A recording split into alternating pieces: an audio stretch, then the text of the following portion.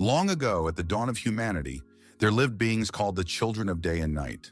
They respected and despised each other at the same time. Their battles, which began in the age of myths, were transferred to humans. Years passed, millennia passed, and these battles still continue to this day. One of the modern robbers dressed up in a clown costume. How ironic. Of course, the police were already on the scene, hoping to stop him at any cost. But the clown doesn't care. He plans to put on a show called Ball of Death. It's going to be a lot of fun. Continuing to joke and mock the police, the robber calmly went about his business. He seems to be here, but the police officer's hands are shaking. They are not sure. And then Ralph produced a strange object in his hands. And although you can already guess that it's another weapon, the pin shot is still surprising. While Ralph distracts the police by entertaining them with explosions, the robbery continues inside the bank. And here comes the yellow school bus, just like in any American movie. And it's clear that it won't be taking children home after school. The robbers are running towards it. Their bags are full of money. Everyone loves money. Clown Ralph especially likes the smell of it. And what is this loot? Two gangsters are dragging a woman and a child to the bus. Why would they need a woman, and a frightened one at that? She's a hostage. And the child? Well, of course, she's a perfect little blonde angel, a princess. She's also a hostage. They're not just any woman and girl. They're the governor's wife and daughter. They'll get a great ransom for them. Of course, the woman begged them to let the girl go and promised to fulfill all the bandits' demands. But the villains, real ones, promised to hurt them if they didn't obey. But before they could do anything, a stranger in black called out to them. He, of course, politely asked them to release the woman and the girl, and of course, no one listened to him. It was clear that this insolent man, who had meddled in business that was none of his damn business, had to be dealt with, and the muscle man would deal with him. It should be added that in this world there are people with special abilities, and with their help, they commit crimes. These are villains. They possess the blood of the child of night. They rob, kill, and celebrate. But besides these people, there are also those who possess superpowers. They fight against these villains, and very successfully. They stand on the side of society and receive support. They are always there for those who need protection and are always ready to punish villains. Clown Ralph is not very happy to see the stranger. Ralph has his own plans. He is going to celebrate. He promises not to stay long because he has the blood of the child of day. People with the blood of the child of day are called psychers. For example, meet Cassian Lee. Clown Ralph recognized Cassian. They hadn't seen each other in a long time, and it was clear that the meeting would be unpleasant. Cassian rubbed the air between his fingers, and suddenly a flame flared above his palm. It didn't burn him, but delighted him. It helped rid the earth of villains. The next day, the city went about its usual bustling life. Only the news reported that yesterday's bank robbery had been accompanied by excessive force. It turned out that Cassian, a first-class psionic, had used ruthless violence, and for that he must be punished. The Washington office of Lampas had to respond to the complaint from the Human Rights Commission. Tiffin Schiller invited Cassian in for a chat.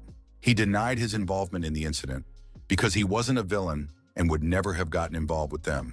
But it was difficult to fool the boss. She accused the guy of letting Ralph get away and turning the population against the group.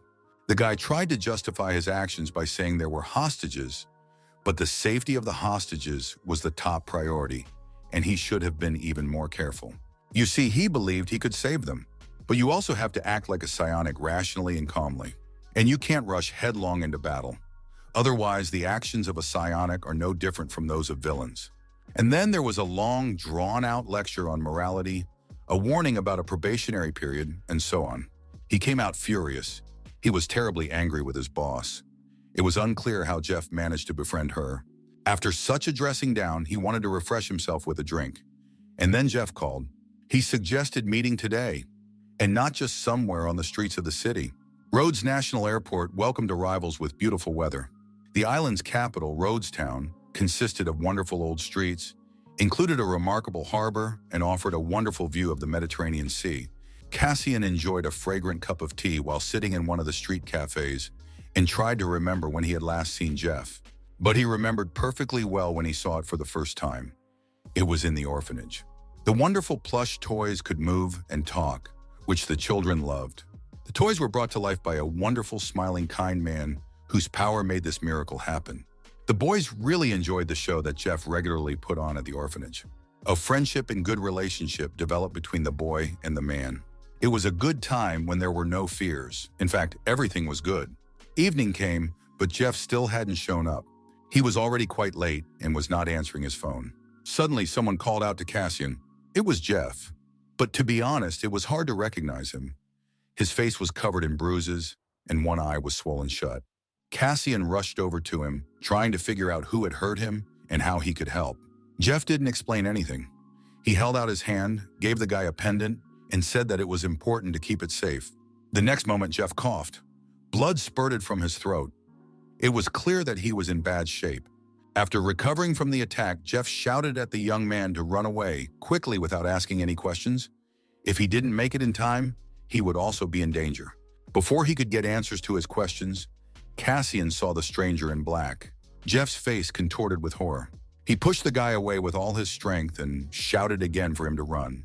Jeff didn't have time to draw his weapon or activate any abilities before the enemy's sword whistled past his ear.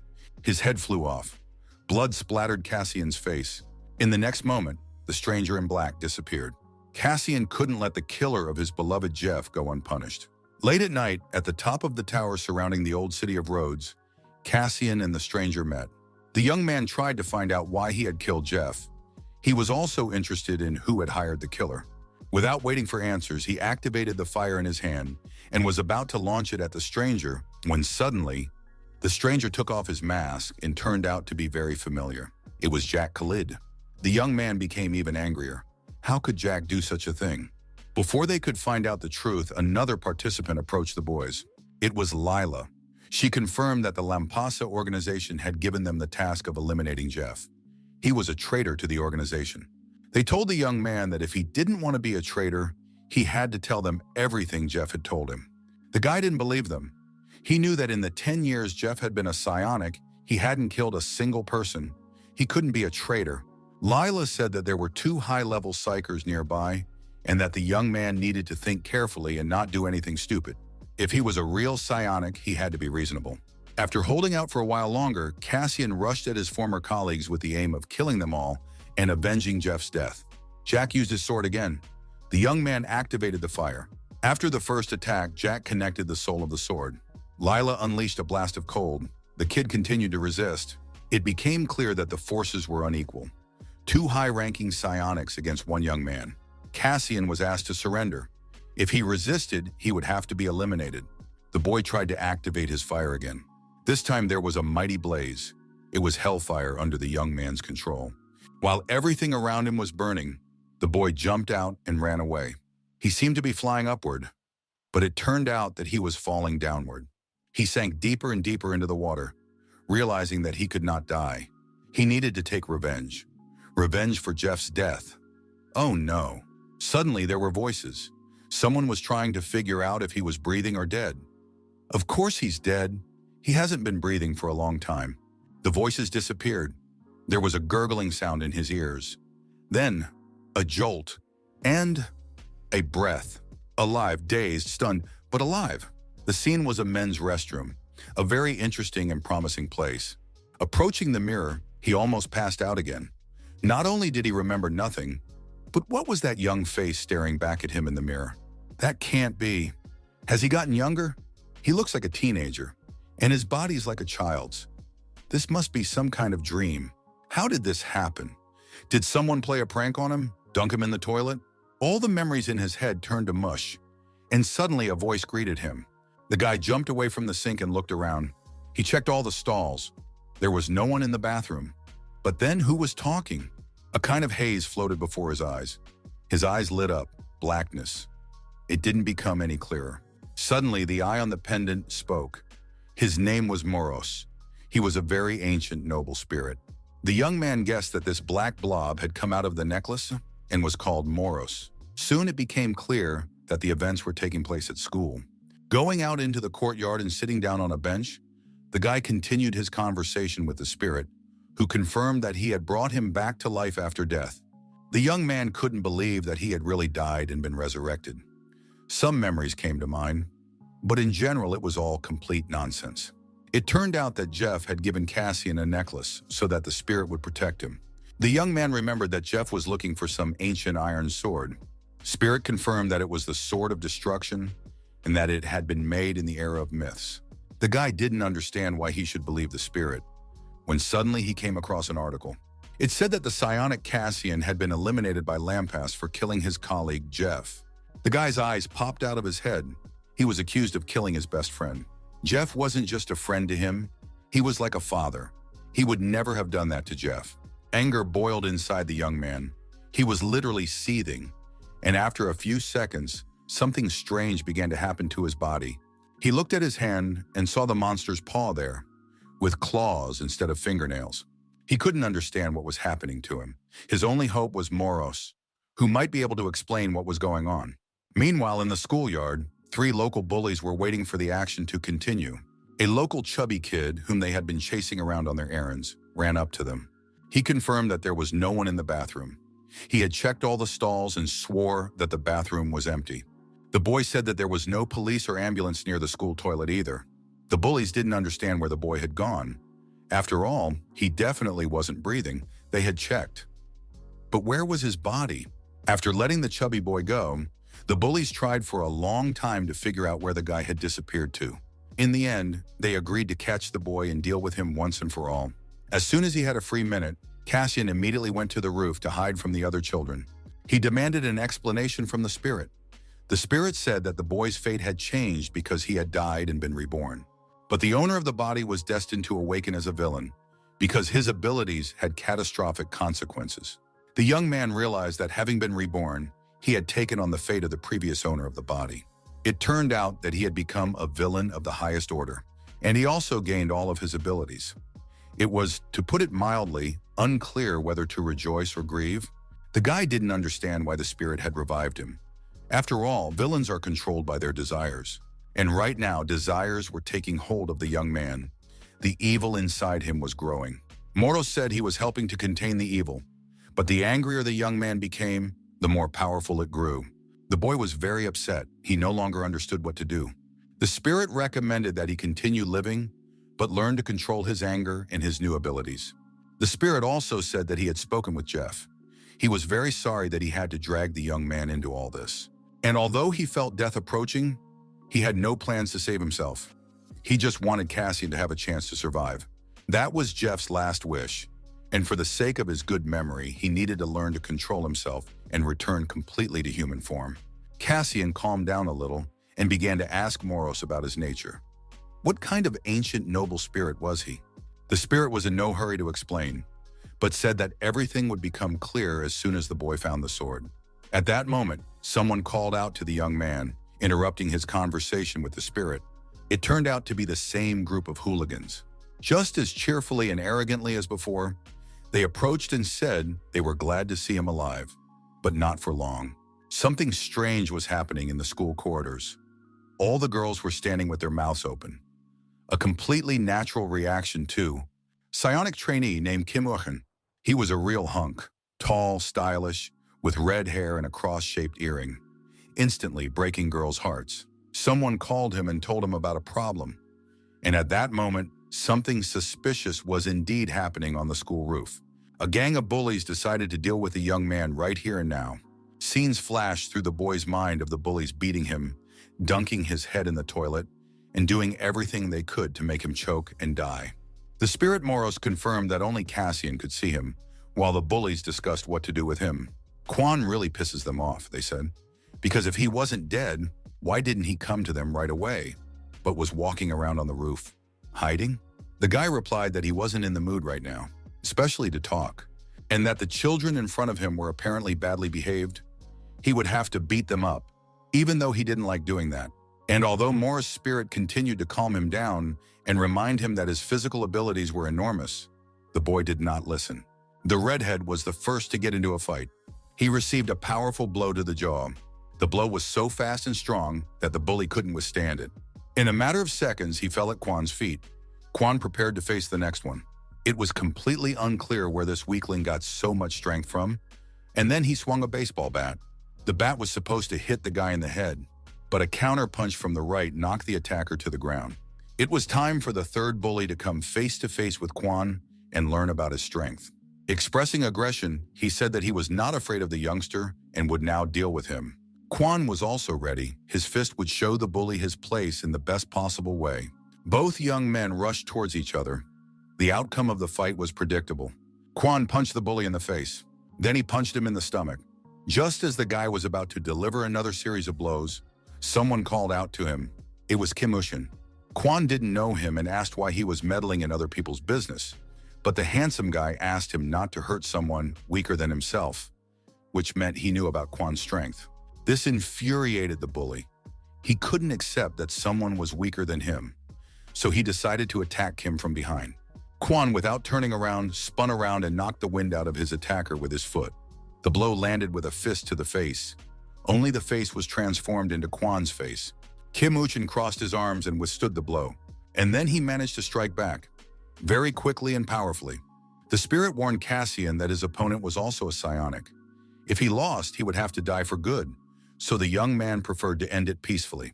The boys understood everything about each other. They were both psionics, and it was in their best interest to maintain good relations. After class, Cassian went to the nearest computer club. He didn't want to be noticed, so he chose someone else's computer. After trying to log into his profile, he realized that Lampas had blocked his account. It seemed to have been deleted. Cassian asked the spirit how it knew that the red-haired guy was a psionic. The spirit had determined this from the waves when he touched Cassian. The spirit boasted that if he had had time to read the stranger's light pattern, he would have learned more about his power and abilities. Moros is an ancient noble spirit who lives and accumulates the knowledge of generations. Therefore, in order not to become a villain, he advises studying one's abilities in advance. Cassian replied that he wanted to understand the essence of the villain's power. The spirit believed that villains were incapable of controlling the 5 desires and 7 senses. In Cassian's case, his weakness is anger. Hearing this, Cassian became determined to take revenge on the entire Lampas organization. An unremarkable car was driving through the streets of the city, carrying a villain named Blaster, a maniac who loves to play with explosives. They say he managed to get to the airport and was already seen in the city today. After his previous exploits, 102 people had suffered. He had no particular combat skills, but his ability to create explosives was simply incredible. That was all Li Dun knew. In addition, he is a complete psychopath, a sociopath who cannot control his desires. We need to catch him before he escapes. The task of all psionics is to administer justice and not to react sharply to their actions. Li Dun decided to deal with this villain himself. The guy received information about his abilities, and something in his characteristics changed significantly. His abilities became catastrophic power, and his skills became shadow sword and healing. Anger served as the trigger for activation. Thanks to his healing skill, the wound on his face healed very quickly. The young man continued to learn about his new abilities. The spirit confirmed that if he lost an arm or a leg, it was not certain that they would regenerate. In terms of strength, Kanu had become weaker. As a psionic, his potential had been significantly higher. The spirit Moros confirmed that everything would be restored. He just needed to try and train. Nothing comes for free. The scanner could be used on other people, but no more than 3 times a day. If this rule was not followed, the spirit would lose its strength and take a long time to recover. The spirit suggested that the young man try out his skills. To do this, it was enough to imagine a shadow sword in his mind. It worked on the first try. Quan did just that. Kanu looked with interest at the sword that had emerged from the shadows. It was very sharp and capable of inflicting serious damage. The spirit Moros noted that the young man was truly talented. He learned and trained very quickly. The young man figured that with the shadow sword, he could not only attack and fight, but also defend himself by using it as a shield. After studying the sword, Kanu continued to intensify his training, and soon his whole body adapted to the new form. By evening, it was decided to end this stage because the young man had reached a high level. After that, he went home. It was very strange. It turned out that Quan Kanu had a family. Although his parents were gone, the boy lived with his sister. Quan believed that even as a villain, he wanted to protect his sister. Suddenly, flashes of fire lit up the streets of the city. The young man turned around and saw a crowd of townspeople running in his direction. Behind them was the source of the explosions. Fear was reflected on their faces. Quan froze and listened to the people's conversations. They were talking about a villain and a bomb in the building, the internet not working, and hostages. Without hesitation, the guy turned around and rushed headlong toward the incident. He ran as fast as he could. while his spirit warned him that there was a villain in the building who was much stronger than the school children on the roof and had incredible powers. Battles between villains were forbidden, and Quan had not yet fully realized that he was also a villain. He lived by the rules of the psionics. He really didn't want to make all the villains on the planet his enemies and give up his revenge on Lampas. However, the young man lived with a sense of justice and could not ignore a situation where the strong bullied the weak. Ignoring the spirit's grumbling, the young man went to help the hostages. He said that people should not turn a blind eye when they know that someone is in trouble. The spirit Morris was fascinated by the boy.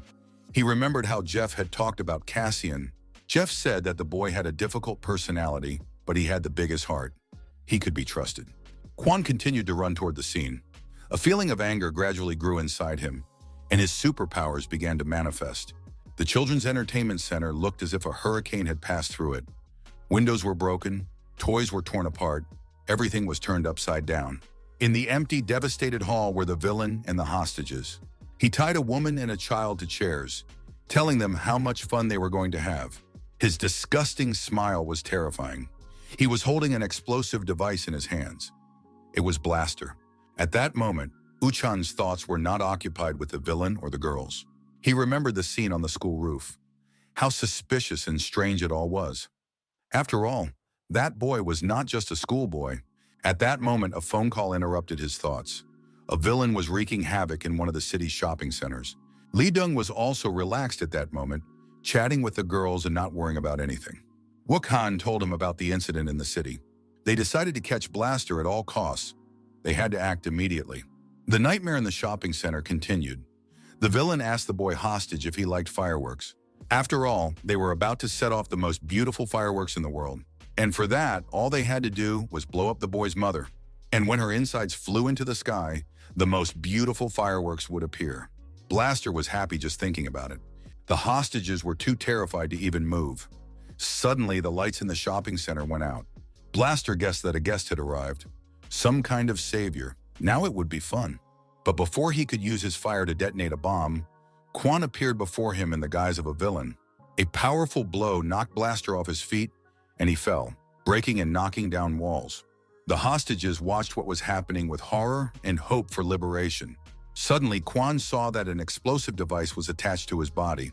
There was no time or opportunity to remove it, so the young man darted away from the hostages. A huge explosion lit up the room. People on the street watching the situation from afar also saw the explosion. They did not understand why the police and psionics were still not there. When the fire, smoke, and dust settled, a satisfied Blaster stood in the middle of the room, safe and sound. He reasoned that the fool who had shown up uninvited would no longer harm them.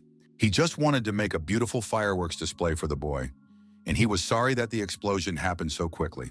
And so now Blaster was forced to improvise. It was sad, but he had fire, with which they could still have a celebration. The next moment, activating another bomb, Blaster intended to hit the hostage with it to detonate the explosives on her. However, he failed because the explosive device detonated right in his hands. Blaster did not notice how Quan activated his power. Wounded and broken, Blaster did not lose heart and continued to gather fire, intending to fulfill his dream. But Quan said that even in games, enemies don't fall for the same trick twice. He meant that he would deal with the villain until the end. Again and again and again. He did this many times, beating his opponent. He had practically lost control of himself. Finally, the spirit was able to reach him and remind the young man that he needed to stop. Emotions took over the boy, and he lost his identity. If he couldn't control himself, he would become one of those real villains who are controlled by their desires. He was upset about his failure, but the main thing was that the hostages had been saved. The boy looked happily at the survivors, even though they were frightened and tearful. Everything was fine. By this time, the valiant police had arrived along with the psionics. They examined the crime scene. Blaster was killed, the hostages were freed. At first glance, it seemed that a fight had broken out between two villains. Witnesses described the rescuer, but so far no one has been able to identify him. And it was very strange that one of the villains started saving hostages. No one could believe it. Uchan listened to the police officers' conversations. They talked about the fact that there were witnesses. The guy decided to check the cameras in the security room. Everything was too strange. A calm, quiet evening had fallen. Lights were burning in the windows of peaceful residents. Images flashed through Kwan's mind in which the witnesses had mixed feelings. They were grateful to the young man, but at the same time afraid of him. Kwan was upset by the situation. Of course, he was happy that he had managed to help the hostages, but he himself had almost lost control and turned into a villain. Life is too complicated. The phone rang, and the call distracted the young man from his sad thoughts. His sister invited him to have dinner together, and it was a wonderful end to the evening. Meanwhile, in the security room, they were studying the surveillance camera footage. The police couldn't understand or identify the man who had saved the hostages. They couldn't believe their eyes. It turned out that the villain was actually saving the hostages. Maybe it was a joke. Kwan came home. What could be better? His sister wasn't there, but there was food on the table in the kitchen. The young man read the note she had left him. Heat up the soup, eat, and take fruit from the refrigerator. Memories from his childhood came to the young man's mind. He had been playing and was late for dinner, so he was punished and deprived of food. Suddenly, someone handed him a loaf of bread. It was Jeff. Jeff, who had loved and supported the boy for many years. Kwan decided not to upset his sister and to end the evening with a delicious, aromatic dinner. He remembered that the last time he had eaten a home-cooked meal with Jeff was many years ago. The next morning came. The boy woke up in his bed like a normal schoolboy. He took a shower, brushed his teeth, but he couldn't shake the feeling that he was living someone else's life. He hoped that in the morning, after sleeping and resting, he would feel better. But more than anything else in the world, the young man wanted to return to the past. The spirit Moros tried to cheer him up, but it didn't work. As the young man was leaving the apartment, a voice called out to him. It was Kwan Yuri, the young man's sister, a pretty girl with kind eyes. She said she had come home late from work, which was why they hadn't seen each other that evening. She also handed her brother a bank card, saying she had put some pocket money in it and asked him to use it wisely. It was very strange. Kwan didn't remember or understand why she had given him the card, but soon the memories came back. Kanu had asked his sister to give him money in advance for the next month. The boy remembered that the school bullies not only beat him up, but also took his pocket money. Kanu didn't want to upset his sister, so he told her he had lost the money. She said that she had now transferred the money to a bank card so that he wouldn't lose it. Kanu realized that his sister knew what had happened at school. She also noted that he had changed, but her brother replied that he had just cut his hair. Everything was as usual at school, except that everyone was staring at Kwan and looking at him with interest. The bully who had been beaten up the day before was angry at all the kids. He felt that the whole school would find out about his disgrace on the roof. Kwan Kanu approached him to say hello, causing horror and fear to appear on the teenager's face. The boy was interested in where his desk was, but the reaction of his frightened classmate confirmed that he was now the boss in the class. The young man took his seat and, as if nothing had happened, prepared for class. Next to him was a spirit who recounted the latest events. He had watched the news. The news reported a huge fight between two villains. One of them cut off limbs and drank blood. It was done by a psychopath. They say that Driver was a murderer, and he is also the boss of Wilzona in the Kadam district. It was also reported that Driver was conducting experiments on people, and that was terribly creepy. He wished all the villains would die a painful death. At that time, in a doorway in one of the most disadvantaged areas of the city, local hooligan Kwak Degu was laughing hysterically. Some school children came to him and asked for help. Dega, of course, agreed. After all, beating people up was his favorite thing to do. And if they paid him for it, there was no reason to refuse. Kwan suspected that they would take revenge on him, but he remained calm. Degu asked the school children what they wanted him to do. Just beat the boy up, or maybe kill him. A normal school day was coming to an end. Kwan Kanu was about to leave when someone called out to him. It was Kim Ukhan, the most handsome boy in school. Wukhan asked the boy how he was feeling. Kwan pointed to the wound and said it had almost healed. Although he had the ability to heal himself, he put a bandage on it because he was sure Uchan would come to ask about his condition. It would have been suspicious to show up with a completely healthy face and a healed wound. This time, Kanu outsmarted Uchan. The boys parted ways, but questions remained between them. Leaving the schoolyard, Kanu headed home. He thought about the psionic. The spirit had told him that Kim Uchan could control fire. He was very attractive, tall, every girl's dream. He has excellent grades and exemplary behavior. He is a promising psionic who cannot turn a blind eye to injustice. A great guy, he's really good. His dream is to be like Cassian Lee. It's a pity that Cassian Lee is no longer alive, but his spirit lives on in the body of the clone Kanu. Behind Quan, a group of hooligans was moving unnoticed. He walked calmly, thinking that Uchana should be sent to a special school for psionics training. One of the hooligans called his friends, informing them that the surveillance was continuing and everything was going according to plan. They waited impatiently for Quan to arrive. They were already itching to get revenge for yesterday's humiliation, with a hired thug at their disposal. Gradually winding through the streets of the city, Kanu led the group into a narrow and deserted alley. The school children tracked him down but lost sight of him at some point. Their anger and aggression were looking for an outlet. They were already starting to pick on each other. While they were making their way through, Quan disappeared somewhere. Just a second ago, he was there. The bullies rushed to search for the young man, not even realizing that they were already in the territory of the Vil Zone, an autonomous district of villains where gangsters rule virtually unhindered. Thus, the group of idiots from school found themselves in an unpleasant situation. Everything was infuriating. There were some explosive devices underfoot, and the situation was not encouraging. Kwak Daegu began to accuse them of being stupid and not even being able to keep track of the kid. But then, to the delight and relief of the school children, Kwon Kanu appeared. He stood before his pursuers calm and confident. Kanu turned to the bullies and said he had found them. They were stunned by such audacity. One schoolboy against 5, and such a quick one at that. At that moment, a street surveillance camera was activated. Someone far away from the scene watched the showdown from his chair. It was none other than Driver, one of the most notorious villains. The stupid hooligans were happy to meet Quan. They were already itching to beat him up. They continued to hurl insults, intimidate him, and even suggested that he run away while he still had the chance. Of course, Quan didn't budge. This greatly angered his aggressive opponent. However, before he could even blink, the young man's 2 fingers dug into his eyes. What irony. A wild scream echoed through the alley. Daegu fell to his knees, covering his face with his hands. Quan grabbed him by the hair and slammed his head against the asphalt several times with all his might. The bully's lifeless body collapsed in a pool of blood.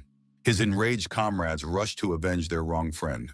Blows rained down, but Kanu's speed was an order of magnitude higher, and the huge fists only cut through the air without causing any harm. Quan, on the other hand, landed his blows cleanly and confidently. Kanu actually gave his opponents a chance to come to their senses and run away. They did not take advantage of it. A kick to the face put an end to it. Glancing at his classmates, Kanu simply suggested they leave.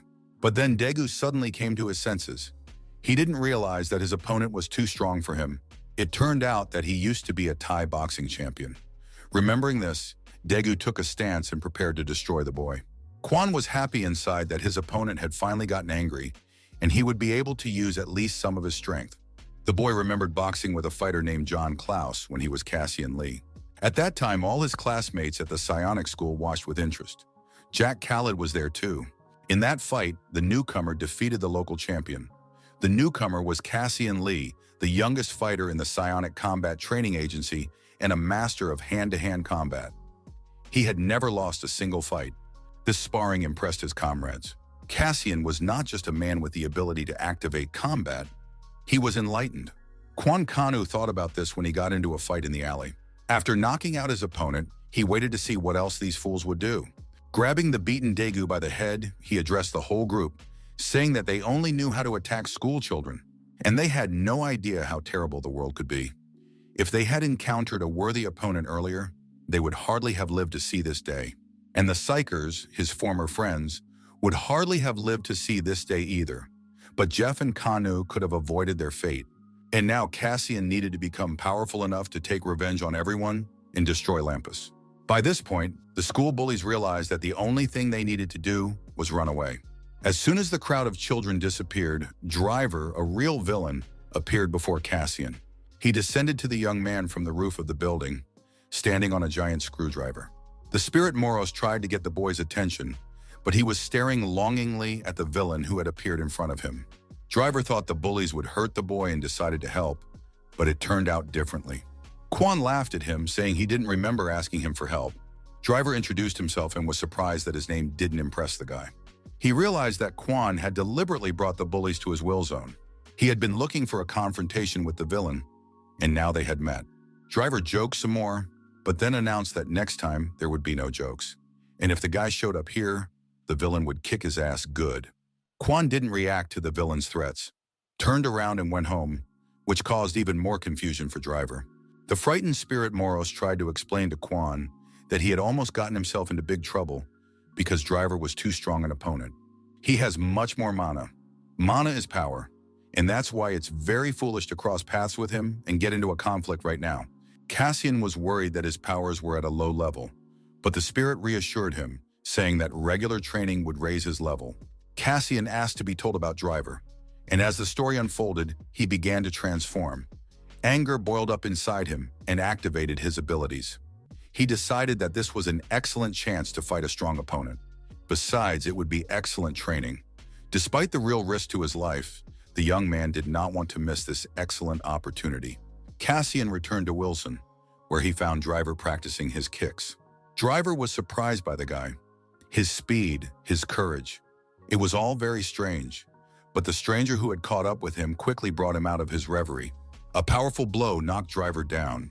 However, he quickly recovered and responded with an equally powerful blow. Driver rose high into the air and watched in surprise as the young man who had attacked him. Calling his weapon into action, the villain prepared to shoot. It was clear that Cassian was in great danger. Driver did not delay and struck with his powerful screwdriver. Driver's beam rushed through space straight at his opponent. It seemed that Cassian would not survive. An unfamiliar killer broke away from his crimes and watched Driver's beam with interest. He understood that something important was happening. Driver continued to aim and fire charges at the young man. Cassian deflected them, suffering almost no damage. The spirit said that the Driver's mana exceeded 1,000, making him almost 3 times stronger. But Cassian only noted that the battle would be even more interesting. He was overly confident in his abilities. Driver, continuing to shoot at the young man, also noted how cool his blocks were. The villain had already begun to doubt his abilities. He understood that he would have to try hard to defeat his opponent. After another attack, the enemies met face to face. The speeds were crazy, and it was almost impossible to control their partners. Driver attacked, Cassian dodged. Cassian avoided and anticipated all of Driver's movements. With each new blow, interest in the boy grew. His speed, strength, and skill could not go unnoticed. Finally, Driver realized that the boy was the villain who had killed Blaster. The fight continued with renewed vigor, Driver activating his glasses, which burned his opponent with a beam. This also had no effect. Cassian managed to jump out of the way of the beam without getting hurt. Then it was Cassian's turn to attack. Driver realized that he was facing a true master. Therefore, the villain had to activate his mechanical arm. It had never failed him before. But instead of running away, as all of Driver's opponents had done, Cassian rushed forward. The arm was also pierced, and now they were engaged in hand-to-hand combat. Cassian struck Driver with all his might. Driver realized that his opponent's skills were truly on another level. These movements could only have been perfected through professional training and practice. At that moment, outsiders intervened in the fight. It was a flamboyant lady in a huge hat that covered her face, from under which a raven's beak peered out. Her name was Raven. The next villain was called Red Eye. His head was bandaged with a red bandage in such a way that his eye was not visible. He was blind. The third interested party was a killer named Black Hand. He asked Driver to stop messing with the new guy. Cassian continued to tease Driver, accusing him of cowardice because he had called his friends. Driver's friends began to tease him, saying that he was losing to a schoolboy. Driver didn't think so, but the young man clearly interested him, so he turned to Cassian to find out why they were fighting. Cassian's answer was somewhat surprising. The boy wanted to test his strength against a strong opponent and couldn't leave alone a man who killed others for fun. Driver asked who he was talking about and said that if the young man found the serial killer, he should cut off his head. Driver was outraged that rumors had been spread about him, and he was even offended. In short, he was not the killer Cassian was looking for, and there was no evidence to prove his involvement. Cassian listened to his opponent, his mind racing. He couldn't understand who had accused Driver of murder and why. These thoughts and reflections did not prevent the young man from sensing that an attack was being prepared behind him. It was Black Hand who decided to teach the young man to respect other villains. He activated his death gloves and lunged at the young man with full force. Cassian parried this blow as well, saying that only the lowest scum attacked from behind. Black Hand received a powerful blow to the teeth. Cassian decided to re-educate the villain, and he succeeded. His comrades looked at their colleague's body in surprise. It was incredible that the young man had defeated the third most powerful villain in Venosa. Morris was also surprised by the strength of his protege. Driver analyzed the boy and saw that his mana did not exceed 300, but in a very short time, he was able to use the energy to its full power. This fact greatly surprised the villains, and while the young man looked at them thoughtfully, they marveled at his abilities. It turned out that the amount of mana does not determine who you will emerge from the battle as the winner or the loser. Incredible strength and reaction speed, plus very effective fighting techniques. This guy was on another level. He was not a human being, but a perfect killing machine. Driver realized that he needed to change tactics and showed the young man an unfamiliar object. It was a mana crystal. Villains could increase their points not only through high-intensity training, but also by taking mana crystals. Cassian received such a crystal as a gift from Driver. He realized that the villains wanted to make a deal with him. Driver explained his actions by saying that he didn't like being blamed for some serial killer's crimes, and he asked Cassian to find the villain. And if the guy accepted the gift, it meant he was ready to fulfill Driver's request. Cassian understood that Driver was offering him an alliance. Why didn't Driver catch the villain himself? The young man considered Driver's offer acceptable. Driver did not reveal the reason for his actions, and that was that. The boy walked through the streets of the city like a normal kid, as if he hadn't been fighting the strongest villains just a couple of minutes earlier. He looked at the gift he had received with interest and did not understand what to do with it. The spirit explained that there were two types of mana crystals, natural and artificial. Artificial crystals help increase strength, but there is one rule to remember. Crystals should only be taken while in villain mode. Therefore, the young man activated his anger and returned to his monster form. Then he put the crystal in his mouth and swallowed it. At first, nothing happened, and it seemed that the crystal was useless. But after a few moments, a fire broke out inside the young man. At first, he felt heat in the area of his heart. The heat began to spread throughout his body, and then spread around the young man. His whole body seemed to be burning. After analyzing his stats, he was convinced that his mana had indeed increased. It felt like he was being torn apart from the inside. He had consumed only one crystal, but he felt enormous power. Now he understood why villains were so obsessed with mana, but it wasn't fair. The Spirit Moros analyzed his stats and found that he had gained an additional 50 mana points. At best, he could have expected 10, but 50 was a huge gain and incredibly effective. The young man's destructive power was too dangerous. In addition, the boy had acquired a new ability, the extraction of mana crystals. This meant that he could extract mana crystals from magical weapons, even legendary ones. This was very cool because now the young man could extract as many mana crystals as he wanted. Cassian realized how important this was and immediately became interested in magical weapons. That's how his day went. At the same time, the psionics were sitting in a cafe enjoying donuts. Lydian boasted about his new purchase. It was a sword called Magrit's, one of the two best magic swords in existence. Soon the conversation turned to the villain who had fought Blaster and saved the hostages. It turned out that there was no information about him in the Lampa system. He had probably only recently appeared. It was also strange that it was impossible to determine his abilities by his appearance. Soon the conversation turned to the serial killer. Because of him, a state of emergency had been declared for psionics. Uchin did not believe that Driver was responsible, even though he was the prime suspect. Dong believed that Driver was capable of many things for the sake of a cool car, but he was definitely not a murderer. Driver, of course, was a crazy villain capable of anything. Given the nature of the crime, it could be said that it was the work of a villain, but not all villains are equally terrible. Anyone can lose their mind due to circumstances. Perhaps the same thing happened with the unfamiliar guy who saved the hostages. Maybe he's not such a bad guy after all. Then the friends moved on to personal conversations. Uchin said that his sister was a model, she had a curfew, and she didn't go out at night until the serial killer was caught. At that time, the photo studio was bustling with activity. Cameras clicked, flashes flashed, and beautiful content was being shot. The main characters of the shoot were two young beauties. They are still schoolgirls but have already discovered the modeling business. The working day of the shoot came to an end, and the girls were free by evening. Uchan's younger sister, student Kim Naeun, wanted to run to the store, but the shoot took longer than expected, and it was already late.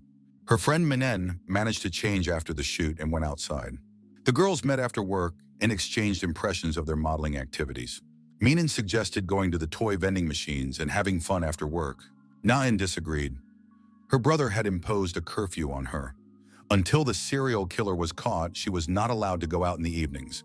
But Minen managed to persuade her friend, and the girls went to the nearest entertainment center. A man in black followed them unnoticed. Cassian sat at home and scrolled through the news feed. He read that the serial killer had already killed 3 young women. He didn't want to accept Driver's offer, but the killer was unlikely to stop, and there would only be more victims. The young man understood that it was difficult to catch a criminal who had no goal. Apart from information about the murder locations, nothing else was known. However, someone in the city had sufficient resources to gather such information, and Driver gave Cassian a phone to keep in touch. This phone could only be used to send messages and transfer files. It did not have a location tracker, so the device was considered completely safe. Cassian did not want to take the phone, but Driver promised to share information about the killer. In the end, the young man took the phone, hoping to use it to track down the criminal. However, he had no intention of cooperating with the villain, so he decided to go outside for some fresh air. At this evening hour, the entertainment center beckoned with its bright lights. The girls were having a lot of fun. They almost managed to pull out a big teddy bear. While they were having fun, an unknown drone was watching them from the street. It not only recorded video but also sound, sending everything to an unknown recipient. Nun decided to leave after all, because her brother had strictly forbidden her to go out in the evenings. Minen looked very frightened and asked her friend to stay a little longer. She told her friend that she had recently seen a girl from their school get killed a couple of days ago. Now Minen knew something, but she was scared and didn't dare tell anyone. It seemed that now the killer was coming after her. Nain sincerely sympathized with her friend and said that they couldn't leave things as they were.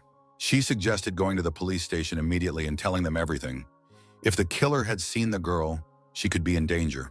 Suddenly, there was an explosion. The room went dark. The frightened girls huddled together, not understanding why the game center had suddenly closed. Something squelched under their feet. At first, it seemed like water, but no, it was blood. The girls looked in horror toward the source of the sound. The entire floor was covered in blood, bubbling and swirling. What had happened here? Who had done this? And then he appeared before them, the killer Bladrain. The city looked peaceful, the streets were empty, and the houses glowed with soft lights. Cassian was watching the city from the roof when suddenly his phone beeped in his pocket. The guy checked the message and was horrified by the information he received. At that moment, the girls were experiencing the most terrifying moments of their lives. Nine shielded her friend with her body. She remembered how a few days ago her brother Uchhan had given her a device. It was an emergency call device, not a toy, and it had to be handled with extreme caution. If anything happened, the girl only had to press the button, and her brother would immediately rush to her aid. Smart Nain immediately remembered the device and pressed the call button, hoping that her brother would hear the signal. The killer continued to approach. He liked that the girls looked so tired and frightened. He wanted to give them eternal peace by killing them. Nain realized she needed to stall for time and tried to talk to the villain. He was outraged by the audacity of modern girls. Nain said they weren't afraid of him. Then she asked why he was killing people. The answer was simple. You don't need to look for a reason in what you love. The villain simply loved the taste of fresh blood and the sound of flesh being torn apart. That was what he lived for, his greatest pleasure. Nain continued to resist. She shouted at him not to dare come near her and threatened that her super-strong brother would soon come and rescue them. In response to her threats, the villain just laughed and said that by the time her brother arrived, there would be nothing left of his little sister. Bladrain activated the fireball in his hand, telling the girls what he was going to do to them. Then he threw the fireball at the girls. At first, it seemed like it was flying toward Nain, but at the last moment, Minen was struck. A huge wound appeared on her body, and the girl fell unconscious to the floor. Nain tried to revive her friend, hoping she was still alive, while the killer approached her. When another fiery blow was about to strike, and the girl had given up hope of rescue, a miracle happened. Someone incredibly fast burst into the room and stood between the girl and the killer. He arrived just as the fireball was released at the next victim.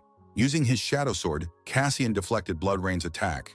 After that, the villain lost interest in the girls and turned his attention to his new opponent. Bladrain noted that he had never seen such techniques before, and the guy himself was unfamiliar to him.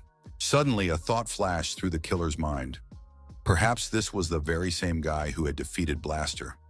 Now he wanted to test his strength against the new villain. It promised to be an interesting experience for both of them. He told the young man not to get too excited, because he would not be able to defeat Bladrain. The villain promised that he would kill the young man first and then the girl. But Cassian didn't wait and rushed at the killer first.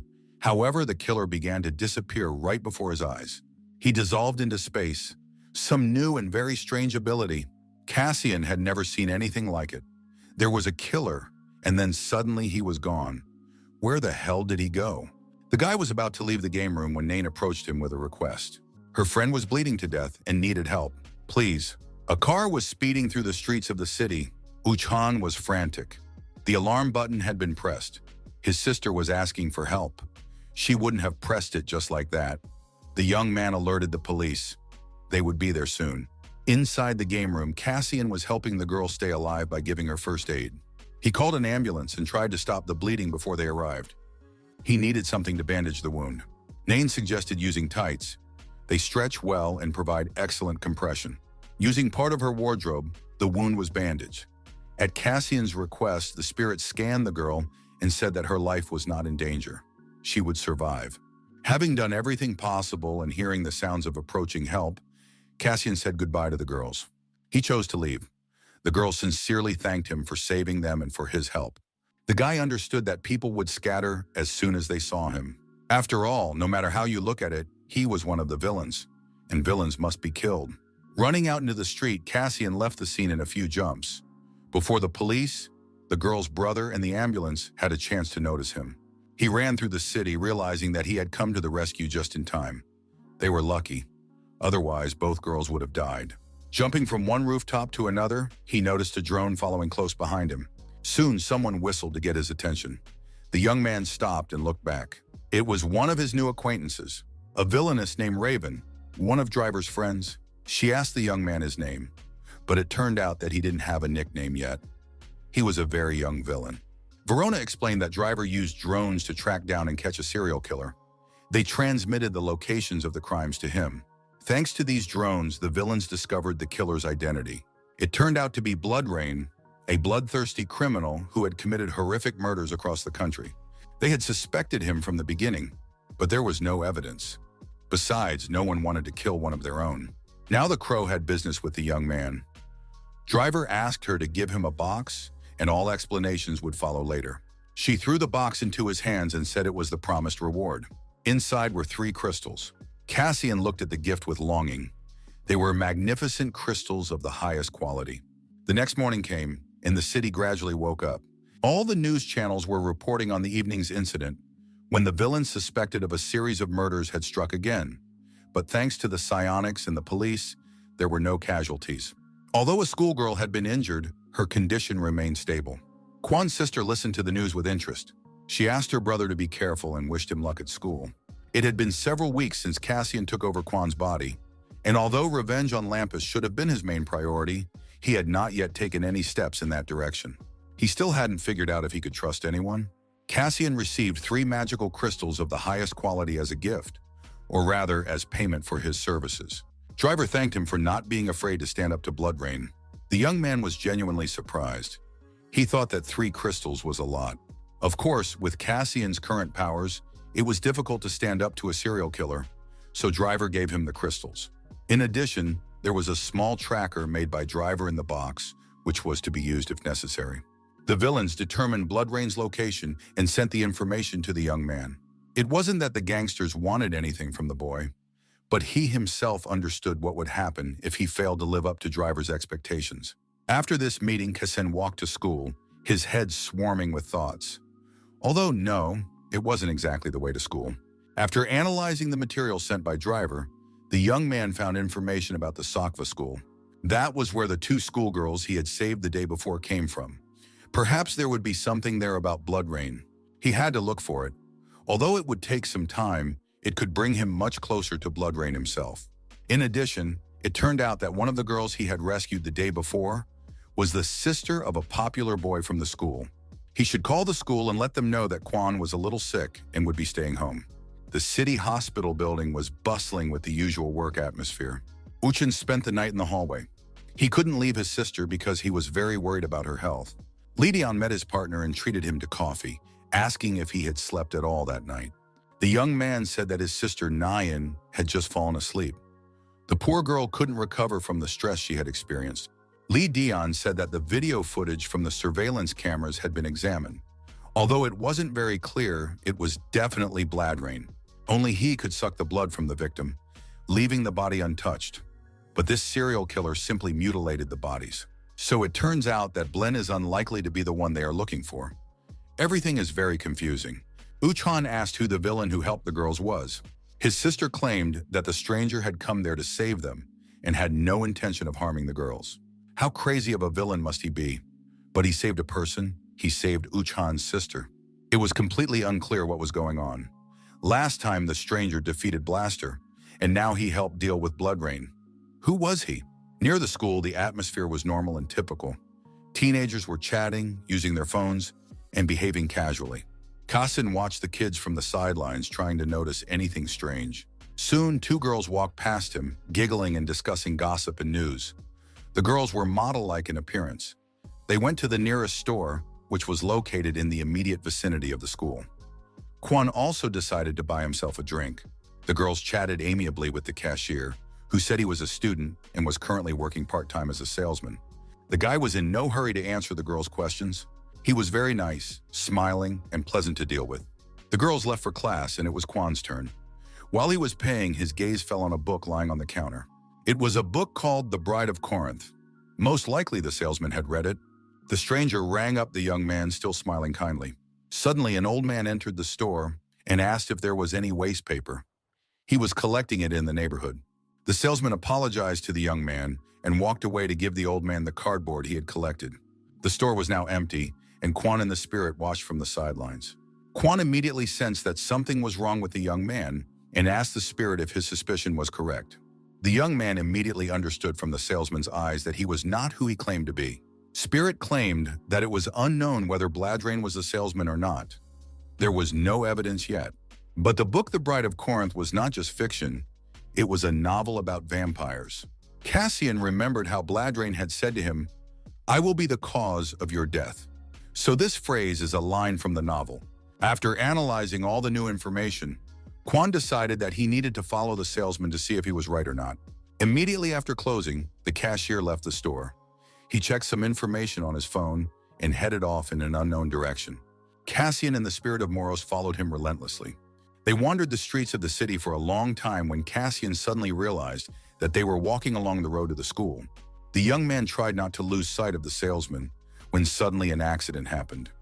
An old man with scrap paper stepped onto the road without checking for cars. The car screeched to a halt, and it would have ended very badly if Kwon, activating his abilities, had not pulled the old man out from under the wheels. While the young man was helping the unfortunate man, calming him down and bringing him to his senses along with the driver of the car, the vendor disappeared. Kwon was upset. He felt that luck was on his side and that he was about to find the villain. Locked in the mall's restroom, the young man decided to drink the crystals he had been given to activate his abilities and increase his strength.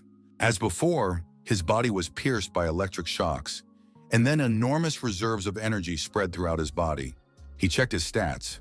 2 new skills had appeared: shadow concealment and shadow movement.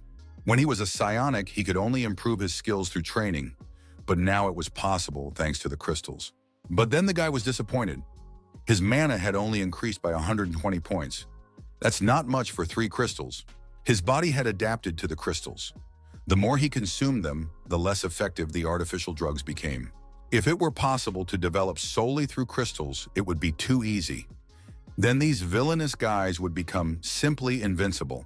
If the young man wants to become stronger, he cannot rely solely on crystals. He needs to find another way, at least the same training. After that, he asked the spirit to show him information about Blood Rain. He read that one of the villain's skills was Blood Step. This technique, at which he had used when they met, allowed him to dissolve into space. Another distinctive feature of Blood Rain was his psychic abilities. He was skilled in hypnosis. This was very bad. Evening fell on the hospital building. The corridors were empty. There were no visitors left. The patients were resting in their rooms, and it was at this time that something was happening in a remote room. 3 medical workers stood as if spellbound. They were under hypnosis, and their master stood before them. Bladrain demanded that they bring the girls to him. Despite the terrible situation with the medical staff, the hospital was quiet and peaceful. A police officer stood near the girls' ward, who was not supposed to let strangers near the victims of the incident. but there were no strangers in the hospital, only medical staff. Mignon was lying in bed with an IV. The girl's health was not in danger, but she still needed a little more treatment. Her friend was nearby. She studied the files of all known villains because she wanted to find out who the guy was who saved her life. He was not only brave and noble, but also very handsome, which could not go unnoticed by the girl. Suddenly, her dreams about the guy were interrupted. Doctors entered the room and said they needed to examine Mignon. This examination, according to them, was very important, and despite the late hour, it had to be done right away. The doctors also asked Nain to come with them. The doctors were very cheerful and seemed friendly. At that moment, Cassian was practicing his new skills on the roof: shadow concealment and shadow movement. He would run and jump. Then he would return again, then disappear. And then he would vanish again. It turned out that he could combine his abilities, shadow concealment and shadow movement. The spirit watched him and thought he was wasting a lot of energy. It should only be used in special cases. At that moment, the young man received a signal from the tracker. It was very strange. It turned out that he was already at the scene of the incident. The guy understood everything immediately. Of course, it was predictable. The scoundrel Bladrain had gone to the hospital for his failed victims. Cassian was glad he had turned on the tracking in time. The image of the beautiful Narn immediately popped into his head. The young man couldn't let anything happen to her. He rushed headlong to the scene of the crime. At that moment, the hospital parking lot was quiet and peaceful. Mignon was sleeping on a stretcher, unaware of anything. Nain tried to find out from the doctors why they were loading her into an ambulance if they were going to examine her. The doctors replied that it was a very important diagnostic procedure that could not be performed at the local hospital, so the girl had to be transferred to another one. A voice in Nain's head told her that she was about to be tested for loyalty. She turned around and saw that the nightmare of the previous evening had caught up with her again. Bloodrain addressed the girl, saying that he was glad to meet his future meal again. Nain reacted instantly and screamed at the doctors to run away from the monster. But when she turned to them and looked into their eyes, the girl realized that there would be no escape. The doctors' faces glowed with bloody reflections. She realized that they were on Bloodrain's side. The killer immediately confirmed that the doctors only obeyed him, and that the girl would soon become just as obedient a puppet. Nain replied that this would not happen, even though terror had paralyzed her limbs. She managed to discreetly pull a beacon out of her pocket and activated it to call her brother for help. Bloodrain looked at the girl with admiration. She impressed him with her courage, strength, and willpower. Perhaps even he would make her his bride. This thought shocked the girl. Not the thought of being eaten, but the very idea of becoming his bride. Suddenly, a voice in Nain's head told her to duck on the count of 3. It wasn't difficult to count to 3. The girl crouched down, and Cassian kicked Bloodrain in the face with all his might. The villain was taken aback by the surprise and force of the blow and did not have time to react. He flew across the parking lot and crashed into the opposite wall. Cassian declared that it was time to end the conversation with the villain and promised to finish off Bloodrain. Another powerful blow from the young man landed on the serial killer's jaw and chest. But the villain had no intention of dying and used the blood cutter against the young man. The blows were delivered with lightning speed and tremendous force. The opponents used all their skills, relentlessly exchanging powerful blows. At one point, Bloodrain's eyes met the young man's. This was what he had been waiting for. It was time for hypnosis.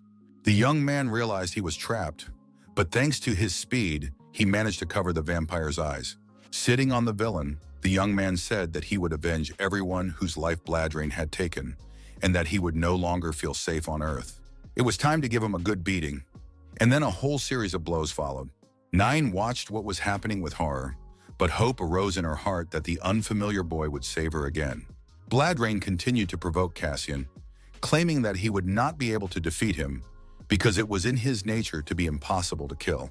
Cassian ignored his taunts and pounded the villain's head with all his might. He did this over and over, realizing that his opponent was annoying him and that his strength was running out.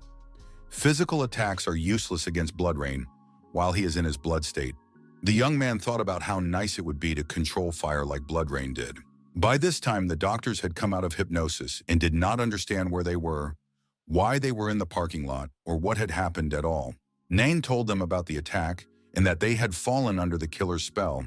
At that moment, Cassian asked the medics to take the girls to a safe place. Seeing the villain in front of them, they recoiled in horror. Cassian didn't bother to explain anything and simply rushed after him. He ran, hoping to catch up with Bloodrain. The young man understood that he had to catch the serial killer before it was too late and stop him. Suddenly, a new obstacle appeared in front of Cassian. It was the psionics Uchan and Dune. The young man stopped and realized that he would not get away easily, because the task of psionics was to destroy villains, and Cassian was now considered a villain. Dune drew his legendary sword, bared its blade, and prepared for battle. Cassian did not expect the attack to begin immediately. He wanted to explain himself to the psionics, but the sword was already whistling through the air, and a fierce battle ensued between the opponents. Dun swung his sword, not understanding why his partner Uchan stood as if petrified. Thoughts flashed through Uchan's mind that this villain had saved his sister's life. On the other hand, their parents had once been killed by criminals, and Uchan had sworn to fight the murderers for the rest of his life. Thinking about this, the young man intensified the fire and directed it toward Cassian. A huge burst of flame rushed at the young man, but he managed to fend off the attack. To do this, he had to use the Shadow Sword, a new ability he had gained from taking the crystals. These two psionics greatly annoyed Cassian, as they prevented him from catching up with the killer. Dun used Starburst, but it was instantly deflected by Cassian. However, one of the following blows still hit the young man, and his side was wounded. Blood began to seep through his clothes. At that moment, Uchan rushed at Cassian with a fiery flash in his hands, hoping to finish him off. A huge wave of fire was directed straight at his opponent's body. But before Uchan's eyes, the image of his sister reappeared, whispering that this villain had saved her life. A momentary confusion was enough for Cassian to use Shadow Disappearance. He literally melted away before his opponent's eyes. Dun furiously rushed at his partner, accusing him of going mad and letting the enemy escape. He was extremely dissatisfied with his colleague. After all, they had let the villain escape. The partners had never seen such a technique before. Everything around them was enveloped in shadows and then dissolved into thin air. Uchan couldn't explain his actions and was also upset that they had failed to catch the villains. His senior colleague understood that the young man was genuinely upset and stopped scolding him. Together, they set off to look for Uchan's sister. Angry and enraged, Bloodrain walked through the streets of the city. He had lost the girls again. This was bad. He was tormented by a terrible thirst. His throat was parched and he was tormented by thirst. But it was a special kind of thirst. A thirst for blood that gave him no peace. The Red Juice nightclub appeared before his eyes. A very symbolic name. Bloodrain realized that he could quench his thirst here. The dance floor was packed with moving bodies. Young and beautiful guys and girls were carefree, dancing to the sounds of energetic music. The young man chose one of the dancing girls. She noticed that his shirt was covered in blood, but he assured her that he had just cut himself. After that, the young man complained that he was tormented by thirst, but added that he didn't want a cocktail. He needed something tastier. The psychic's car raced through the streets of the city, breaking every conceivable and inconceivable law of physics, gravity, and traffic. Dean pressed the accelerator with all his might. It had been announced that an emergency had occurred at the Red Juice Club. It was reported that a villain resembling Bloodrain was attacking citizens. He attacked visitors right in the middle of the disco without even trying to hide. He had completely lost all sense of proportion. Uchan listened to his partner, but all his thoughts were about his sister. He was very surprised when he found her in the hospital parking lot. The girl said she was unharmed and completely safe, all thanks to that very villain. She said that this stranger had saved her from death again the day before. At the office of the villain driver, they already knew about all the events taking place in the city. And on one of the rooftops, Cassian used his healing ability to treat a knife wound. He was satisfied that he had managed to save the girls from death. The spirit noted that the young man behaved differently in battles with villains and psionics. The spirit Moros hinted that Cassian had taken pity on the psionics. The guy replied that it wouldn't happen again because his enemies weren't just villains. The wound on his stomach had almost healed, and he could return home to rest. However, the tracker he had received from Crow suddenly activated. The young man read the message and realized that the villain Bloodrain had not yet stopped. The police and psychics were met with a horrific scene. The floor of the club was littered with the bodies of young people, and blood was everywhere. Some of the patrons had managed to survive by hiding under tables and chairs. But what they saw next shocked everyone.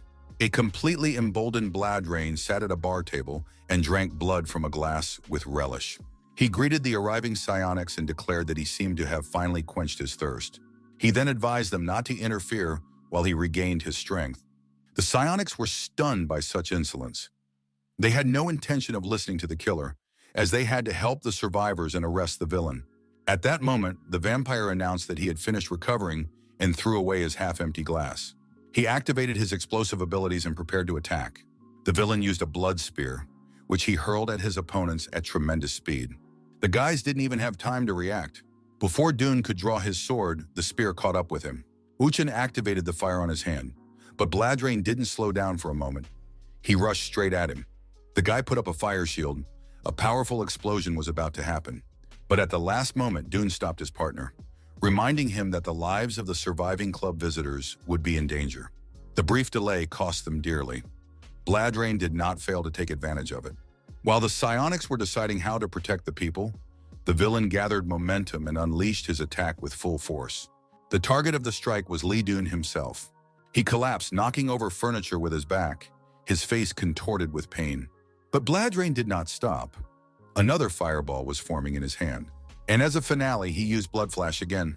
This was followed by a blood strike. No one could survive such an attack. Uchin rushed to save his partner, a powerful fire charge blazing in his hands. There was an explosion, and the room was blinded by flames and light. Bladrain noted his opponent's excellent technique, but smiled, saying that it was pointless if the young man was unable to hit his target. Uchan really couldn't hit the target. Bladrain was too high-ranking, with superior reaction speed and strength. He engaged in combat with the assassin, even though he understood perfectly well that the odds were uneven. Their attacks were unsuccessful. The opponents used all their techniques but failed to inflict serious damage. At some point, the fight reached its climax. Both were exhausted, their strength was coming to an end. And then, before Uchin's eyes, Bladrain began to dissolve into thin air. He mockingly told the young man that if he struck more accurately, he would break all his bones. The boy understood that without fire magic, it was impossible to defeat the killer. His strength was completely exhausted. Bladrain mockingly stated that Uchan was still too young and inexperienced to defeat such a powerful opponent as himself. Bladrain said that the hostages only listened to him anyway. The image of his sister appeared in Uchan's mind. The villain said that he had inquired about the girl. She was a model, smart and beautiful.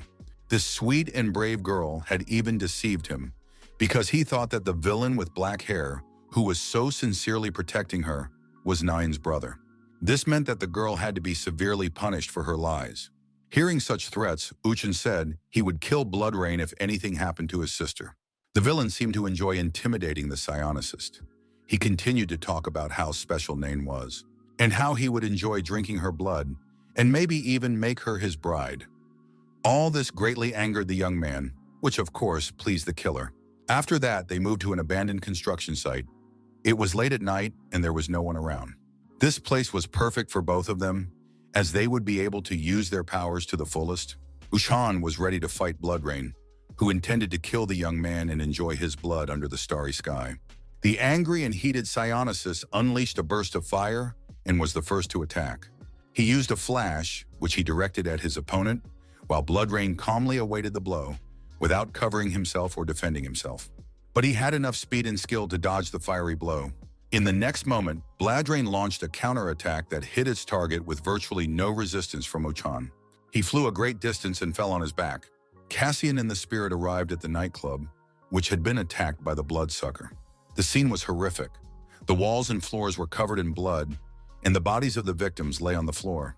The young man noticed a mark left by Bladrain on the wall of the establishment. It was the result of quite powerful magic. There, Cassian saw a psionic named Dune, who was sitting unconscious on the floor. Cassian checked his vitals and made sure the guy was alive, although he had suffered greatly from the villain's actions. Moreover, it was unclear where Uchin had gone since he had been with his partner. Then he noticed a sword, a magical weapon belonging to the psionic Dune. The guy pulled the sword out of its sheath and immediately felt its magical energy. It was a real stroke of luck.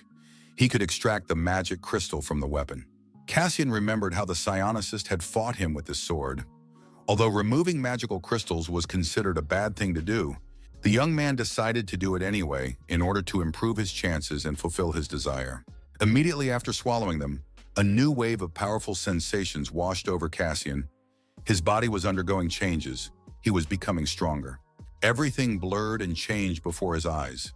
It became clear that real, natural magic crystals could significantly improve combat abilities. The young man no longer had to ask the spirit to scan him. Now he could do everything himself, and he liked it very much. Meanwhile, Bladrain was still sorting things out with Uchan, standing on the roof of the building site. But it turned out that they were not alone in this place. An unfamiliar woman with her daughters was watching them. They were already getting tired of it. They were losing patience and wanted the fight they were watching to end as soon as possible. Uchan once again unleashed his fiery attack in the direction of Bladrain. Without losing confidence, Bladrain boldly countered with his own fighting skills. At one point, the opponents clashed face to face, and the villain managed to tell the young man that their fights were pointless. This distracted the young man for just a few seconds, and a powerful blow from the serial killer knocked him off his feet. On his knees, he tried to catch his breath and realized that he was too weak to put up serious resistance to his opponent. Bladrain reveled in his superiority. He believed that the young man was too weak and would soon become part of the Great One, living forever in the body of a vampire. Bladrain was about to drink the young man's blood when his most beloved and desired process was suddenly interrupted.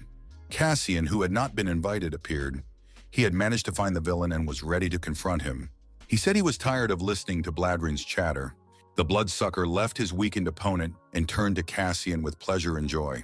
He said that this black-haired boy was already beginning to annoy him, and it seemed that he would have to deal with him first. The young man responded by accusing Bladrain of constantly running away from battle at the last moment, which meant he was a coward. In his defense, Bladrain stated that his condition was not what it used to be. He had absorbed the blood of those people in the bar and had become much stronger. The power that filled him was intoxicating, and he felt that he could handle any opponent, even if it was an S-class psionic. The young man pondered his words because, if it was true, he would have a hard time in the upcoming battle. While the enemy was ranting about his power, Uchan woke up and came to his senses. He saw Cassian and was very surprised. He wanted to get to know the guy and kill him, because he was a villain. At that moment, Bladrain activated his powers and began his attack on the young man. Before that, the serial killer had not been fighting at full strength, so the battle took a slightly different turn. Bladrain activated his blood spear and aimed it at his opponent. Cassian stood still, and a huge number of fiery spikes flew into his body. They were supposed to pierce him and cause irreparable damage. But by that time, the young man had also increased his combat capabilities, so the attack with bloody spears did not have the desired effect. The villain also realized that it would not be easy and used the next weapon he had in his arsenal. It didn't work either.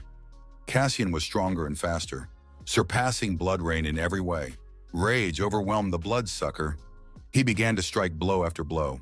In response, Cassian made precise and successful attacks that hit their target, and the villain began to crumble. With a powerful kick, the young man knocked the serial killer out, and he flew to the far side of the room. Cassian asked the vampire when he would show his invincible power. It was time to do so. Cassian's new level of power surprised and amazed everyone. Himself, Bladrain, and Uchan. The young man became even more mysterious as he managed to surprise everyone more and more with each fight. Cassian mockingly addressed his opponent, saying that he had promised to defeat an S-class psionic, but in the end he lost again. Bladrain confirmed that the young man was indeed stronger than him, but it was impossible to kill a vampire with physical attacks alone, because his body was capable of turning into blood.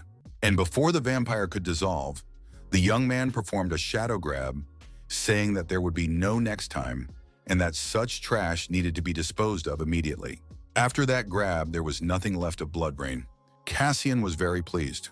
This was already the second villain on his account. Having performed and activated the fireworks of darkness, he put an end to this battle. The next morning delighted the city's residents not only with excellent weather, but also with wonderful news. The issue reported that the villain known as Bladrain had been arrested. The notorious killer who had terrorized the entire country was caught by the young psionicist Uchan. In the hospital ward, his partners were resting in neighboring beds, and Dune congratulated his friend on a job well done. However, the young man confessed to his friend that he had simply called headquarters when the fight between the unknown villain and Black and Bladrain ended. He honestly told his friend that he had watched the battle as a spectator. He also saw that the unknown villain used fire and could control shadows. It turned out that he possessed dual powers, which was strange and surprising. After the fight ended and Bladrain was neutralized, the young man asked Uchan to call the police. Ukon honestly admitted to everyone that he wasn't the one who caught the villain, but in the end, he was the one who was hailed as a hero. Everyone said that he had caught Bloodrain, but in reality, it was the guy who fought with the blaster who did it. Uchon felt guilty for not doing anything and for taking credit for someone else's glory. Dun supported his partner, saying that there would be other villains and that the young man would still have time to show his strength. Suddenly, Lee remembered his sword. He couldn't find it. Uchon said that the police had taken care of the weapons and there was no need to worry. At the same time, on one of the city streets, school bullies were discussing their news. They were glad they hadn't gone to the club the day before, because they could have been hurt too. They had already had a hard time with Quan Kanu. They remembered how he had beaten them up, and of course they were angry with him. The school bullies decided that they couldn't leave things as they were. They had to gather more guys and deal with this insolent Quan Kanu. But their friend understood that this guy was no ordinary kid. His eyes were inhuman. He was scarier than Uhan, who catches dangerous villains. At school too, everyone was talking about what had happened the day before and what was being reported in all the news. The girls sighed over the cool Uchan, dreaming of getting closer to him. Cassian thought it would be nice to meet with Raven and Driver to check out some ideas. At that very moment, life went on as usual in Velzen. An unfamiliar little girl drew graffiti on the wall of a house. Soon a guy with a bucket and rags appeared, hinting that he would clean it up. Everyone had their own role and place in this world. Driver was also busy with his own affairs, soldering, inventing, strengthening, and improving. Suddenly, the doors to his room flew open, and a beautiful long-legged brunette appeared in the doorway with two girls, who immediately criticized everything, saying that it was dirty and smelly. Driver, of course, was indignant that they had only just arrived and were already talking nonsense, but he did so without malice. It was clear that they were close friends. The guests settled in, poured themselves drinks, and the conversation took a pleasant turn. Driver asked his guests what they thought of the stranger, his battle, and his abilities. The ladies replied that they were delighted with what they had seen. It was like they had gone to the movies. They didn't want to look away until the very end, replied the brunette named Royal Gannett. A girl with purple hair named Otto said that there were a lot of cliches in yesterday's fight. Her second sister, named Aroma, agreed with her. But Blaster liked everything. The lead actor did a great job. He looked like a shining black diamond. The brunette guessed that Driver knew about the upcoming battle between Cassian and Bloodrain and therefore sent them as spectators. Driver did not deny it. The guy was truly unique. He combined two powers. But he didn't know the details and was grateful to Gannett for confirming his guess. She, too, was encountering a villain with dual powers for the first time. This had happened long ago. Such creatures lived in the age of myths. They combined several elements and were more powerful than any member of their rank. It was not a prison for villains. It was a territory where they could live in peace. They could go about their business without worrying about running into psychers. It is a kind of refuge for everyone except psionics. It's a place where villains can remain human. It was difficult to get used to this place. He came to meet Driver without feeling comfortable. But Driver was genuinely happy to see him and invited him to a bar, which was also located in Velson. The villain treated the guy to a cocktail and suggested they have a drink and look around the area because they needed to discuss something important. After that, Cassian received another gift for his work, as Blaster had promised him. Approaching the young man, Blaster realized that his mana had increased significantly. Had he really gotten his hands on real crystals? Cassian calmly drank his cocktail, not interfering with Blaster's analysis, neither denying nor confirming. At this stage, the young man already had 500 mana power, and it was impossible to reach such a level solely through crystals. Cassian looked longingly at the crystals he had received from Driver and asked who the supplier was and where they were purchased. At that moment, a voice came from the other side of the bar. It turned out that the bartender, UJ, was the supplier and distributor of the crystals. He showed the guys a mysterious chess piece that glowed in different colors. After that, the bartender handed the sandwiches to the guests. The piece was next to them.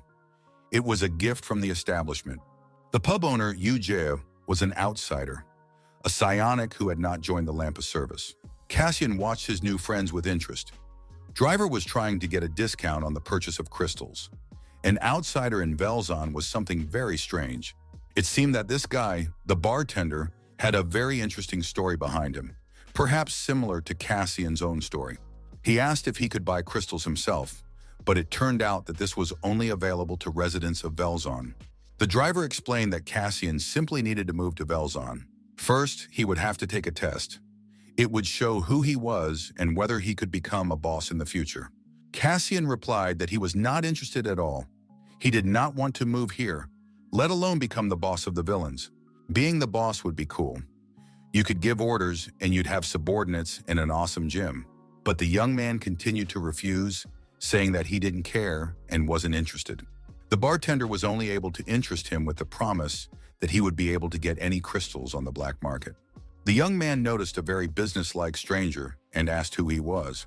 Driver said that they were very serious people with serious incomes, but that this was confidential information. Cassian thought it would be a good idea to find out more about this businesslike man. A villain nicknamed Black Hand sat in a doorway, chewing a sandwich. He was in a terrible mood. He didn't want this sandwich. He wanted Burger King. And he didn't like anything. Everything seemed like crap. Crash, the villain with blue hair, said he loved pizza, but couldn't remember the last time he had eaten it. And all because Black Hand had destroyed a pizzeria in Velzon back in the day. Soon, Reza joined the group.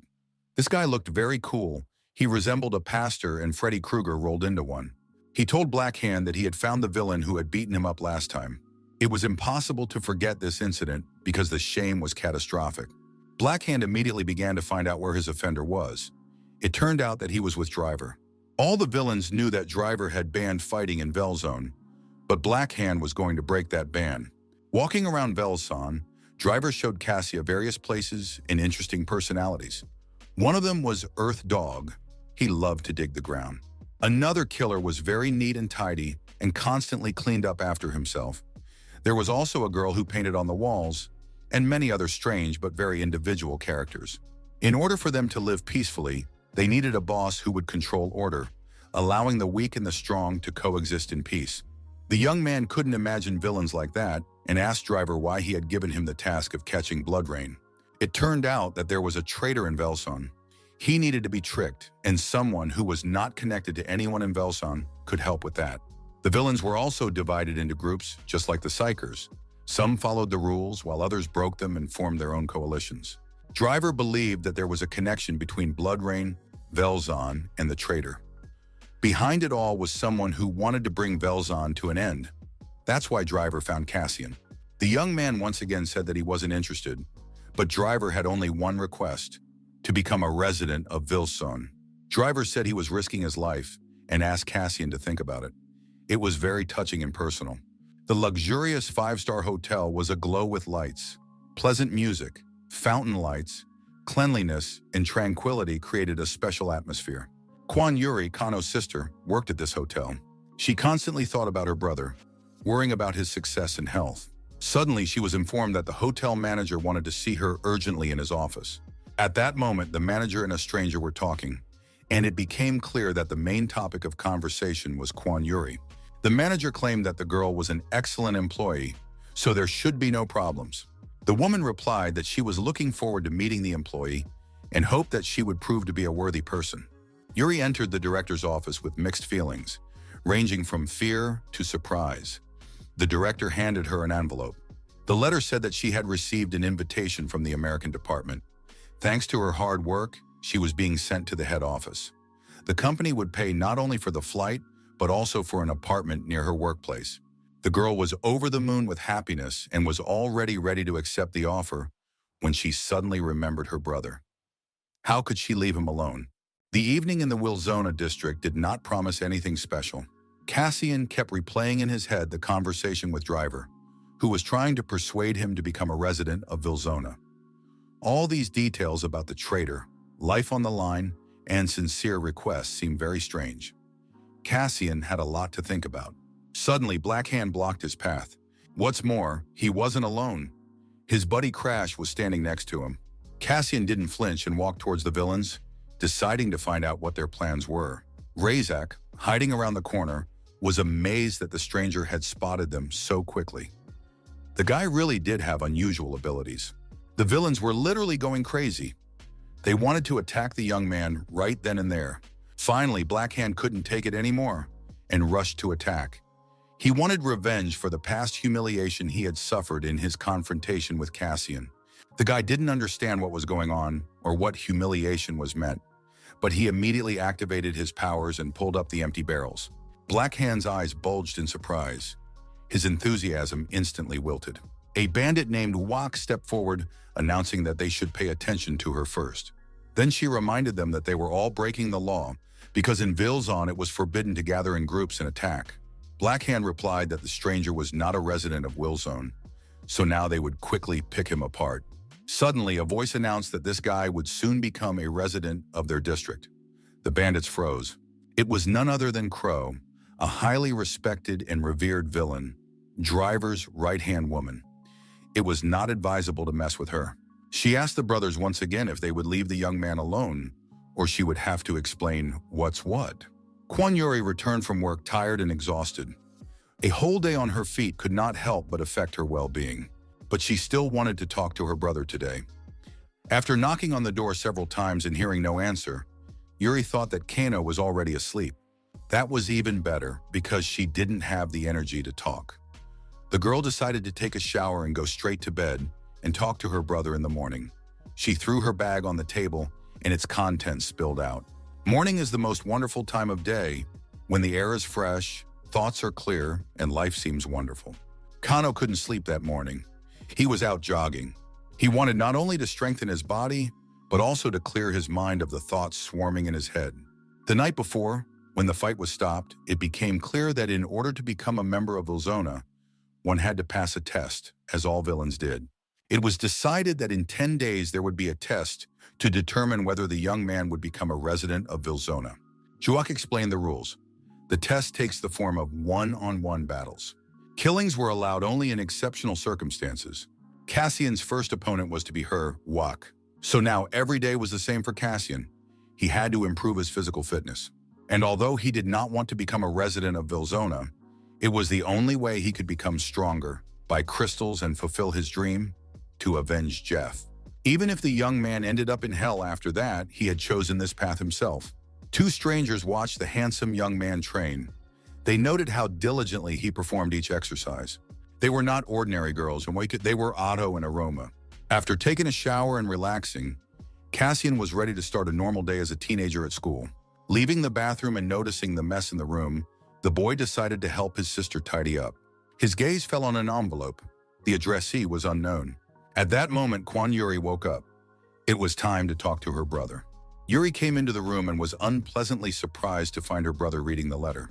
She took the envelope from him, immediately regretting her harshness. The young man had already read it and understood that his sister had received an invitation to work in America. She tried to justify herself by saying she would not go, although Kanu did not support her in this, saying that he could manage on his own. He would be able to live well, and it would even be more convenient. His sister tried to scare him with stories about cooking, washing, cleaning, sorting trash, and all sorts of household chores, reminding him that he was only 19 and too young. But her brother advised her to go and take advantage of such a wonderful opportunity. Kanu advised her to do what she really wanted to do, and Yuri was surprised by such a mature and serious approach from her younger brother. In Velzon, the morning brought new troubles. Crash, Razak, and Black Hand met on the streets and discussed the situation with the stranger's upcoming test. That guy would first fight Yoak, but Black Hand wanted to deal with him earlier. They also say that Driver supports him, he's probably a suck-up. Razak calmly reasoned that if he fights Yoak in the first round, it's unlikely that their turn will come. That is, if she defeats him, it will be fun, of course. However, Black Hand was going to side with this jerk that time, because he wanted revenge and he needed the guy to survive until the second round. Kanu sat in his room and surfed the internet. His head was torn with doubts. Of course, this was a great opportunity for his sister, but she was too young and dear to him. And he wasn't saying this as Cassian, but as her brother Kwon Kanu, because they were the only family each other had. The girl also spent the whole evening in doubt. She really wanted to take advantage of the opportunity, not knowing if such a chance would ever come again. But at the same time, she didn't want to leave her brother, even though he had grown up and gave very good advice. Soon the girl remembered that she had a date with her friends and decided to go there to have some fun. The girls met at a bar, ordered all kinds of snacks, not exactly healthy, and planned to spend time catching up on the latest news. After drinking beer and lifting their spirits, life seemed fun, easy, and simple, and all their problems became just minor annoyances. With the beer, the conversation really flowed, and Yuri told her friends about the changes in her life. The evening ended with Kanu having to pick up his sister from the bar. He had never seen her so drunk before. She giggled happily. As her brother led her away, she called him handsome and marveled at how quickly he had grown up. The young man took her to the bedroom, talking about what a cute little boy he had been, how he used to run after her everywhere when he was a child, and how he had grown up now. These conversations reminded him of Jeff, who also looked at Cassian with love and wondered when he had grown up. Cassian realized that Yuri was very close to him, and he felt genuine brotherly feelings toward her. The next morning began with a headache for the girl. However, breakfast was waiting for her on the table, lovingly prepared by her younger brother. In addition to the food, there was a note saying that he had made her some hangover soup. The guy advised her to eat it while it was warm and to rest. That's what a grown-up little brother's like. 3 days later, they said goodbye at the airport. Brother and sister exchanged wishes and advice. Yuri asked him to be careful in a world where so many terrible things happen, to eat well, go to bed on time, and be sure to call. The young man promised to do everything she said goodbye to the girl, and thought that she had become a real sister to him, despite the circumstances. The evening glow lit up Velzona with red colors. Nature also seemed to understand that blood might be shed. The final preparations were made, and the rules of the fight were announced. It would be considered over when one of the sides declared defeat or admitted incapacity. In short, Cassian had to win 3 battles. If he lost, there would be no punishment. Driver said that he could also be challenged. He sat down on a chair to watch the fight, while a crowd of people eager to bet was already waiting for Cassian. The first fight was to be with Yoak. She was ready and eagerly counting down the last minutes before the start of the fight. She looked strong. The young man tried to determine what her strengths were: speed, power, or endurance. Considering all these factors, it could be said that Yoak was indeed a serious opponent. She was a master of hand-to-hand combat, trained in combat sambo. Next was Razak, an opponent who knew his strengths. It was clear that a quick attack would not work with Yoak. Everyone knew that the guy was in for a terrible start. Yoak could hardly wait for the fight to begin and immediately rushed at her opponent, believing that the sooner she started, the sooner it would end. Gaining momentum with a barrel for leverage, the villainess felt her legs and arms bound by shadow shackles. She looked up, not understanding where her opponent had gone. In the next moment, he descended on Yoak with incredible speed, pinning her to the ground. This was followed by deafening blows to the head. The villain's companions realized that luck was not on her side today. In less than a couple of minutes, Yoak's fierce, strong, and resilient opponent was lying unconscious on the ground. Cassian, who wasn't even out of breath at that point, waited for his next opponent. Black Hand began to stutter in surprise. It was impossible, but it was true. Yoak was lying flat on her back, and the kid was standing. The guy was one of Velzona's strongest villains, and he had knocked her out in the first few minutes. But the young man didn't want to waste time and tried to figure out who was next. Crash expected Black Hand to come out for the next fight, but for some reason he was in no hurry. Suddenly, the sky lit up, and a huge glowing spear flew through the air toward Cassian. The guy managed to react, and the spear stuck right at his feet. His next opponent turned out to be Velzona's best archer, Red Eye. In another part of the city, in one of the abandoned buildings, very interesting things were happening. An unknown person was sitting in a chair, talking on the phone. From what he heard, it was clear that there was no need to worry about Blood Rain. No one expected anything special from him anyway, and Velzona would soon fall apart completely. The stranger promised that everything would be fine and that he would definitely help make it so. Then the man thanked the chairman and said goodbye. The entire area was lit up with red rays. It was some kind of New Year's fireworks or carnival. In fact, it was still Cassian, dodging the hail of arrows that Red Eye had unleashed on him. The young man managed not to get hit by a single arrow. His speed was phenomenal. However, at one point, a stone hit his boot, and his foot faltered slightly. The guy changed his trajectory. Red Eye, already almost certain of his victory, drew his bowstring and prepared to release the last winning arrow. However, the young man suddenly disappeared. For a moment, Red Eye thought he had won, and that this stranger was not as cool as everyone said he was. But where was the body? At that moment, Cassian, sword in hand, appeared behind his opponent. It turned out that he had been a hunter all along. Eye raised his hands and said he was surrendering. This was very strange and unexpected for everyone. Red-Eye explained that he had participated in the fight at Driver's request. He needed to test the young man, and there was no point in causing harm. Driver's favorite assistants, the drones, were right there. Red-Eye continued his explanation, saying that Driver did not want the contestants to be seriously injured. After that, the man handed Cassian a small box. It turned out to be a band-aid for suppressing desires. All Velson villains have one. It is recommended to attach it behind the ear for it to be effective. It is flesh-colored, so it is not visible from a distance. Cassian knew that villains in prisons were given injections with such drugs, but this was the first time he had seen it in the form of a band-aid. The Black Hand was to be the young man's last opponent. According to Red-Eye, he was a harmful and rude villain, but overall a very good guy. Everyone hoped that they would not beat each other up too badly. This description surprised the young man. He remembered how angry and hateful Black Hand had been last time. At that moment, Black Hand was preparing for the upcoming fight. He already had doubts about victory. It was clear that the stranger was good at one-on-one combat. Joak was strong enough, but he had knocked her out in the first round. Black Hand wasn't sure if it was just luck, but they needed a victory. If he couldn't be defeated one-on-one, maybe they would join forces and attack him together. At that moment, the battered Joak approached the group. She said that even a lion hunting a buffalo calls his friends for help, so they have every right to support each other. Black Hand got heated and began to argue that he alone would defeat the stranger in one round. And what the hell did a lion matter if a great tiger like him always hunted alone? His comrades tried to calm him down, and Joak continued, saying that she was not joking and that this test was only verbal. In fact, it was a trap for simpletons like them. The fact was that they had been deliberately thrown into a fight with the stranger to make him look cooler in comparison. Joak claimed she had overheard Driver talking in the pub, and she could swear that he wanted this stranger to become the next boss of Velzona. Black Hand didn't believe this nonsense, but Joak insisted that many people had heard it and could confirm the truth of her words. They couldn't accept this because this stranger knew nothing about local life. And how could he become their boss if they didn't want to obey him? To do this, they simply had to get rid of this unfamiliar newcomer. Driver really did favor this stranger because he himself was no longer the person he used to be. These words, as the immature minds of the villains decided, meant that they would all show the stranger his place. Joak said she had brought her friends along. The more people involved, the more fun it would be. At that time, a Korean airplane was flying to America. It was quiet and very comfortable on board.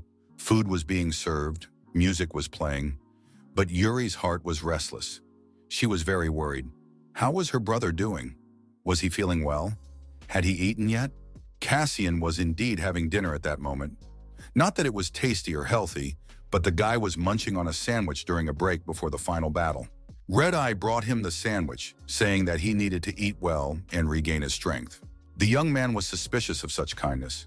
He remembered how Jeff had warned him to be careful with those who were kind for no reason. Suddenly, Black Hand appeared before Cassian. He was the next opponent. Black Hand asked what the stranger's business was with Driver and what he had done to him. This question greatly surprised Cassian. However, it soon became clear that the purpose of the question was not to get an answer, but to distract the young man's attention. Crash crept up behind him with his sledgehammer, but he was too slow for Cassian. Cassian jumped back, and the sledgehammer hit the ground. Before he could recover, Cassian realized that there was another villain behind him, Rezak, with his favorite knife in his hands.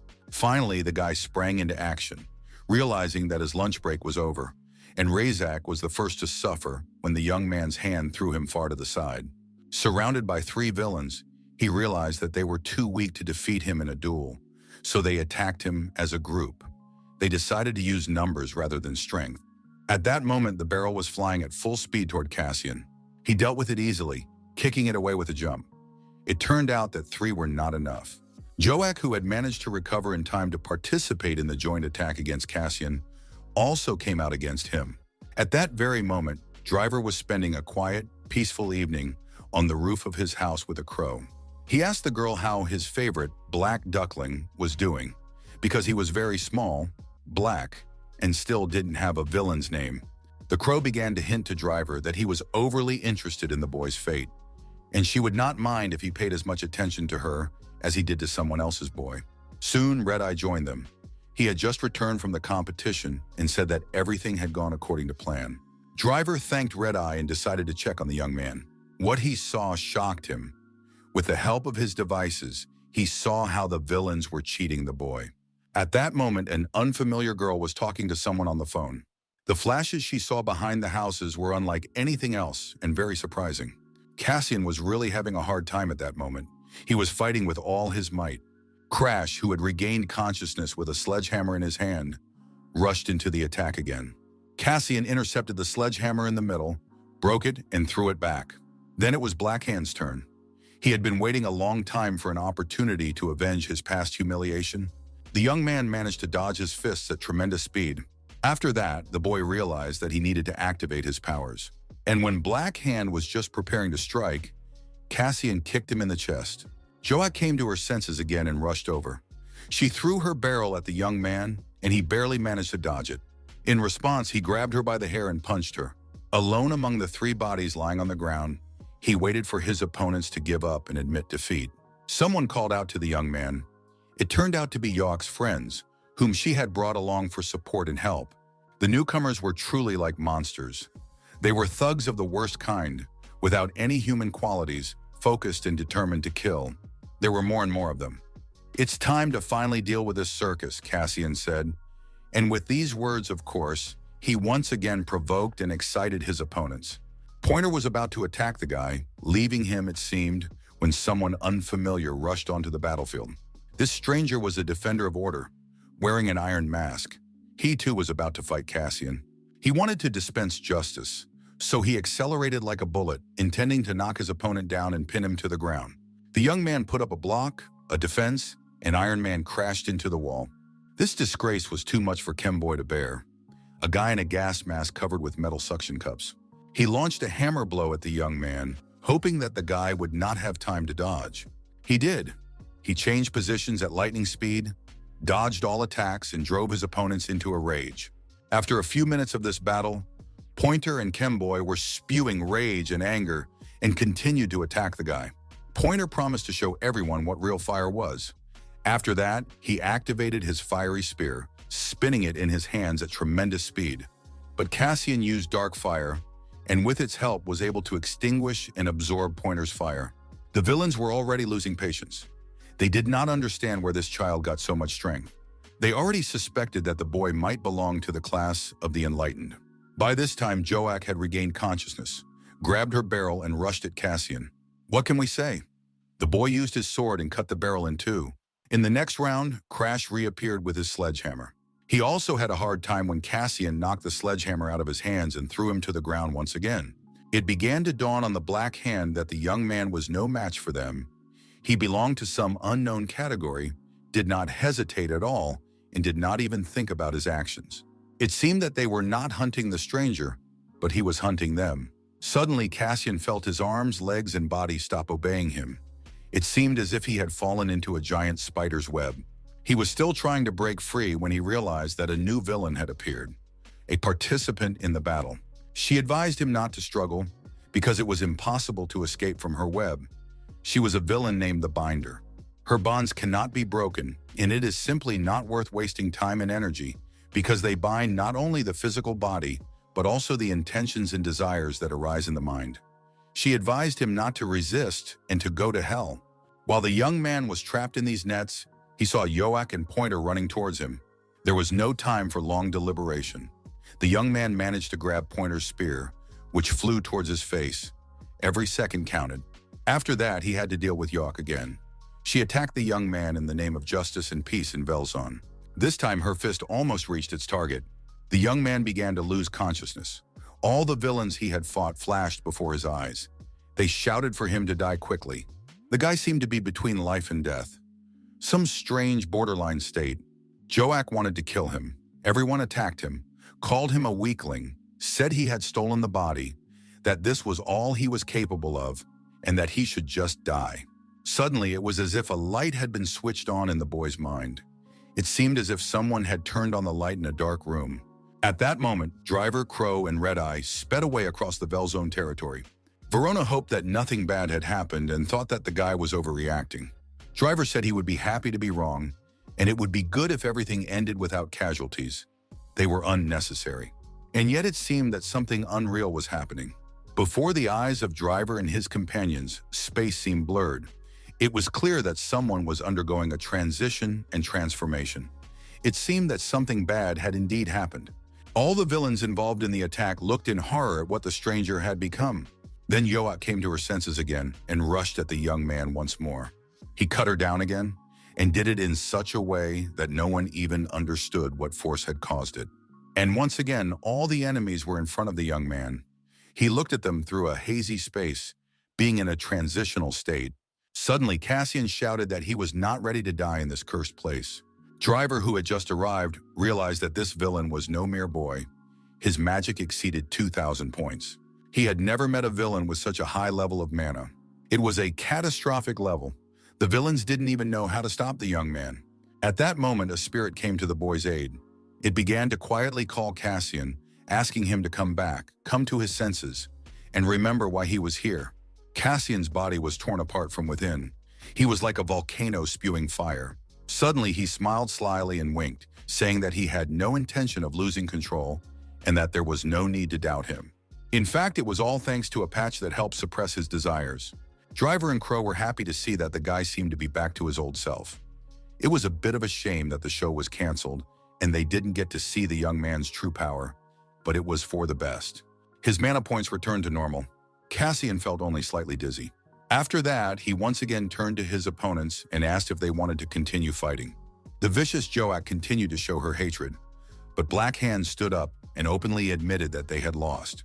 After Joak was about to continue, Black Hand knocked her out with a blow to the face. He said he was not ashamed to admit defeat to such an opponent. Soon, Driver came directly to the villains who had organized the group attack. Even though everyone knew that this was not the right thing to do, Driver turned to the young man and said that he was declaring him the winner. He then thanked him for fighting fairly and congratulated him on passing the test. Driver was genuinely happy about this because now Cassian was a true resident of Velzona. And since that was the case, the young man could take a little rest. He really deserved it. The plane landed at Philadelphia National Airport. The flight went well, and upon arrival, Yuri was met by her employers. The man's name was Sean, and he was supposed to accompany the girl in America. He offered to take her to see her new home. Sean said that the manager was away for a few days, but he was a wonderful person and loved his job. He would be back from his business trip in 10 days. Before them was the children's home, the place where Cassian had spent his childhood. He had always wanted to be a psionic, just like Jeff. Jeff provoked him, saying that being a cool villain was even better. But the boy didn't fall for the provocation. He wanted to become a psionic to be on the side of good. Then Jeff said that not all psychers were on the side of good. This surprised the boy very much, because the job of psychers is to fight villains. So who is on the side of good? Not villains. But Jeff insisted that they are people who fight for universal peace. He advised the boy to appreciate what he had, and remember that what seems good is not always so. One must become a person who does everything right. Cassian woke up with these nostalgic thoughts, fragments of memories from the past and dreams. He was lying in an unfamiliar room. It was some kind of hangar, garage, or workshop. Sitting up and looking around, the boy saw no one. However, the spirit was nearby. Soon, Driver's voice was heard. He greeted the young man and asked how he was feeling, saying that he didn't want to wake him up. At that time in Lampa's office, the psionics were doing their routine work. Uchan was discharged from the hospital and appeared at work for the first time since the incident. He found his friend and comrade Dun in a strange position and state. Dun was furious. His beloved magic sword no longer worked. It was as if it had lost its soul. The sword's life energy had left it. Dun was sure that Bladrain had done something to it. Meanwhile, the friends moved to the best bar in Wildzone.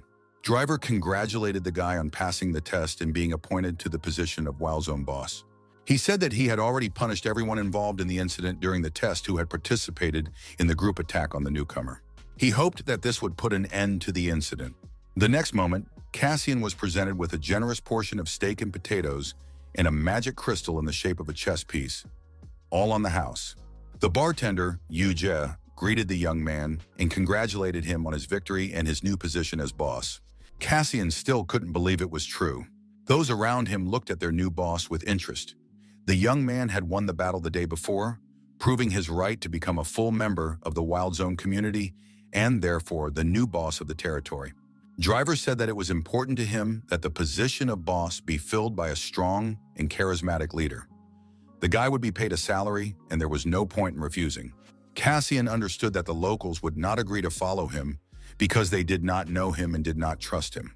He remembered Jeff's words, who said that you can do good anywhere, and that there is no such thing as a side of good.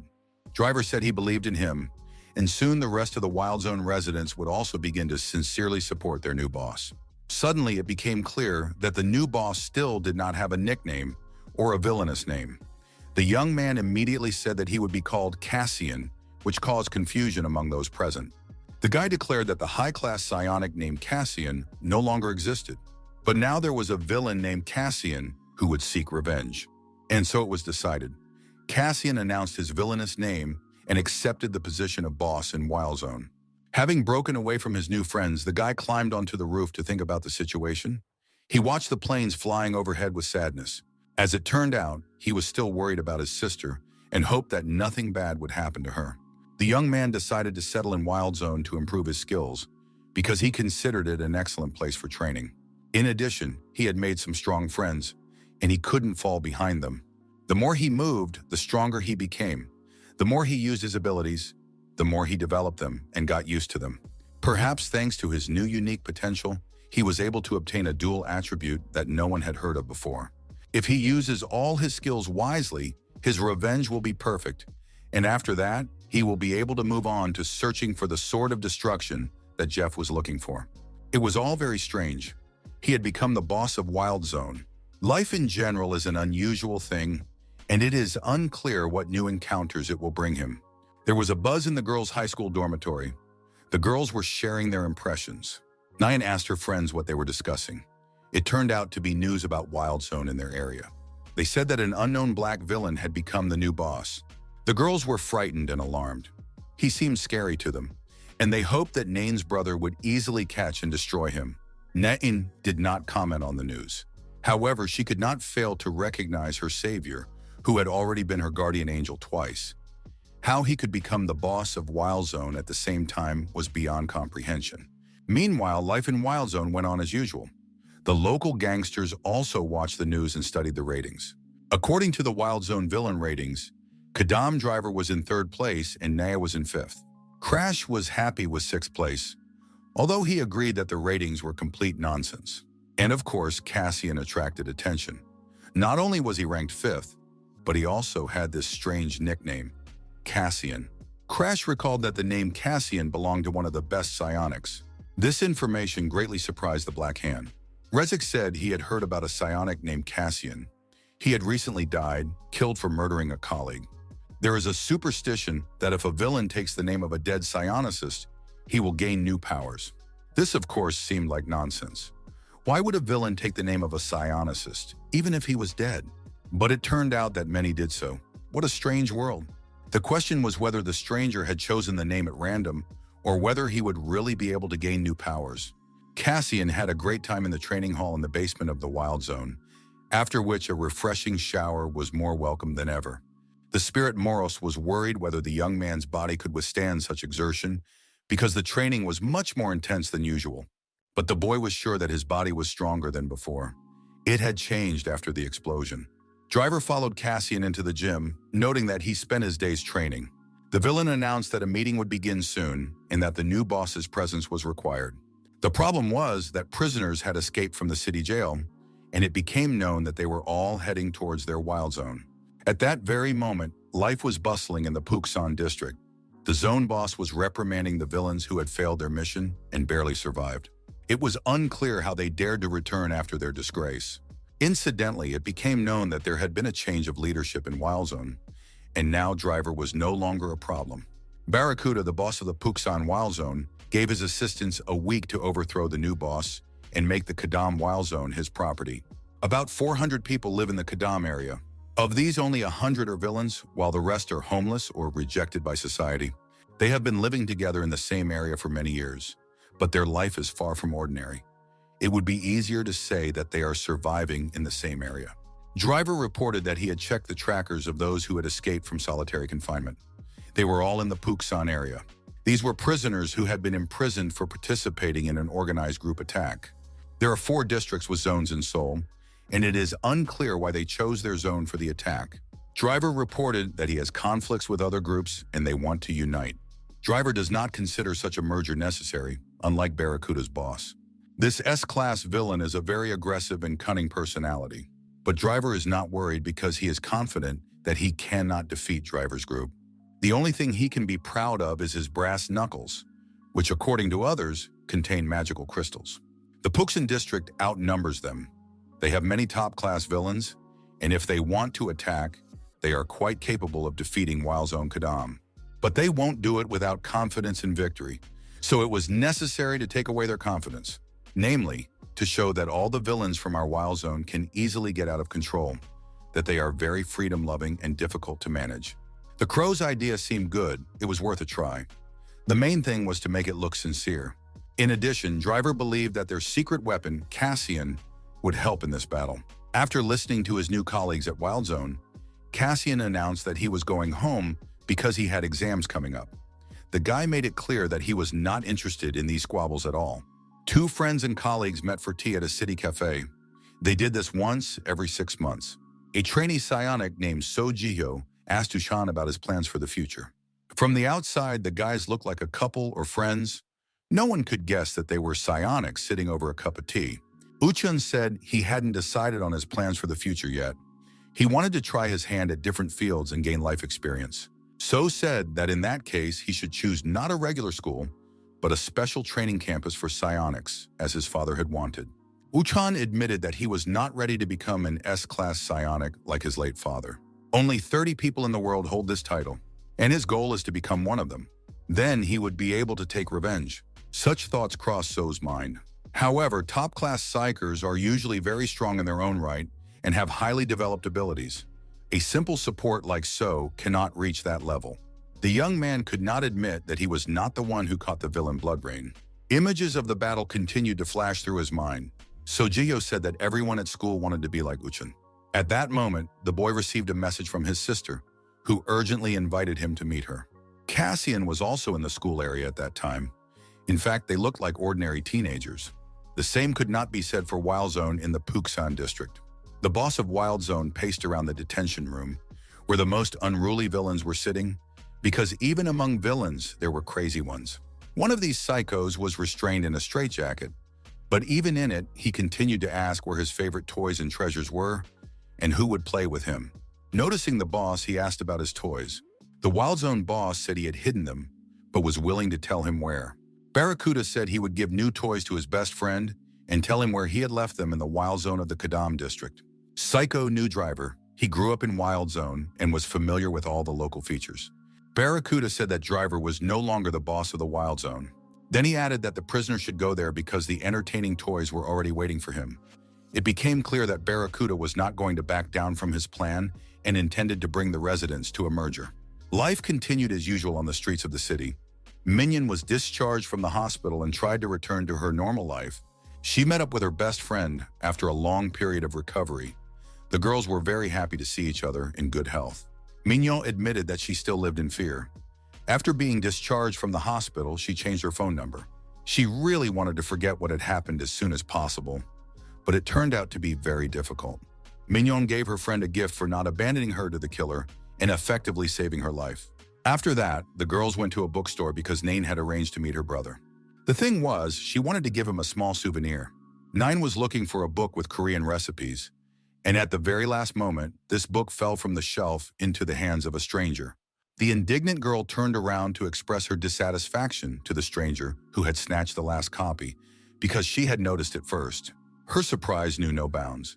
The stranger turned out to be a guy whose appearance shook Nain to the core. She stared at the young man and realized that he was none other than the man who had saved her from the villain many times. It was him. Although no, it was just a guy. She felt like she was going crazy. The young man handed her a copy of the book, agreeing that she had spotted it first. After that, the guy went to the store clerk to find out if there were any more copies of the book in stock.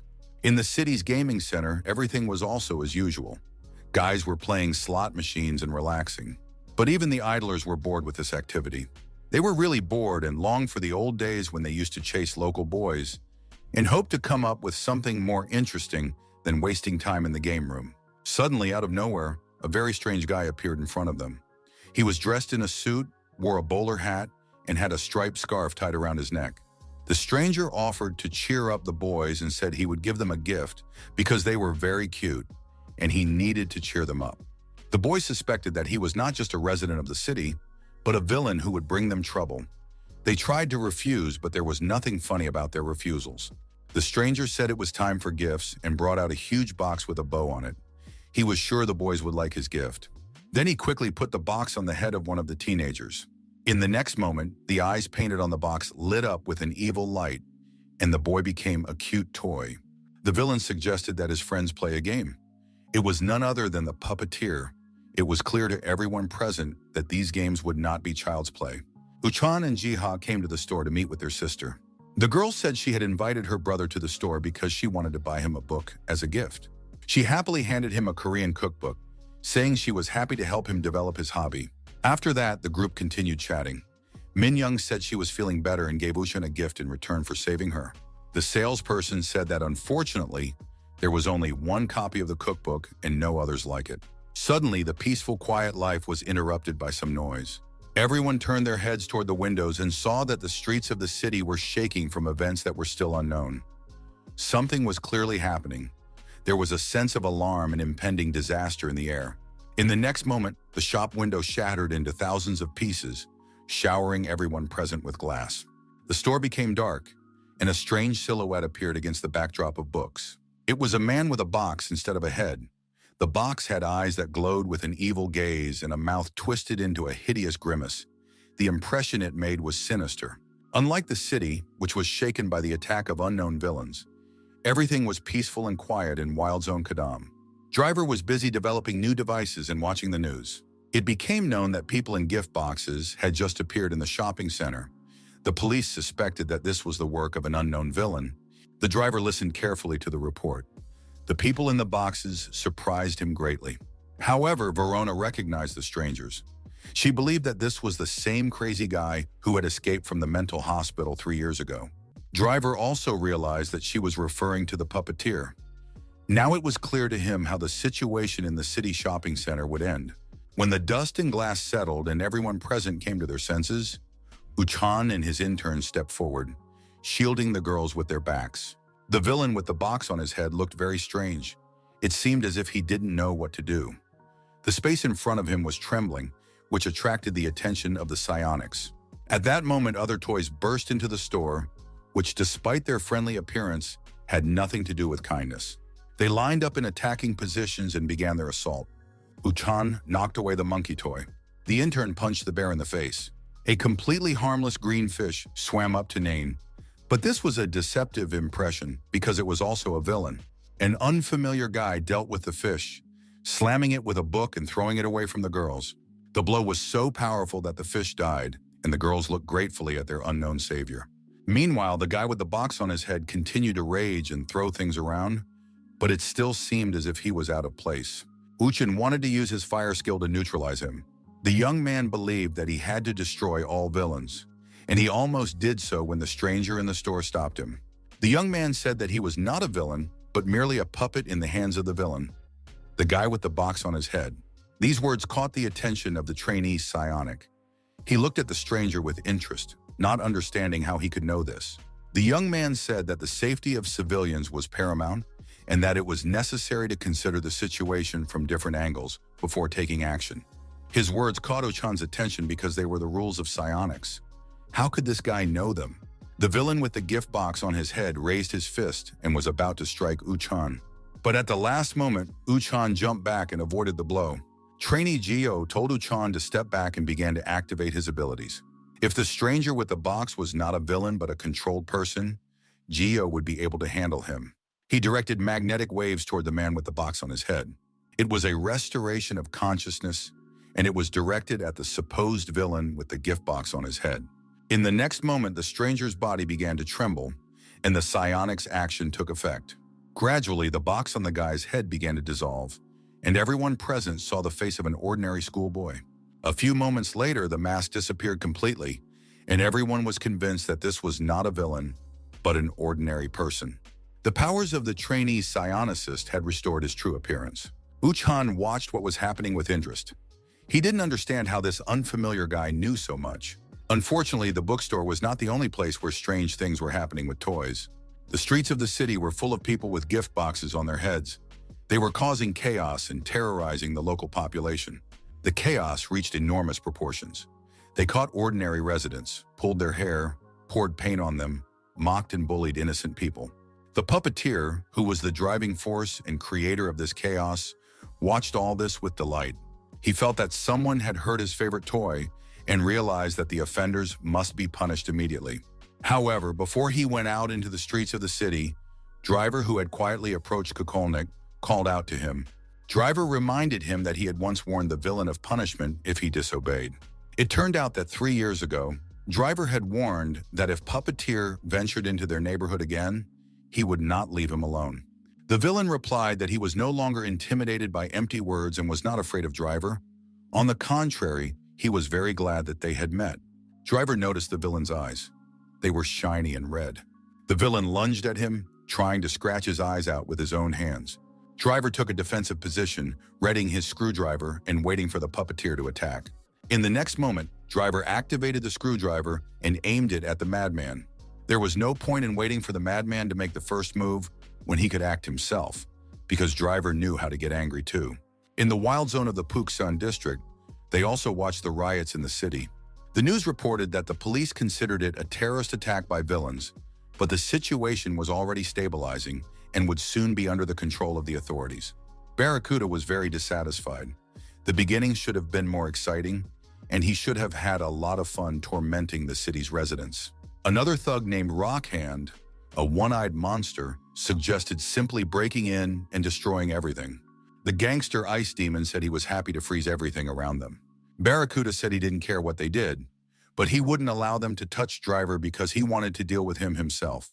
The villains were outraged, saying that the boss had taken the best part for himself. The villainous smoker wanted to take on Raven. She had long dreamed of interacting with this old woman. A villainess named Black Ghost said that she was interested in Kaysen and wanted to defeat him herself. Her statement surprised everyone present because she had never shown any interest in boys before. Barracuda said that he planned to get rid of the puppeteer anyway. His task was only to start the riots, and he had accomplished it. Barracuda hoped that this time he would definitely get Wild Zone into his hands. The people with boxes on their heads continued to destroy the city, frightening the local population. However, the psionics gradually removed the spell from the residents, dissolving their boxes. The boxes on the monsters' heads turned into ordinary school children. Of course, it was necessary to find the villain who controlled them. The villain had to be caught before there were more victims. Reinforcements had already been called, so they had to wait for them instead of rushing in themselves. Ukan said he knew who was behind these actions. A notorious psychopath, a toy maker. He had read about him in Kadam's villain file. Uchan also remembered information about the villain. He was a dangerous psychopath capable of doing anything for his own pleasure. Cassian received a message on his phone. Driver had contacted him and reported that the main suspect in the case was a guy nicknamed the Toy Maker. It seemed that this psychopath was nearby, but they needed to leave quietly because there were too many eyes around. But the young man didn't have time to walk away, and at the last moment, Nain called out to him. Cassian tried to ignore her and pretend he hadn't heard, but the girl was persistent. The guy said he was going home, but the girls suggested he stay with them, since Nain's older brother, the psionic Uchan, was nearby. At that moment, something whistled through the air, and out of the corner of his eye, the guy saw a huge puppeteer with a gift box in his hands flying down on the girls. The young man rushed towards the girls, grabbed them in his arms, flew to a safe distance, and slammed into the asphalt with them. The noise attracted the attention of Uchan and his intern, Jiho. The guys rushed to help the girls when a man in a puppeteer's costume suddenly appeared in front of them. He said that they had ruined his toys, and for that he would now punish them. The psionics recognized the stranger as the toy maker. He had revealed himself to them. The villain said he was in a great mood and had to reward the psionics with his special gift, a unique present. This gift was very rare and valuable. An energy cloud began to form around the box in the villain's hands. But Uhan did not wait for the psychic to make the first move. He unleashed a flash of fire from his hand and directed it at his opponent. However, the toy maker was a very strong and experienced villain, and he still threw the box with the gift in the direction of the psionicist. It opened, and a wonderful little bird flew out of the box, an absolutely adorable toy creature. But as it approached Uchan, the chick gained power and eventually emitted an energy charge. This charge was enough to throw Uchan far away, causing him to become disoriented. And the toy maker had no intention of stopping. The box with the next gift was already ready, and he swung it, intending to throw it at the psionicist. However, at the last moment, a phone flew into his head, and the blow was so strong and unexpected that it distracted the villain from his throw. Before the toy maker could figure out who was spoiling his fun, Uchan jumped to his feet, activated his powers, and rushed at the villain. The hit was accurate. The toy maker flew far to the side, dropping his box on the way. Uchan caught his breath and noticed a phone lying at his feet. The device looked very familiar. Kashin also noticed the incident. The phone had been thrown by Na-in, Uchan's sister, and everything would have been fine if it weren't for the force of the blow and the condition of the girl's hand. Everything was unrealistically powerful and strong. She seemed to be on the verge of awakening, but most likely she herself was unaware of it. Everyone looked at the villain and realized that it was a dummy. There was no villain in front of them yet. It was just an empty costume. No one expected such a turn of events. But then, out of nowhere, the real toy maker appeared in front of them and accused them of ruining his stuff. I wonder if this is the real toy maker. The villain announced that he had lots of fun toys and would be happy to play with them with his new friends. Life was bustling in Lampus' office. Dun was a little delayed by paperwork and was now rushing to meet his partner on the streets of the city. Ham Jasoon explained to him that there had been an attack in the city center. It was very densely populated, so the damage to the civilian population could be significant. The villain was the toy maker, who for some reason had returned to the city. Wook-han reported this and called for backup, so they needed to get there quickly and help their comrade. Ham asked Uchan to hide in a safe place and wait for reinforcements. No matter how much they thought about the situation, it was unclear why the toy maker, who had disappeared for 3 years, had suddenly reappeared. Most likely he got tired of hiding. He just got tired of holding back, but it turned out to be not so simple. Unusual activity had been observed in every Ville zone in the country. It seemed as if someone was deliberately trying to stir up conflict by pitting the zones against each other. Most likely this is being done by someone who wants to absorb all the Ville zones. Therefore, it is necessary to hurry up and suppress any conflicts as quickly as possible. Driver's drones were, as always, at the center of events. And another toy maker, juggling gift boxes, invited everyone to have fun until they dropped, meaning until they dropped dead. After that, the villain threw his box high into the air. Activating his powers, he began to knock the boxes down with blows, tearing them apart and throwing them aside. After punching through another box with his hand, the young man grabbed the next one. But then some pleasant little toys awaited him. They were colorful slime toys and they surrounded the young man. As if playing, the slime covered Uchan's hands. At first, he didn't pay any attention, but soon realized that he couldn't move his limbs. The creator of toys was happy. He told the psionicist that soon the slime would completely envelop him and he would become the best toy in the world. The young man couldn't get rid of the sticky slime, no matter how hard he tried. Everyone watched the situation from the sidelines until Kassin roused the trainee, telling him that he had to help his friend and use his ability. Armed with what he had seen, the trainee psionic immediately activated recovery mode and directed it at his friend. Thanks to this, the slime on Uchan's hands began to dissolve and melt, allowing him to feel his limbs again. The toy maker was furious. He lunged at the intern, accusing him of breaking his toys. At that moment, Uchan, now free of the sticky substances, knocked the villain off his feet with a blow from behind. The battle continued. The opponents struck each other with tremendous speed. At one point during the battle, the villain managed to trick the psionic and grab him by the throat. The toy maker was going to turn the young man into another personal toy. Suddenly, he felt as if his hands were bound by some kind of restraints. He was indignant, not understanding what was hindering him, and briefly distracted from Uchan. But that was enough for the young man to use all his strength and put it into the next blow. His fist slammed into the toy maker's jaw with full force. The villain flew back once again, spewing curses at the psionicist. Uchan had time to catch his breath and analyze the current events. He realized that the dark force that had helped him defeat the villain was very familiar to him. Most likely it belonged to the same unknown villain who had dealt with blood rain. Driver watched the events in the city from the roof of the nearest house. In principle, he was satisfied with how the situation had resolved itself and preferred to pretend that he had not seen anything personally. The next day, all news channels reported on the riots that had taken place the day before. In particular, the report said that a villain named Toymaker was behind it. As a result, many people were injured and infrastructure was damaged. Recently, the crimes of villains have been practically non-stop. Vil zones are places where they live and can be socialized in a way. According to statistics, crime rates are much lower in cities with Vil zones. However, the latest crime spree suggests that the instigators and leaders of these actions are not based in the Vil zones. A representative of Lampas believed that this problem could be solved by reorganizing the Vil zone in the Kadam district. If it weren't for the active intervention of the psionics, there would have been many more victims. They say that Uchan deserves special attention. He is one of the most promising young psionics in the Lampas branch. In addition, there is talk of reducing his internship period.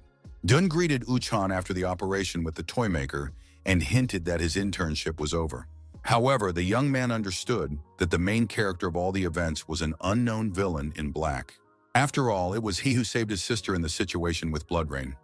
Yesterday, his help was also decisive. Uchan didn't understand one thing: why this villain was helping everyone. Moreover, his name, Kashan, was very familiar to every psionic. The pieces of the puzzle were about to fall into place in the young man's mind, allowing him to realize that the villains Ji and Quan Kanu were one and the same person. Another meeting was held in the Vil zone. Everyone agreed that the situation had become very difficult. A group had appeared that wanted to eliminate the Kadam zone.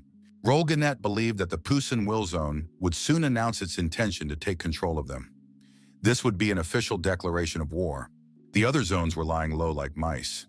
They were watching the current situation from the sidelines. In any case, they would be next in line. They understood that everything had been set up. The fact was that the Kadam Wil zone seemed like an easy target. Gannett said she was ready to support Driver if he needed help. Everyone was eager to talk to Cassian as the new boss of the Vil zone, but he was not there. He was busy at school. The boy was taking exams, so he couldn't come yet. This information simply left all the ladies present speechless. But that's life, so there's no need to be surprised. The schoolboy was indeed taking exams, and in between them he spent time alone on the roof. He reported on the phone that he was eating well, behaving well, going to bed on time, and even doing his homework. On the other end of the line, his sister was worried. She had heard about the incident in the city on the news and wanted to make sure her brother was okay. The young man confirmed that he had not been at the scene of the incident. He had been at home preparing for the exams that had started today. He had done well on all the assignments and was hoping for a good result. While Kanu was talking to his sister, Uchan approached him from behind. The young man looked at him with genuine interest. Uchan approached him with a personal question. At that moment, Yuri, Kanu's sister, was replaying their conversation in her head. She was happy to think that her brother was doing well living alone and that it looked like everything would work out for them. Sean called out to her. The girl began to explain to him that she had been talking to her younger brother. However, the manager explained that it didn't matter. He said that their director had returned from a business trip and had immediately requested a personal meeting with Yuri. Accompanied by Sean, they proceeded to the director's office. A tall, slender, long-haired man was standing by the window.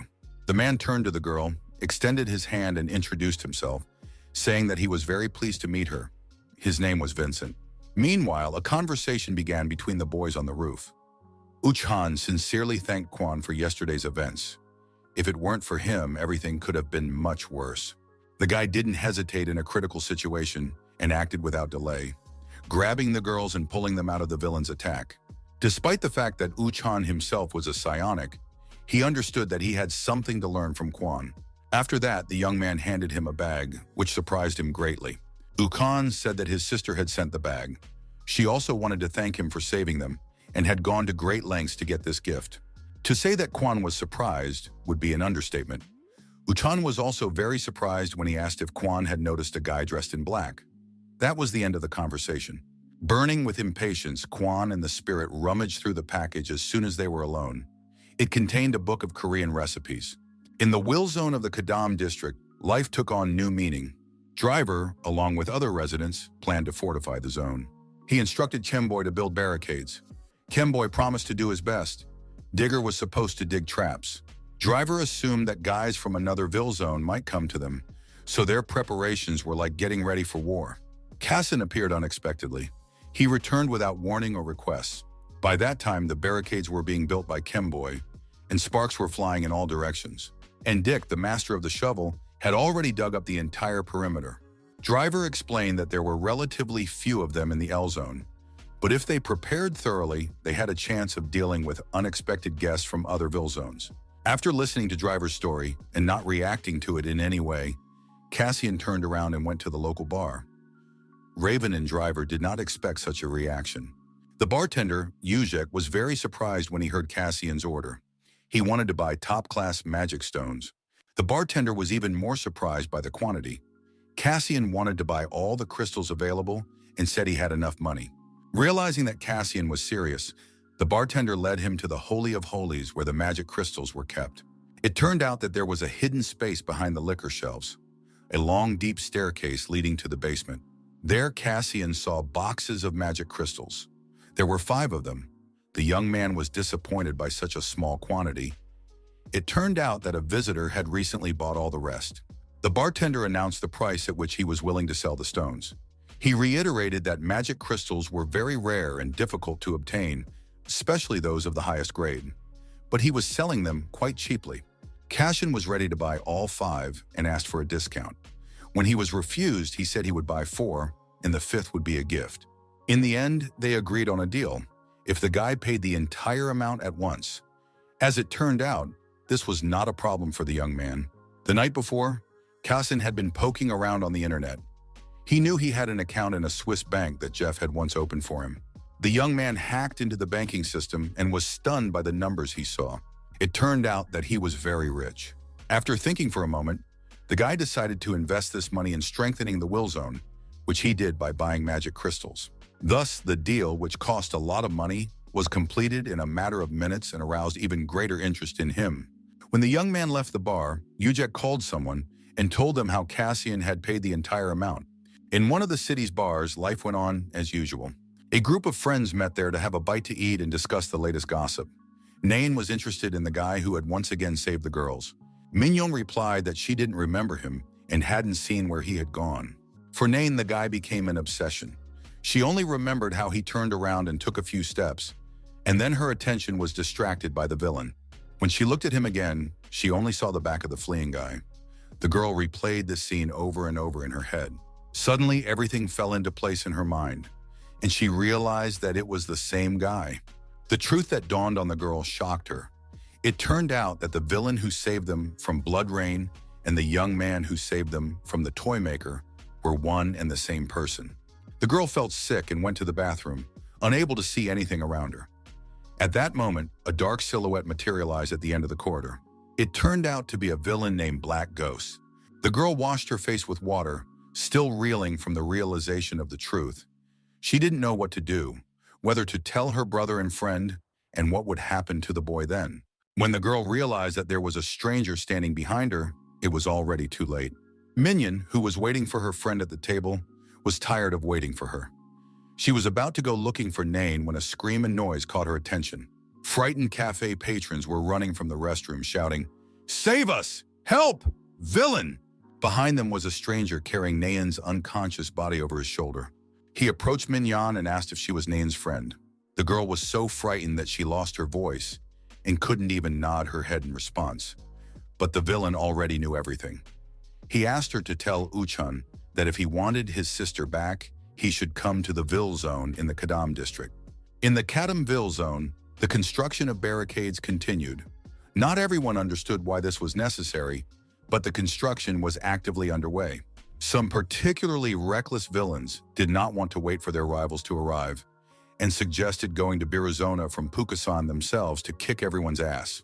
Crash warned about the traps that had already been set up around the perimeter when suddenly he noticed an unknown object approaching at breakneck speed. It turned out to be none other than the psionic Kimuchan. The villain was stunned by the audacity. This was the first time they had seen a psionicist break into the Will Zone. The Black Hand immediately prepared to meet his opponent, activated his arm, and assumed a fighting stance. His appearance had absolutely no effect on Uchan's intentions. He also rushed forward, ready to destroy everyone and everything. When the rivals met, Uchan shouted at the villain to back off and said he had come for his sister. Suddenly, the young man's foot twisted, and he fell into a trap set by Hambo. A hail of stones rained down on him. Black Hand soon fell into a pit that had been dug around the perimeter. Crash and Razak watched the confrontation with surprise, trying to figure out which of these idiots was more of an idiot. Meanwhile, Cassian was preparing for future battles in his personal training room. He drank all the crystals he had bought and studied his sensations. The guy realized that he had become even stronger. After consuming 5 high-quality stones at once, his sensations were not the most pleasant, but he hoped that the characteristics would please him. And so it was. He gained new abilities again, and his mana points reached 860. His level now corresponded to B rank. He realized that magic stones were becoming less and less useful. Now he needed to find natural stones to really power up his skills, and he also needed to focus on training. The guy understood that his mana had increased significantly during the explosion, and his skill levels had risen. In the battle with Bloodrain, the guy used 2 Shadow Blades at once. Perhaps he should train to develop his skills through rigorous training, as psychics do. Only a few can combine existing skills to create new ones, and it is probably not worth hoping for magic stones anymore. It is better to focus on training. The young man did not know how to use several skills at once, as he did during the fight. But he knew that the time would come when he would learn to combine them. Then he would definitely take revenge on Lampas. Continuing to ponder this, Cassian activated his Shadow Blade and combined it with Shadowfire. It worked perfectly. The young man remembered how Jeff had said that he had enormous potential and would become one of the best psionics in the world. Suddenly, his training was interrupted by Driver, who announced that a guest had arrived. What nonsense! Who could this guest be? It turned out to be Uchan. Now that was a surprise. Driver's drones once again served him well when they sent a photo of what was happening in the will zone of Puxion. The black ghost appeared there with the body of a lifeless girl on his shoulder. He explained to the zone boss that he wanted to provoke Uchan in this way. Putting the blame for his sister's theft on the guys from the Kadam zone was an excellent plan. Tomorrow, all the TV channels would be reporting that the villains from Kadam had dared to kidnap the psionicist's sister. Everyone would turn on Kadam. The whole world would turn away from them and condemn them. They would be left all alone. Barracuda admired his brass knuckles made of magic crystals with pleasure, and then he would take control of the Will Zone. In the Will Zone, the passions finally subsided. Everyone was pulled out of the traps, put in order, and secured. It turned out that Uchan had come to the Will Zone because he believed they had kidnapped his sister. Kassin was genuinely upset by the news. First, they had nothing to do with it, and second, it was about a girl. Now he had a reason to worry about Nain too. He repeated to the psionicists that they had nothing to do with it, and that the villains of this area did not use dirty methods. Driver was genuinely outraged by the situation. Not only had someone been kidnapped, but they had also been slandered. It seemed that the guys from Pashan wanted to set Kadam up. Uchan seemed not to hear the villain's arguments. He demanded to be told where his sister was. This began to annoy the villain's Driver and the others. However, Cassian demanded that the psionic be untied, because that would help clear up the misunderstanding. After that, they all watched the video received from Driver's drones, which clearly showed that the girl had been kidnapped by a villain from Barracuda's people. This video, of course, helped, and it was very fortunate that the moment with the girl was captured on camera, but soon new questions arose. The guy carrying Nain looked a lot like Cassian. Judging by his ability to transform, it was the Black Ghost. This villain could easily transform into any character, so Uchan accused Cassian of stealing his sister. Cassian couldn't let it go. He said he would go right now and punish the Black Ghost for the kidnapping and frame-up. Uchan volunteered to go with Cassian. His sister's life was at stake, and he felt he had to save her. Driver and Crow announced that they would also go with the guys. Attacking is more fun than sitting on the defensive, and today they would destroy Pukshan. Soon the rest of the thugs followed. Blackhand, Razak, and Crash. They too were eager to beat up the villains from Pukshan. Blackhand and Crash also expressed their desire to go to Pashan. They couldn't let their comrades have fun without them. Cassian had no objection, but he still had some business to take care of. These matters concerned Ukan. One of the city's hotels delighted residents and guests with its appearance and glamour. In the office of the hotel's general manager, among the expensive antique furniture, there was a display of exclusive jewelry. He enjoyed admiring them in his free time. An unexpected phone call distracted him just as he was admiring the sparkle of the diamonds. He answered the call with irritation, saying that he was busy because he didn't have enough time for his favorite pastime, enjoying his lovely jewelry. More precisely, he was working on a report at the moment. Two sisters who looked very much alike listened to his phone conversation with genuine interest. Almost irritated, the hotel manager told his interlocutor that, of course, he understood the situation and that they were indeed no strangers to each other.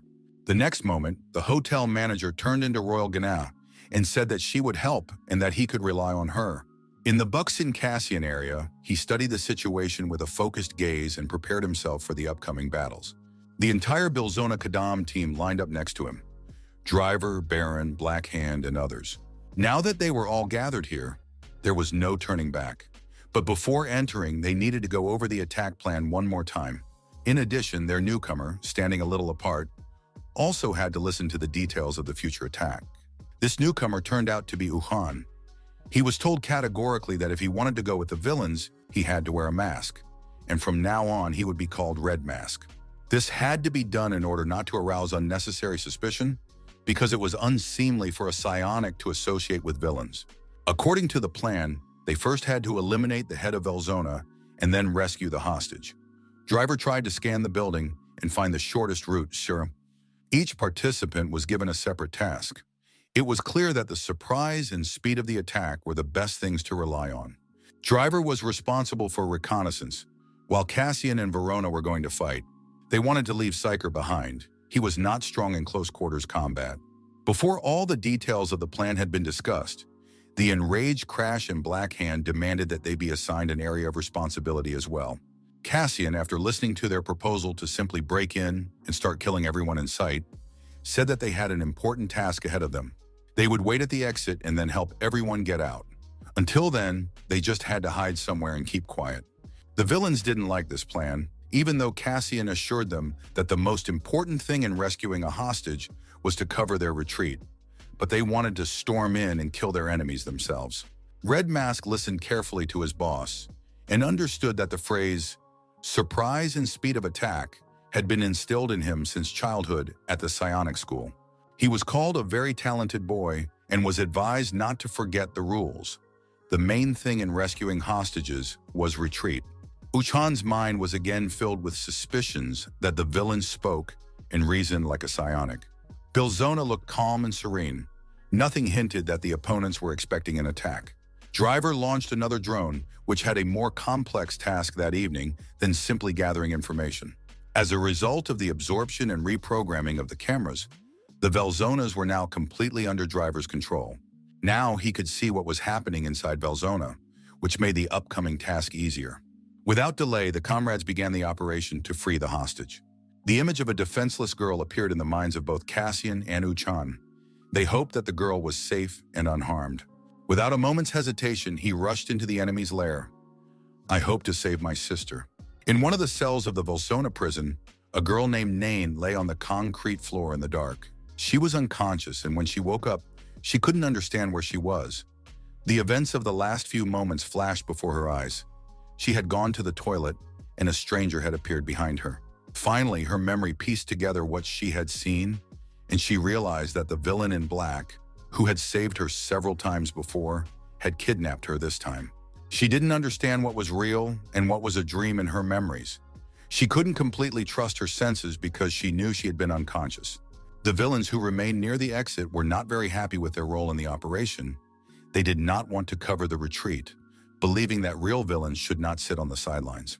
Rezak tried to calm them down, saying that they had been excluded from the operation because they were too noisy. But this only provoked even greater aggression from his comrades. Rezak also noticed that the new boss was very strange, and when he was giving out assignments, it was clear that he was acting like a psionic. The thick-headed villains did not understand what Rezak meant when he said that Cassian explained all the stages of the operation very calmly. Suddenly, their argument was interrupted. A couple of acquaintances, Yoak and Pointer, appeared in front of their comrades. They asked what this group of idiots was doing in the Boxen area. They weren't supposed to be there. She suggested that their comrades had come to surrender. These words angered the idiot Black Hand, and he said that they had come for battle. But then everyone's attention was drawn to a new character, a huge man with a glowing red eye, Rock Hand. He said he had never seen this bunch of fearless idiots before. Had they come to spy on them? But Yuak assumed that their abilities were not sufficient for spying and that they had come to surrender. These words sincerely offended the stupid villains who threatened to capture Velsona. Roken reacted immediately. He activated his abilities, becoming as hard as stone. Black Hand was not afraid. He activated his steel fist and prepared for the clash. In one of the lower rooms of Velsona, Barracuda was dozing in a chair and having pleasant dreams. He suggested to Driver that they unite the Velsons of Soul so that together they could defeat the psionics and live their lives without looking back. He convinced Driver that together they would become much stronger. But his plans were not limited to one city. Perhaps in the future, they would be able to unite the Velsons of the entire country or even the whole world. These ideas did not suit Driver. He was not so much a villain as an inventor and did not want to be drawn into the squabbles and ambitions of other villains. Driver finally refused Barracuda, despite all his arguments and persuasion. This greatly angered Barracuda, who warned Driver of the possible serious consequences of his refusal. Suddenly, the boss's sleep was interrupted by a girl who delivered a report. She reported that the villains of the Kadam district had been spotted outside their zone.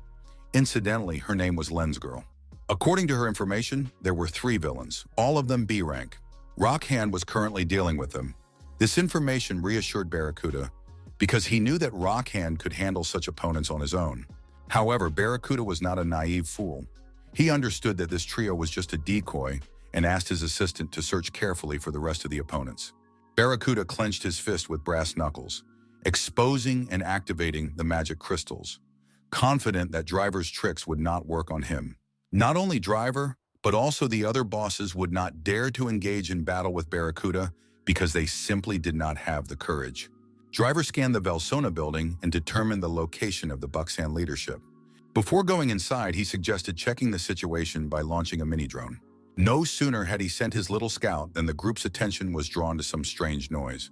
Everyone's nerves and patience were running thin, so Cassian didn't want to wait for the results of the reconnaissance and went inside, activating the shadow dissolution function. Suddenly, a field cloud appeared in front of the villains. Then laughter rang out, and a new problem emerged from the cloud. Her name was Smoker, and now she also had a cigarette with a mouthpiece in her hand. She was Barracuda's closest friend and assistant. Materializing from the clouds of cigarette smoke, the villainess said that she didn't want to deal with Driver because he was the boss, and for now he had to be let go. But Crow was reserved for her for lunch. The Crow accepted the Smoker's challenge with honor and dignity, and sending her friends to follow the plan, stayed behind to chat with the stranger. It would be a purely female conversation. The guys received confirmation that Raven didn't need their help and rushed to carry out their task. Driver wished his friend luck, advised her to have fun and join them as soon as she could. When the guys left the area, the rivals came together because no one was bothering them now and they could have a good time. Verona said that her friends had not interfered with them at all, but on the contrary, had saved the Smoker. But now that they were gone, nothing and no one could hold Crow back. She tapped her cane, which had a raven's head carved on the handle, and a huge number of glowing eyes of wild birds appeared near her. Meanwhile, Driver, Cassian, and Red Mask were making their way deeper into the Velsona Buxan building. Their presence had already become known to the local villains, and a frenzied crowd rushed towards them. The group was led by a villain named Sharktooth. The presence of the villains did not stop the companions for a second. On the contrary, Cassian increased his speed. He didn't just rush through the crowd, but at tremendous speed kicked each person he encountered. The sweetest and most precise blows were reserved for the leader of the defenders. Sharktooth noted that the guy was a good fighter. However, such blows did not scare him. The villain's body was much stronger. He intensified his hunt for his prey. But for Cassian, this was too weak an opponent. A few seconds later, Sharktooth was lying flat and lifeless on the ground. Driver praised Cassian's good work. The guy was really cool. Cassian said that there was nothing special about this battle. This opponent was too weak for him. After that, Cassian suggested they split up. He and Driver would go deal with the Velsona leadership. Red Mask would go to rescue his sister. Cassian gave the young man a tracker that could be used to find Nain's location. She was on the basement floor of a neighboring building. The drone had already tracked her location, so it would not be difficult to find her. Uhan sincerely thanked him and rushed to rescue his sister. While the guys were dividing up their responsibilities, a new crowd of defenders appeared on the horizon. Driver sent Cassian ahead and stayed behind to deal with this trifle. He advised his friend not to delay and waste time, because there would only be more rivals. Driver promised to catch up with Cassian. After that, the guy activated his screwdriver and rushed to smash the villains' heads. Meanwhile, on the roof of Bilzona, the ladies continued their conversation. The smoker admitted that she used to be very annoyed when people compared her to the Raven. Over time, she learned to use the breath of death. Thanks to this skill, no one was afraid of her, because the carbon monoxide smoke paralyzed any opponent. The smoker noted that the crow was very good at dodging blows and was truly talented and cunning. She continued to throw her breath of death, enjoying her superiority over her opponent. She was sure that today Verona would disappear, because the chain of death she had directed at her opponent was lethal. Verona fought off the deadly clouds, and so far, everything was going well. After that, she had the opportunity to use the crow's hide-and-seek skill. She dissolved into smoke, becoming invisible to her opponent. This allowed the villain to get very close to the smoker to launch a counterattack. The crow used her cane to strike her opponent, and her blows reached their target. However, in the next few minutes, the smoker released even more smoke. One breath was enough to make the blood boil and burn the lungs. The smoker continued to blow more and more deadly smoke with relish, mocking the unfortunate crow. Suddenly, a voice from the other side called out to her, saying that she had committed an unforgivable crime.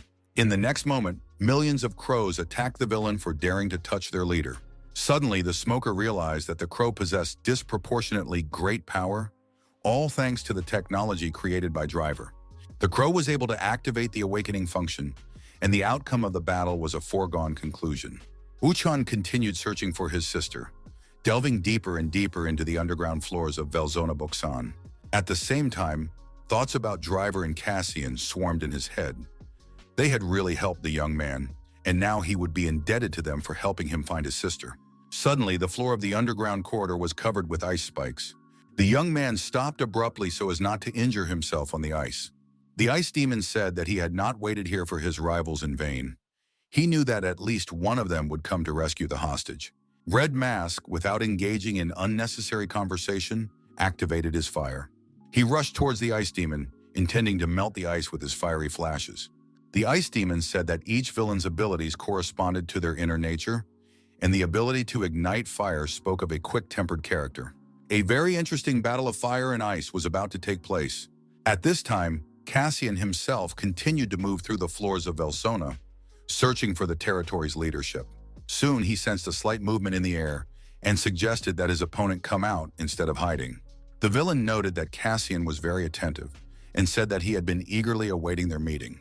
Cassian saw that his opponent had the same attribute of darkness as he did. The stranger said that he had obtained a lot of information about Cassian, who had achieved extraordinary heights since his appearance. According to an unspoken rule, battles with other villains outside the territory were prohibited. But Cassian ignored this prohibition by engaging in a duel with Bloodrain, the creator of toys and blasters. The stranger accused Cassian of being an enemy of the people, and if the guy killed Cassian now, no one would dare accuse him. However, the most surprising thing was that Cassian became the boss of Velzona despite his unconventional behavior. The guy said that his thoughts were not mockery. On the contrary, he sincerely respected Cassian. As a true villain, he should have gotten angry and started rioting. But he is a coward living in darkness, and he cannot even pretend to condemn Cassian because he actually wants to be like Cassian. However, he doesn't want to be a shadow. He wants to become darkness itself, just like Cassian. And to fulfill his cherished desire, he must kill his idol and take his place. He noticed that Cassian was very strong in the last battle and thought, what if the four of us attack at the same time? It should work out pretty well. The Black Ghost used his shadow double skill, and Cassian was surrounded on all sides by identical opponents. He understood that not all four were real, some of them were illusions, and all that remained was to figure out who was where. Cassian decided to kill all four and put an end to this puzzle. The Shadow Blade was activated, and at some point Cassian came face to face with his opponent. The battle continued. The stranger disappeared and replaced himself with doubles. The speeds were tremendous, and he destroyed more and more ghosts. His speed was so great that the young man himself was amazed. The Black Ghost realized that Cassian was much stronger than he had expected, so he had to use a new ability. Suddenly, the room was plunged into complete darkness. Cassian froze, waiting for his opponent's next move. Suddenly, the stranger appeared out of the darkness in the form of glowing knives cutting through the air at tremendous speed. It was difficult to navigate in the darkness, so Cassian activated all his senses, trying to determine the location of his opponent. Although both opponents had the same attribute of darkness, Black Ghost had the advantage in knife fighting. He was going to give Cassian the opportunity to experience the true fear of death in pitch darkness. These words genuinely amused Cassian.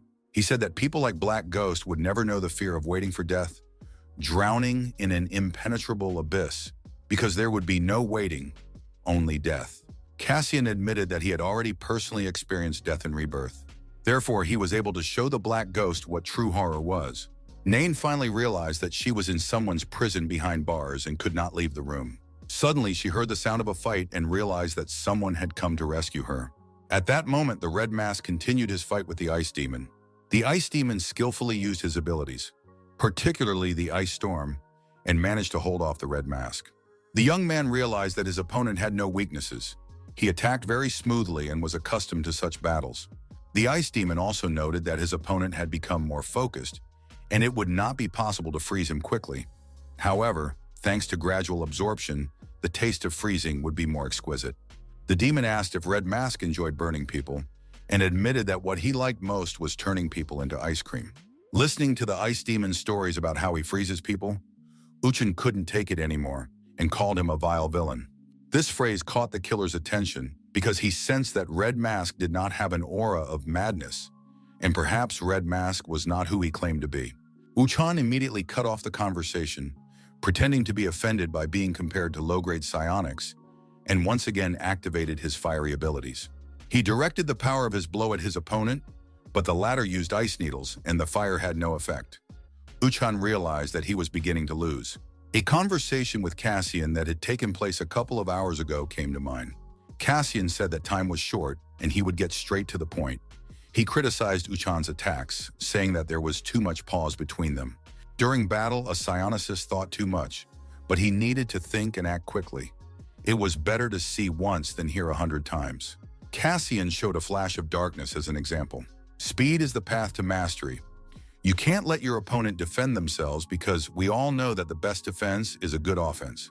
Uchan did not understand why the villain was telling him all this. Cassian continued to argue that one must use the unusual capabilities of one's abilities. He said that regardless of who we fight, a psionic or a villain, we develop. And Uchan's task was not to be bound by common sense and not to restrain his powers, but to act. Therefore, remembering Cassian's advice, Red Mask created a flash and launched it at his opponent.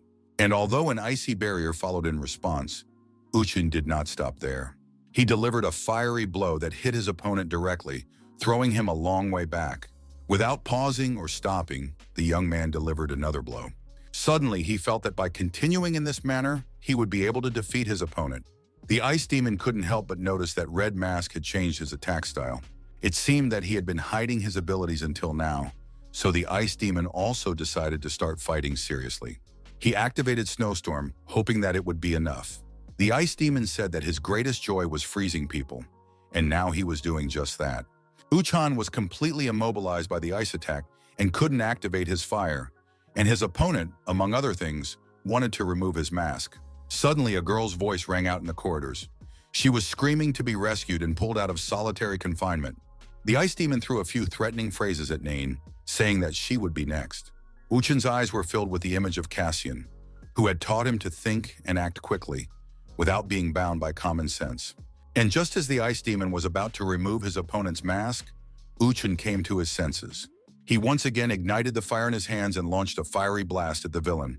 Hellfire flared up in the corridor and engulfed the Ice Demon in its flames. Velzona Barracuda's boss waited impatiently for news. By this time, all the uninvited guests should have been defeated when someone materialized behind him. It seemed to be the Black Ghost, but it emitted some unfamiliar energy pulses. Soon Cassian emerged from this energy cloud, threw away the Black Ghost's body, and greeted the boss Barracuda. The Kadam zone was quiet and peaceful.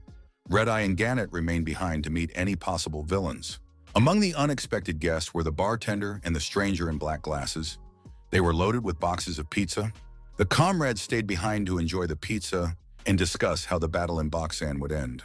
The bartender noted that this time the attack was being led not by Driver, but by the newly elected boss. But Gannett admitted that no matter who was in charge, Driver was still more important. And it wasn't because they were old friends or because she believed in him so much.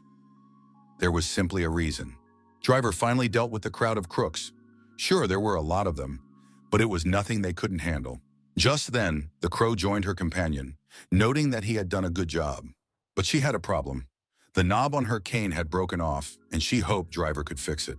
Driver assessed the damage, thought for a moment, and said that it was quite possible, then tried to figure out how it could have broken. Could she have used the cane to beat the smoker to death? The girl looked down and did not confirm her companion's guesses. Driver quickly scanned the room and looked to see where the rest of his friends were. He saw that Kassin had also reached his destination. Barracuda was dealing with his subordinate, Black Ghost. He said that the young man had failed to meet his boss's expectations. After that, Barracuda attacked with his brass knuckles, and the villain named Black Ghost flew away unconscious. Cassian noted that Barracuda was very strict with his subordinates, but that was certainly none of his business. Barracuda clenched his hand into a fist so that the brass knuckles with magic crystals could be seen from afar. He admired his weapon. It was made of natural magic stone and was supposed to possess powerful strength. Barracuda hinted that he was waiting for Driver to finally deal with him, but Cassian volunteered to fight alone. Casting began to accuse Barracuda of kidnapping a person and blame them on Velson. Because of this, he wants to receive moral damages. The young man declared that one must answer for one's mistakes, and he was ready to punish Barracuda. This made the boss laugh. He had certainly heard from his subordinates that Cassian had outstanding fighting abilities despite his low mana level, but he believed that Cassian could only handle weak villains. And against a villain of Barracuda's caliber, a C-rank fighter, the young man had no chance. Cassian said that according to Driver, Barracuda's abilities were only thanks to the items. Barracuda realized that the young man was trying to provoke him, attempting to defeat him, if not physically, then at least morally. Barracuda said that responding to provocations was quite amusing, and besides, he was ready to enjoy Cassian as an appetizer before the main course. Driver. After that, he took a fighting stance and said that now he would find out how tasty his appetizer was today. He watched his opponent, trying to analyze his skills, and noticed spikes pointing in different directions. Driver did not warn him. They clashed in the first attack, Cassian dodging the blows of his powerful opponent. The next time, Barracuda managed to grab her by the hair with his spiked hand. The response was immediate. The guy broke free, leaving Barracuda no opportunity to continue the attack. The next time, it was Kassin who attacked Barracuda, who was trying to dodge the newcomer's blows. However, Barracuda activated a new series of blocks, but Kassin, moving at tremendous speed, changed position and avoided direct hits. After a while, their attacks became almost continuous. Blows rained down on each other more often than not, missing their targets because the fighters lacked the skill to avoid direct confrontation. Barracuda activated his energy brass knuckles, announcing that this was his strongest weapon. Barracuda's fangs. He activated the homing spikes, which moved toward their target, changing direction depending on how the target moved. Cassian was able to avoid direct hits from the spikes, but it cost him a lot of energy. Soon he used shadow movement and shadow dissolution to increase his speed and avoid his opponent's sharp weapons. The Spirit Mirage told Cassian that Barracuda had the ability to track moving objects, and although Cassian had expected a difficult battle, this greatly annoyed him. Cassian thought gratefully of Driver, who had warned him about Barracuda's fangs. Otherwise, he would have been in serious trouble.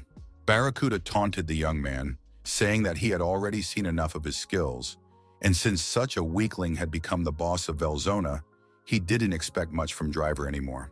Barracuda was sure that no matter how hard Cassian tried, a dog was no match for a tiger. Cassian said that Barracuda's attacks were too predictable. He was just copying his opponent because he had only fought weaklings before and lacked combat experience. Driver was right when he said that without items, Barracuda was nothing. These words enraged Barracuda, and if Cassian wanted to provoke his opponent, he succeeded. Once again, rushing into the attack, he screamed that after his defeat, the young man would whine for mercy. Cursing, Barracuda once again activated his homing spikes. The young man managed to dodge and in turn attacked Barracuda. The battle continued at breakneck speed, and at some point it became completely unclear who was attacking whom and who was managing to dodge the blows. He used his shadow movement abilities at the moment when his opponent activated his shadow blades. The battle continued with varying success. Soon after, Cassian sent a flash of darkness. Barracuda shielded himself from it by forming an energy field around himself, but this ability clearly took him by surprise. After that, the villain put up a shield of spikes, hoping to use it to deflect attacks. Cassian used shadow movement and attacking power, which greatly surprised his opponent. The guy said that unlike Barracuda, who was weak in combat abilities, he trained constantly and had already reached a different level. Suddenly, Barracuda realized that he had been wounded. This surprised him so much that he was stunned. Using his guided spikes again, he hoped to get Cassian, but the guy anticipated all his attacks in advance. At this stage of the battle, Barracuda realized that his opponent would prove to be stronger than himself and than his expectations of the young man. Completely demoralized, Barracuda declared that he was not used to prolonging fights, so he would end it right now. But when the young man successfully parried another attack, Barracuda's nerves gave way. As it happened, due to the difference in the combat skills of the opponents, the outcome of the battle was predetermined from the start. Barracuda continued to curse, muster what strength he had left, and attack. This time he used Hell of Thorns, which, as you can imagine, also had no effect. The next moment, the villain's hand, which was wearing brass knuckles with magic crystals, was damaged. Cassian said that a pair of hands was too small a price to pay for the greed that Barracuda had spewed on everyone around him. The villain, with his last ounce of strength, snarled at Cassian, cursing him, and swore that he would definitely take revenge. However, the young man explained that such a promise could only be fulfilled by staying alive, and he did not seem to have said that he was going to spare Barracuda. These words left the villain speechless, and the cursing stopped. The young man announced to his opponent that his end had come, and just as he was about to kill Barracuda, something unprecedented happened. Suddenly, space opened up with some kind of incomprehensible explosion, and Cassian flew to the side. Landsgirl appeared in front of Barracuda. She rushed to her boss, helping him up. He thanked her and asked her to help him escape. The girl created a portal so they could escape through it. A few seconds later, Barracuda and his assistant Landsgirl disappeared through the portal. Cassian noted with surprise that Barracuda still had allies. He couldn't understand where they had disappeared to. The young man was unpleasantly surprised that he hadn't even sensed the stranger's presence. Landsgirl was a very unusual villain. The spirit asked if Cassian was going to pursue the fugitives, but the boy didn't know where they had gone, and next time he wouldn't leave it at that. The young man also intended to take something from the battlefield. It was a magical knuckle duster with spikes. A nice catch. While Cassian was fighting Barracuda, Driver slowly walked with Raven to the meeting place. The young man eagerly awaited his companions. Driver and Crow looked around the room with interest, realizing that Cassian had defeated Barracuda. The guy admitted that he had punished Barracuda, but did not kill him because the villain managed to escape. The young man had no intention of letting him go. It was just that Barracuda was helped by a girl with lenses. Driver was satisfied with this outcome. He turned on his lens and made sure that Ukon had defeated his opponent, freed his sister, and was getting out of Velzone. Then Driver checked the situation near the exit and made sure that everything had gone according to plan there as well. Although the Velzon villains had encountered problems, it seemed that they had managed to overcome them, and victory was on the side of the Kadam district villains. Driver sent Cassian and Raven ahead, saying that he needed to stay behind and take care of some business, but that he would catch up with them soon. In his lair, Barracuda was tearing his hair out. He couldn't believe he had come to this. His Velzons were practically gone, his subordinates were beaten, and he had dreamed of having the whole world in his hands. He hated Cassian and Driver even more for depriving him of his dreams and power. Landsgirl tried to calm him down, saying that if he started treatment right away, he could recover. But Barracuda had no hands. Cassian had cut them off. The girl left her boss to rest and went to check something, promising to return soon. But before she could create another portal to teleport, Driver entered through her portal. Barracuda watched in horror as his last subordinate fell unconscious. Driver's lilac-colored lenses came to the fore. He said he was very tired when he finally found Barracuda. Driver reminded him that he had suggested they not exhaust each other with their cruelty and warned Barracuda of the consequences, but Barracuda ignored his words. Driver was very disappointed. He deactivated Barracuda's restrictions. He said that Barracuda would be held responsible for his actions, namely for his aggression against the villains from another Velzone. Near the exit from Velzone, the thrashing between Rockhand and the guys from Kadama was just ending. Rockhand was defeated. Joak and Pointer were also beaten and immobilized. It turned out that all the traitors had gathered near the exit. Cassian announced that he was not going to forgive the traitors and that he was not merciful at all. Without waiting to carry out his threats, he suggested that his girlfriend flee. The Velson Kadam fighters were victorious and feeling on top of the world, They asked how things had gone with Barracuda. Cassian immediately thought of Landsgirl, who had helped Barracuda escape. Cassian told his accomplices how this petty villainess had carried Barracuda through the portal. When asked where Driver was and if something terrible had happened to him, Raven reassured his comrades, saying that Driver had unfinished business and would return soon. Driver continued his speech to Barracuda, saying that he had figured out his plan because the blaster, the blood rain, the riots in Kodama, and the spread of vile rumors were all Barracuda's doing. He wanted to blame the residents of Kodama for all these crimes and would now be punished for his actions. Suddenly, Landsgirl interrupted the conversation. She said that Driver was truly inimitable. She created a place to jump again and opened a portal, saying that someone wanted to meet him. Driver did not like unplanned meetings, but it was too late, and two strangers came through the portal to meet him. One was an imposing adult man in a suit, waistcoat, bow tie, earrings, and a confident gaze. His companion was someone like Mowgli, healthy and apparently strong. Driver said he didn't consider their meeting worthwhile and asked if they wanted to start a war. The stranger reassured the young man, saying he had not come to fight. He just went to see Driver, who, being such a small child, was causing such a huge pile of problems. The stranger said he valued his servants, even if they were unable to do their jobs. Driver guessed that he was talking about Barracuda, who was supposed to capture Soul on the stranger's orders.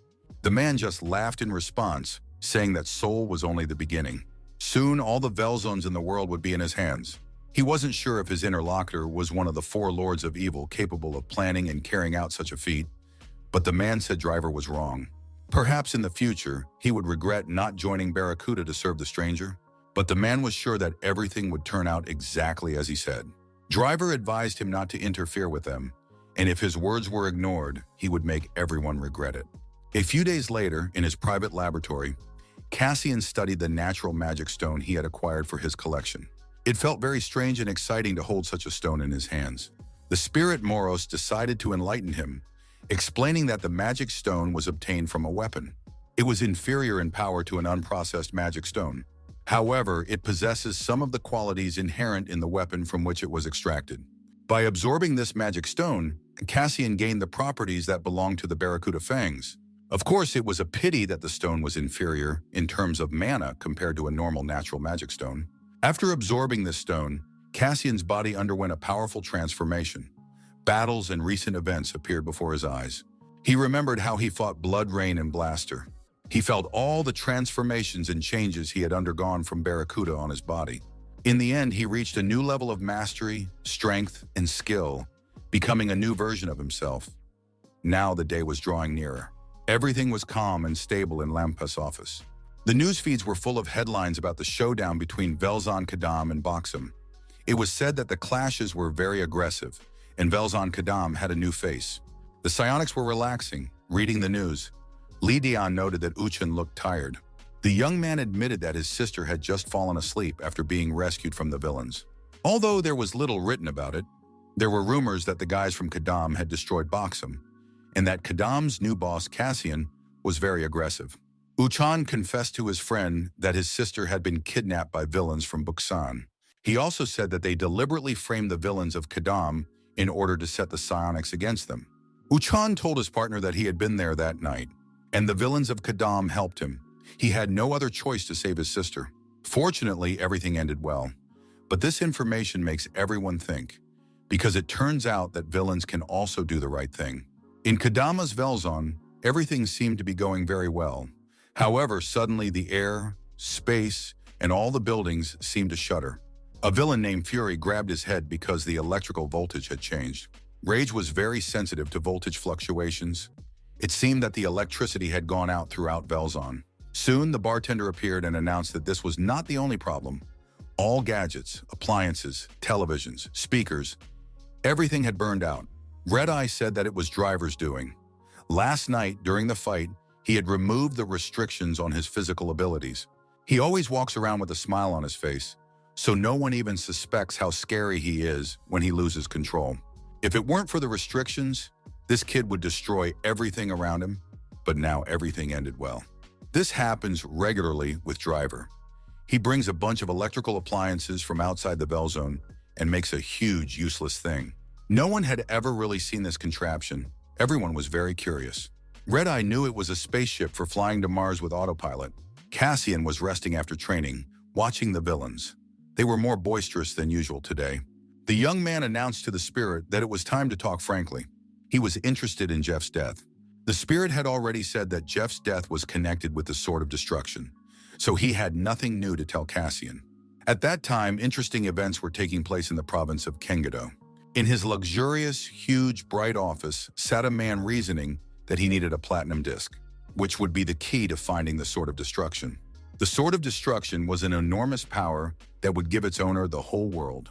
It was the object of desire for the Money King, the imposing man who had recently met with Driver and dreamed of conquering the entire world. Meanwhile, in Philadelphia at the hotel, Yuri, despite her work, continued to keep tabs on her brother, inquiring about his health, well-being, and successes. Suddenly, a visitor appeared in front of her desk, his face hidden by boxes. The man put down the boxes. It turned out to be the director. The girl immediately offered her help and went with the director to his office. He thanked her and said that thanks to her help, he would be able to sort things out faster. The director shared something personal with Yuri. He looked at the framed photo with trepidation and love. The man said that the photo was of his best and dearest friend. And although Barracuda was nicknamed a tyrant and a despot, he longed to conquer Seoul as the boss of Velzona Boxen. However, after a humiliating defeat in battle and the loss of all his strongest supporters, Smoker, Black Ghost, Ice Demon, Rock Hand, and Barracuda himself, he was never seen again in Busan. Shortly after his disappearance, Uwak took his place as boss. Cassian continued to combine abilities and train. By combining the Sword of Destruction with a platinum disc, he created a ball that he could throw far ahead. The young man understood that villains increased their magical power by absorbing mana stones, and that they could also use them to gain new skills. But despite possessing such abilities, there were almost no villains who trained diligently, so their combat effectiveness was low. The young man was not like that. His days were spent in constant training. By combining the Shadow Blade and Homing attribute, as well as the Armor attribute, the guy created something new. Among the villains, of course, there were those obsessed with developing their powers. The most outstanding of them are often called monsters. Their goal is power and authority, as well as money, gold, and diamonds. They are different from ordinary villains from birth. It is often very difficult to communicate with them. They are sociopaths. They are also called the Four Lords of Evil. Cassian discovered that the key to finding the Sword of Destruction was a platinum disc. He believed that one of the Four Lords of Evil had this platinum disc. The young man understood that the spirit was hiding something from him and not telling him the whole truth. The young man checked his stats. It turned out that not only his mana points had increased, but also his skill level. It seemed that the effect of the natural mana stone was very good. His Shadow Blade and regeneration levels had also increased, but it was still not enough to fight the Lords of Evil. After all, high mana points do not guarantee good combat skills, but they cannot be completely ignored either. If Cassian plans to fight the Lords of Evil, he must gain as many points as the villains of their rank. The spirit advised him not to rush and to gradually increase his strength, but the guy understood that it might simply be too late. The Lords of Evil were within his grasp, and he didn't understand why he should delay. Suddenly, Driver came to visit him, saying that someone was looking for him. It turned out to be the Black Ghost, who greeted Cassian on his knees. The Black Ghost began to explain why he had come. He believed Cassian to be the greatest villain of all time, embodying darkness itself. Cassian was the embodiment of darkness, and only he deserved the Black Ghost's loyalty. So the Black Ghost asked to be accepted into Cassian's service. It seemed that the Black Ghost had come to surrender, but Cassian did not want to accept him. Driver suggested conducting a check on the Black Ghost and looking at his documents. Soon, Driver announced that he had a small problem. Velzone was running out of essential supplies. Soon there would be no water or electricity, and it seemed that all the freight transport that delivered supplies had become unavailable. The government and the population of the cities were supposed to help Velzone with supplies, but there were problems. The fact that resources are running out is not such a serious problem. Of course, it is annoying, but other solutions can be found. You just need to eliminate the root of their problems, and everything will be fine. Among the lords is a villain named King Money. Driver believed that he was responsible for the problems in the Kadam zone. Cassian listened to this information with bated breath, because one of the four evil lords, the Money King, was also his personal target. Driver was sure that cutting off water and electricity was just the beginning, and that serious measures would soon be taken against them. If the King of Money wanted to, their zone would fall in half a day. Cassian did not understand why the King of Money was suddenly interested in them at all. Driver explained that it was because Cassian had rejected the King of Money's offer, whose goal was to unite the Velsons across the country. And it wasn't even that the Money King craved power or sought to enrich himself. He wanted something else. And that something else and special thing is in their Velson. Cassian thought about it because he couldn't immediately understand what Driver was talking about and what he meant. In the Kadam Velson, there was a story that was passed down by word of mouth, the legend of an immortal villain stronger than anyone else. This villain was called the Unkillable. His black armor was hidden somewhere in the Velson of the Kadam region. According to Driver, it was this armor that was the main goal of the Money King. The Numgon Velson looked like a chic resort in the mountains, a magnificent mansion nestled among dense forests and inaccessible to prying eyes. A meeting was taking place in the main hall of the residence, accompanied by a magnificent atmosphere, fragrant tea, and pleasant conversation. The owner of the residence, the boss of the Velzona named Mujin, immediately got down to business, saying that the assistant to the King of Money had clearly not come to drink tea. Deputy Head Kim said that he had come on the orders of the chairman of the board and that they had an excellent offer for Mujin. The King of Money is very concerned about the rights of villains because they have now reached rock bottom in society. He wants to create a world in which the rights of villains are protected and their freedoms and rights are enshrined. Mujin interrupted Kim's monologue, saying that he was tired of listening to nonsense and demanded to get to the point of the visit. Starting with the 4 Velsons of Seoul, the King of Money wants to unite all the Velsons of the country and thereby strengthen the power of villains. Mujin is offered to become the right hand of the King of Money and convey his orders to the rest. In addition, the King of Money asked to pass on a modest gift. The gift was a beautiful red box. Inside were 5 beautiful magic crystals. Kim emphasized that this gift was from the bottom of his heart, and he sincerely asked the leader to accept them. Mujin accepted the gift, said goodbye to the visitor, and thought about the offer. He understood that even one Vilzone was not easy to control, and the King of Money wanted to unite them all. He was a real madman. J. Rob, Mujin's right-hand man, thought that the man obsessed with money had finally lost his mind. Mujin realized that the plan was not bad, but he doubted that it was his ultimate goal. He understood that he was missing some information. J. Rob asked his boss why he didn't turn off his voice converter, even when they were alone. The boss didn't answer. He asked what Driver's response to a similar proposal had been, because Mujin was sure that Driver had already been asked. J. Rob assumed that Driver had refused immediately. This led him to believe that Driver was aware of the true motives of the King of Money. Mujin wanted to contact their Velzone and meet with Driver.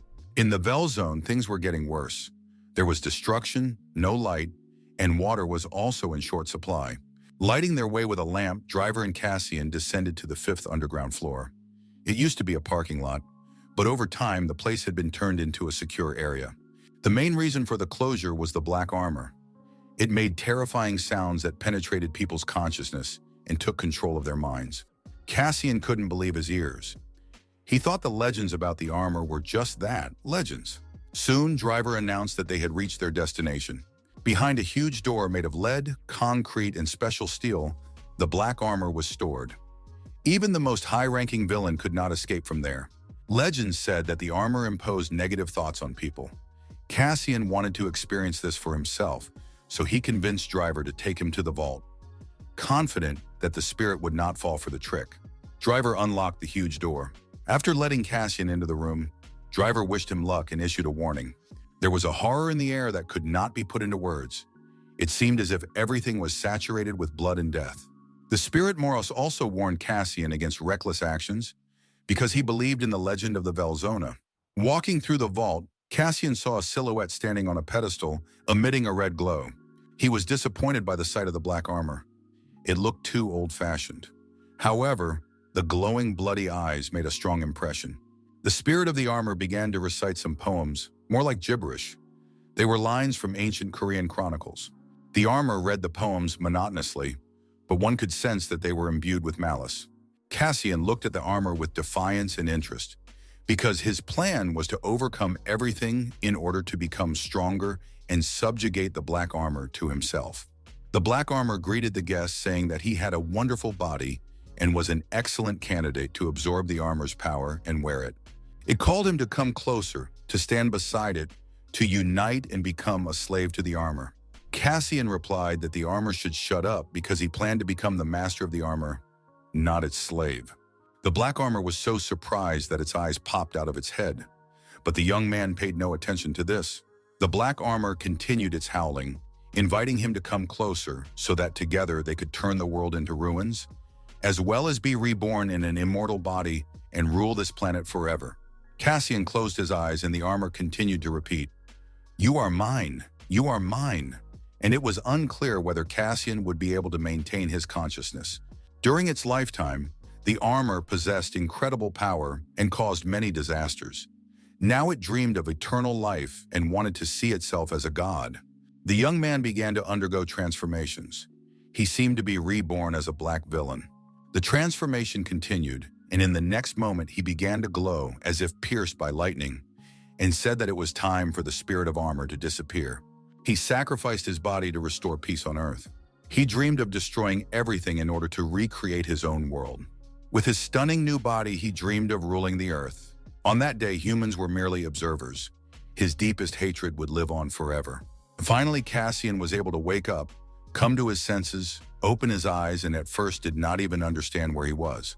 The spirit Moros explained to him that the black armor had almost taken complete control of the young man. Cassian remembered flashes of memories rushing through his head. He realized that his mind was clouded, but he didn't understand why he couldn't feel the energy from the armor. It turned out that the dark energy had simply disappeared.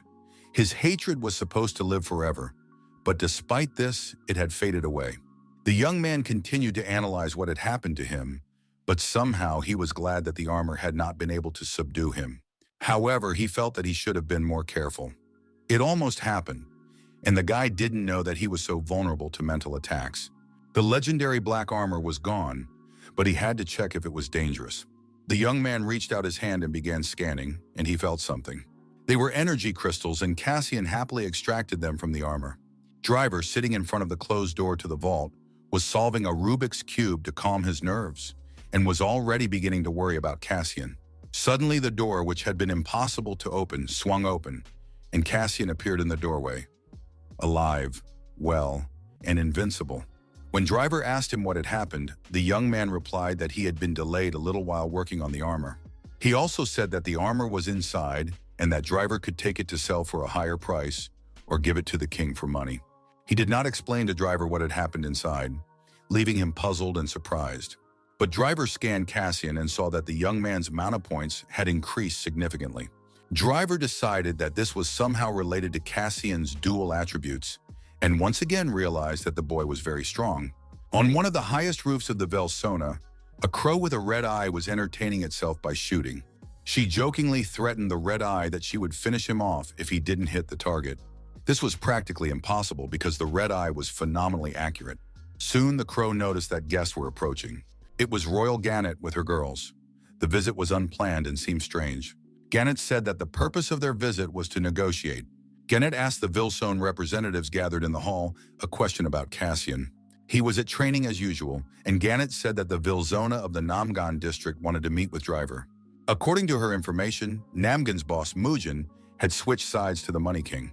Mugen was one of the strongest villains and fighters in the country, so it was unlikely that the Money King could intimidate him.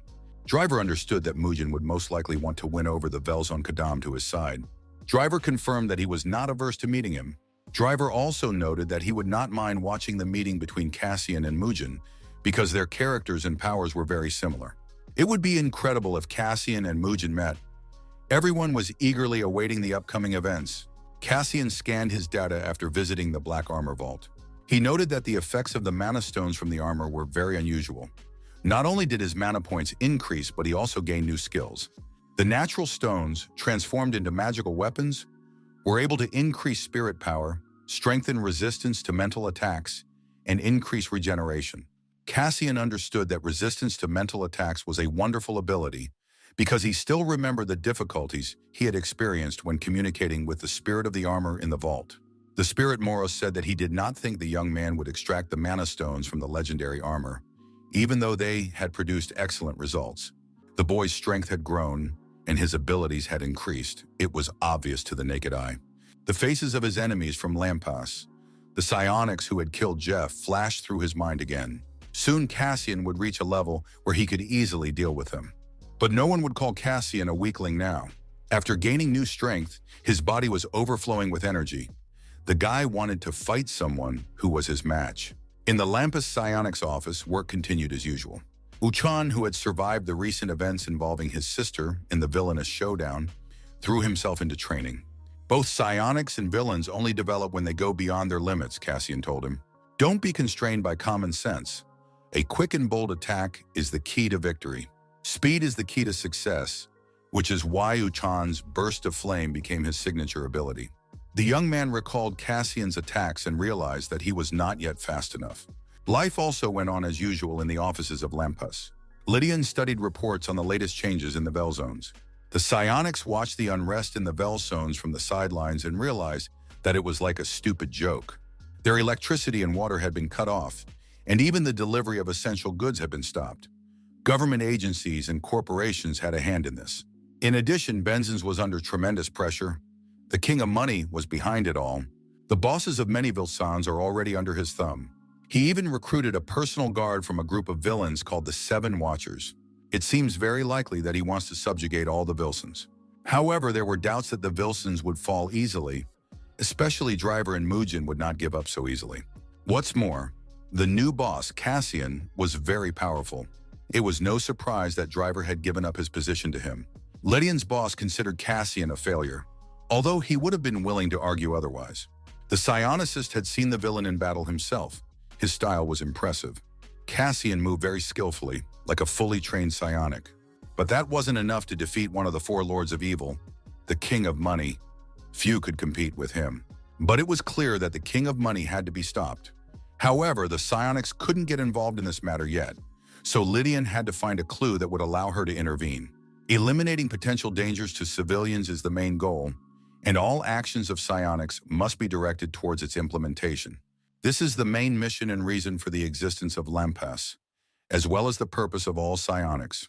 In the Vel zone of Kadam, everyday life went on as usual.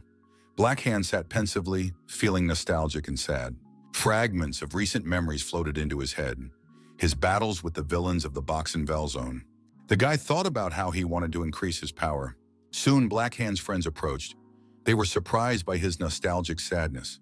The guy confessed to his friends that he was thinking about how to become stronger, even though he was already pretty cool.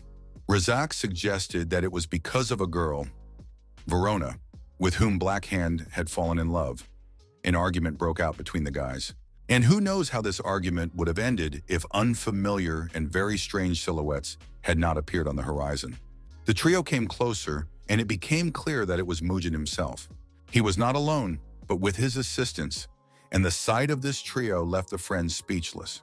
Being nervous by nature, Blackhand flew into a rage at the uninvited guests, saying that he was not going to call anyone and would now beat up the uninvited guests. J-Rob confirmed that he had heard about the trio of idiots who were unable to read the situation. Most likely, this trio was standing before them. Hearing the insult directed at him, Blackhand did not stop and rushed at the strangers. But he didn't get a chance to do anything because as soon as he got close to J-Rob, his arm felt like it was chained. The next moment, there was a terrible sound of breaking bone. The unfortunate and foolish Blackhand was thrown to the ground with a broken arm, without even having a chance to use it. J-Rob noted that he usually broke bones like matchsticks, but Blackhand's arm turned out to be very strong. His friends couldn't stand such lawlessness and rushed to help their comrade. However, before they could strike, both were smeared with some kind of sticky slime. A villain named Marsh came out to meet the bullies and threw his favorite dynamite at them. Marshmallow claimed that treats should be shared. Everyone loves marshmallows and it's more fun together. However, Marshmallow's dynamite did not reach its target because it was hit by Red Eye's arrow. The entire leadership of the Kadam Velos appeared before the uninvited guests. They looked at the strangers with interest and waited for them to announce the purpose of their visit. Mugen immediately warned them that they weren't the first ones to start the fight. The crow was boiling with indignation and wanted to deal with the guests, punishing them for offending the younger villains. Cassian suggested listening to the guests and finding out the purpose of their visit before getting into a fight with them. In addition, Driver calmed his people down, saying that the meeting had been planned, but he did not think that the guest's arrival would be so loud. Mujin himself, the boss of the Vilsonamgan, appeared before them, and Cassian suggested greeting the strangers accordingly. Mujin replied that only a madman would take the name of a psionic. According to him, people like Cassian were unworthy of being the boss of the Vilzone. He believed that Driver was simply using Cassian to entertain himself and take a break from managing Vilza. He himself hated bugs who thought they were God knows what. As he spoke, Mujin burned with hatred and fire, using shadow transformations to show his power and superiority. Even the thick-headed Black Hand felt the crazy thirst for blood emanating from Mujin. Driver continued to smile, making it clear that everything was under control. He definitely could not be underestimated.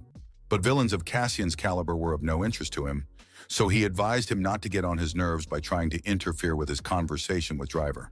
Cassian agreed to let Mujin talk to Driver, but he had one condition. He wanted to fight the invincible Mujin. This news caused everyone to be perplexed because those present understood who would emerge victorious in this battle. Mujin tried to use his power against Cassian, binding his arm with an energy chain. However, the young man dealt with it in a flash and said that he had completely misunderstood the warning. In the next moment, Cassian presented his hand, which was a serious warning. After dealing with J. Rob, the guy explained to him with force that no one dared to talk to him in that tone, because he was the boss of this Vilzone. The Crow watched what was happening with satisfaction, noting that it was getting interesting, and Driver received confirmation of his guesses. Mujin noted that their hospitality was very poor, and he was sorry that his assistant had fallen for the provocation, but he was not going to ignore Cassian's challenge. Drawing his sword from its sheath, the rival noted that Cassian had defeated Barracuda and was probably very proud of it. But now it was time to settle the score, and the price would be very high. Cassian analyzed his opponent as much as possible. He noticed that he was left-handed and that his sword had been made especially for him. He understood that Mujin was different from those he had fought before. Cassian rushed into the attack, leaving himself no time to think. Mujin used a floating sword strike. Cassian managed to dodge the blow. In the next moment, a new attack was directed at Cassian, but it also had no effect. The young man realized that Mujin could anticipate his attacks. Cassian had not yet found his opponent's weak spot. He rose up, activated his abilities, and launched a counterattack. The frontal attack ended with a powerful explosion that shook the entire Vilzone. It was immediately followed by a shadow blade, which caused Mujin some discomfort. The chain of shadow blades came in handy. Meanwhile, the opponents lacked the speed to avoid each other's attacks. The spectators watched with interest, analyzing the opponent's techniques and studying their skills in a practical way. This was followed by a flurry of blows from Mujin, as well as a flying sword strike that crossed the entire space around them like a streamer. Suddenly, Cassian noticed that a second sword had appeared in his opponent's other hand. This was very unexpected and complicated the situation. Mujin used twin blades to attack. The young man did not lag behind either. He easily knocked the sword out of Mujin's hand and used his gloves as weapons. The opponents continued to strike each other with all their strength, avoiding injury. Mujin noted that Cassian had a very unusual style. He did not fight like a villain. Everyone present watched the fight with genuine interest, noting that the opponents were practically equal. They did not understand where Cassian's strength came from, but Driver suggested wrapping things up, believing that both villains had had a chance to appreciate each other's skills. Mujin refused to stop the fight, which was in full swing, and announced that the battle would only end when one of them fell. Cassian disagreed that his opponent should fall because they were villains and should fight like madmen, giving it their all. Mujin called him a psycho if this second-rate villain dared to use such vulgar language toward him. His power was the energy of destruction. He could cut through anything. With these words, he swung his blade and destroyed half the building. He also possessed the power of hardening, which meant he was able to strengthen any part of his body. This attribute is good not only for attack, but also for defense. It makes Mujina a very strong opponent in one-on-one combat, while the attribute of darkness is intended for sudden and hidden attacks. Therefore, it was clear to everyone present that the battle would continue for a long time. The opponents clashed once again, using their hidden and obvious skills. Finally, the moment came to introduce the Shadow Blade into the fight, which Cassian took advantage of. In response, Mujin used a floating sword strike, which Cassian deflected with ease. The enemy noted that he was tired of these blades and that the dark attribute skill was very interesting. Flying back a decent distance, he immediately went on the counterattack.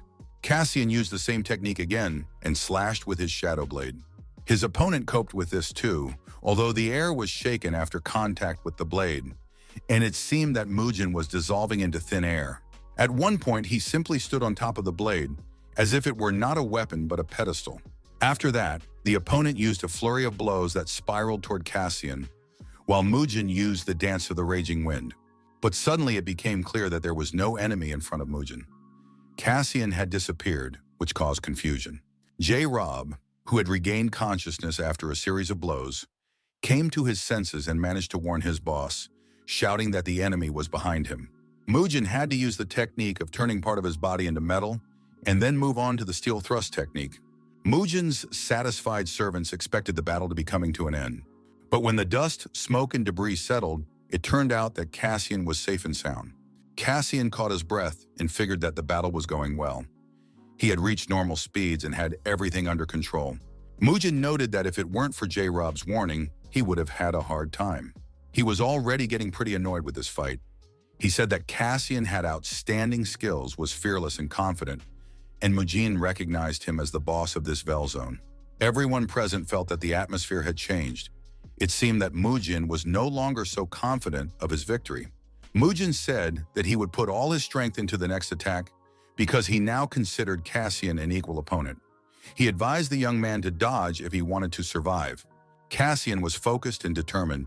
His spirit warned him that his opponent would most likely use magical power, and a head-on collision could be fatal for Cassian.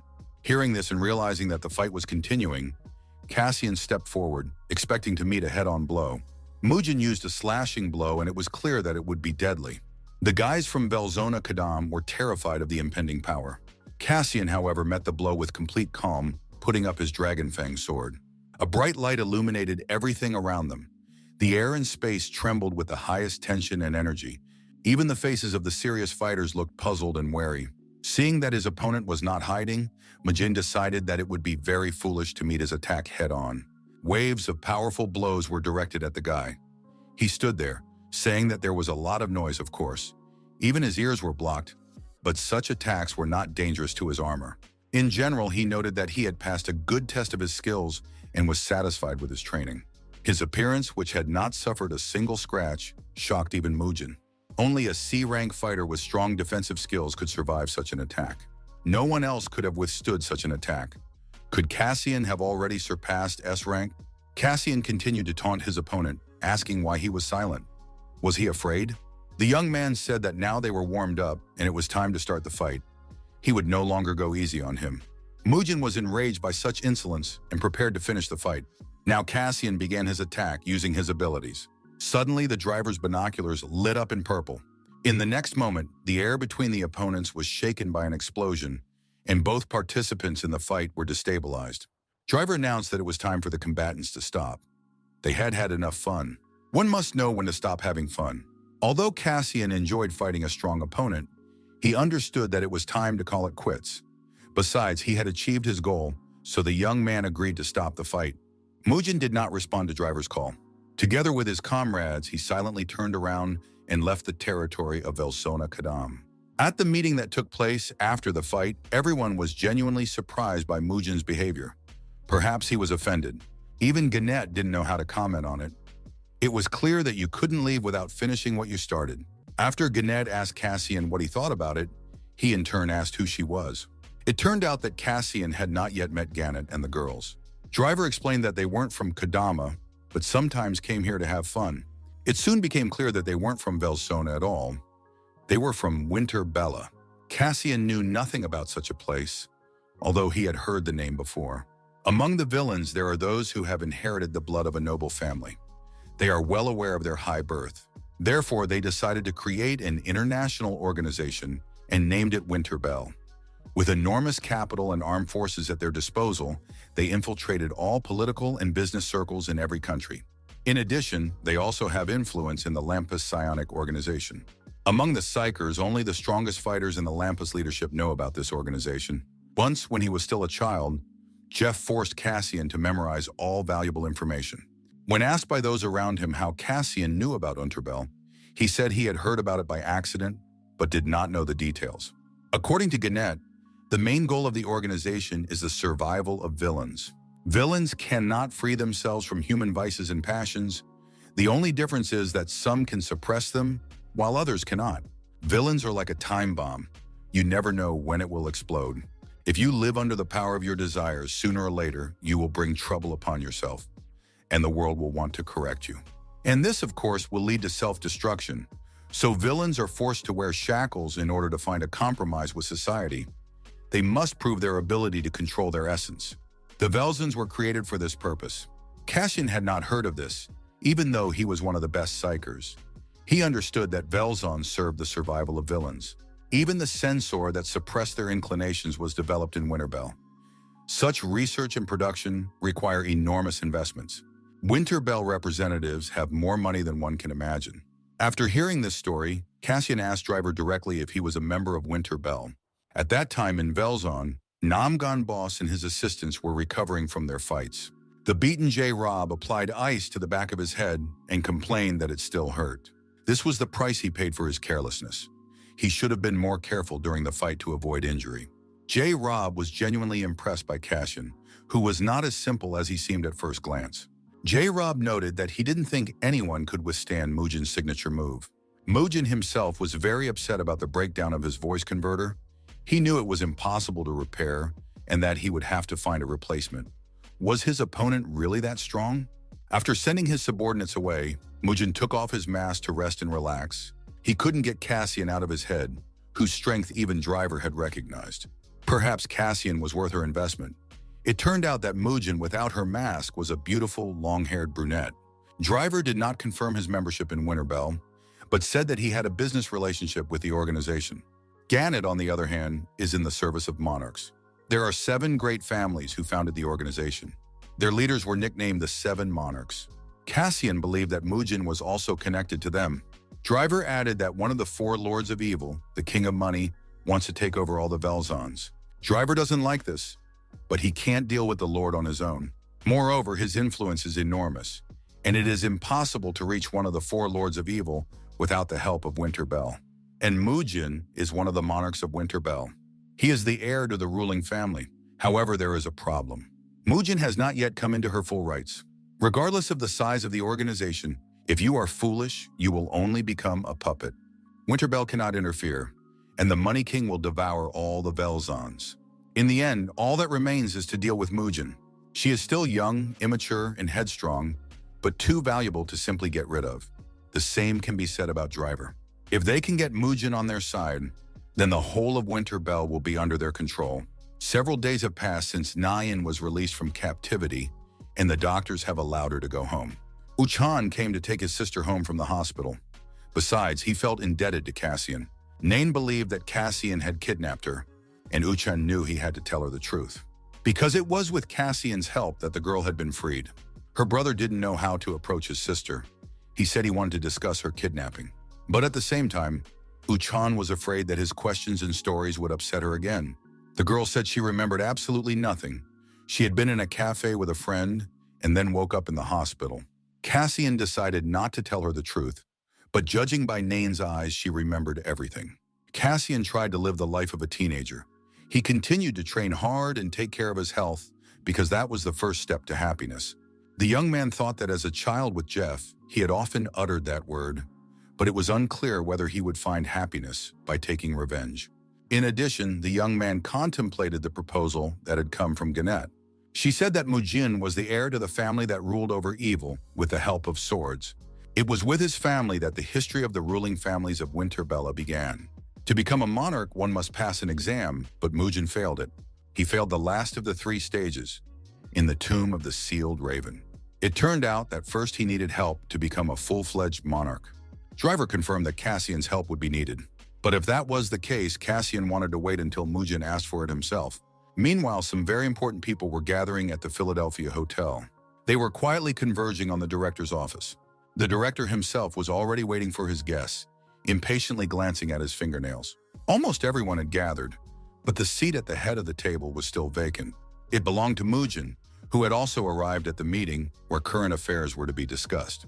It is known that the bosses of most Velzons are under the thumb of the Money King. At this rate, he would soon take over all the Velzons. Yu Seongjun asked everyone not to panic because that was not why they had gathered. Kang Hee-sun believed that they had no choice but to exercise their right of absolute command. Long ago, Winterbell made a secret agreement with the leaders of many states, which resulted in the creation of the Velsons. With the help of control, all loyal Velson bosses could be brought back. But only bosses can contact the monarchs of Winterbell. Only a true monarch can exercise this right. And if they cause trouble too often, the monarch has the right to use absolute command. But So Jin has not yet become a full-fledged monarch. In case of disobedience to the monarch, the villain will suffer the most severe punishment. Mujin believed that it was all useless because the King of Money had already planned to capture Velson. And in general, it was a very strange situation, because before, the Money King had no interest in the Velsons at all. Why this sudden desire for unification? There was only one way out. Mujin had to obtain absolute command. This would be the ideal option, but it was necessary to pass a test. Gannett believed that it was entirely feasible. Somewhere in the middle of the path of trials, there must be a secret passage that could be used to access the path from the outside. Everyone knew about it, but the problem was that there was nothing to open the hatch with. However, Gannett found someone who could enter without a key. That someone was Cassian. Thanks to his attribute of darkness, he was able to command shadows. His skills allow him to move through subspace, using shadows as a conduit. The attribute of darkness and commanding shadows are completely new abilities. In addition, to reach the hatch, he would have to pass through many dangerous traps. Mujin believed that this would not be a problem for him because his abilities would allow him to overcome any traps. Gannett does not yet know whether Cassian has accepted the offer and what conditions he has set. You considered it humiliating to stoop to such a level, but Mujin admired Cassian's unusual fighting style. Among the villains, the guy had no equal. He was good, even compared to the psionics. He had already reached the level of an expert and perhaps even surpassed it. Driver himself recognized his strength. Mujin would do everything to become a monarch, and the right to command would be hers. Cassian went about his usual morning routine, continuing to analyze recent events. He did not understand why Mujin wore a mask and altered her voice. The young man did not understand why no one had warned him about this in advance. The guy also noted that Mujin did not fight like a villain at all. It seemed as if Cassian was fighting a psionic. His skills were honed to near perfection. Even among psionics, it was rare to find such a skilled fencer. And thanks to this battle, Cassian gained a lot. If Cassian accepts the offer, he can request any number of magic stones or put forward any counter conditions. While the young man was fantasizing, his breakfast burned. The young man finished the leftovers while texting his sister. It seemed that everything was going well for her at her new job. The only thing the young man could do to help her was to take care of himself. He decided to accept Mujin's offer and help her pass the test lesson. But he needed to have reliable insurance in case of an emergency. In Velzon Kadam, things were restless again. The three friends were arguing with a stranger. He said he was the embodiment of darkness, a criminal towering above the shadows. He was a loyal servant of the most powerful villain on earth, and he would not allow his idol to meet such unworthy fools. The scandal was heating up and gaining momentum. It was already looking like a fight was about to break out when Cassian appeared. He stared at the group in surprise, not understanding what was going on. Blackhand spoke for everyone. He turned to the boss in all seriousness and announced that they wanted to become stronger. Cassian's jaw dropped and his hair stood on end at what he heard. Why all of a sudden? Everyone had their own reasons, but after seeing Cassian's fight with Mujin, the guys wanted to become the best versions of themselves too. It seemed that they had never trained properly in their lives. They had gone to the gym a couple of times, but that wasn't enough.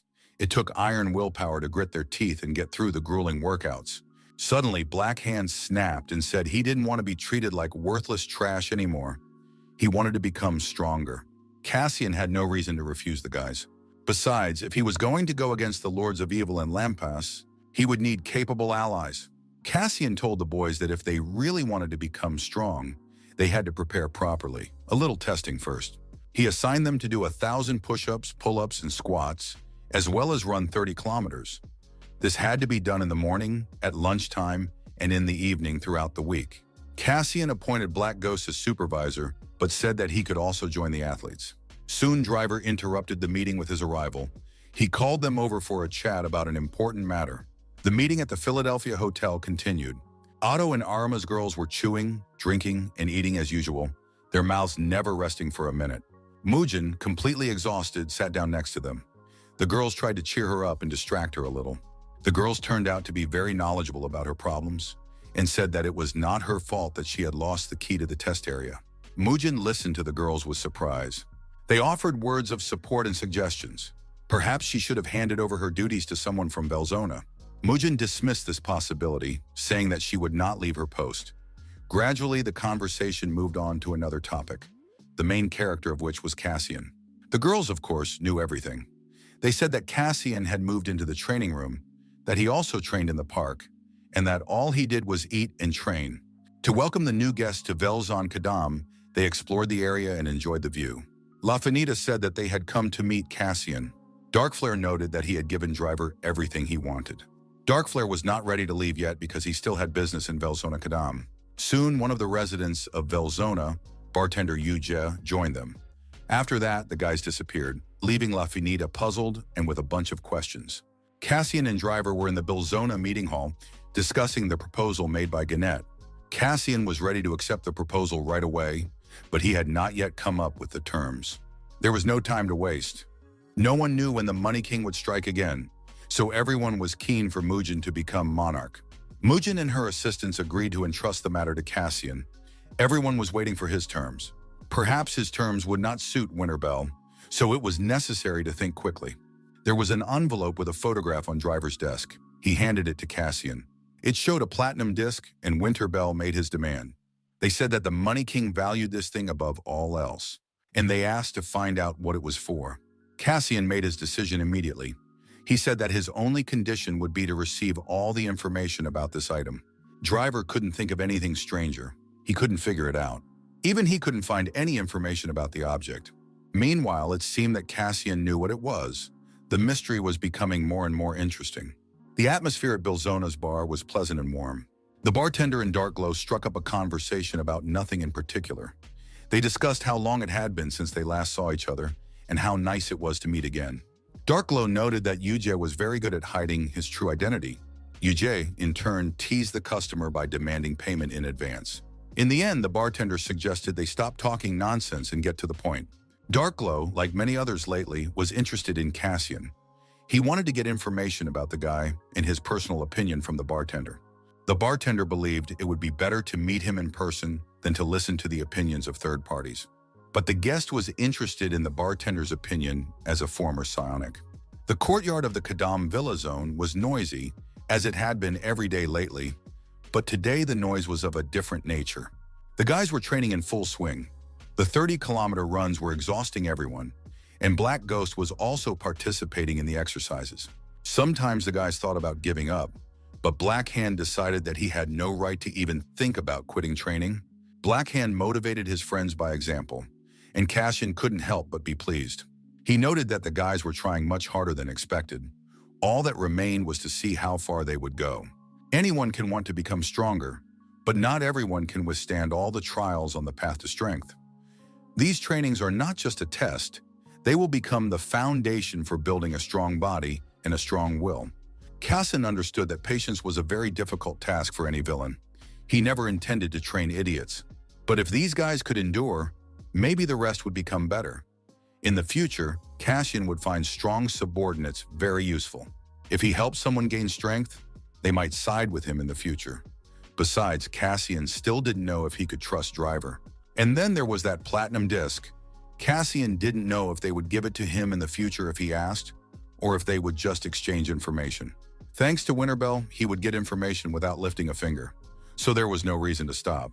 If all went well, the information would not only be about the platinum disc, but Cassian might also find out who he was. In one of the windows of the high-rise building, the sun's rays reflected in bright flashes. This couldn't fail to attract the attention of the observant Cassian. Standing in the window was Yemnoblesk. Cassian had never met him in person before. The stranger raised his hands and ordered Cassian to come closer. The stranger's audacity greatly surprised the young man, and of course he responded with a similar command, because as the boss of Vilzona, he was not used to being treated that way. When the men met, Temnoblesk said that the young man had apparently not been taught manners as a child, as he had not added please when calling the stranger. Cassian interrupted the guy's nonsense and asked who he was and what he was doing there. The stranger called himself Dark Flare, a vassal of the monarch Winterbell.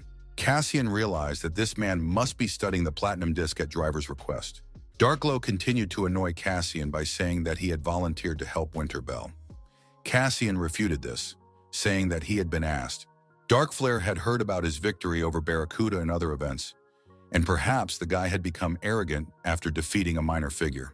Cassian had recently defeated Mujin, their monarch, but Dark Flare believed that it was not a victory or even a fight, but simply training. Soon this dull conversation began to annoy the young man. He listened to his opponent only to understand why he had come. Temnobless called the guy a pathological liar or a rotten person. He was clearly trying to provoke Cassian. Cassian finally lost his temper and interrupted him, saying that if he had come to fight, then let him start. The stranger, flashing some kind of fiery ball, said that rudeness was inherent in all of Kadam's villains. But now he would teach the young man good manners and correct his harmful habit of being rude. At that time, the local bar was deserted, and UJ was thoughtfully going about his business. He was replaying a recent conversation with a visitor about Cassian in his head. The bartender said that Cassian was quite aggressive, cruel, and didn't care much about hierarchy. He was also insolent. He was like a rogue who knew no shame, but at the same time, he had a kind, noble, and fair heart. Darkglow asked if the bartender had seen the recent battles between Cassian and Mujin with his own eyes. Unfortunately, the bartender had not seen the fight, but he had heard that it was intense and only stopped thanks to Driver, who interrupted them in the heat of the moment. According to the guest, Driver had always been a rather problematic person. The visitor thanked him for the information and said that a baton was the best tool for re-educating a rabid dog. He didn't understand why the local villains hadn't tried to re-educate Cassian yet. However, the bartender understood that it wasn't that simple. A baton wouldn't work on a guy like Cassian, and the effect would most likely be the opposite.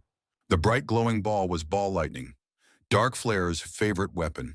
He rolled the lightning from hand to hand, trying to instill terror or at least fear. Cassian analyzed his opponent. The attribute of light was diametrically opposed to his darkness. He would have to keep that in mind. Dark Flare asked about Kazan and learned that his unique skill was related to the attribute of darkness and shadows.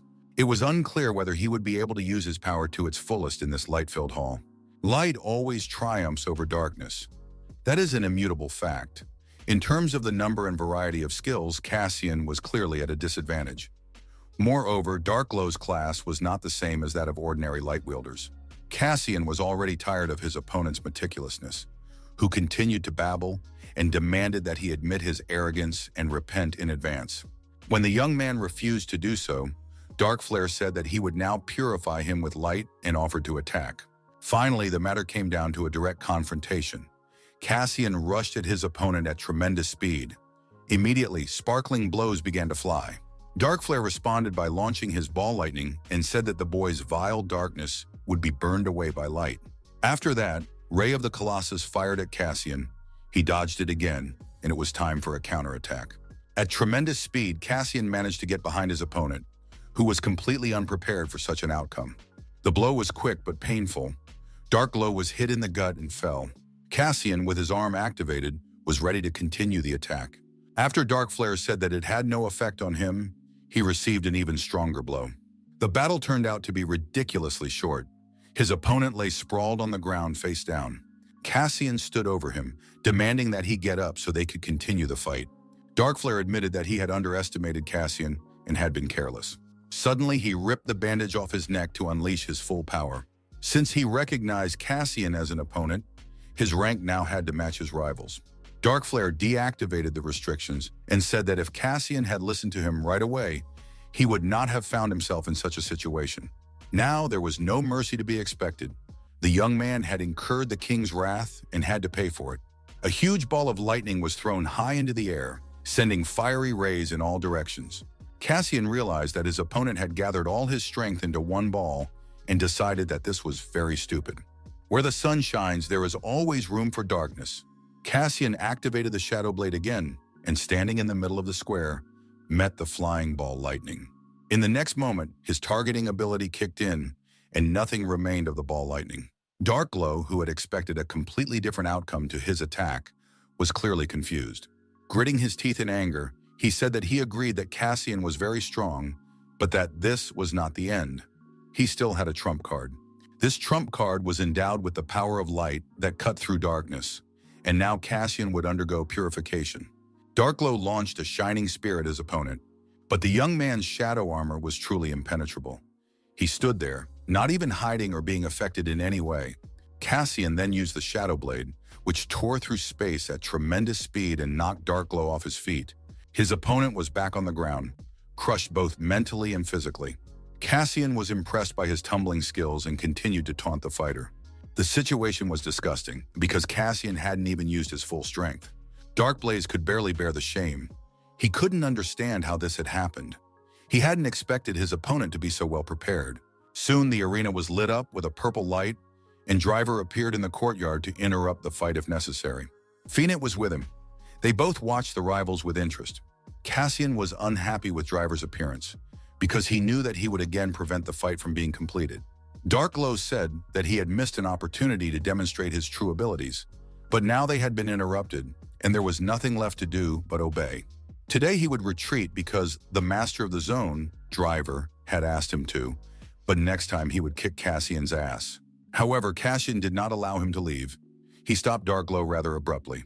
The boss of the Will Zone had a lot of questions for Darkflare, and he wasn't going anywhere until he answered them. Cassian wanted to know what a vassal of Winterbell like Darkflare could be plotting. The situation was too strange. Winterbell asked for help, and then Darkflare came and started a fight. It was unclear what the point was.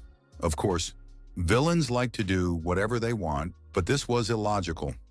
Everyone present listened to this conversation with interest. Cassian believed that Darkflare deliberately wanted to take him out of action, but then Mugen would suffer.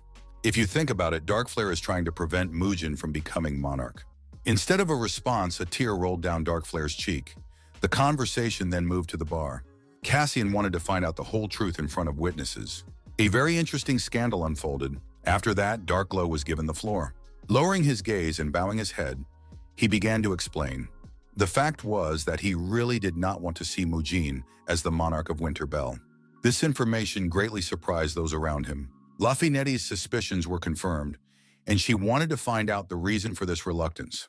Darkflare believed that Mugen lacked the necessary qualifications. Even though Cassian himself had experienced Mugen's honed combat skills, he certainly could not be called weak. Darkflare did not believe that Mugen lacked leadership qualities or that he had a weak character. The reason was something else. Finally, when everyone present had voiced their assumptions, Darkflare revealed the reason. He did not want to see Mugen become monarch for his own safety. If Mugen ascended to the throne, he would attract the attention of the King of Money. But it wasn't even about the Money King. There was someone more terrible and powerful than the four Lords of Evil. His name is Bloody Peony, and Mugen would become his target. Bloody would certainly hunt down Mugen. Everyone had heard about this psychopath. For psionics, he is enemy number 1 and number 2. Having settled in Shanghai, he conquered the provinces, eventually becoming their leader. The Chinese government could not ignore this. It joined forces with Lampas and prepared a special operation to destroy Bloody Peony and his followers. Psychers from all over the world joined this operation, and they were all of the highest rank. However, the operation failed miserably, and no one returned alive.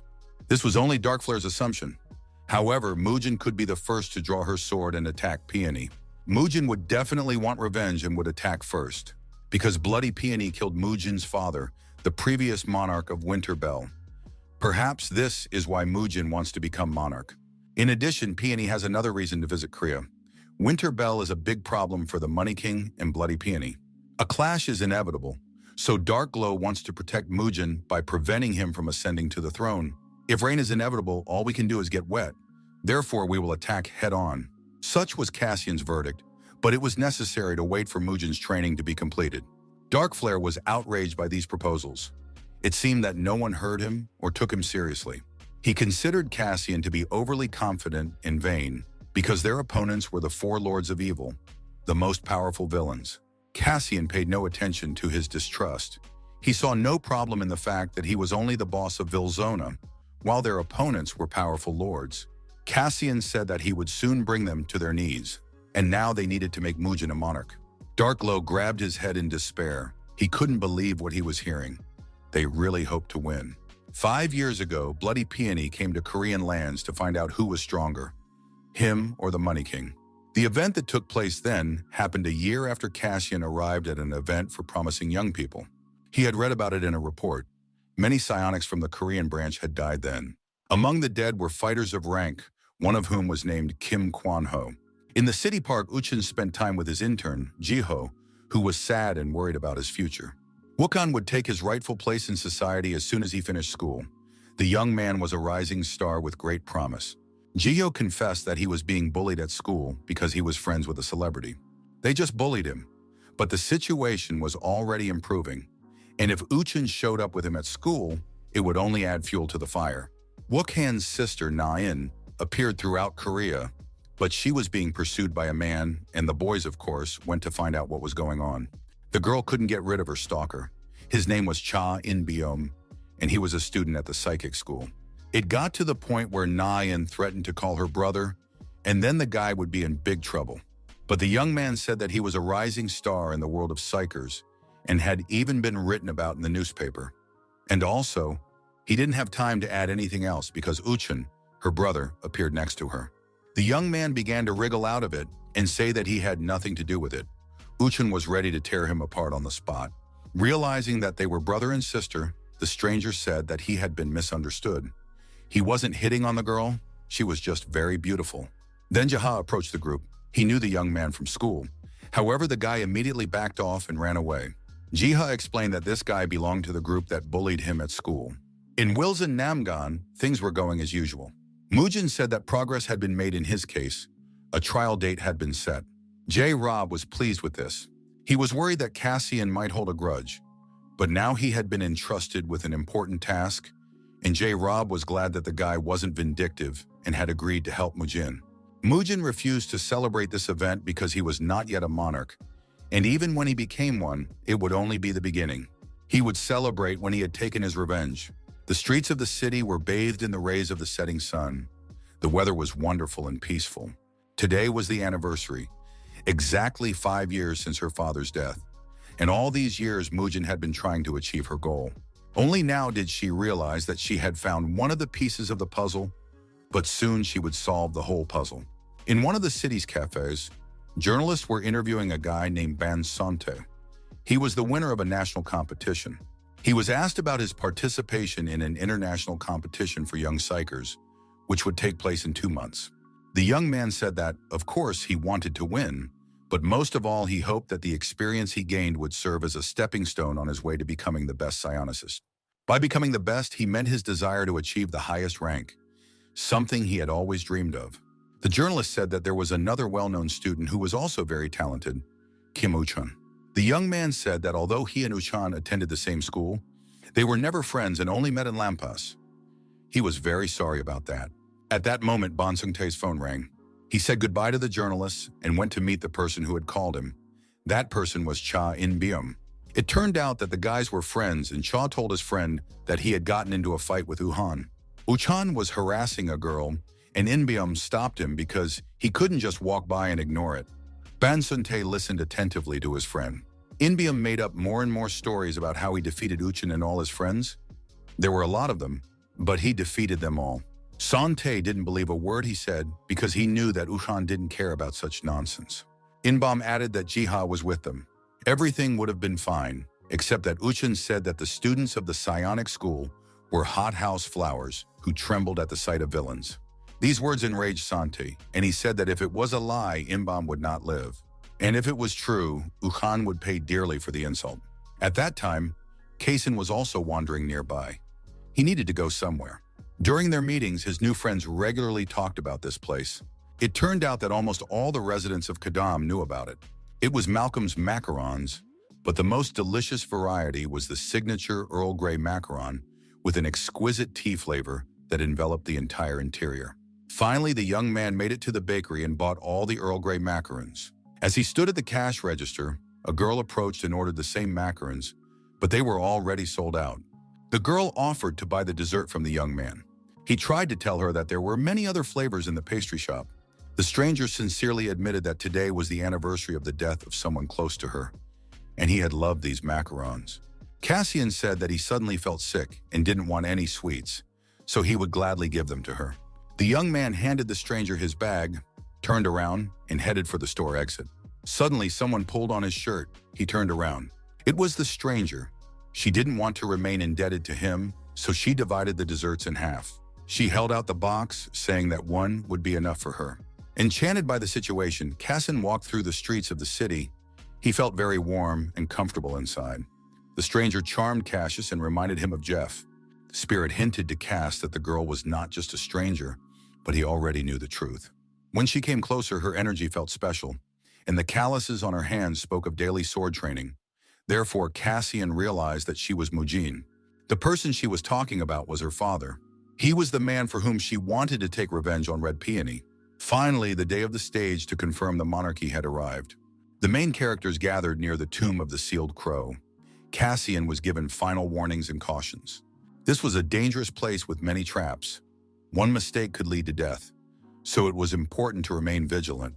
Driver wished Cassian luck and said he believed in his victory. Mujin asked him to return safely. After that, using shadow penetration, the young man got inside. The first thing to do was to find a large glowing stone near the entrance. It was something like a switch, a lighting device. The test area is completely dark. Once the stone is found, you need to place your hand on it and pour mana into it. It will immediately begin to glow, and thus the young man will determine the path. This glowing stone will recharge and activate all the other glowing stones along the way. Cassian saw such a miracle of technology for the first time. He was simply fascinated and immediately figured out who he could sell these stones to. Further down the corridor was a fork in the road. He had to choose the right direction. It was a pity, of course, that he had not been warned about the forks. However, no one could have done so because no one had ever been to this place before. It was necessary not only to avoid traps, but also to make the right decisions. It seemed that Darkglow had been right to insist on the need for extreme caution. Suddenly, Cassin felt a strange energy, and his energy field began to tremble. The guy didn't bother to look for the source of the problem, but decided to just rush through the entire corridor in one breath. Cassian ran through the corridors at tremendous speed, accompanied by the spirit Moros. Suddenly, the spirit sensed something and advised Cassian to slow down. There was an alien energy ahead. The energy was faint, but there was definitely a strange aura there. This meant that there was a hidden space behind the wall. Perhaps it was just a trap. The spirit warned Cassian to be very careful. Perhaps he would encounter something magical there, but the young man was sure that he would not fall into the same trap twice. Upstairs, everyone was nervous, waiting for news. Darkglow wanted to know something, anything. Mujin remained calm and advised everyone not to worry, because despite Cassian's rudeness, his abilities were trustworthy. Driver was also sure that Cassian was one of those who rushed ahead without breaks, but always kept his word. The young man approached the place where he sensed the foreign energy and saw a hidden door in front of him. Of course, it would be nice to know what was hidden behind this door. The spirit said that there was a sign of a three-legged raven there. He had no idea that somewhere in the world there was his tomb, the tomb of the sealed raven. Cassian heard about this for the first time, and the spirit told him that it was not a path of trials, but a place that served as a seal. There was once an ancient family of villains who became a laughingstock when Oder became their heir. Perhaps psionics had been born into the Mujin family tree before. The nature of a psionic could change to evil because it was sealed inside. The place resembled a tomb and apparently contained something very valuable, but at the same time dangerous. It was a pleasant Saturday evening at the Philadelphia Hotel. Guests were enjoying themselves in the hotel restaurant. Quan Yuri noticed a man with two bodyguards. He was sitting alone, drinking wine. Manager Sean said that this stranger was very important. His name was Mr. Seth. This man was the chairman of Lampas. The girl was very impressed by this information. So she was in the presence of the best of the psychers. It was incredible that such an important guest had come to their restaurant. Yuri was once again convinced that she worked in an amazing place. She was so happy that Sean offered to take a photo of her with Mr. Seth in the background. Finally, the doors of the secret passage opened, and Cassian looked inside.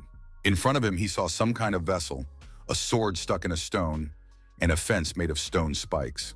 A huge censer stood on a pedestal. Coming closer, the guy realized that it was a tombstone, surrounded by traps. There was also a sword there. Apparently, it powered the trap, which meant that the sword was no ordinary weapon. It was clear that something very important was kept there, but also something very dangerous. People have feared death since ancient times.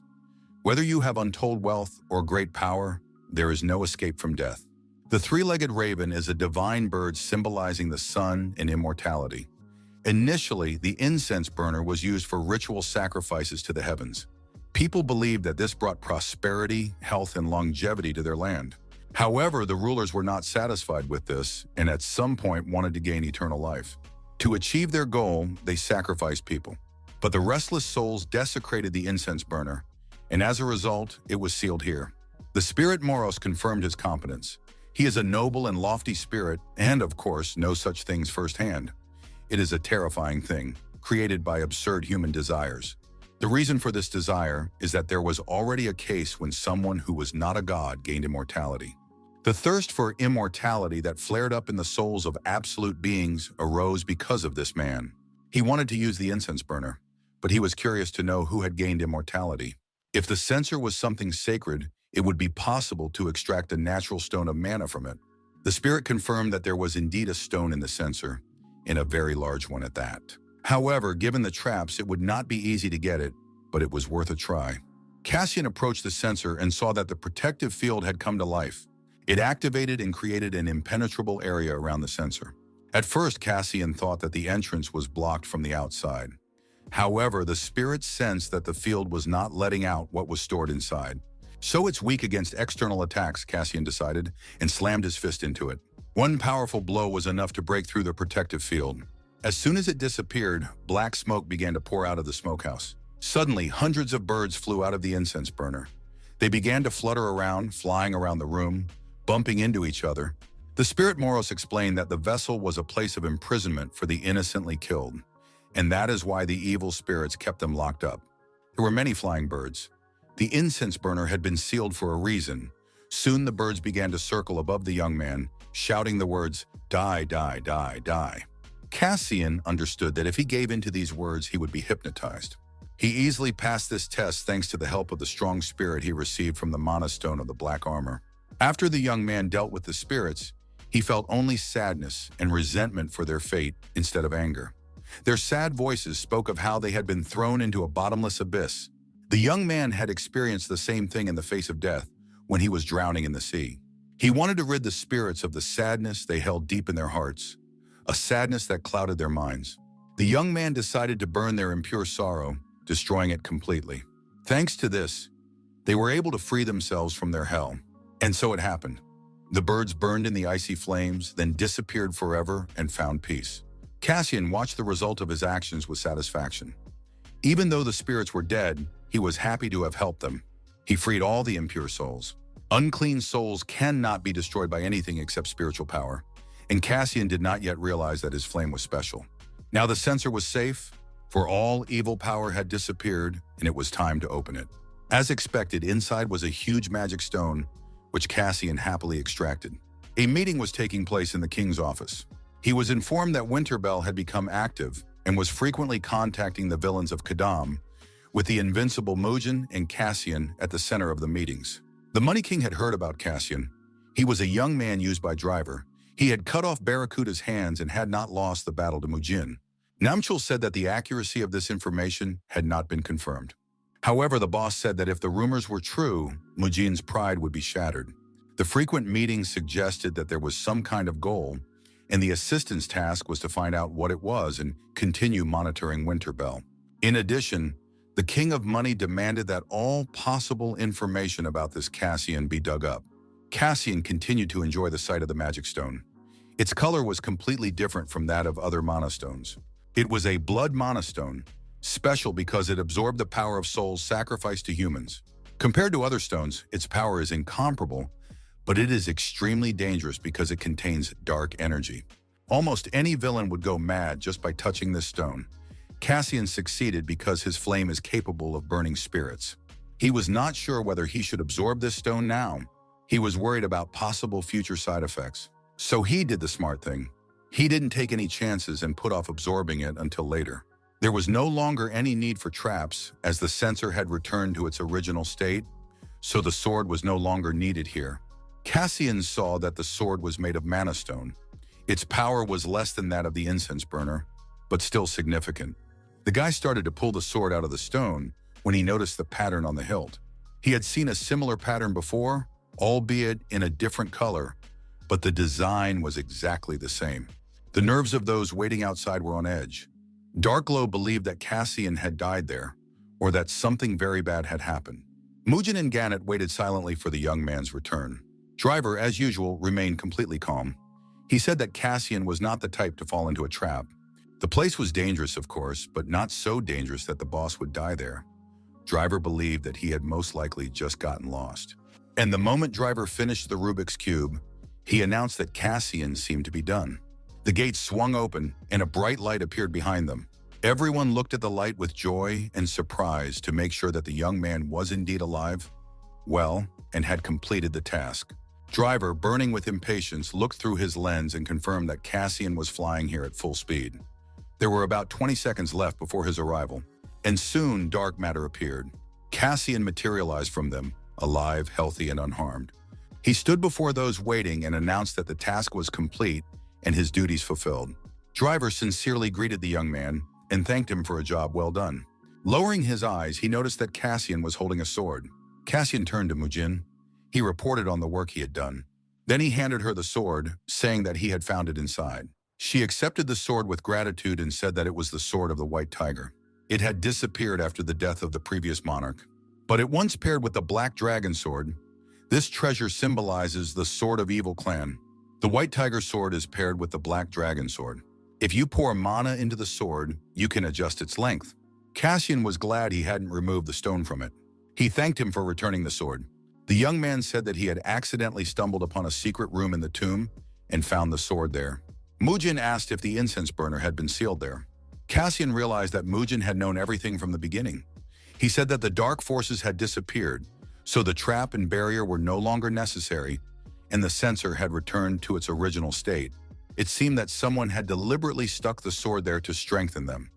It was known that in the battle with Pion, the previous monarch did not use the White Tiger sword.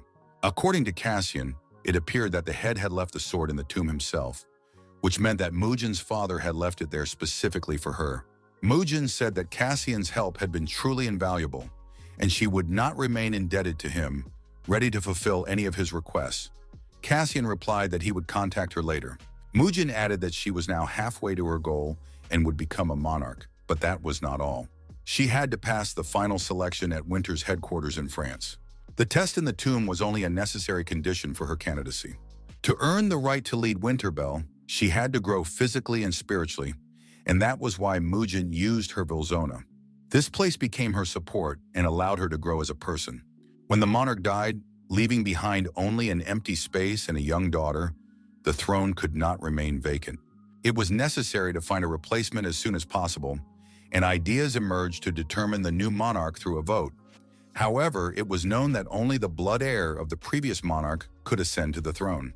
Some were outraged. Putting a 15-year-old child on the throne was not a very good idea. Besides, she was not even a villain. The girl was saddened by the loss of her father, and the incident with the theft of the sword added to her psychological trauma. Such a weak child could not be placed on the throne. She did not even have formal rights to the throne, but the girl decided that she could do it. She was Sojina, the 27th generation head of the Evil Swords clan, and she would prove that she was worthy of the title of monarch. With her own hands, she would kill the bloody peony and avenge her father. Some of the powerful laughed at her, while others supported her decision. In the end, she formed a group of vassals ready to accompany the future monarch. In such a situation, a vassal must act calmly and not rashly. The old blue serpent was against it and left the decision to his son. The son was already mature enough, so he was given the position.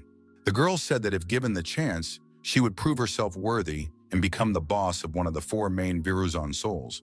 Even if it was impossible for Outer to become the head of Vilzona, she would become one and prove her leadership skills.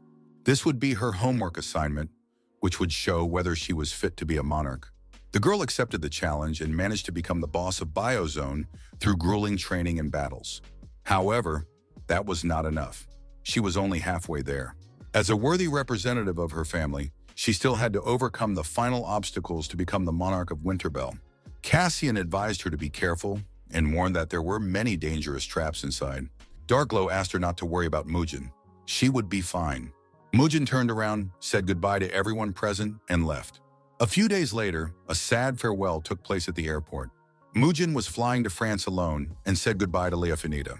Lafinette gave the girl some final advice, and it was clear that she was genuinely concerned. Then a box of sweets appeared in her hands. She handed it to Mujin and said that Cassian had asked her to pass it on. Sweets help when taking tests. After that, the ladies said goodbye, wished each other well, and Mujin left for France. She asked that Cassiana be thanked for the sweet souvenir. The Xinhua district was home to wealthy mansions where the powerful of this world lived.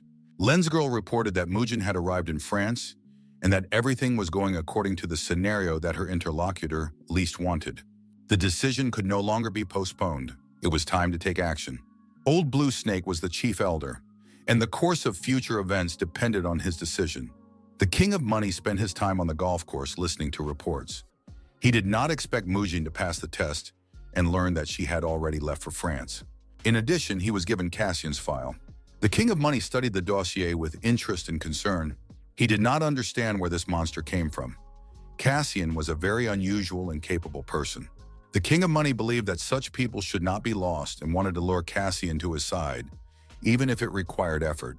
He thought Cassian would fit perfectly into his collection of villains. Mujin passed the test only thanks to him.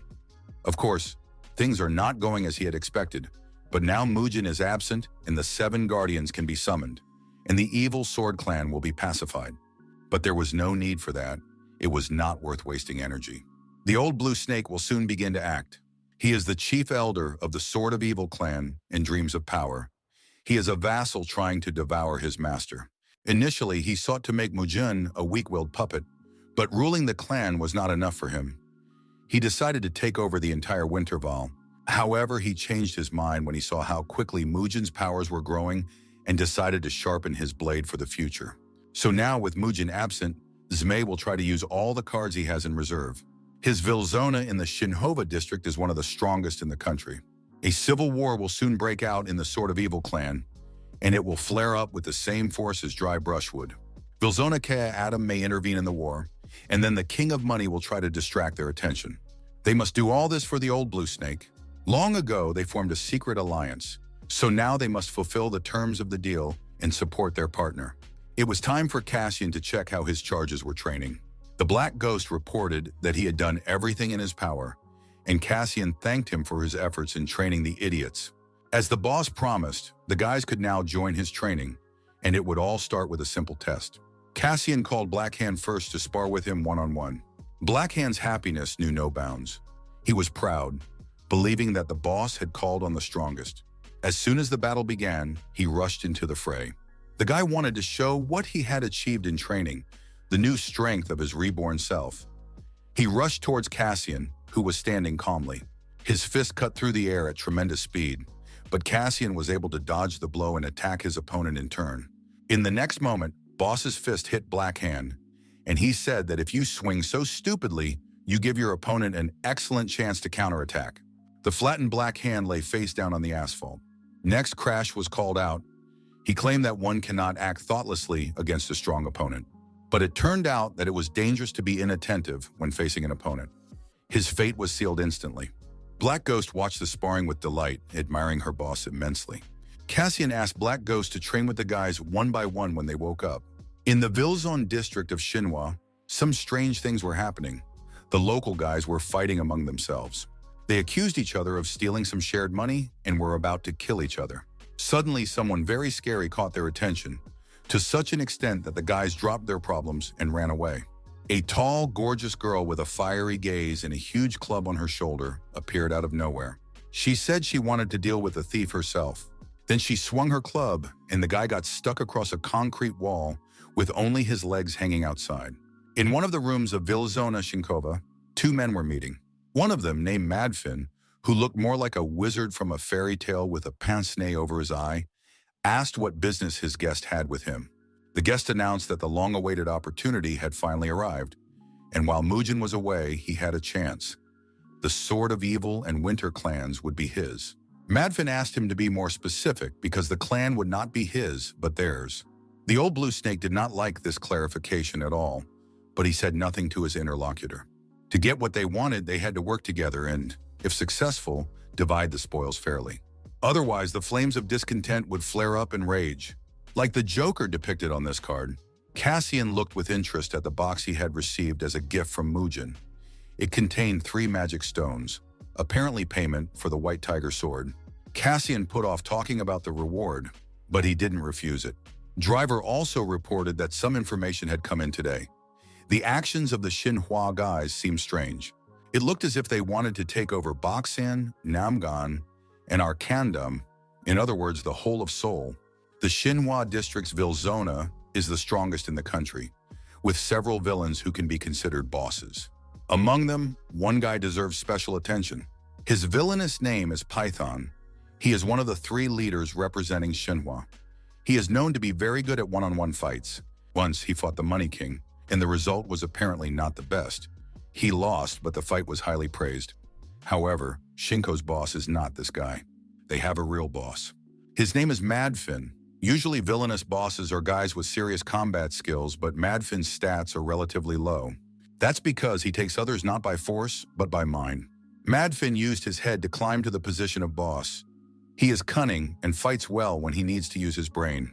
It turns out that the boss Xinhua is someone like Driver, who even with his abilities, has a hard time competing with Madfin. Madfin has a skill that allows him to control his opponent at will. Bladrain used hypnosis, and the toy maker could make his opponents lose their minds. So the skills of these guys only worked for a while, but Madfin doesn't have that problem. This is, of course, too cool, but they say that the number of people under his control is limited. Winterbell has been working for a long time on measures to deal with Xinhua. In Mugen's absence, the chief elder is in charge, but then the door flew open and the crow appeared with her latest culinary masterpieces. While she was treating the guys to cookies she had baked, the conversation was interrupted. Cassian looked into Driver's computer and discovered another interesting fact about his former boss. Among other things, he was also involved in stocks, and there was a lot of money in his account. The chief elder was driving through the city, thinking about his recent conversation with Madfin. The old man had really pissed him off, saying that they should work together and divide the spoils fairly. Otherwise, the flames of discontent would flare up, and then it would be too late to regret it, because they could lose absolutely everything. He thought Madfin was an obedient little dog, but he turned out to be a sly fox. And if he became an enemy, everyone would have problems. The elder realized that it was time to call on his loyal servants, such as the butler Yoon. It was necessary to assemble a team of good hunters. The sooner, the better. In addition, there was another task. The next target would be Cassian. At this time, Madfin also gathered his closest assistants to discuss the current situation with them and give instructions for the near future. Madfin recounted his meeting with the chief elder, how he almost choked on his own venom. It was very amusing. Python asked whose side they would take, the king of money or the old blue snake. Madfin chose not to answer the question, saying that it was too early to make a choice. For now, they needed to wait and see which of their opponents would ultimately remain. Red Shot suggested simply killing them all. He was good at it and thought it was a good option. The beautiful Guinso said that she didn't care either way. The only thing she wanted was a duel with Mugen. Red Shot said that he had already set his sights on Mugen and pointed his gun at Inso. She responded by threatening that if he didn't calm down, he wouldn't leave the room with his head on his shoulders. This was followed by insults and threats from the gangster. They would have argued for a long time if Madfin hadn't stopped them. He said that you should fight your enemies and only fools fight their allies. After that, he continued the conversation about who they should side with, the king of money or the old blue snake. Madfin chose to lend a helping hand to the old blue snake. He had grown attached to this ally over the years and wanted to behave conscientiously, and then later joined forces with the king of money. After all, in order to properly prepare the clearing, one must befriend the big guys. And as soon as the place for the catch increases, everything will belong only to him. Cassian swallowed one of the magic stones that Mugen had given him and noticed that there was no increase in mana, although life force was spreading through his body. It seemed that his resistance to mana stones had reached its maximum, so he shouldn't expect to gain mana from other stones. He still had the blood mana stone, but it was dangerous to consume it right now. He needed to reach S rank through training, even if it took time. Besides, S rank was necessary to unlock hidden skills.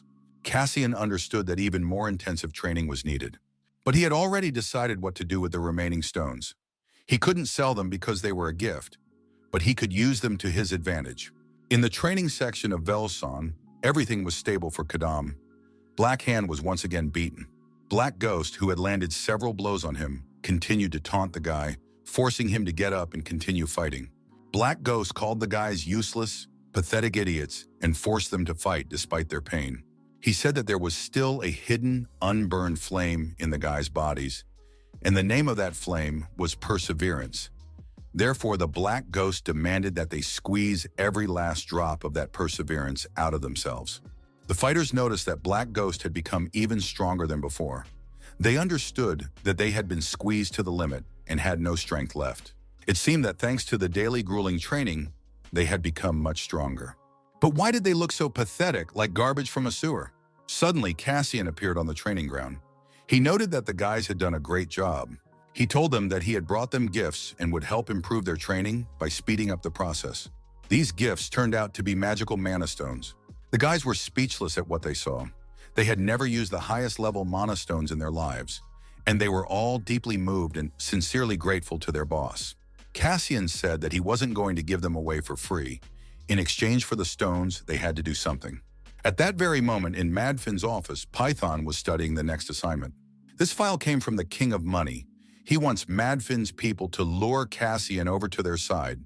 The guy must be really something special if even the old King of Money is interested in him. In Python's opinion, it's a no-brainer, and he could bring this guy to the office right now. The boss laughed at such naivety, saying that Cassian was Velzona's boss. Besides, he had left Barracuda without arms and had not yielded in battle to Mujun.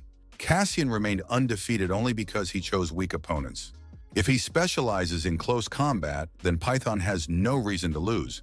He is a master of grappling, and we can only be grateful that he prefers fair, face-to-face combat rather than hidden attacks. In other words, Cassian didn't stand a chance. If he fights Python, he's done for. Madfin said he tried to simulate a fight between him and Cassian, and the picture that emerged was of Python winning by a huge margin, 9-1. However, this was only a simulation, so it was too early to relax, because the fight could turn out completely differently than they expected. Driver was also on the agenda. He was the only one who survived the encounter with Bloody Peony. It was necessary to gather more information before engaging him in battle. It was decided to postpone Driver for now and deal with Kasem first. This problem had to be solved as soon as possible. Otherwise, they could lose an excellent fighter, and he would go to the old blue snake. After listening to his boss's instructions, he began to devise a plan of attack. Kasem wasn't slacking off either. He called it all training. The guys had to try hard, and as a reward, they would receive beautiful mana stones. It would not be easy to oppose the four of them, including the Black Ghost, in his current situation. It seemed that Black Ghost had become much stronger than before, because he trained with Cassian every day. These guys really work well as a team, and you can see how Black Ghost has masterfully trained and prepared them. If they add Dealer the Shooter to their team, they will be able to fight any opponent. Suddenly, the silhouettes of three men appeared out of the darkness. They approached Cassian and introduced themselves. They apologized for showing up without warning. The speaker's name was Yun De-ho, and he served the chief elder of the Evil Sword Clan. Cassian greeted them, realizing that they were people from the old blue snake. De-ho said that his boss wanted to have a quick chat. After a while, everyone present moved to the old blue snake's house, and the bodyguards kept an eye on things while the meeting was going on. The old blue snake got straight to the point and said he would give Cassian all of Soul. Cassian doubted that the old blue snake had the ability to do so, but he was ready to hand over half of Soul right away. In exchange for Soul, the elder wanted Cassian to become his partner, or more precisely, his loyal and obedient lapdog.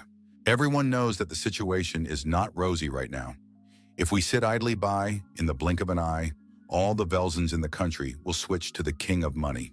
The old blue snake needed Cassian's strength to oppose the King of Money, but the guy didn't understand why the elder was trying to stand in Mujin's way. Mujin is not only too young, but also easily swayed by her emotions.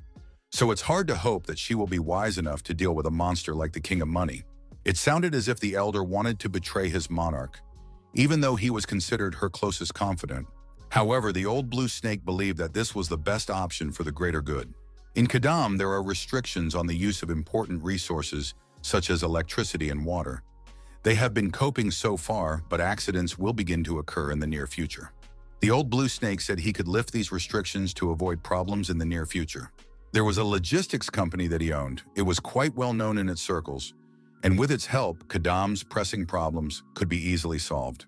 Cassian said he understood the elder's proposal, and it seemed that an understanding had finally been reached between them. But Cassian put forward one more condition. Soul alone was not enough for him. He demanded that natural mana stones be obtained for him, and then the young man would seriously consider the old blue snake's proposal. That was the end of their meeting. The elder was enraged by Cassian's insolence. However, from the very beginning, the serpent's ultimate goal was not to lure Cassian to his side. And besides, obtaining natural mana stones was something that could be done at any time. This was only the beginning. If the old blue snake could lure the rest of Kadam to his side, Driver would be looking at a very interesting situation through his device. After all, no matter how much Driver struggled alone, he would quickly reach his limit, and at that moment, the old blue snake would be able to achieve his true goal. He immediately picked up the phone and said that the Sword of Evil and Winterbell clans were now his. Madwin finished the phone call and thought for a moment. He realized that the old blue snake had managed to do something, but it was too early to send Python. He needed to be kept for a stronger opponent.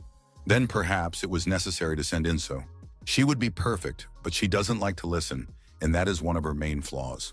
Then perhaps the laughing ghost. But he wasn't suitable either. He wasn't a cat who could catch rats, but a butcher who cut people up. It seems that there is no one better than this guy after all.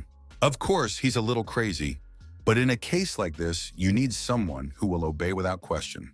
Life at the Philadelphia hotel was normal and mundane. On her way to work, Kwan Yuri bought a beautiful bouquet, which she brought to the director's office. It was a bouquet of fresh and fragrant white lilies. She liked them very much and decided to give such beauty to her boss. The director was very excited about the flowers. He said that he hadn't seen white lilies up close in a very long time. All this time he had been living in oblivion. His older sister, whom he never mentioned or spoke about, loved these flowers. White lilies symbolize the soul of the deceased passing into another world, which is why they are often brought to funerals. Yuri was embarrassed that she had given such an inappropriate gift, but the director asked her to bring white lilies all the time because he loved them so much. Driver, as always, was busy with his research and development when Cassian returned from his meeting with the old blue snake. Cassian said that everything went exactly as Driver had predicted. As the young men enjoyed cookies, Driver said that the chief elder would soon arrive and try to persuade Cassian to join his side. He should listen to the offer and not agree immediately because that would be suspicious, and then ask for a very high price. Cassian said that he had demanded natural mana stones from the chief elder, and the latter had promised verbally, although it was clear that he was unlikely to keep his promise. And now Driver said that Cassian needs to deal with the traitor, that is, the old blue snake. Driver wasn't the only one who knew about Cassian's meeting with the old blue snake. It looked like internal strife was coming, so the elder wanted to prevent outside forces from influencing the situation. The King of Money understood that the elder was not a fool and was very practical. Perhaps if everything went according to plan, the old blue snake would take everything into his own hands. Perhaps he would decide to seize all of Sol's Velzons along with Winterbell. The King of Money wanted to push him in that direction, although he didn't think it would come to that. Perhaps he will have to put pressure on Mugen, because she put so much effort into becoming the head of Winterbell. If upon her return from France, she sees that everything is already in the hands of others, it could break her. And the betrayal of someone she trusted would also surely undermine her, because people in such situations easily break down. Mugen worked very hard for a long time to avenge her father, and if all her efforts come to nothing, it will be difficult for her to cope with the shock. The plan is to make the old blue snake the villain and force him to act, and then crush Mugen like a wounded animal. Of course, the elders started moving earlier than they expected, but that's not bad either, and the situation is quite interesting. It was decided to watch and see what picture the old blue snake would paint. All we had to do was take care of any changes that might arise. Cassian went to school for a while. He hadn't been there in a long time, and it was exam time. It was time to study a little. His classmates were glued to their phones, discussing the latest events.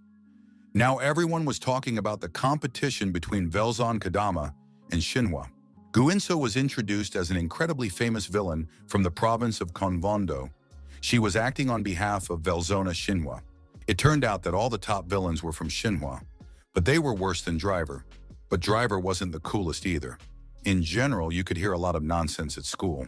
Cassian listened carefully to the guys, figuring out how to use this information.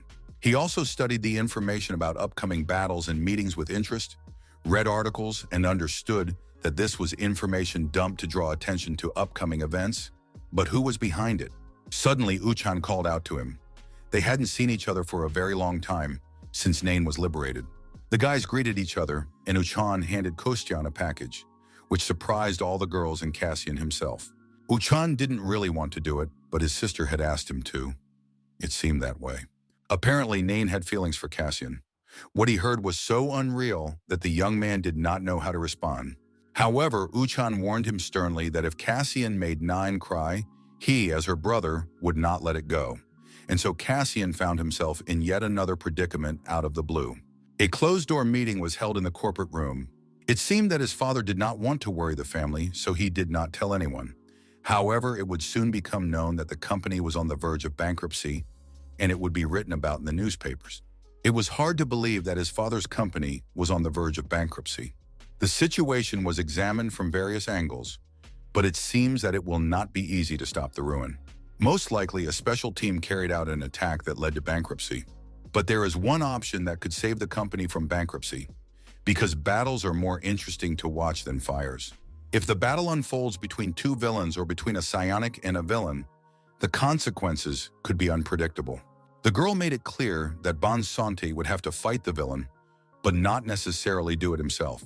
It would be nice if he could bring in friends or acquaintances, guys from the psionic school. There's no need to worry about finding villainous opponents. It's Velzona Kadama who has been the subject of many nasty rumors lately. There's no need to worry about villains because she has already found friends who will help. He needs to think about her offer, but it's clear that there's not much to think about. He has to agree. As expected, leaders from all walks of life are saying the same thing. Restrictions on Velzon must be tightened, especially in the Kadam district, which is considered one of the most dangerous. Blaster, the toy maker, and Bladrain, who committed terrible acts of terror in the heart of the city, started a war to divide the zones of influence between the Velzons, and all these incidents took place in Kadam. Even the title of Den of the Most Vicious Criminals is not enough for the Velzons of Kadam. Such words were heard on a television broadcast, scolding the guys.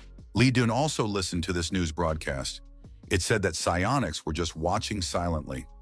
Who would protect ordinary citizens from terrible and horrible villains? He couldn't understand how anyone could spout such nonsense. The professor believed that the solution must be battle, because only one poison can defeat another. Until the villains of Kadama reached their full power, it was necessary to ask for the protection of Velzona Xinhua for the safety of the citizens.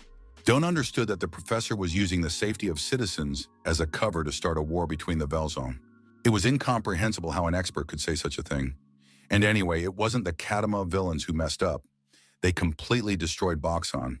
Judging by the report, the guys from Kadama's Velzon are none other than the saviors of peaceful citizens, which means they have common sense. Of course, there are a few controversial points. There were quite a few incidents in Kadama besides the destruction of Boxon. But this time, things have really gone too far.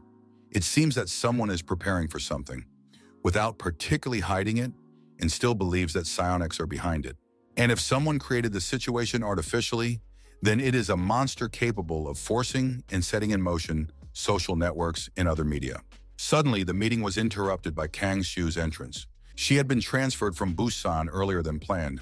She decided to stop by the office as soon as she arrived in Seoul because she wanted to look good in front of her senior colleagues. Yes, he continued to analyze the situation. He understood that something not very good was happening, and he also knew something about Kang Si-woo.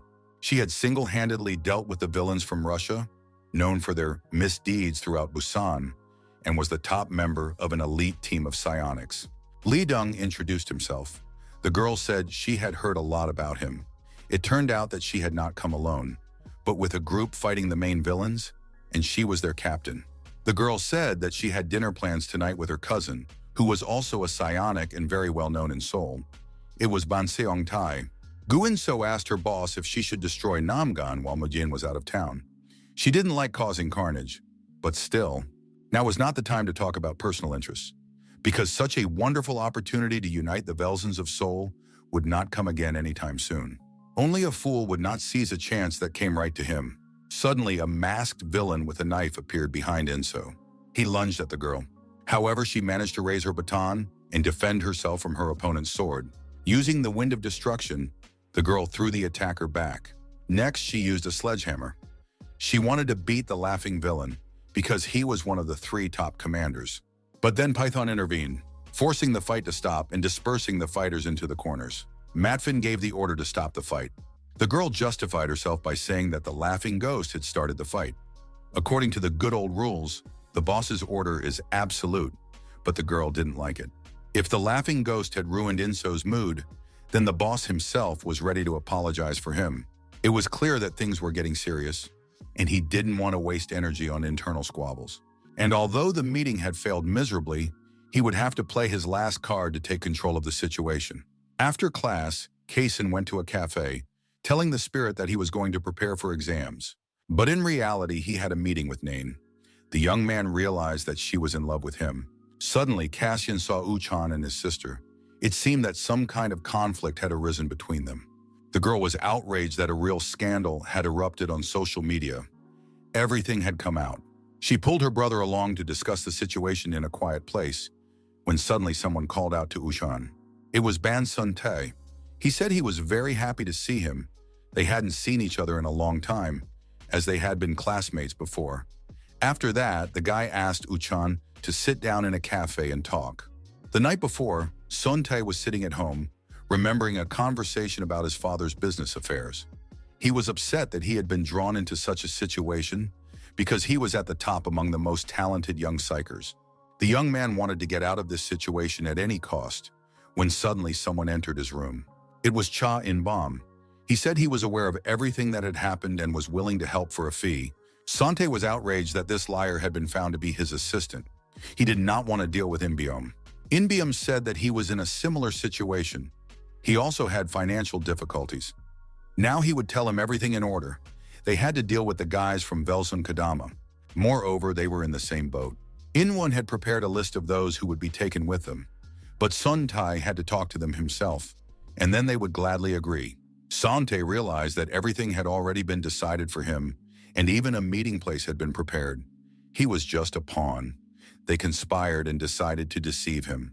In-won said that there was no need to worry or get stressed. No one was going to capture Velzona. It would be enough just to show how they fought. Although even on their own, they could easily defeat Velzona. Of course, they say there is a powerful villain there, but they are the elite who have completed the full course. There was some truth in In-beom's words. There may be many villains, but if there is no unity among them, they will simply become victims who can be easily dealt with one by one.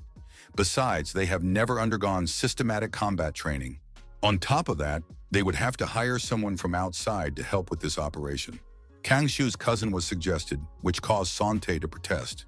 But the basic principle of hiring mercenaries is to hire people you are close to. Besides, his cousin is always ready to help and cares deeply about Suntai. It also turned out to be very fortunate that his sister had been transferred to work in Seoul. Shu is the captain of a special team that fights major villains, part of Lampas. If something goes wrong, the situation could escalate and get out of control. Of course, this must be kept in mind, but she can still be considered insurance just in case. In addition to Seo, it is necessary to enlist the support of Uchan. Uchan is a celebrity, and his eyes light up with rage. When it comes to attacking villains, he will definitely agree. According to rumors, Uchan's father was killed by villains. If this is true, then it is understandable why Uchan is so angry. He will never refuse if you offer him a chance to hunt down bandits. Of course, I don't really want to involve him, but it's not a bad strategy. From the very beginning, Sante took the lead, but he will still dance to In-beom's tune. Sante will talk to his cousin himself, but he needs to meet with Uchan right now. There was a problem with Uchan last time. We need to go together and put pressure on him. If you're not sure, don't get involved. Sante is ready to work on his own and not get involved with a burden like In-beom. This is the conversation the guys had before they met Uchan and told him. He couldn't believe they were going to destroy Wilson Kadam. It was the psionics who were supposed to protect citizens from villains and create a just world. So an attack on the Kadam zone would be natural and understandable to everyone. The guys thought that Uchan would immediately agree to participate in the attack, but the young man sat deep in thought. All the media were trumpeting how dangerous Wilzona Kadam was. Could they, as future official psionics, just stand by and watch? There are two ways to make disobedient children sit still: calm them down with candy or scare them with a stick. Although the destruction of Vilzona is planned, it is only in words. No one is going to turn it upside down. It's just that they need to be whipped once for the safety of the civilians. That will be enough to pacify everyone there. Cassian was also in the cafe. He was planning to prepare for his exams, but he couldn't hear anything from the conversation that interested him, so he sent a spirit to eavesdrop on what the psionics were talking about. Uchan realized that Sante's plan was to scare the villains of Kadam with a fight. It was the quickest and most effective solution. However, the young man said that he didn't even like sitting next to someone who had hit on his little sister. Imbam tried to wriggle out of it and apologized, but the girl said she would not forgive him for anything. Uchan believed that attacking the Kadam zone was very reckless because they were just school children and had no real experience. Don't even think about attacking if you don't want to get hurt. In the worst case, you could die there. The Kadam zone is not so simple that you can joke around with it. There is no Bill zone that can be looked down upon. Sante couldn't believe what he heard. It turns out that the great Kim Uchan is cowering in fear like a pathetic mongrel. The young man said he wasn't afraid, just worried about the guys. Psychers who study at a special school undergo combat training and bow down to local villains, Sante wrote on his social media. Upon hearing this, Uchan became very angry and said that Sante had crossed the line with his delusional statements and insulted all the students at the school, including himself. The young man tried to justify himself. However, Uchan shut him down harshly. Then Sante couldn't take it anymore. He shouted and shamed Uchan in front of his deceased father. Uchan did not respond to the provocation, but warned the boys to be careful because the villains there were dangerous, especially the Red Mask. The young men were ultimately disappointed and realized that Uchan would not participate in their scheme. After that, they said goodbye to the brother and sister and left the establishment. The comrades decided that the rumors about Uchan's bravery were nonsense and that they had wasted their time. Nine understood that Uchan was upset and angry because he had every reason to be. But the young man said he wasn't angry, although his expression suggested otherwise. Cassian listened to the spirit's account of what the psionics had discussed.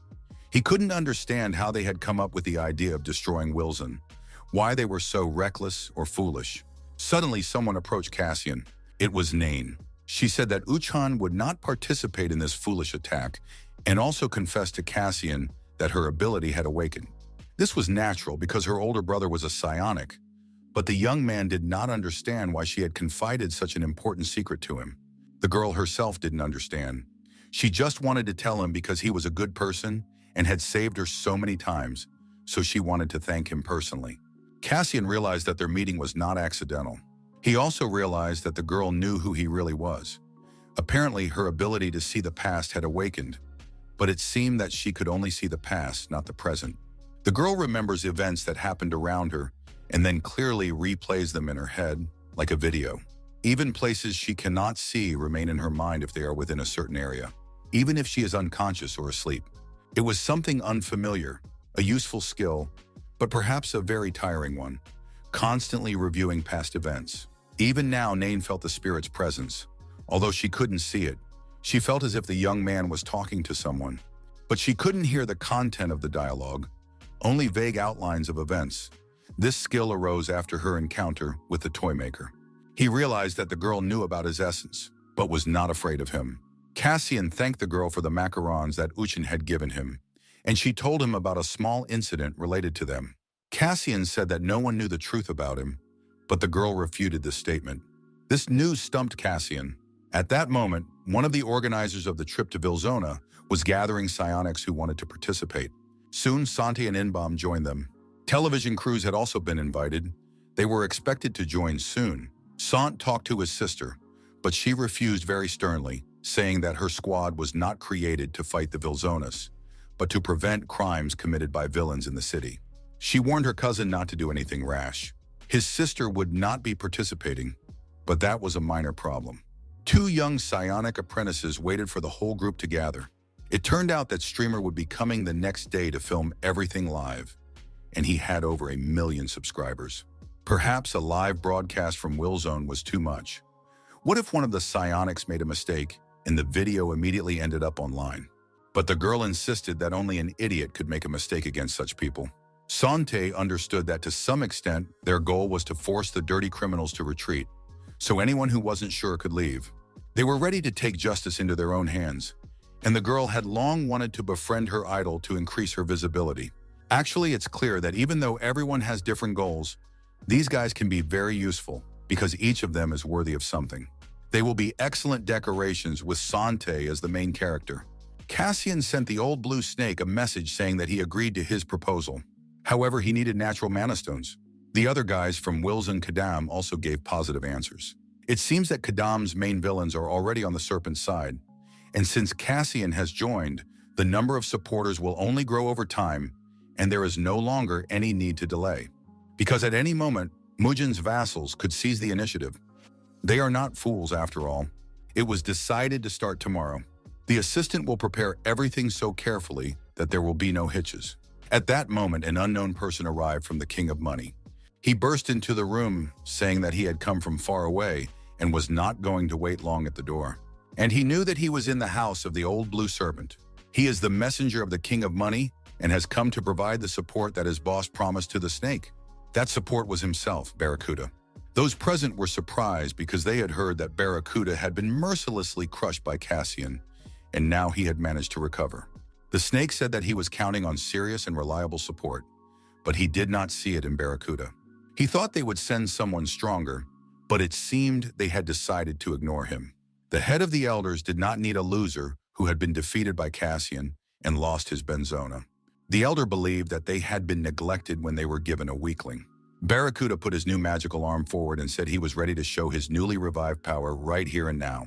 Zmay noted that Barracuda had not lived as trash when he flew out of Vilsona. He was taken in by the Money King, because without his comprehensive support, such a recovery would have been impossible. Barracuda promised to help get Winterball into his hands, and after that, he wanted to get Cassian and Driver.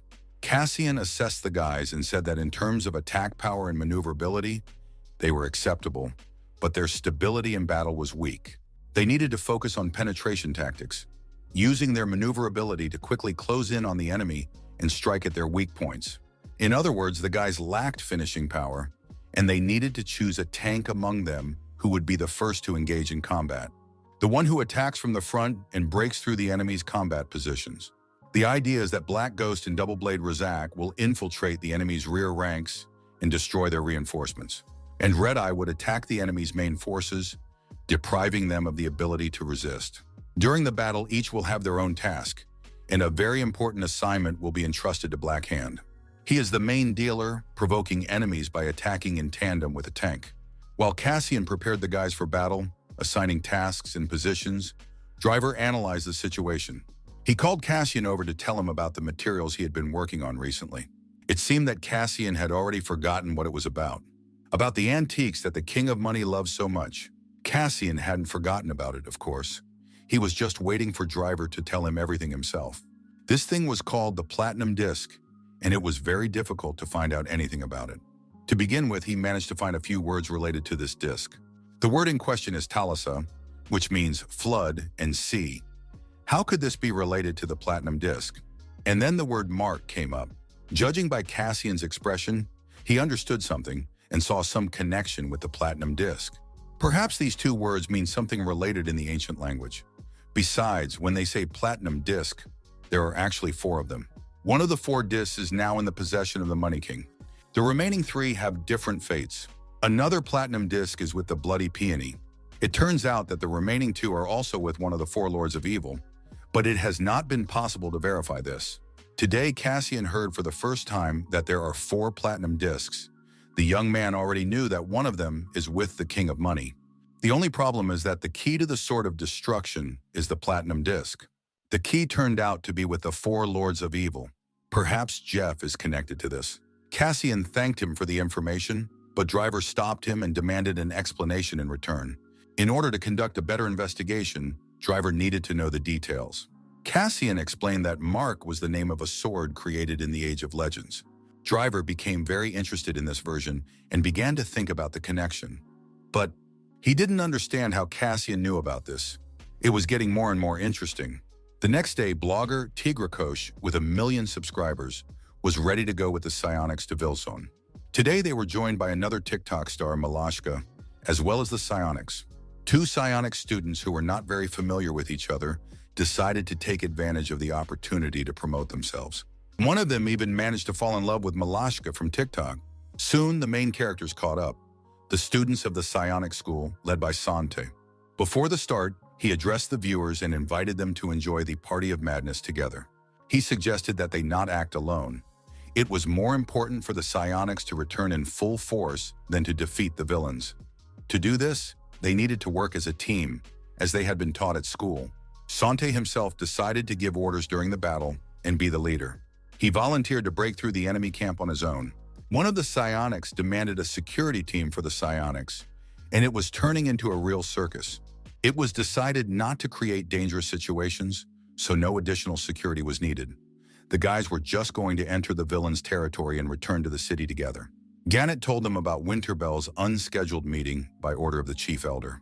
This information greatly interested Driver because he understood that the old man would most likely overthrow Mugen. Suddenly, Driver noticed the surveillance cameras of the uninvited guests.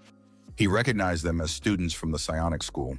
It was completely unclear what these chicks were doing in Willzone. Cassian himself was in his training hall at that time, practicing new skills and creating new abilities. He had developed a very cool kick with a shadow blade effect, good sharpness, and piercing ability. However, the disadvantage was that it was difficult to use in close combat. If we take the Black Hand skill, which increased the power of the hands as an example, it would be possible to develop some new ability and come up with a new technique. In the end, Cassian found a suitable technique for real combat and was very pleased with himself. He also needed a signature move to crush his opponent with a single blow. At that moment, the training was interrupted by a phone call. The psionic students had already entered the territory of Birazona and had not yet seen anything frightening or severe. Villains are cowardly and despicable by nature, so it was unclear where they would attack from. All of the psionics' progress was filmed in real time and immediately uploaded to social media. Sante knew that by the end of the day, he would be a superstar, even without participating in the battle against the villains. Suddenly, they saw a stranger digging in the middle of the courtyard. The psionics couldn't tell if he was a villain or just a digger. Inbom wanted the psionics to attack this weak villain, since there was no danger. But they had come here to defeat the villains, not to stand on ceremony with them. A scuffle broke out among the psionics. Sante said he would punch Inbom next time. Then he gave the order to prepare for battle. Soon, the whole crowd of young idiots rushed into the attack. Suddenly, a fiery spiral appeared before them. The psionics used their petrification ability. The stone shield they put up didn't help. Social media stars watched the events with interest and filmed everything on video. The psionics came to their senses, jumped up, took defensive positions, and peered into the smoke to see who had appeared before them. The strongest villain of Kadama, named Red Mask, appeared before the guys. The night before, Uchin had been replaying the conversation in his head. Accusations of cowardice and of dishonoring his late father. The young man glanced at the Red Mask costume he kept at home. He remembered how Cassian had helped him free his sister the day before. Uchan didn't understand why Cassian was helping him, since he was a villain, but he was doing the right thing. And then Cassian explained that from a psionic point of view, one could argue that way. In the past, Cassian had also leaned toward only one side. Psychers are righteous, villains are terrible, and the whole world is divided into black and white. But that doesn't mean that's how it really is. Ukan can think whatever he wants about Cassian. A psyker trying to defend justice can do so in any form. The Wilson boys prepared to meet their unexpected guests. Crash was at the forefront. Black Ghost and Red Eye were also ready. Suddenly, someone unfamiliar burst in and made a lot of noise. A liaison came to the guys and warned them that there were new participants in the events. The psionics broke in, but they were already being dealt with. Our guys were stunned by such audacity because they had prepared for this meeting very seriously. Red Mask stepped out alone in front of the psionics. Sante remembered how Uchin had warned him to beware of Red Mask. The other psionics also watched the villain with such an old-fashioned name with interest. Red Mask said that Wilson was no place for children's games and that they had broken the rules when they broke in. Sant had no intention of giving up the attack and returning to the city. He was counting on Red Mask being alone. The guys continued to egg each other on, provoking each other to take action. Red Mask gave a final warning and asked one last time to settle things peacefully. The psionics prepared to attack as soon as they gave each other the signal. Of course, there was little information about Red Mask's abilities, but the team could defeat absolutely any villain. Besides, there was only one villain, which meant that the task was a piece of cake, because they had enough strength for an absolute victory, and everything would have been fine if suddenly the owners of the territory had not appeared. They were surprised to see Red Mask. He did not want to leave, which aroused the interest of the villains. Black Hand announced that they had all become much stronger recently because they had undergone special training. After all, the boss himself had personally trained them. These arguments would have continued for a long time, but the psionicist Santi's nerves couldn't take it anymore, and he rushed into the attack. Of course, Black Hand rushed towards him. He forgot all of Cassian's instructions and was about to crush his enemies. The psionicist activated an ice rocket. It flew straight at Black Hand. The villain managed to dodge and the ice flew past. The psionicist had been eagerly awaiting this moment. There was an explosion and everything was engulfed in flames. An explosive bullet was used. Even though Black Hand is a tough guy, it will be difficult for him to survive this. And although everyone froze in horror, patience pays off, and Black Hand passed this test with dignity. He was beaten every day, so he had to create a shield gauntlet, which he managed to use before the explosion. At the Vilzona headquarters, Kadam watched with interest the absurd situation that had developed when the psionics attacked Vilzona. Yellow-rooted psionic school children came to visit them. They had to respond to this, but it was not necessary to launch a serious military resistance. It was impossible to forgive the invasion, so Driver sent Red-Eye. And although it was not necessary to intervene at this level, Driver was sure that he was doing the right thing. Cassian was worried about the students because he knew that his team, led by Black Ghost, had already undergone maximum training and looked very capable. They had become much better at teamwork, so the battle was like a fight between a chicken and its chicks for them. Driver unexpectedly reassigned the task of monitoring the situation to Voron and told Cassian that the two of them would go after the traitor. The Black Hand, having fully recovered from the blast of the explosive bullet, was ready to face the Psychers and awaited their attack. The Psychers were very surprised, as they had no doubt about the power of their weapons. Sante gave the order for everyone to focus and prepare for the next attack, ignoring the Black Hand. He wanted to deal with the guy himself, but then Crash stepped forward. The Psychers realized that the villains were strong and therefore preferred not to engage in close combat. Inban decided to prove himself a hero. He launched an individual attack with a spear in his hands. He even made a direct spear thrust in Crash's direction. Crash activated his defense and rushed into the attack. In the next moment, the spear was broken, and Crash thought he had been attacked with a toothpick. A psionic schoolgirl named Buff came to her senses and activated Windstep, but a powerful explosion neutralized all her efforts. Sant connected again with an icy blow and managed to hit Rizaku in the jaw. But Black Ghost came up from behind with two blades in his hands, and the psionics, to put it mildly, got scared. The Black Hand had already fully recovered at the Vanguard. Santi began to realize that the best psionic students were losing miserably. The villains had excellent abilities and worked well as a team. The sight of the Black Ghost running with two blades scared the young men into hysterics. Red Mask turned to the psionics, saying that he had warned them not to look down on the Velsons. The ensuing attack on Sante did not have the desired effect. Red Mask noted that the young man was indeed good in a team, but he lacked strength and power. Red Mask repelled all attacks and then, using a flaming spear, ended the fight with a single blow. At this time, on the roof of the Bilzona building, Driver once again surprised Cassian by showing him his invention, a vertical takeoff and landing aircraft. The aircraft's design was created with aerodynamics in mind, and its flight speed can reach supersonic levels. Bilzona's bar was quiet and peaceful. Regulars spent their time telling the bartender the latest news. It turned out that the psionics had formed a gang and broken into Velzona's territory for no particular reason, and were even broadcasting live. An unfamiliar guy in a silly mask spoke on behalf of Velzona. There was also Black Hand, Red-Eye, and many other local heroes. The battle between the psionics and the villains continued, but the outcome was clear to everyone. The beaten psionics, supporting each other, tried not to fall completely into the mud. Red-Eye didn't even have time to join the battle. He said that if the psionics retreated silently, he would not follow them to the end. The students blamed each other for their mistakes and began to get angry, shifting the blame onto others. Black Hand was also dissatisfied.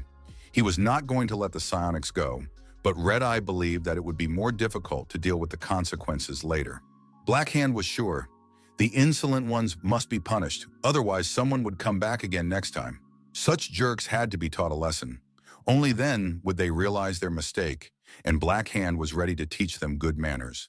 Suddenly there was a flash, and Black Hand was already lying on the ground, not understanding what was happening. His body suddenly became heavy. In the next moment, someone's strong, authoritative hand turned off the camera, announcing that the shooting was over. A stranger in red glasses named Ko Sung-ho said he had no intention of interfering, but realized that simply watching could turn into a problem. The Velzen villains did not recognize the stranger, but Black Ghost suspected something. Black Hand was also shocked by the man who had decided to clean up his house. Black Ghost explained that he was a regular psionicist of rank, and his presence here meant a lot. It meant that other psionicists were here too. It is unknown how long the unfamiliar psionics had been watching the Velzen battle, and the locals did not even sense traces of their energies. It turned out that they were all very strong and well-trained. Soon Kan Shu appeared before the participants of the battle. It turned out that the night before, he had gone to the girl and asked her to intervene. He thought the psionic schoolchildren would die and asked her to protect them. It was not entirely clear why he did this. Either he got scared at the last moment, or he wanted to frame Sante in front of Kuzina and the other psionics. He wanted to frame Sante in front of Kuzina and the other psionics. The psionic regulator asked the students not to embarrass themselves and not to cause a scene in front of the villains. Then he turned to the villains and said that he would take the kids away from Velzona right now. And if they interfered, then starting today, Velzona Kadama would disappear from the city map. At that time, a meeting was being held at the old Blue Snake's estate, attended by Mujin's vassals. Lately, things had been unsettled. On top of everything else, the actions of the Money King were causing concern. But there were more important things, the elder believed. The fact that the head of Winterbell, whom they were supposed to serve, was absent. Of course, this was not a cause for concern, because Mujin would soon return from France and rule Winterbell.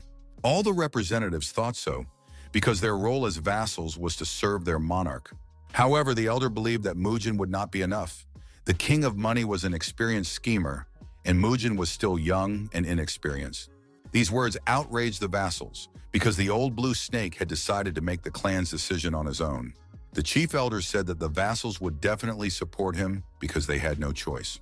At that moment, the door flew open and Barracuda appeared in the doorway, calling on the vassals to be loyal, puppies.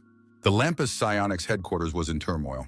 Li Dian was furious because he had managed to watch the live video from Velzona.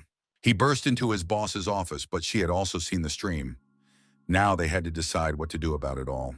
Barracuda suddenly appeared and shocked the vassals with his appearance.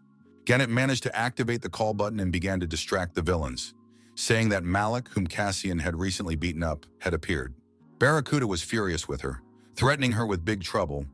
But before they could get into a fight, the old Blue Snake said, "The tea that the vassals drank during the meeting contains a substance that blocks their abilities, and they will not be able to become villains and resist. Therefore, everyone present must submit and follow the order." The old Blue Snake said that if the vassals refused to accept his decision, they could simply be killed. But then the door burst open and another group of strangers appeared on the threshold, coming to take what was rightfully theirs. They were the villains of Xinhui, led by Redshot. Snake said that all this was necessary for the great cause. He had simply made the right decision as the head of Winterbell. But in the next moment, before the fun began, the window of the room shattered and Kaysen flew in. Without changing direction, he immediately knocked Barracuda out with a precise blow. A few seconds later, the villain was lying on his back, broken and immobilized. Redshot and company were also in shock and did not understand how it was possible to break in by smashing such a beautiful window.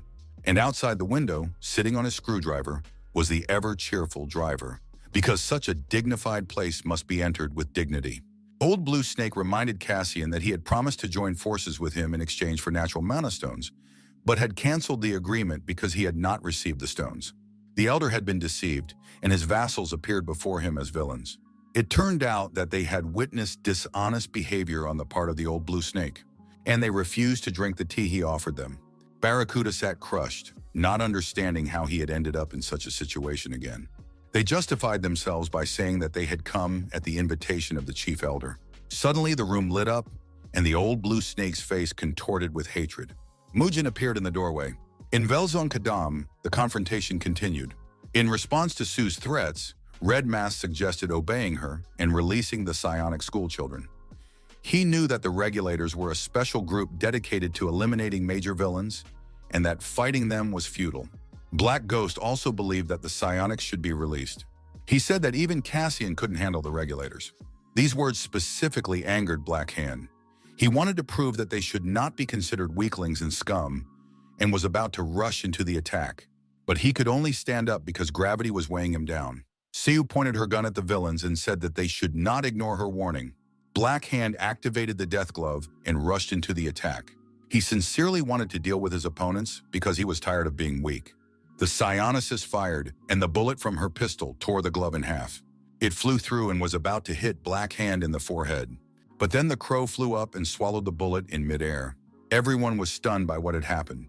The crow with the bullet in its beak was unharmed.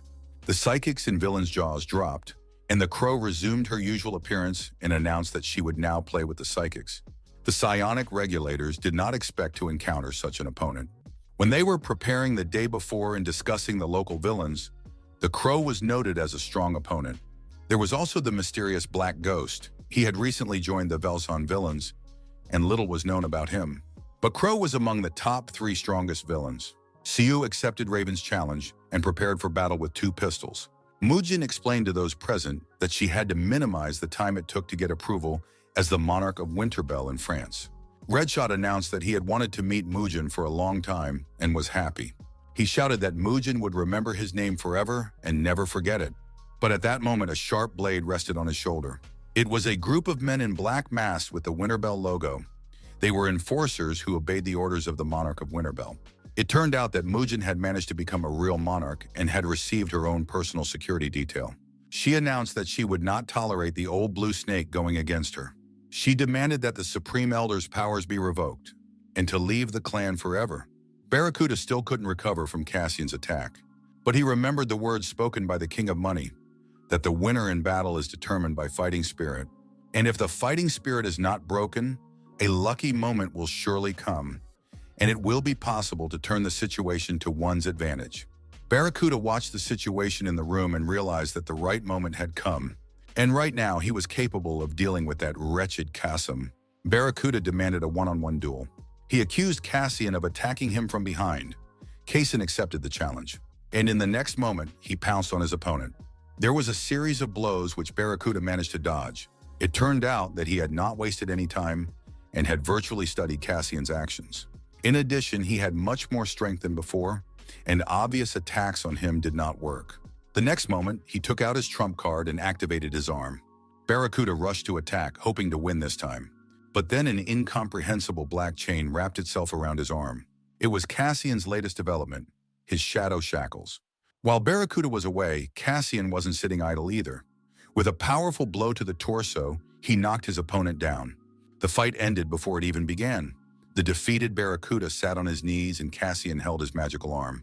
The guy said that the magical arm would be useful in his developments and cut it off with a light movement. Then he threw Barracuda away, saying that now he could learn not to mess with Cassian. He took the hand as payment for the lesson. Everyone was shocked at how quickly Barracuda lost. It became clear that the deal was bad, and Old Blue Snake was forced to bow his head and surrender. A few more strangers appeared in the room. Onamchul appeared before those present. He was the deputy director of Neo Center. He was also the right-hand man of King Money. He came to congratulate Mujin on his official ascension to the throne of Winterbell on behalf of the director, King Money. More precisely, he came to stop the fight between Mujin and King Money. She asked what would happen if King Money was refused. Cassian no longer understood what these gentlemen were talking about. Some kind of intrigue. Driver suggested returning to Kadam right away. It was clear that he didn't want Cassian to know the whole truth. 4 years ago, in the Lampas Psionicist office, the female psychers spent their time training, giving it their all. Chunyun confirmed that her goal, and Sanbei's goal, was to become top psychers. But first, Chunyun wanted to clash with one arrogant guy who had achieved the top rank at a very young age. She was referring to the psionic Cassian Lee. He was a very skilled close combat specialist. In his opinion, it didn't matter if the opponent was weak or strong, a relative or a colleague. You had to fight with all your might. These memories flashed through Sue's mind, and she rushed into the attack. An ice tornado was used against Crow. Huge, powerful energy forces were unleashed. The memories would not let go. The girl decided to give it her all in this battle. The Crow easily repelled her opponent's attacks. Everyone present watched the fight as if spellbound. Black Hand was eager to join the battle. The Black Ghost ordered him to stop, because it was the sensible choice. It would be unpleasant if other psionics were drawn into the fight. They would not be the first to attack if we did not make a move. Black Ghost understood everything and asked whose side Red Mask would take if an open face-to-face battle began. Red Mask didn't know how to answer. The other top psionics noted that the villain would not engage in combat. Of course, the commander ordered them to stay put, but everyone really wanted to teach the little ones a lesson. Kim Jimin believed that a hunter's instinct only awakens when the opponent is formidable. Everyone noted that Crow was quite good, but Ko Sung-hul understood that she wasn't giving it her all, while Siwoo was. Of course, the commander understood this too. She activated cold bullets, which rained down on her opponent. The Crow avoided all collisions, and using the Crow dance, she was able to attack her opponent. The team of Psychers could not allow their commander to lose. To prevent a repeat of the tragedy of the past, they couldn't lose in battle with the villains, so Synchro activated gravity. But before he could launch it at the Crow, everything was illuminated by a purple light, and Driver's beam interrupted the psionics' attack. Driver always intervened in battles in this way and did not allow his opponents to destroy each other. The Psychers realized that Driver was now going to take part in the fight. Driver's beam threw Crow and Sue in different directions. Driver thanked Verona for the battle, but she seemed completely fresh and not tired. The psionic school children watched in shock. They demanded an explanation as to why they had come to his Velzone. The psionic regulator said that the students had gone to Velzone and the regulators had come to protect them. Sinkhal confirmed that the students had been the first to enter, but they were only students and should be released without consequences. The psionic regulator offered an official apology, but Cassian did not want to let the situation slide. Siu asked what he ultimately wanted from them. Since they've messed up, they should get what they deserve. The Crow didn't understand why Cassian was so angry. Siu said she wasn't going to take lessons from a villain.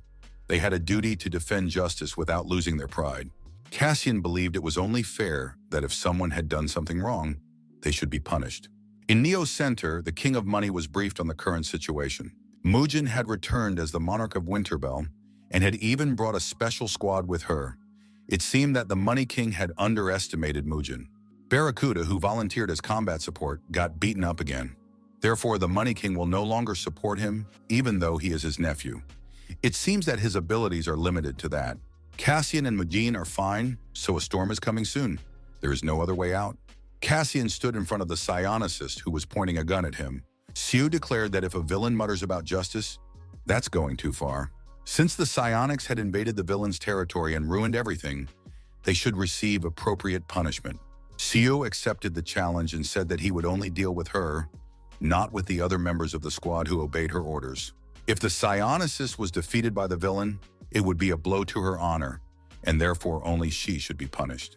The psionic commander ordered the others not to interfere. And at that moment, the battle between Cassian and Sue began. They clashed instantly, and Cassian noticed that the girl had become twice as fast as she had been during her fight with Raven. The blows rained down at a crazy speed, with the opponents managing to block, defend, and counterattack at the same time. Siu prepared her pistol because she was tired of this kicking. The sooner the fight ended, the better for her. But in the next moment, Cassian grabbed the weapon with his hand and broke it in half. This was followed by another series of attacks. The girl took out her next weapon and managed to fire a shot. However, Cassian put up a protective shield that saved him, although it was damaged. Cassian deflected his opponent with a sliding strike, noting that she was highly skilled in hand-to-hand combat. The audience worried for their team, noting that the psionic was very well trained. The Red Mask watched Cassian and admired his strength, because the villain had not yet used his main shadow skills, and he was head and shoulders above her. The fight continued at the same high level. Cassian once again increased his power, and Sue realized that if she continued to be hit by his blows, she would lose. The members of the psionic team also noticed that their commander was losing ground. The tragedy of the past must not be repeated. A psionicist cannot lose to a villain. Kaysen went into a frenzy and rained down blows without stopping. The girl realized that she was unable to stop her opponent. And although it was a one-on-one fight, Sinkhal couldn't stand it and used the force of gravity to intervene in the battle. Siu tried to stop her subordinate, but the honor and pride of all psionics was at stake. The rest of the team also decided that it was better to be punished by their commander than to let her lose the battle. They happily and eagerly joined the battle. Cassian was shocked by their behavior and tried to remind them of psionic pride. However, their opponents could not be stopped. In the end, all the members of the special psionic team rushed at the lone Cassian. Of course, such behavior could not fail to activate the driver. He announced that the psionics had shamelessly interfered in someone else's fight, and now they were starting a group fight. After that, Driver disabled the restrictions. In addition, he had invented a new weapon, and today was a convenient opportunity to try it out. His drill launched at his opponents, and Yuntagan set out to repel them. He used his iron shield to cover the rest of the team. Suyun lit a fire and launched flames at the enemy. Cassian could handle the fire using shadow ignition. His ability to fight with fire impressed the psionics. The sun continued to suppress his enemies with gravity and tried to remember where he had seen Cassian before. The guy's face was familiar. Soon, the psionic Jimin joined the fight, but her actions were instantly suppressed by Cassian. Driver no longer interfered in the course of the battle. The red-haired psionicist managed to hold back Driver's attack with his shield, so he decided to descend and break the shield himself. He rushed at his opponent with his favorite screwdriver in his hands. The outcome was predictable. At that moment, Suyun approached with fire. The young man repelled this attack as well, even though Shukol tried very hard to stop him. It was time to use the gravity shackles. Cassian spun them around and began throwing them at his opponents. He knew that once caught in the shackles, it would be impossible to escape. Suyun once again activated the flames in hopes of burning Cassian. Confident that it had worked, the girl announced that their team was the strongest and that they would never lose to some villains. However, the sight of her teammates trapped in chains told a different story. Soon it dawned on the psionicist that her flames were useless. Suddenly, everything went dark and was covered in black fog. The psionics lost sight of Cassian. When he reappeared, all the team members were captive in shadow shackles. These shackles bound their hands and feet, completely immobilizing them and preventing them from activating their abilities. Cassian used an explosion of shackles. That was the end of the fight. Everyone present was in shock. The psionic students were frightened and did not know what to do. Sinkhal also couldn't believe that they had lost this battle. Cassian explained to his opponent that there was no need to make empty threats. Sinhyul was interested in how Cassian had escaped his shackles, but the young man was not in the mood for conversation. He believed that the psionicist had lost his composure and therefore could not cope with his opponent. Sinkhal was depressed both mentally and physically. He had not expected such a disgrace. The young man began to analyze the situation, trying to figure out how this could have happened. Cassian listened to the psionicist and couldn't understand what he was talking about, when suddenly the bartender, Yu Jie, appeared before them. He greeted his former acquaintance, the psionicist. It turned out that he had previously made a deal with Cassian for the victory and promised a discount on the stones. Cassian demanded that the psionicist take the kids and disappear. If she wanted revenge, she should come herself. But this arrangement did not suit Driver and Raven at all. They wanted more. But then new characters appeared on the battlefield. Li Dun and Chief Jisun. The psychic school children thought they had support and that the fight would continue. Jisun announced that her subordinates had broken into Velzona Kadama for no particular reason. They had violated the agreement by getting involved in a fight. Before being punished according to the rules, Su had to apologize properly. Only then could he preserve his pride as a psionic. Jisun, although one of the country's leaders, was honest and impartial.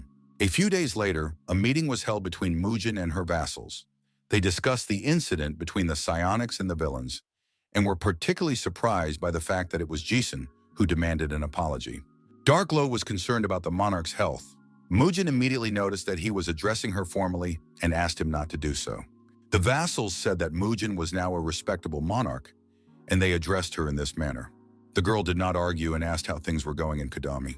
Gannett reported that Cassian was in his private training hall as usual. Mujin thought that after the restrictions were lifted, Cassian would be very angry.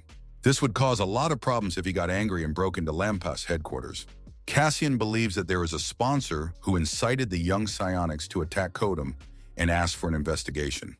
La Finetti took it upon herself to look into the matter. Most likely the King of Money is behind it, but it's worth checking to be sure. The little helper girls have been sent to Velson Xinhua as agents. In addition, something must be done about the old blue snake. We can't just let the betrayal go. He's hiding in Xinhua. Mujin suggested they be the first to draw their knives. But if Xinhua joins forces with the Money King, it will be difficult. If they attack, they need to do it as soon as possible, and they also need allies. Direct intervention by Winterbell would be difficult and could attract the attention of Lampas. Lafinetti suggested inviting Cassian for this purpose. In Velzon, Xinhua Redshot talked about his failure. They believed the old blue snake. It was very foolish. Although they suspected Cassian and Driver's involvement, Mujin's appearance proved decisive. Mad Finn trusted the calculations of the Money King and hoped for a favorable outcome in this situation. The Money King put a lot of useless effort into this affair in the form of bribing young psionics, but it was necessary to simply go ahead with force.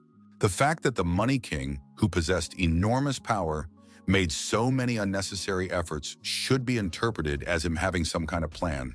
We need to think things through carefully, rather than rushing in with force. Mujin is certainly strong, but Cassian is truly powerful. He easily crushed Barracuda once again. Cassian is definitely an opponent of a different level. This further spurred Inso to face him in battle. Madfin seemed to understand what his mistake was. He decided that the Money King was trying to overthrow him, Madfin, personally. If his plan had succeeded, he would have already come for Madfin's head, but Mujin's too quick return prevented that. Python had been itching to fight for a long time, and he hoped to find a use for his skills soon. He needed to meet with her husband. Madfin decided to make Mujin his. At that time, Kaysen was checking his stats in his training room. He had obtained the coveted S rank thanks to the weapon he had taken from Barracuda. He extracted a natural mana stone from the weapon, which was too small, but had an excellent effect. Now he could use the bloody mana stone that had been stored away for so long. Cassian did not have time to check the characteristics when there was a knock at the door. A very important and unexpected guest appeared before him. The black ghost pressed himself against the door, hoping to hear the details of the conversation between Kachen and Mujin. The monarch got straight to the point, saying she needed Cassian's help. She had decided to attack Xinhua and do it as soon as possible. Cassian believed that they should attack right away. At Lampas's headquarters, no one was sleeping that night either. Commander Kanshu was working on a report. The girl recalled how she had apologized to Cassian the day before, saying that she had been rude and asking her to forgive her. The young psionics were shocked by the situation. The villains of Kadama also couldn't believe their eyes. Cassian said that after the apology, it would be logical to request compensation for the damage, and that he would convey Wilzona's decision in the near future. This broke the girls' hearts. Their boss, Jason, joined the guilty parties. She said she couldn't go home because her subordinates had messed up and she had to write a report about it. Siu apologized to her for causing her trouble right after moving to Seoul. She should have been more careful. Jason noted that the psionics would get off with a slight fright, a few bruises and scratches, and no one had been fatally injured. This meant that the villains had the situation under control, even though the psionics had studied Wilson thoroughly and did not think they would lose. They believed that the main characters were Driver and Crow, and that the rest were insignificant. In reality, it turned out that all the guys were extraordinary.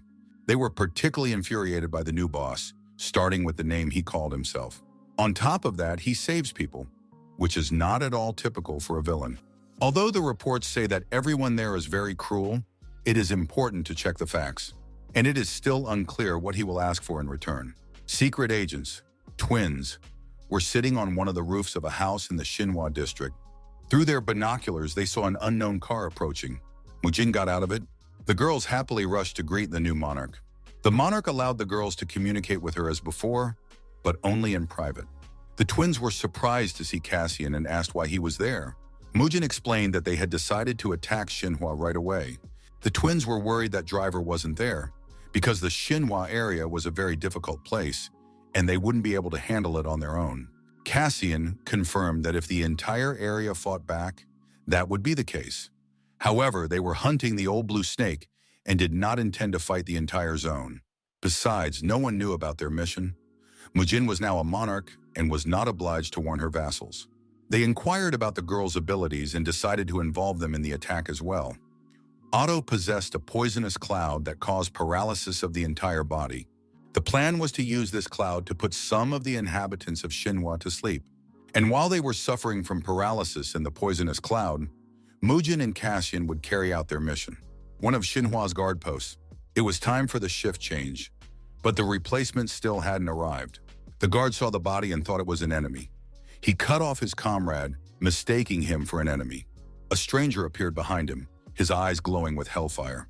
The monster used Dark Crush to knock out the guard, and he rushed on in his gas mask because the essence of the operation was to deceive enemies.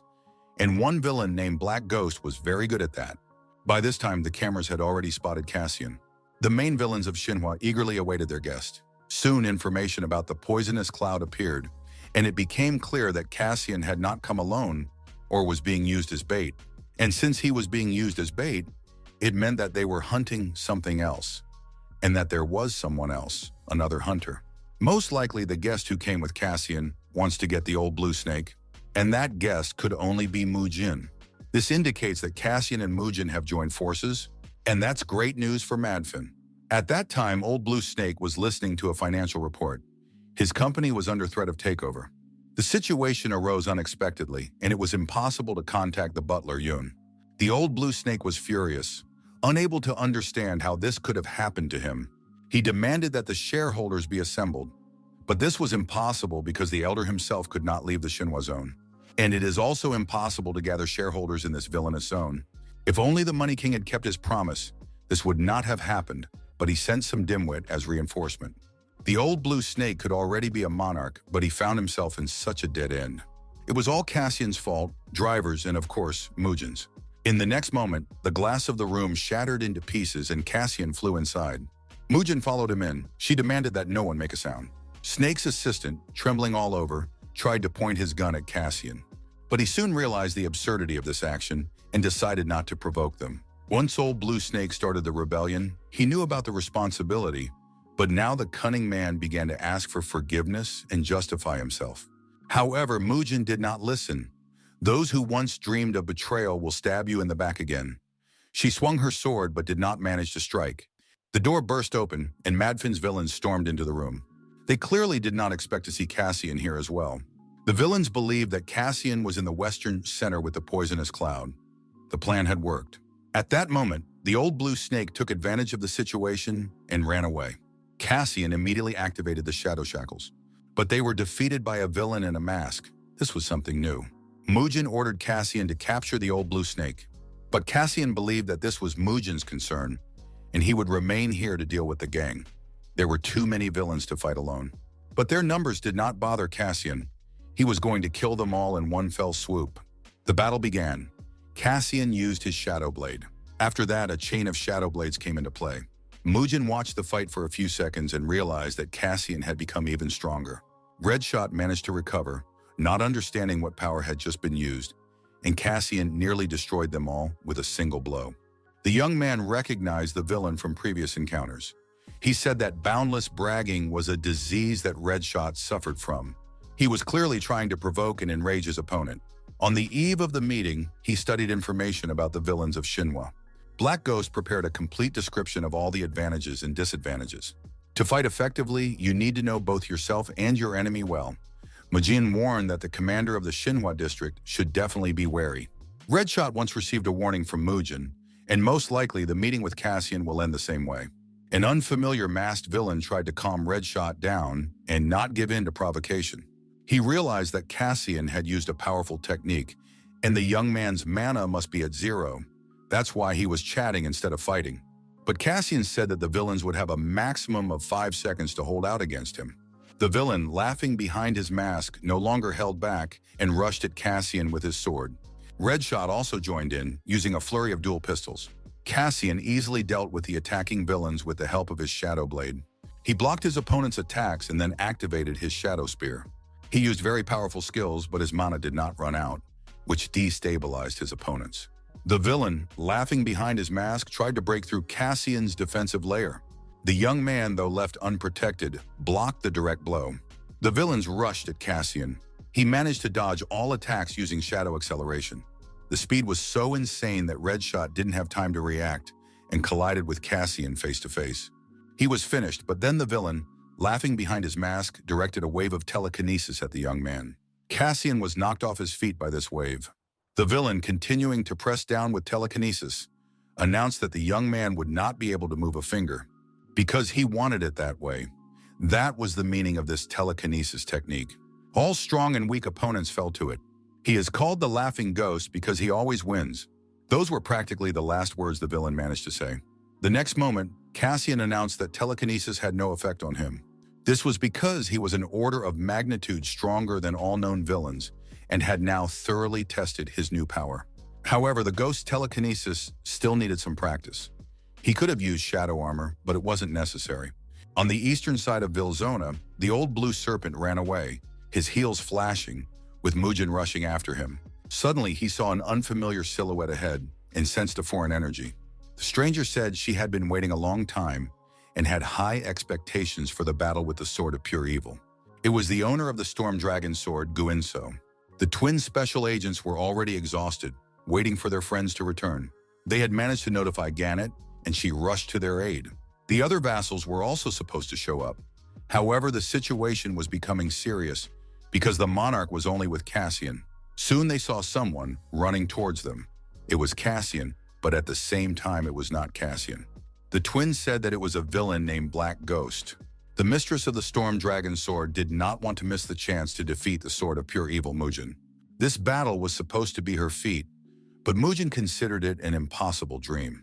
Before the battle began, she demonstrated her ability to control the wind, and when she activated her combat energy, a whirlpool formed around her. Mugen was surprised that the girl had revealed such an ability, but Inso wanted a fair fight.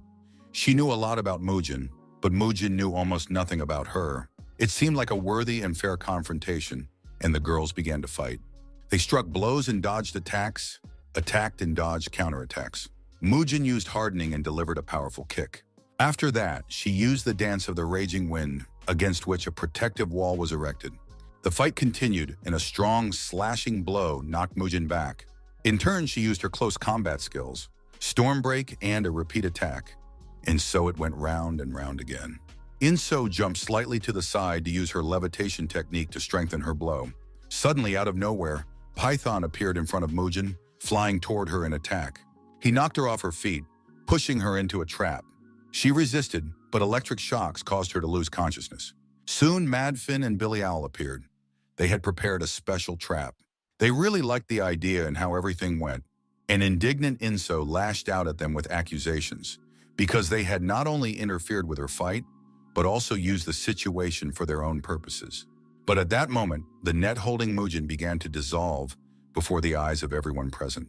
And Cassian, who caught Mugen in his arms, announced that today everyone here would die by his hands. Madfin realized that something had gone wrong, because Redshot and the Laughing Ghost were supposed to win. Mugen came to her senses and said that she had to see it through to the end and continue the battle, and that she also needed to find the old blue snake.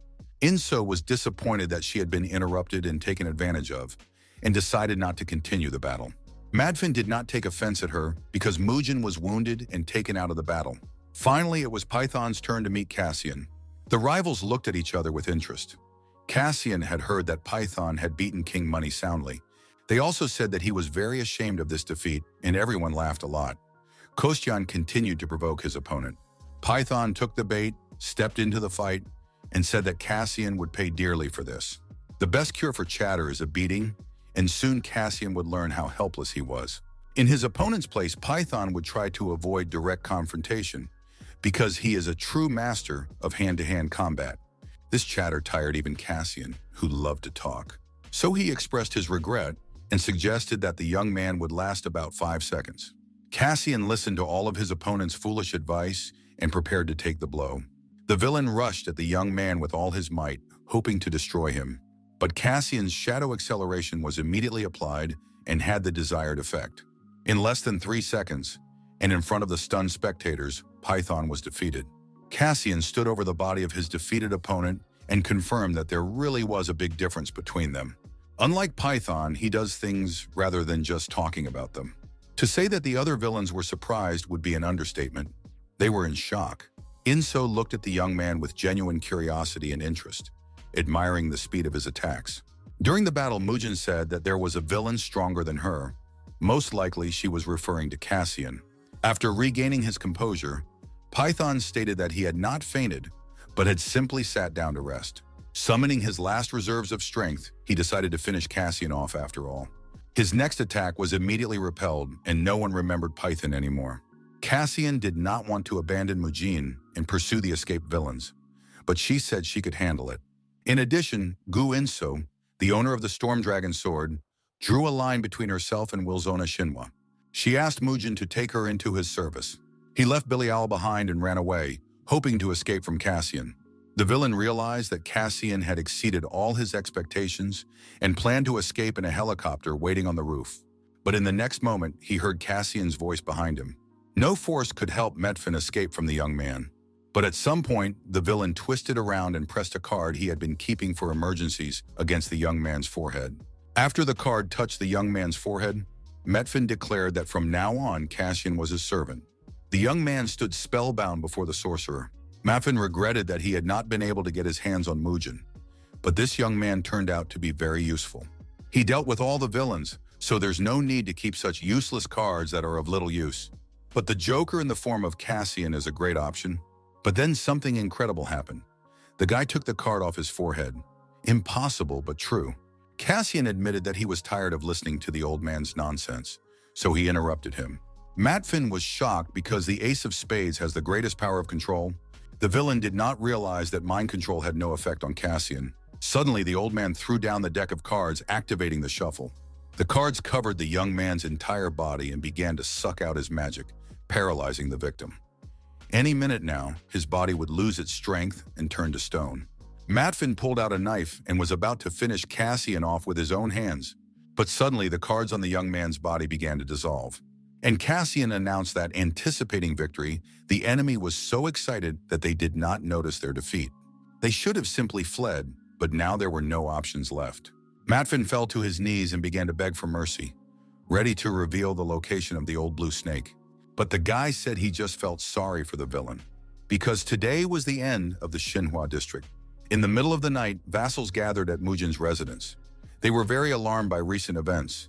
Although everything ended without major problems, Darkflare blamed Cassian for everything and demanded that he be punished. The other vassals defended the young man, saying that it was the monarch who had first suggested going to Xinhova. But Darkflare would not relent, demanding that Cassian be held responsible for what had happened. Thanks to Cassian, Mujin was able to escape the turmoil almost unscathed.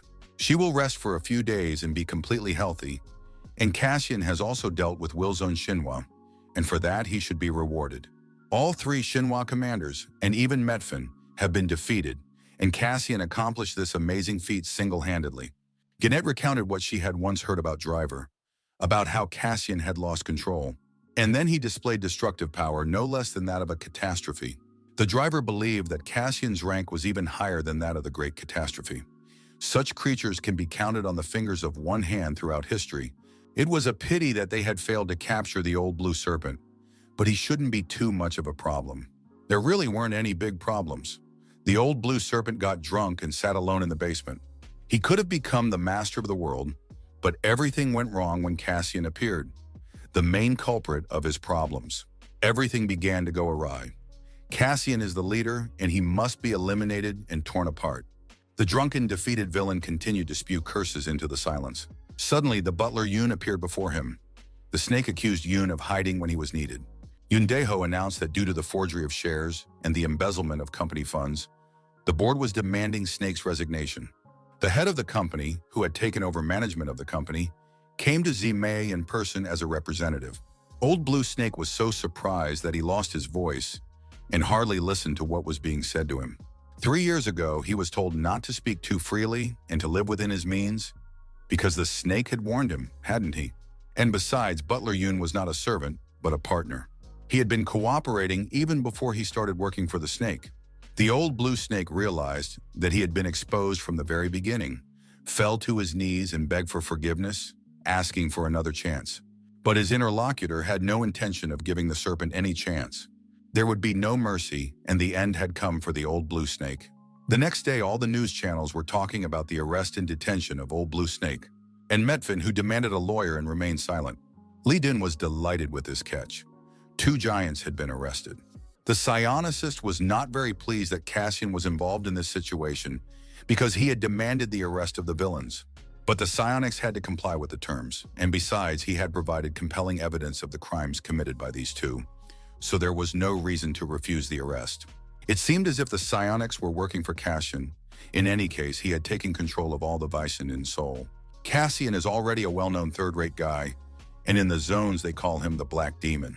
He has attracted the attention of many, and Lampus is no exception. The supreme ruler among the villains, the Money King, will not sit idly by either. He will definitely try to absorb Cassian. It seemed as if the war had already begun.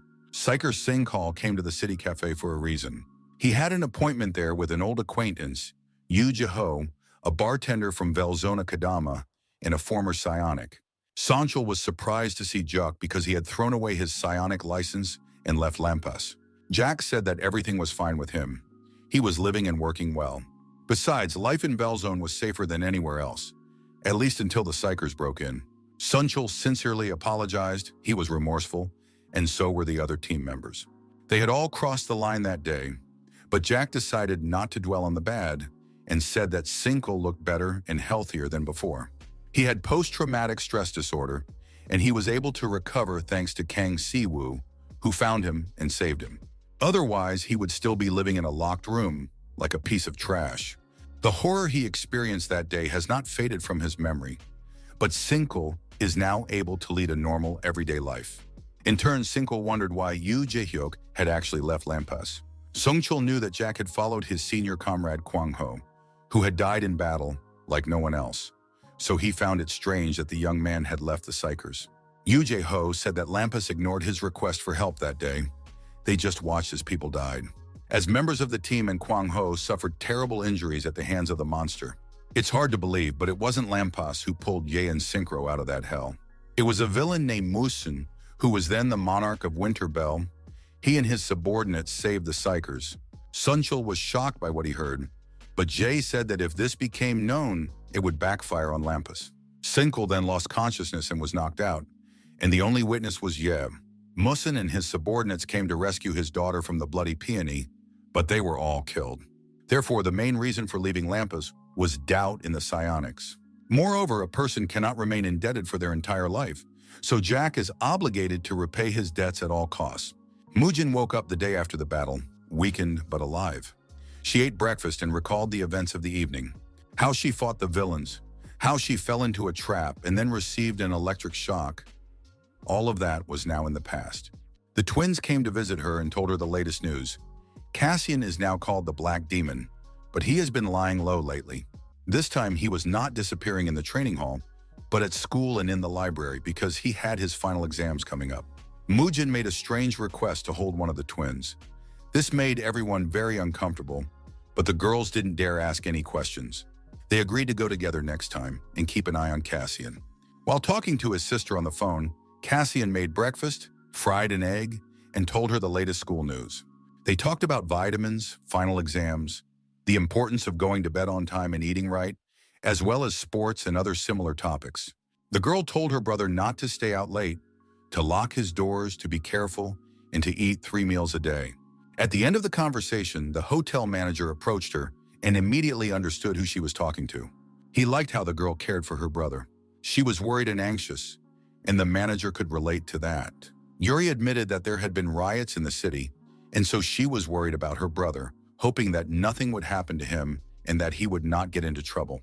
The manager came up to her and told her how awesome it was that she cared so much about her brother. He offered his help in raising her brother, but Yuri said she was just worried and nothing had happened. After that, they said goodbye. In the Neo Center of the city of Sonam, representatives of the most powerful gathered in an office. They discussed recent events around the world, the situation in Seoul, and more. After hearing the news, Firedog wanted to burn everything around him. Rosetail teased him, saying he was just a chatterbox. Iron Beast said that they had captured Metfin, who was quite strong. They also completely cleared the Xinhua area, and the Fiery Dog wanted to burn it down with his own hands. But it turned out that only 2 people had cleared Xinhua, Mujin and Cassian. Everyone already knew about Mujin, but Cassian was a psionic. But it turned out that this was not the case. Cassian was the boss of Bilzona Kadamov instead of driver. He just had a stupid name. Soon the door swung open, and 3 people apologetically joined the company.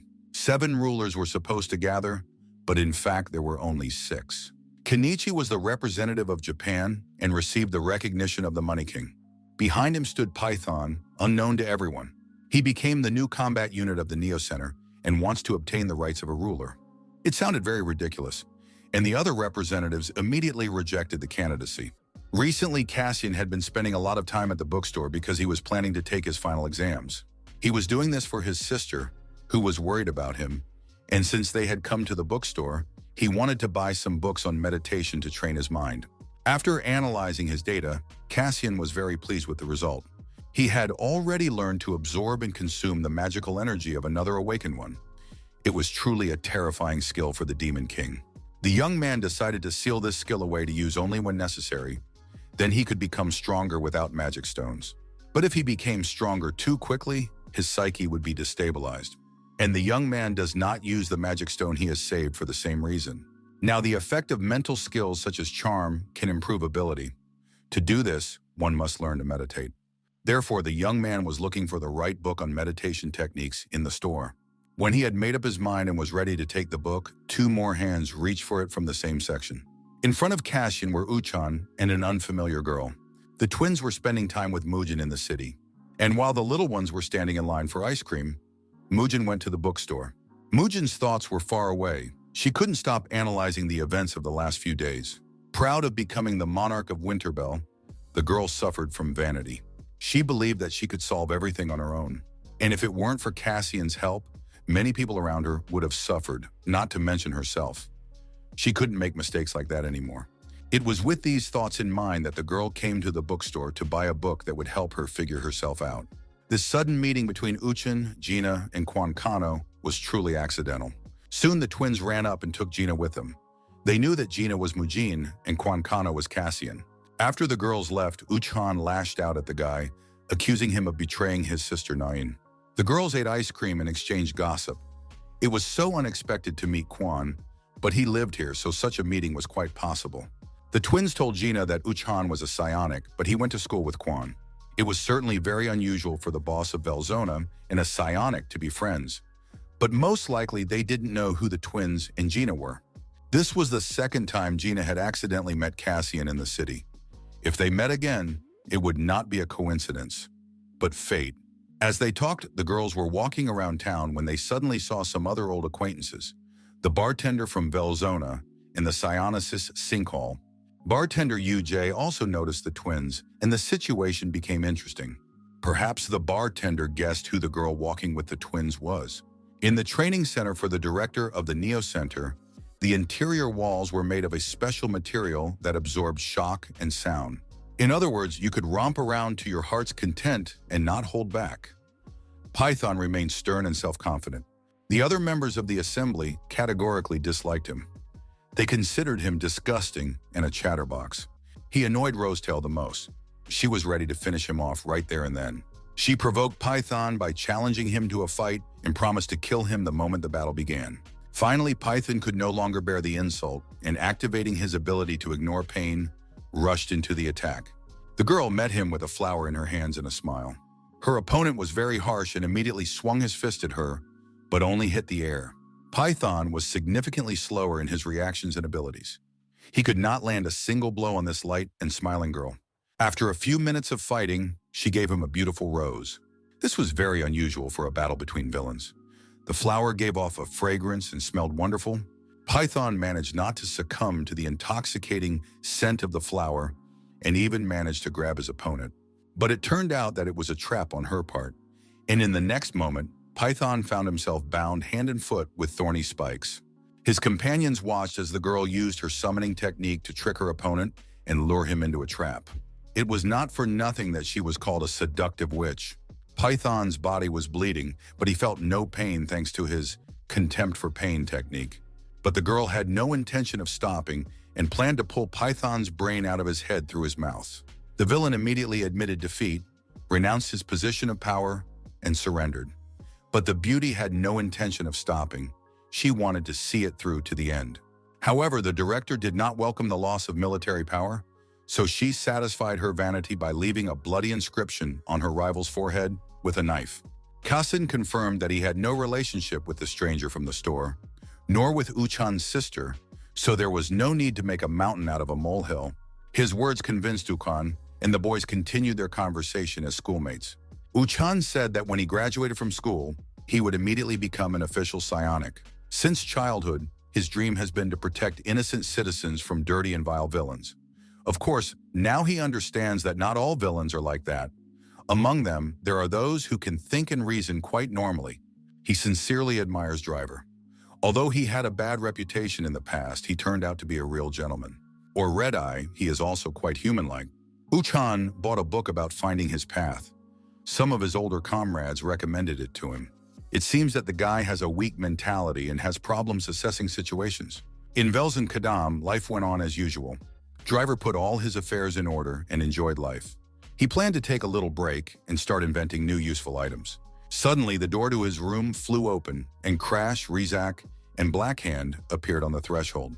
They were unhappy again because, as it turned out, Cassian had been absent lately, and they wanted to continue training. Driver understood the guys and their desire to become stronger. To do this, they needed to be prepared for a lot. In order to get what they wanted, they needed to rely on their enormous potential, which exceeded their efforts.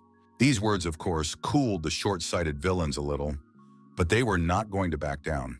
If the guys overcame their limits and awakened their deeply dormant potential, they would experience a second awakening. It will be something so grand. Magical power explodes and allows them to gain enormous power. Monsters who have already experienced the second awakening stride through the world with great strides. They have reached the rank of catastrophe. And in this zone, there is already someone who has undergone the second awakening. But Driver didn't have time to tell the guys the details because a crow appeared at the door with another batch of cookies. Let's briefly move to Washington, D.C. The streets of the city are engulfed in flames. Local gangsters have decided to clean out the jewelry stores, attacking them in a gang and committing robbery. The bandits were led by Ralph, who was dressed in a clown costume. He led his gang to instill fear in those around them and seize valuables. One of the passers-by behaved strangely. He did not fall down in fear or beg for mercy. The next moment, Ralph's hands were cuffed. The stranger turned out to be a member of Lampa's Special Forces unit, and he was on a joint mission with the police. He was a local psionicist named Raul Gallardo. Ralph flew into a rage, and the steel handcuffs proved useless. They couldn't hold and slipped off the clown's hands. He had already planned to use his pistols against the psionicists, but something went wrong. His hands wouldn't obey him. It was the work of another psionic named Rick Yoon. Before the other bandits could do anything, Raul spun his stick and beat them all. After all, it is the duty of psionics to eliminate evil. To restore order, all they had to do was eliminate all the villains, and the pair accomplished this mission perfectly. At the office, their boss praised their work. She thanked them for their excellent work and said that instead of a vacation, they had been sent a new assignment. Although everyone understood that the agents needed a break, Raul and Yoon were the best suited for this assignment. They had to go to Korea because the agents had previously undergone elite training there. The fact is that a large-scale war is brewing among the villains in Korea, and the local office is requesting support from psionics from other countries. There was hope that news about the mentor would emerge, and perhaps the guys would be able to dig something up on the spot, because the request for an official reinvestigation was immediately denied. The case is closed, and the bosses don't want to get involved anymore. Judging by the photo, Cassian, Jeff, and Tuppence were close. Raul believed that his mentor was not the kind of person who would betray him. The fact that he killed Jeff, who was like a brother to him, was beyond comprehension. Tuppence is determined to uncover the truth, no matter how long it takes. She is counting on Raul and Yoon because Kasan was their teacher. A few days later, a very interesting meeting took place in the Kadam zone. An old acquaintance, Wak, was invited not only to see each other, but also to discuss plans. Driver said he didn't know why he had gathered all the bosses together. Soon, Mugen joined the gathering. In the next moment, the space rippled, and Cassian appeared among those present. He preferred to move not through doors, but out of the shadows. When everyone had exchanged greetings and sat down, Cassian began to lead the meeting. The only ones missing were the representatives of Velzona Xinhua. Redshot became their boss, but no one recognizes him. Inside Velzona, everyone has split into factions and is fighting. Of course, they need a stronger and more competent boss with whom they can negotiate joint actions. Wak was burning with impatience and demanded to get down to business quickly because she was busy. Cassian got straight to the point. announcing that he wanted them to defeat the King of Money and one of the four Lords of Evil. The Korean division of Lampus was planning a meeting with psionics from the United States. It is known that they are not easy guys. Both are from a special forces unit. One of them is an S-rank psionicist, an expert level. In terms of abilities, he is on par with Jason and may even surpass her. We are talking about Raul Gallardo, who was already in the office with his partner. The psionics greeted each other, exchanged pleasantries, and waited for orders from their superiors. But at the meeting of villains, Wak was furious. She thought the idea of attacking the King of Money was completely insane. She thought it was a very sudden decision and that preparatory measures should have been taken in advance, since the Money King had been terrorizing everyone for quite some time. But Cassian believed that the time had come, and perhaps this was exactly the situation he had been waiting for. Mugen assumed that Cassian already had some kind of strategy, since he had decided to make such a proposal to the bosses. Driver explained that one of the key factors determining victory in war is information. Of course, the Money King also has agents, but compared to Driver, they are weaklings. With the help of hidden cameras, drones, and satellites, Driver monitors every move of the Money King supporters. The King of Money is powerful and a formidable opponent in any case, but before he reaches his full strength, you need to cut off his arms and legs. This will give you a chance to win. The Driver suggested starting by dividing the 7 rulers and dealing with each one in turn. This will not be easy because they are the highest-ranking rulers in their countries. Driver was sure that nothing was impossible except for some tasks that needed special attention. For example, the seductive witch Rosetail. Mugen agreed with Driver. Apart from the Money King, she was indeed the second most powerful villain in the country. She had to be wary of her because she was just a crazy girl, even though she looked like an innocent flowery blonde. And we mustn't forget the prince, known as the leader of the 7 lords. He almost never shows himself personally, but if you find and exploit conflicts and discontent within the 7, you can easily divide them. And if you can get someone to switch sides, the plan will work. However, villains from all over the world will start hunting Driver and his company. In addition, we must not forget about the Bloody Pawn, who was currently in China.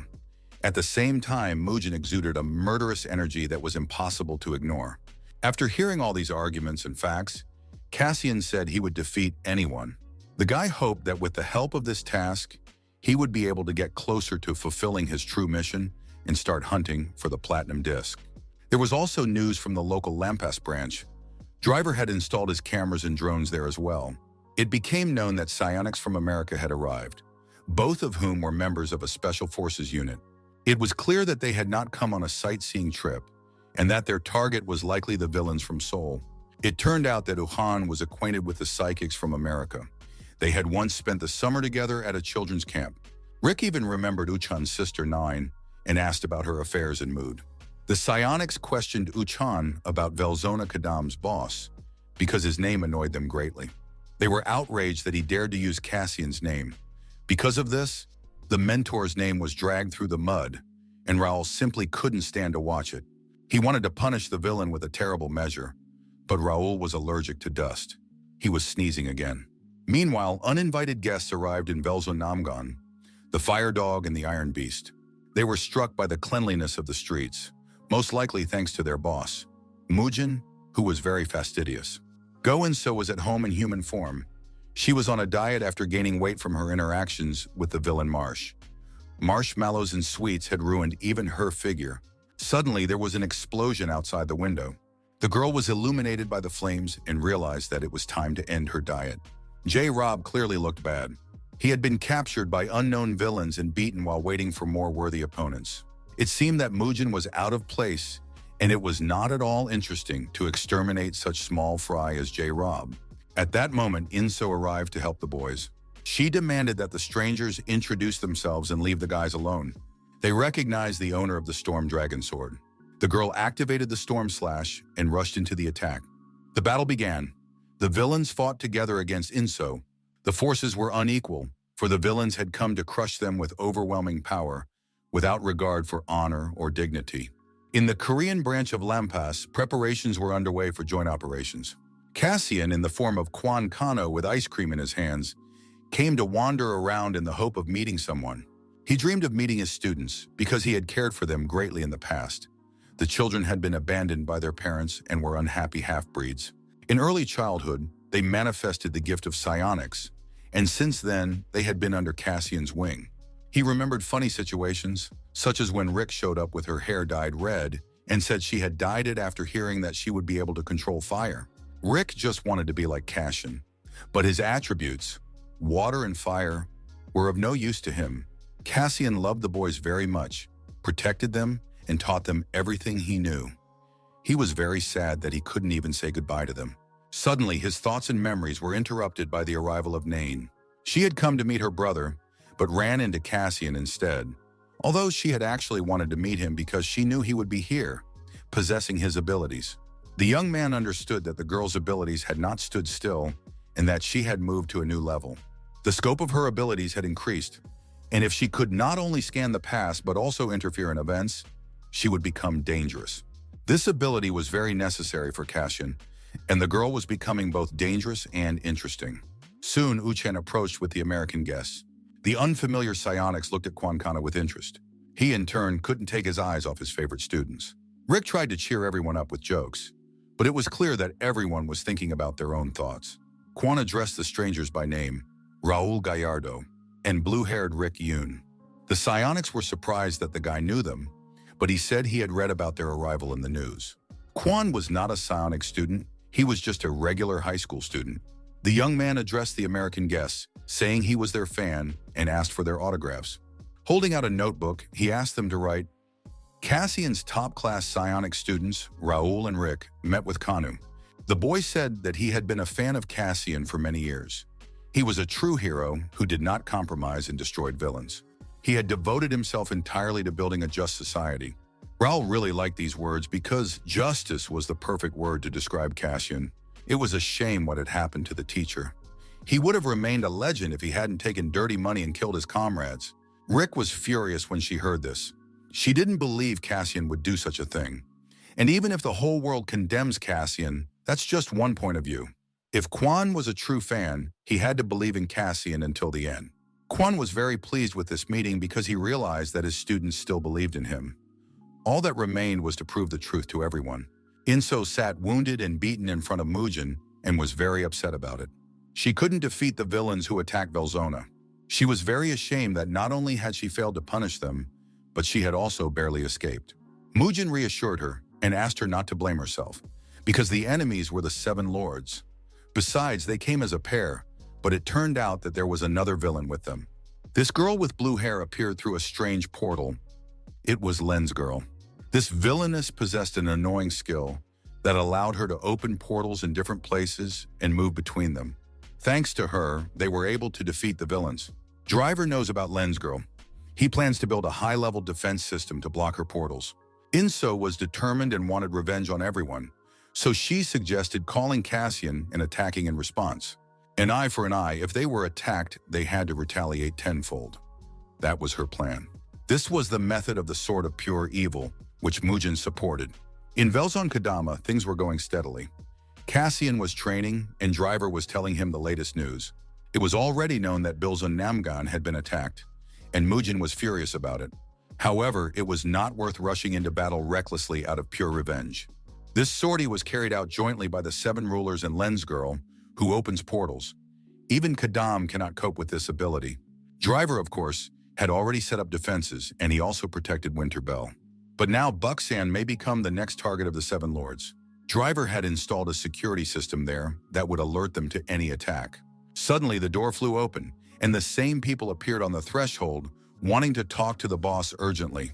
They accused Kaysen of not keeping his word. He promised to make them strong, so they demanded that he train them. The guys were stuck against a huge wall and couldn't get past it on their own.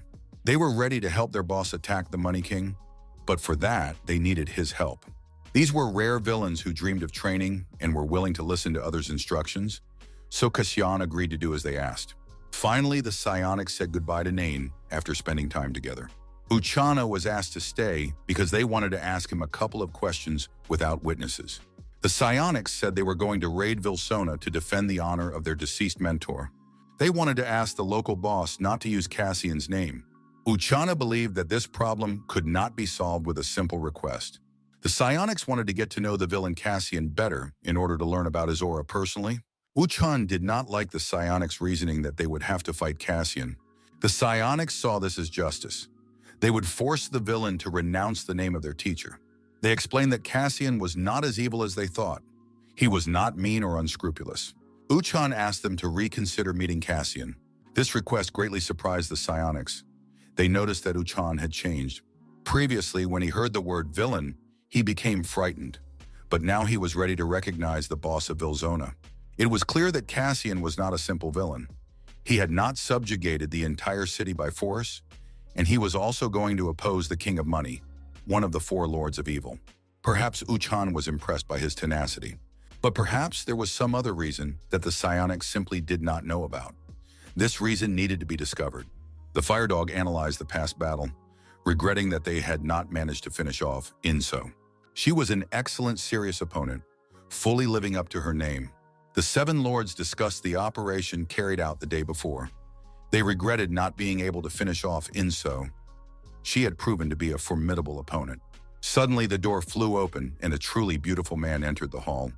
Dark Star. With him was the villain stylist Yoon. It seemed that this pair had nothing else to do but take pictures for their fans. Dark Star lamented that he was late for the meeting and asked where they had left off. The villains were discussing the attack on Buksan. The idea arose to recruit this young man, who had just joined the next operation. But the pleasant, handsome young man turned out to be a real psycho and definitely crazy. Even his colleagues respected and feared him, and his sister was the crazy Rose. Darkstar demanded to be sent to Kadam, even though Rosetail was originally supposed to go there. The young man firmly and unconditionally declared that he would be going to Kadam. There he fell in love with someone at first sight and wants to meet them as soon as possible. He hadn't felt this way in a long time. His love is Cassian, and everything was stable in Kadam, although the Black Hand attacked with a face ripe with rage and malice.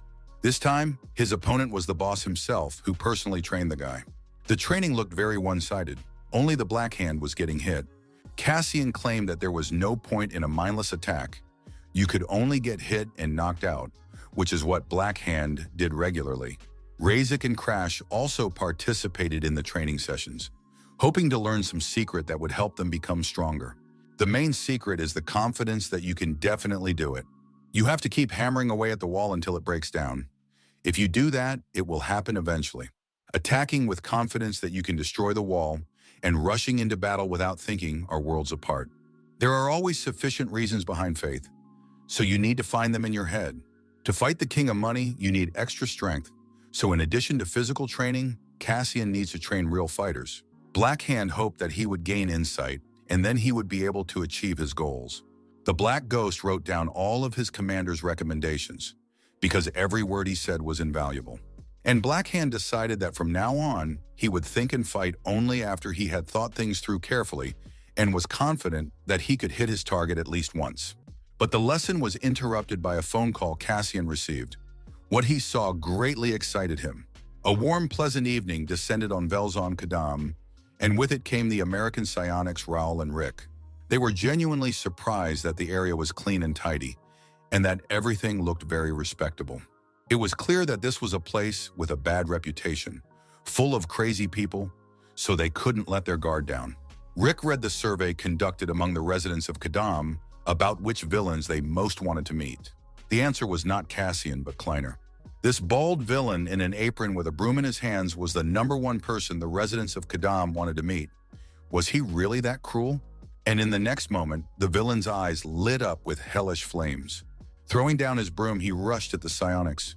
They, in turn, were seriously frightened, as they had let their guard down and prepared for the attack. But the villain rushed past them. What was that? It was a meow. The King of Money listened to reports about the past day and believed that problems should also arise. Otherwise, the result would not exceed all expectations and would not be remembered for long. It was known that all members of the 7 rulers had arrived at the meeting place. All the actors were in their places, and it was possible to attack Kadam that very night. But the King of Money didn't want to do it right away, because he could crush Kadam by force at any moment. But that's not the spectacle he wants. He wants to create a situation that will attract maximum attention, and for that, he needs to prepare the ground. What the audience wants is an extravagant show and dramatic performance. But most importantly, The intrigue of the action must be captivating to the audience's heart. A scene that fails to instantly capture the hearts of the audience will be forgotten. Therefore, they must create a memorable show and do so in the near future. Everyone trusted the king of money and understood that he would deliver the highest quality performance. The mother cat met her kitten. There had not been a more heartwarming scene in Seoul for many years. The psychics were pleasantly surprised by the scene of the villain catching the kitten and understood that they had not come here to catch kittens. They tried to find out from Kleiner where they needed to go to meet Cassian, but he was already waiting for them, sitting on the roof of the building. Cassian asked the visitors about the purpose of their visit. He hadn't arranged a meeting with them and wanted to know why they had come. The psionics said they had not come to fight, but had a personal request for Cassian. Raoul didn't beat around the bush and voiced it. He would prefer that the villain change his name. He suggested that they work together to come up with a cool name to replace it. Cassian was amazed at the rudeness and arrogance of the guys, but decided to listen to them until the end. They asked him to understand them correctly because they had quite compelling reasons. Cassian is the name of a top-class psionic. He was a psionic who pretended to be righteous, but in reality, he took dirty money and killed his comrades. So bearing his villainous name was ideal. Rick was the first to lose his temper at the rudeness directed at their deceased teacher and said that it was not true and that it was a setup. Raoul also believed that Cassian was not the kind of person who would kill his colleagues for dirty money. Cassian listened to the psionics' explanations and asked them to leave his Velsen. But Raoul, barely containing his anger, said that the villain should not bear the name Cassian anyway and that he had no right to do so. This hurt Cassian deeply, and he decided to clarify why he had no right to that name. Cassian was a top-class psionic, an honorary title bestowed on only 30 people worldwide. And he was Raoul's beloved and respected teacher. And that was enough. And if the villain did not change his mind after all the explanations, then let him prove his right to bear that name by force. Rick also couldn't hold back and was ready to explain everything about Cassian by force. Cassian was actually just waiting for that. He said that the name was borne by a villain of the Great Catastrophe class, and that was very impressive. After that, he suggested ending all arguments and attacking the villain of the Great Catastrophe class together. Because psionics must earn the right to be Cassian's rivals, the psionics decided to teach the brat some manners and wanted to assess the enemy's strength first. But the villain did not give them that opportunity and immediately scattered them in all directions, saying that they must not be distracted in front of the enemy. Driver was busy developing new devices when an alarm red-eye rushed into his office. He wanted to warn him that there was a real commotion outside. 2 psychers had paid a visit and were already fighting at the entrance. But Driver was as calm as ever and said that everything was under control. The boss imposed a complete ban on intervention. He also forbade filming with drones and demanded that all cameras be turned off. He also sent his students out to make sure no one slipped through. Outside, combat training continued. Cassian skillfully dodged all of the psionics' attacks. He was always ready for any action. In addition to technical points, he also gave comments and advice to the psychics. He called Raoul strong, but overly harsh and straightforward. His attack structure was too monotonous and lacked flexibility. Each new series of strikes hit the target. Activating part of his body, his leg, Cassian struck the psionicist with it. He believed that the young man reacted very slowly to his attacks and therefore lost. A counterattack must be agile and fast. It should cover like a hurricane and leave the opponent no chance. Rick stood with his mouth open, analyzing the fight that was taking place before his eyes. Cassian reminded Rick that they had to attack together, not stand there like statues. Rick was stunned by what he saw and could only hurl insults and curses. But then Cassian flew up to him and forced him to resist. Rick activated a stream of water, hoping to knock the villain down and seize the initiative in the fight. But the enemy was faster and was already behind the psionicists. After a few minutes of fighting, the psionics realized that they could not defeat their opponent alone. Raoul saw this and suggested fighting at full strength to defend the honor of his mentor's name. Cassian said that he could also show his full strength, because he had only used 20% of it so far. Raoul did not believe the villain and did not even want to find out if it was true or false. Cassian hoped to fully analyze his opponent and develop a battle strategy. Raoul finished his analysis, and the information he received shocked him. The analysis could not be wrong, and the villain Cassian was not just a villain. In terms of energy, style, and mechanics, the villain Cassian was completely identical to his mentor. Fragments of memories from his early childhood flashed through his mind. when, as a half-breed child, he was attacked by other children. It was a familiar ordeal that was difficult to cope with. Soon his parents abandoned the boy, and he ended up in an orphanage. But the other children at the orphanage did not accept the stranger either, and the bullying continued. At some point, a child appeared who was even worse off. And then the boy found the strength to fight for himself and the younger boy. Soon, a previously dormant power awakened within the child. He became a psionic. A new school, different children, and new problems. After all, there can be good people everywhere, just like there can be bad ones. A huge, dark-skinned bruiser whose mere appearance caused panic. The villain who frightened the children turned out to be an ordinary psionic. Just a healthy, kind, and sincere man. And a man who taught him to distinguish between good and evil without prejudice or bias. And that man was the villain Cassian. Raul explained that the villain had not only taken their mentor's name, but also his fighting style. And also the teacher's habit of clenching the fingers of his left hand before kicking. Rick lunged at Cassian with his bare hands, trying to scratch his eyes out for doing such a thing. But then Cassian decided to give a hint and said that Rick had dyed his hair red as a child because he wanted to control fire. And Raul wet himself on his first day when he arrived at the Lampas training hall. The psionics, shocked by what they heard, tried to understand who they were dealing with. If the mind is not yet ready to accept the truth, the heart already knows. Cassian did not offer a definitive explanation aloud, but suggested moving to a safer place to continue the conversation. After that, he summoned the Black Ghost and gave her some instructions. He said that he would be away with the guys for a short time and asked Black Ghost to transform into him and keep order. The Black Ghost instantly transformed into Cassian and promised not to betray her master's trust. Cassian and the psionics rushed off in an unknown direction. Once they were somewhere where no one could find them, Cassian told the truth, how he had been reborn after death. Rick couldn't understand how such a thing could have happened. He was reborn, and now he was the most hated villain. Raul gathered his thoughts and came to the conclusion that it was definitely Cassian, but he had a few questions. Why didn't Cassian find them, his students, right away? He could have called or written to them. Cassian believed that they would not believe him. Besides, letters and calls are tracked, and if Lampas found out who he really was, it would create problems. He decided to take the name Cassian because he hoped that one day his students would come to him, just as they had now. Raul also wanted to know who killed Jeff and the mentor, because it was Lampas. Cassian confirmed that this was true. Lampas's agents said that Jeff had betrayed them, and along with Jeff, Cassian had labeled them as traitors. It was officially announced that Cassian had killed Jeff and betrayed the organization. Only Cassian knew that Jack had killed Jeff. Jack is the ghost sword. He formed a team to get rid of Jeff and Cassian. It was Jack and Lila plus Sniper. According to Lila, there was someone else there too. So they were attacked by 4 top-class psionics. Such a team could have killed even 4 evil lords. There was no chance. Raul was interested in what Cassian planned to do next.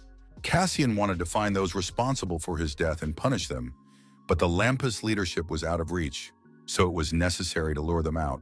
Rika was very interested in how Cassian was able to be reborn, especially in the body of a villain. Jeff's necklace helped with this, as did another strange and invisible creature, the spirit Moros. Cassian showed the necklace to his students and invited them to touch the pendant with their hands. They realized that their mentor had become even stranger than before.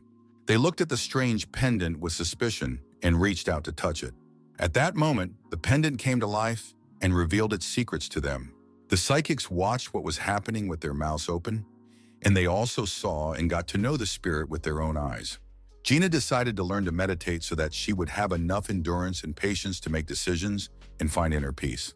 Cassian was constantly on her mind. She really wanted to find peace, not constantly think about revenge. The girl understood that he was stronger than her, did not hesitate in difficult situations, and made decisions quickly, even though he was just a schoolboy. It was unclear where he got his calmness and what made him different. Perhaps the difference was in his amazing insight. I wonder if insight can be trained with the help of poetry and music. But then the meditation session was interrupted by the twins, who brought news from social media. All the news channels were reporting on clashes between the Bilzons, the war between the villains, and the fear of the local residents. All these articles were about Velzon Kadam, and all the headlines looked very hostile. This information was extremely damaging to Velzona Kadam. Everyone was nervous, but Cassian remained calm, as if it were nothing special. In Velzon Kadam, they were also following the news. Cassian decided that it was collective psychosis. It was clear that someone was behind all these articles, and most likely it was the king of money, who had enough funds to pay off the media. Cassian didn't think the Money King would bother with such nonsense, but he agreed that he needed fame at any cost. Anyone who could get several top psionics to act was someone very famous in Lampas. Perhaps it was the same person who had dealt with Cassian and Jeff. In addition, it became known that information about the failure of the psionic school children in the Kadam zone had disappeared from all social networks. Instead, articles appeared claiming that they were heroes saving Kadam, as if that were how things really were. Cassian believed that people would not believe it, but short-sighted people would fall for the provocation and propaganda. Right now, the news was discussing Velzon Kadam.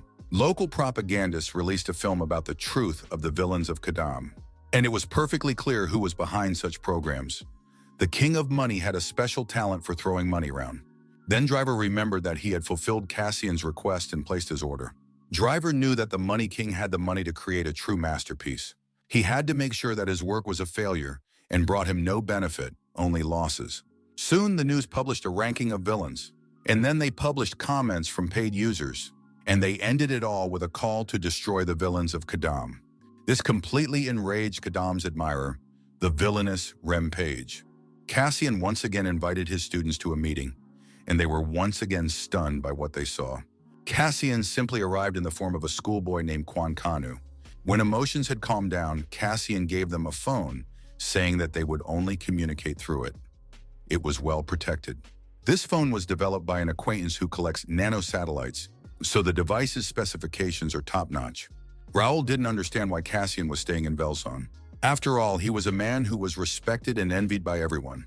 He was an honored top psionicist and teacher. The thing was, Cassian now wanted revenge, and he had chosen Velzon, the home of villains, as his place of residence. The students were worried about whether it would be dangerous to involve villains in their affairs. Cassian promised not to involve the villains in the showdown with Lampus, but he wanted to learn the truth and become stronger so he could get to those responsible for his death. But if a war with the villains begins, everything will be different, especially if the enemy was the four lords of evil. But it was too early to worry about that. For now, Cassian brought gifts. He thought that with such an outfit, it would be a bit too much to offer help. In Velzon, Buksan Joak was receiving a guest. It was a boss named Kaichi, who happily devoured the cooked meat and was pleased to meet us. Wak noted that Kaichi had the strongest fists in the world. It is known that Kaichi recently acquired another Velzon. The hostess congratulated the guest and suggested that he take over another large scene because he was the best among the bosses in the country. Many villains are fascinated by Kaichi's strength and impressiveness and are ready to serve him faithfully. Therefore, Yuak wanted to join forces with him. The villain replied that according to rumors, Yuak serves Driver. The girl said that people were just jealous of her and that Driver was not the same as he used to be. His determination and charisma had completely disappeared. Kaichi had heard that Driver had become weak, and now a guy nicknamed the Black Demon had become the boss of Kadama. Joak confirmed this information and offered Kaichi the position of commander in their alliance. The couple's plans extended beyond Seoul and encompassed the entire country. The villainess, her face hidden behind a mask, heard all this. She understood that Kaichi would be swallowed up by Joak. Kaichi was very strong, especially compared to Barracuda. Joak urged the guest to sign the contract and promised to throw him an incredible celebration party. Two street children were sitting on the roof of one of the buildings in the Boksan district. Suddenly, a portal appeared near them. And then Rosetail appeared in such an unpleasant place. All of this was beginning to annoy her. Next to her was the handsome Kenichi, who also didn't understand why he was here. All this was happening because the little bastard Darkstar was screaming that he absolutely had to meet Cassian and demanded to replace him. And it was all terribly infuriating because she didn't want to be there. The new costumes from the gift box fit, but they looked pretty weird. Cassian was pleased with the Psychers, saying that the suits were very high quality and multifunctional. The next moment, a message arrived that caused alarm and forced Cassian to leave the guys. A crowd of crazed idiots from the Boksan district was rushing toward the uninvited guests. Rosetail said that it was all terribly infuriating and that they were finished. After that, Mila smiled and asked whether to kill them one by one or all together. Then, waving her hand and showering everything with pink petals, she invited them to dance. A few seconds later, she was already dancing a solo. Next, Yuak appeared on the roof with Kaichi and her closest allies. She glanced at the bodies of the villains lying around and calculated her chances. She also noticed the handsome henchman of the Money King, but there were only 2 opponents, and Kaichi was on Yuak's side, and there were many of them. Rosetail teased the villain, saying something like, "She's wasting her time thinking that since there are only 2 opponents, she can try to fight them off. And if she stalled for time, reinforcements could arrive from the other fork zone." But there was bad news for Yuak. Kaichi is a very strong opponent, and while he's dealing with the girl, the handsome swordsman can be taken care of.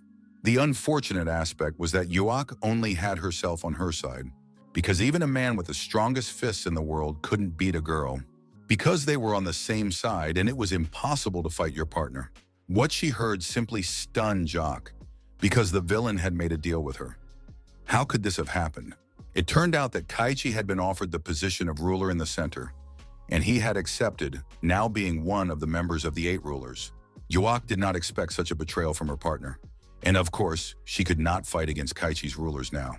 The Ice Ghost was also surprised because he thought Kaichi was a dumbass, but he turned out to be a cunning predator. Rosetail was thoroughly fed up with all this, and she launched her petals to put an end to this maddening situation. Since everyone had already figured things out, they could calmly fight, and the girl suggested that her opponents attack her. But before the ladies could clash in a frenzied dance at this party, the air above them creaked, and someone said they were joining in too. In the next moment, Cassian landed from the sky. His appearance was completely unexpected for everyone present, but you can't enjoy a party alone. Rosetail Mila greeted Cassian, saying she was glad to see him, even though she didn't know who he was. Upon hearing that Cassian was the boss of the Kadam district of Vilzona, the girl was delighted. The next moment, Driver landed from the sky. He said that he was still in the ranks, although he was no longer the boss of Vilzona, but he should be respected. The sudden appearance of Driver and Cassian put everyone in an awkward position. The story was unfolding much more cheerfully than it seemed, so their appearance was immediately reported to the other lords. Rostel was very happy because she wanted to deal with Cassian herself, realizing that her brother would be offended, but such is fate. However, in the next moment, a portal appeared, and other members of the group came out of it. At the head of the procession were the King of Money, the Fire Dog, Lansgull, and the King of Money's assistant. The opponents lined up opposite each other. The strongest villain in the world, the King of Money from the 4 Lords of Evil, appeared in person. Cassian saw the ruthless eyes and endless self-confidence, but he knew that he would have to step over him anyway. Why not do it now? The Money King addressed Cassian directly, saying that he had come specifically to meet him. He wanted to recruit Cassian into his family, but Cassian immediately refused to accept such an offer, stating that he would only join if he could become the boss. The young man's audacity impressed everyone. Some were amazed, some smiled, and some were delighted. King Money said that the young man really did have spirit, and since he went against the King of Money, he must remain persistent until the end. Cassian said that his fists were stronger than words. The Money King asked him not to disappoint him. Rosetail was mad about everything, including the fact that this guy went ahead. The Money King said that next time he would give Cassian a better opportunity, but this time he asked him to give way. The young man understood that the King of Money was head and shoulders above all his opponents. He had superior attacking power and was very strong in close combat. Cassian had long wanted to compete with the King of Money, because one duel with a strong opponent is much better than 100 days of training alone. The young man accepted the King of Money's challenge, and in the next moment, without holding back, he rushed to attack his opponent. There was a flurry of blows and blocks, counterattacks and defenses. Both opponents admired each other, analyzing their opponent's strategy and tactics. The speed of the battle was such that those present were speechless. Rarely in life had anyone seen such a fight. The opponents parted ways after a series of mutual strikes, realizing that it would be difficult ahead, but not planning to retreat. It was decided to fight with full force. The Shadow Blade was put into action. Cassian then added Shadow Acceleration to increase his attack speed. Cassian managed to break through directly to his opponent and land a series of successful hits. Shadow Shackles were immediately activated, and finally blows were delivered to the torso and head. At one point, the opponents came face to face, and neither of them gave way.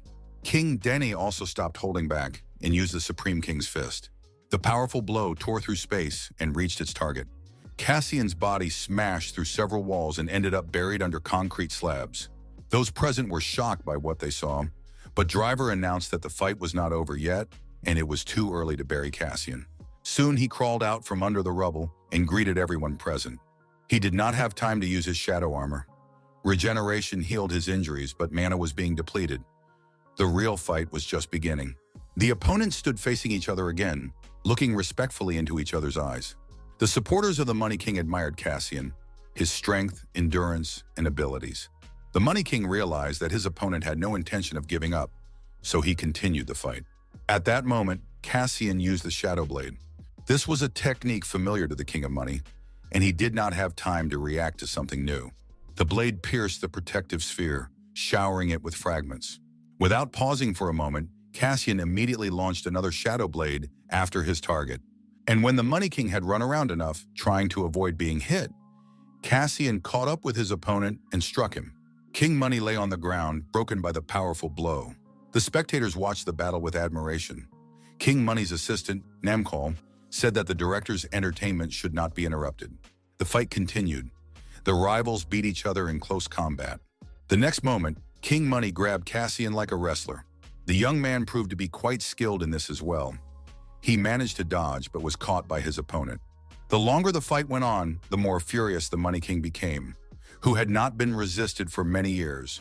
Putting all his strength into his blow, he rushed at Cassian. The Supreme King's fist was used to its fullest potential. The shockwave swept over everyone present. The young man stood unharmed. His protective armor worked perfectly. Many were blown away because the guy managed to block the Supreme King's fist. And when the rivals were ready to continue the fight, a voice spoke up, saying that it also wanted to enjoy the party. Mujin appeared before the audience with her entourage. Mujin addressed the Money King, saying that he had ignored the rules, invaded Namgang, and behaved despicably. Therefore, she would make him pay for it, as she was the monarch of Winter Bell. The Money King noted that Winter Bell's special unit would likely perish today, along with their monarch. Since they all came, it means they are ready to die, he added. Mujin said that if she died in this place, King Money would become Winter Bell's target, and he would surely punish him. After becoming monarch, Mujin had become too arrogant in the opinion of the Money King. He said he had enough ability to merge all the Velzons into one. However, Cassian said that he himself would merge all the Velzons. This made everyone laugh, and the Money King agreed that Cassian could handle it, but not now, only in 10 years. And now the King of Money once again offered Cassian to join him and get closer to realizing his dream. After Cassian rejected the offer, the Money King proposed a bet. Each side would choose 5 villains and stage a duel. According to the rules, the winner must continue fighting, which means that the winner of the battle continues to fight the next opponent. It was a bet that was difficult to refuse. If you lost, you would have to obey the winning side. Cassian said that they would announce their terms after discussion. The date and location were to be discussed later, and the King of Money once again asked Mujin if she wanted to fight him now. She refused because she wanted to watch the bet, and announced that as the monarch of Winter Bella, she would be present and personally assess the fairness of the fights. With that, the negotiations were over, and the rivals began to disperse. King Money took his team through the portal. Rostel approached Mujin, saying she would like to speak with her privately. Mujin asked the guards to leave and prepared to listen to the villain. But she suddenly lunged at the girl with the aim of removing her mask. The guards did not have time to react. However, Cassian immediately grabbed the witch by the arm and said that she needed to get permission first. In the next moment, Cassian's hand was covered with sharp thorns. The same fate befell his entire body. To top it all off, the villainess wanted to write some nonsense on his forehead with her sharp claw, but she didn't have time, because Cassian was able to set her thorns on fire, and soon the girl began to burn. This hidden ability did not go unnoticed by the King of Money and his assistant. The rumor that Cassian had a double attribute turned out to be true. Finally, Cassian lunged at Rosetail and managed to strike her. The beauty's face was cut until it bled. The sight of blood provoked the fire dog to defend his friend, but then Driver stepped in. He hit his rivals with a screwdriver, saying that working hours were over and it was time for everyone to go home. Rosetail disagreed, and Mujin had to draw her swords, saying that it had been a long time since anyone had angered her like this, and the price for her anger was death. Cassian stopped Mujin, saying that he should confront the witch, but not today. Cassian appealed to the King of Money, suggesting that he maintain the truce until the day of their lavish party so that it could proceed as planned. The King of Money accepted the proposal and recalled all his villains. They gradually left through the portal, continuing to hurl insults at Cassian and his comrades. The last to leave was the King of Money's assistant, MANHWA. There had been something strange about his behavior throughout the entire meeting. It seemed that he was far from being the least important figure in this group. Psychers, Americans, and Wuhan met for a cup of coffee at a city cafe. They invited the guy over, supposedly just to chat and eat some tasty treats. They said they had found out a little about Velzona Cassian's boss, and that he was indeed not an arrogant or cowardly villain. They also studied the materials and discovered that he had rescued hostages from Blaster, arrested Blood Rain, and even helped Uchan's sister Nine. Uchan said that in addition to all of the above, Cassian also helped him and did many good things. Although he is just a villain, his composure, determination, and courage in action can serve as an example. Justice that is not backed by force is usually useless, but Cassian has enough fighting power. The psionics also began to investigate Ukhan's classmate. Ukhan said that they were not friends and that Quan Kanu was hitting on Nain. This infuriated Rick because he had been in love with Nain since childhood. Finally, Raul's phone rang, and the psionics left Uchan, who was trying his best not to say anything unnecessary. The ordered goods were received at the bar in Vilzona Kadama. The artifact, which increased resistance to psychic attacks, was not easy to find and took a lot of effort. The artifact looked like a ring, which apparently had to be worn on the hand. The bartender had heard about the tournament with the King of Money and asked if Cassian had already chosen the participants. Cassian said that the process was underway and invited the bartender to participate, but the bartender preferred to remain a spectator and even gave away the artifact for free because he had a debt that the King of Money owed him. Cassian checked the indicators at his individual training base. As expected, his strong psyche skill was upgraded, and this helped him in his battle with the Money King. In addition, he gained a lot of experience from fighting a strong opponent. Thanks to this, the minimum requirements necessary to complete the quest called the Magic Stone of Red Armor have now been met. The Bloodstone of Mana has waited for its time. Black Hand and his buddies burst into Driver's office in high spirits because they were planning to fight the Money King's gang and were going to take everyone down. There was a training hall on site, but he asked them not to come. The guys really wanted to participate in the fight and train with the boss, but it turned out that orders had been given not to distract him, and the Black Ghost was guarding the door. The driver said that Cassian was in no way inferior in his fight with the King of Money. Although neither opponent gave their all, it can be said that the fight was evenly matched, and he withstood the Supreme King's fist twice. Rumors spread very quickly, most likely spread by the Money King. They say that the Money King even ordered advertising posters and called it a festival of downfall.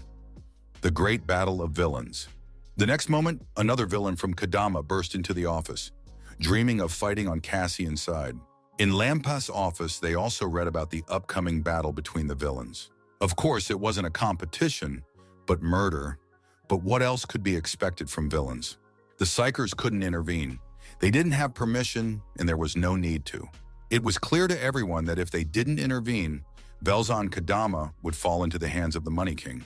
Of course, there were rumors that the Money King had beaten Cassian like a puppy, but you shouldn't believe everything you hear. Perhaps the situation is such that it's entirely possible to compete. Dean also believed that Cassian had a chance, and it was unclear why the head of the department himself would not intervene, since the Money King had stepped forward. But the upcoming fights were very serious. This wasn't a bunch of kids playing on a playground, so it was necessary to weigh all the pros and cons. It is difficult to predict what effect Lampas' intervention will have. In addition, it is possible that the psychics from America are carrying out some secret order that was given to them from the very top. Raul and Rick arrived at the meeting place with Cassian. He suddenly appeared out of the darkness, startling them. Cassian said he had summoned them urgently because he had an important request to make. The students said that they would stay with him until the end no matter what, and asked how he was feeling after the battle with the King of Money. They had read all sorts of rumors on the internet, but they were interested in hearing Cassian's real opinion about the Money King. His opponent was very strong, and Cassian felt with his whole body why Lampas couldn't easily deal with the four Lords of Evil. Even Lampas' instructions state that at least 3 top-class psionics are required to defeat the four Lords of Evil. These are grandmasters who are among the top 3, even among top-class psychers. Cassian said that everything would be true and correct, but not now because he had just had a special experience. When everything around him was covered in a bloody mist, and his whole body was filled with bloody energy and power. And breaking through the pain and unbearable suffering, Cassian emerged a new man.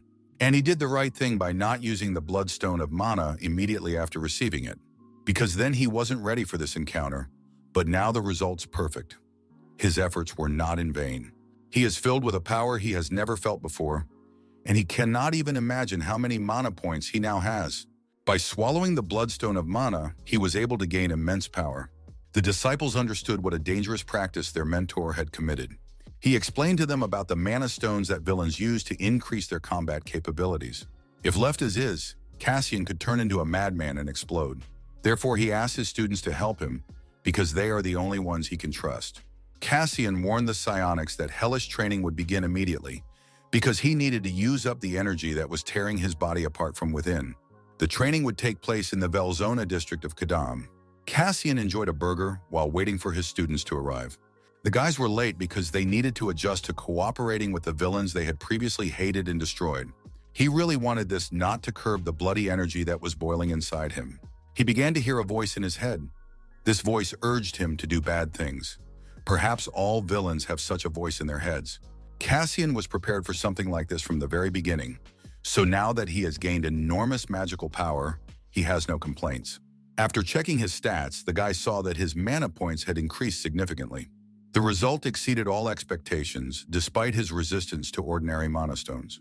The bloodstone of mana he ate was incomparable to ordinary stones, and even if you searched the entire world, it would be difficult to find anything similar. Surprisingly, the result after taking the bloodstone was not perfect. Perhaps it was because Cassian was unable to fully control the blood energy. And yet, with that many points, he could already take on almost any opponent, such as Rosetail, even though she still concealed enormous mental power. But mental skills were still closed to Cassian because he couldn't meet the conditions needed to get them. However, the spirit did not advise using these skills, even if they were unlocked. They are extremely dangerous and their power can destroy an entire city. They are on par with nuclear weapons. They were once used in mythical times when the situation was critical, against the strongest monster in history, named Typhon, the Lord of Destruction. This villain, the strongest in history, possessed the attributes of fire, wind, and even darkness. However, this information greatly interested Cassian. The young man sat waiting for his students, thinking about how he was still too weak to carry out his revenge, and also about how selfish he had been to involve his students in such a mission. At the Money King's Neo Center, the villains discussed the latest events. Darkstar was very angry that he had not been able to meet Cassian. He blamed himself for not going to Buxan, because there he could have brought forward his fateful meeting with his idol. Of course, he blamed his sister for not making him go to Buxan. But the girl understood that her brother's dream of meeting Cassian would most likely never come true, because she had her eye on Cassian and would tear him to pieces. Darkstar asked if his sister was going to participate in the fall festival. The girl confirmed that she would definitely be there, and as commander. Since the King of Money himself would not be participating, Rosetail had a chance to catch Cassian and prevent him from meeting her sister. After all, he was full of sincere fan feelings. But Rosetail possessed magical abilities and understood what her dumb brother was thinking. Finally, 2 individuals arrived at the training site in Velzon Kadam, wearing new costumes. They announced that they had come for hellish training, but before that, they had to think twice, because it was difficult to accept that a psionic would pretend to be a villain and train in Velzon. But if you look at it from another angle, such conditions are very useful for hellish training. Besides, they wanted to help their teacher with all their might and with all their heart. Cassian sincerely thanked the guys and said he would train them harshly and mercilessly. One fine morning, a stranger entered the territory of Velzona Kadam. He looked around with interest, not knowing where to go. Soon he noticed a cleaner. The stranger demanded that they show him the way. Klein's eyes lit up with hellish fire. Red Eye rushed over at the alarm, trying to find the unexpected guest. Soon a guest was found. He, like all the trash, was packed up and loaded into garbage cans. In the center of King Money, preparations were underway for the upcoming tournament. It was time to select the participants for the attack festival. The villains sat waiting for their fate, not knowing how the selection would be made. maybe they would have to fight each other. It was decided to conduct the selection by drawing lots. In addition, Rosetail was given a place out of turn. She asked that anyone dissatisfied with this fact come to her personally at any time.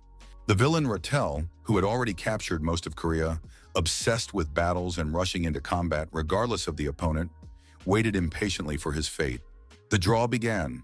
Handsome Kenichi flew by, but the first number was drawn by the hulking Kaichi. Second place went to the Fiery Dog. The third lucky ticket went to the Iron Beast. The last participant in the bet was Dark Star, as promised by his sorceress sister.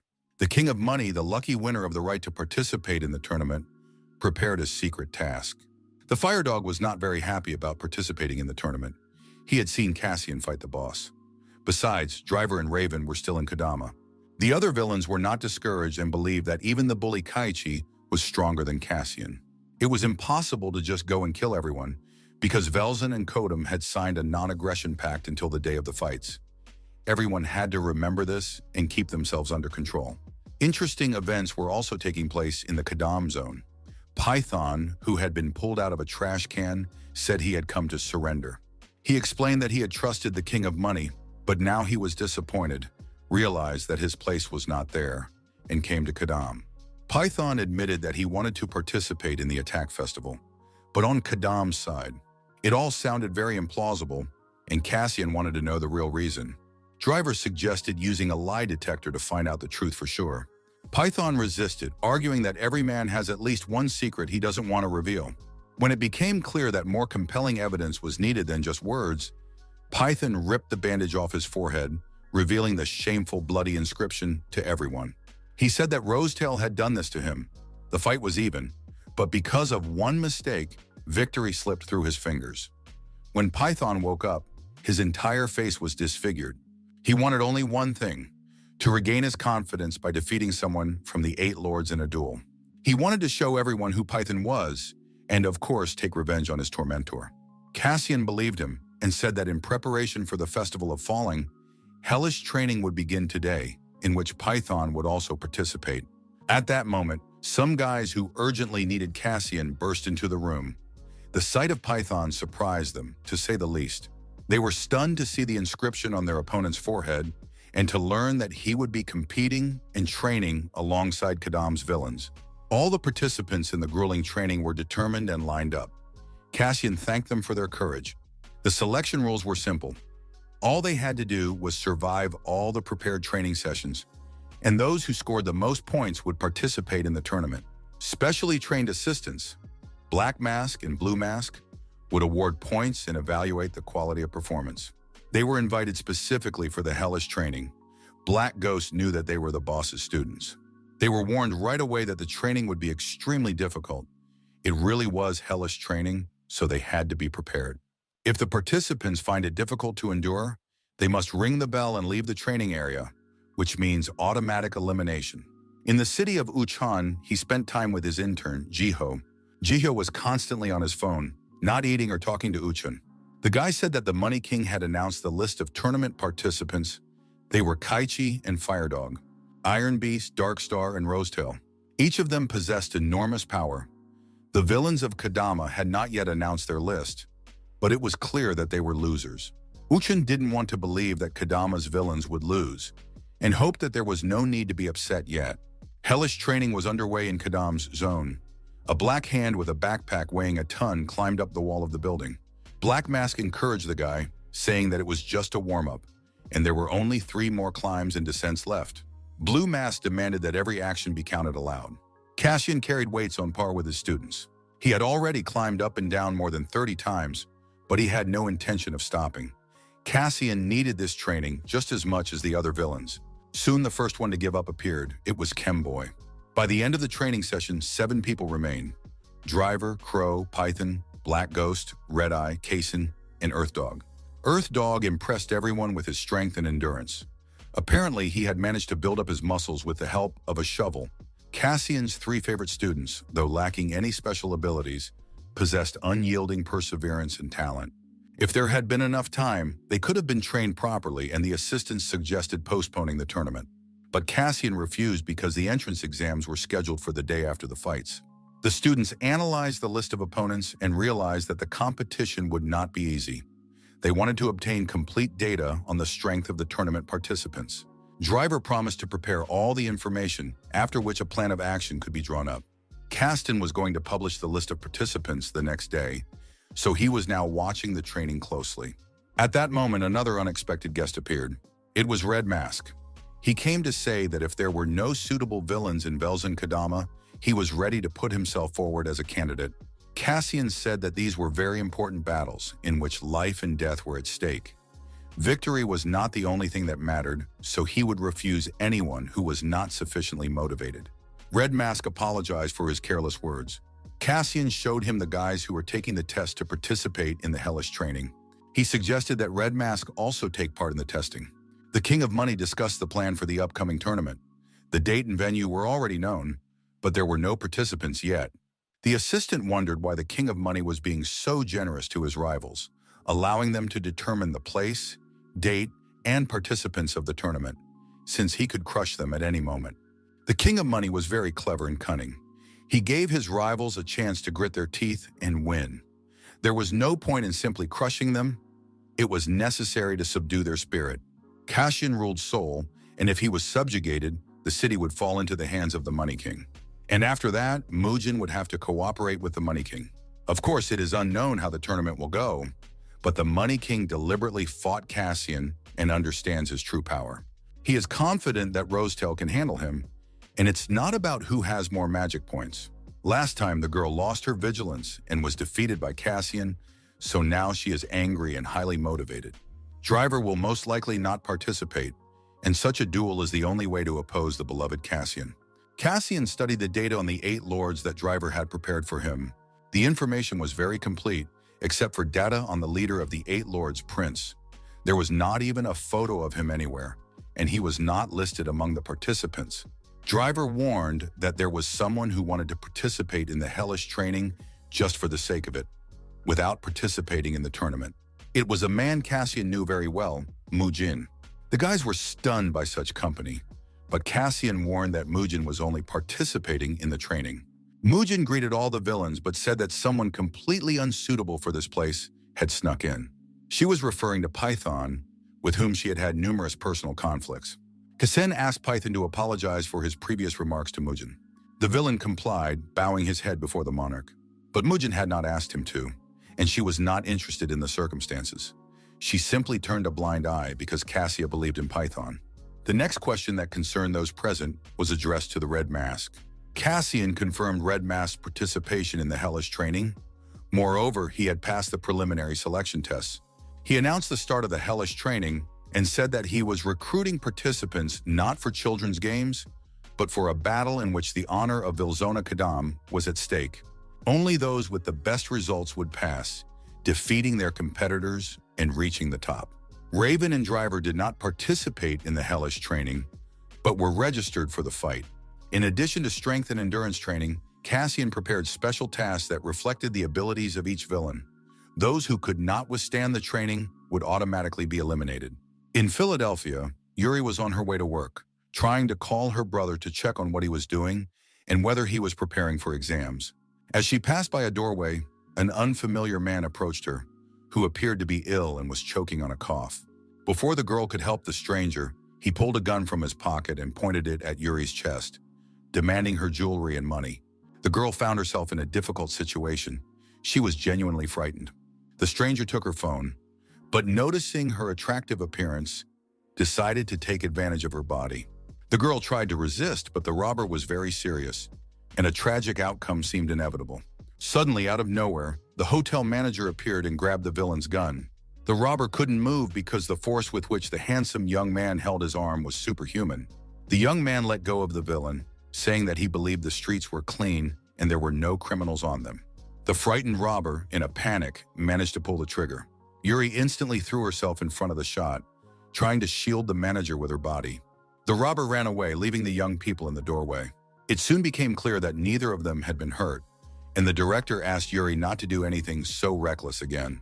The girl confessed to her boss that she was afraid of repeating her mistake, because once she had hesitated and failed to take decisive action, and as a result, she had lost people who were very dear to her. The director was holding a bullet in his hand, which, as it turned out, he had managed to catch during the shot. He too had once lost someone dear to him because of his hesitation. The hellish training was in full swing. Red Mask worked with full dedication, listening to Cassian's comments and advice. The speeds were tremendous. The boss himself participated in the training, creating the most difficult situations for his students. During breaks between sets, the guys enjoyed watching Cassian beat up one of the villains. The next minute, they found themselves in the same place, but they were happy to be able to keep up with such a crazy pace. Driver hadn't been seen for several days, but it seemed that Cassian had assigned him some work. Mugen was also dissatisfied. He sat in line and waited for Cassian to release the Red Mask and take the next student. Driver was indeed on a special assignment. Everything was going exactly as he had expected. Cassian stopped by just as Driver was about to take a break. He admired his students, who were overflowing with passion and talent, and now they were also working hard. Even Raven was showing excellent results, and Cassian sometimes thought that there was nothing left to teach her. Driver treated Cassian to a drink he had prepared, and the boss continued his story about the other villains. All the participants in the hellish training wanted to make the cut, even Red Mask, who being a psionic wanted to deal with the Money King. Cassian had a week to select the tournament participants. He was training himself, and his progress was steady. Driver scanned Cassian's mana power and saw that it had increased significantly. However, another group of uninvited guests interrupted their rest. This time, the uninvited guests were the vassals of the Monarch of Winterbell. They were unhappy that they had only learned about the hellish training a week after it had begun. Cassian did not keep them waiting and unexpectedly appeared before the vassals. He did not come, but appeared out of the shadows and inquired about the purpose of the unexpected guest visit. The vassals demanded the return of their monarch, but Cassian said that only fists could heal emotional wounds. After a while, Cassian addressed the participants of the hellish training, saying that he had prepared new instructors who could help them improve their efforts. These instructors would share their experience and wisdom to increase effectiveness in real combat. Darkglow cried out that this was not what he had come here for. But if they were interested in Mugen, she had come here because her vassals were weak. She had decided to become stronger herself. But if they cared about the fate of their monarch, they would take part in the hellish training. Because Mugen needs the best and most worthy for him. And that is why the vassals must agree to become instructors, so that they, in turn, can improve their skills and become worthy defenders of their monarch. Quan, Kanu, and the American psychics met in the school cafeteria. They wanted to discuss the current situation in Kadam without witnesses. Quan said he was preparing for exams out of a sense of duty to his sister. After that, the guys started discussing business. Cassian thanked Raul and Rick for helping to train the fighters. They had all worked hard, and the credit for this went not only to the instructors, but also to Cassian himself, who had participated in the training personally. Of course, thanks were also due to Winterbell's vassals, who were very persistent in their work with the students. And of course, Mugen himself, the Sword of Pure Evil, possessed tremendous power and was able to teach the boys a great deal. There was a week left before the start of the tournament, and it was time to decide on the candidates. Cassian wanted to hear the guys' opinions on the candidates. They named Cassian, Driver, Raven, Python, and Black Ghost. Cassian excluded Black Ghost because he wanted to entrust him with another important task. This immediately created difficulties because he had to choose between Blackhand and Red Mask. Both guys had their strengths and weaknesses. Blackhand was passionate and in great physical shape, but he was too impulsive and inconsistent. In addition, he was a bit stupid, but he possessed remarkable perseverance and continued to train alone even after the training sessions were over. Red Mask was a more suitable candidate, but she could not be chosen because she was a psionic. Raul and Rick declassified the young man, as 2 weeks of training together allowed them to understand the situation intelligently and professionally. The next day, Cassian gathered the participants of the grueling training session to make an announcement. He sincerely thanked all the applicants for their efforts, noting how well they had worked, even if they did not make it to the final list. After that, the names of the confirmed participants in the upcoming tournament were announced. Python's candidacy no longer caused irritation. Cassian himself was unanimously accepted as a participant in the fight. But there was one last spot left, which had to go to one of two participants, Blackhand or Red Mask. The guys had to fight it out and determine the winner right then and there. Blackhand was glad that he didn't have to wait long. Cassian explained the rules of the fight, saying that it would end when one of the participants surrendered or was unable to fight. That was enough. The battle began. Black Hand rushed into the attack. Red Mask activated her fire and put up her defenses. The ignition worked well, and Red Mask expected to win. But Black Hand had no intention of giving up the victory and used his shield glove. The spectators watched the battle with interest, cheering for both participants. At that moment, no one would have dared to bet on the winner. The guys were fighting honorably and on equal terms. Blows rained down on both of them, some hitting their targets, but neither was willing to give up. In addition, they still had time to taunt and provoke each other. Their strengths were practically equal. Red Mask acted as a spear, while Black Hand was a shield. The initiative in the fight shifted from one to the other. Both analyzed their opponent and adjusted their tactics on the fly. Soon, a head-on attack ensued. The damage to the Red Mask should have been significant, but Driver developed a mask with damage absorption capabilities. Black Hand was knocked out for a short time. Red Mask seized the moment and activated Fire Strike. However, Black Hand managed to counterattack with a new technique. It turned out that Python had taught him his skills. It seemed that Black Hand would be the last to fall. His death glove pinned Red Mask to the asphalt. Cassian announced the end of the match. The victory went to Black Hand. The defeated Red Mask sat alone on the roof of the house. He wasn't angry that Black Hand had defeated him and agreed that the guy deserved to win. Uchin understood that in fights you sometimes win and sometimes lose, but he didn't think it would be so hard to accept the result. Red Mask rushed and hurt himself, because luck always follows those who try. You have to fight every time as if you were fighting to the death, and you have to gain real combat experience with that kind of determination. That's the best thing you can do. Preparations for the tournament were underway at the Money King's Neo Center. The final lists of participants from Vilzona Kadama's side were being discussed. The Money King was surprised by the presence of the Driver on the lists, as well as Python, who had defected to the enemy side, and an unknown villain named Black Hand. The Black Hand was certainly no match for any of the 8 lords, but it was impossible to let down one's guard. Only one winner was worthy of leading the upcoming tournament. It could not be considered mere sport, for it would not be surprising if someone died in this battle. On the eve of the fights, Gina read the ratings and realized that public opinion was not on Kadam's side.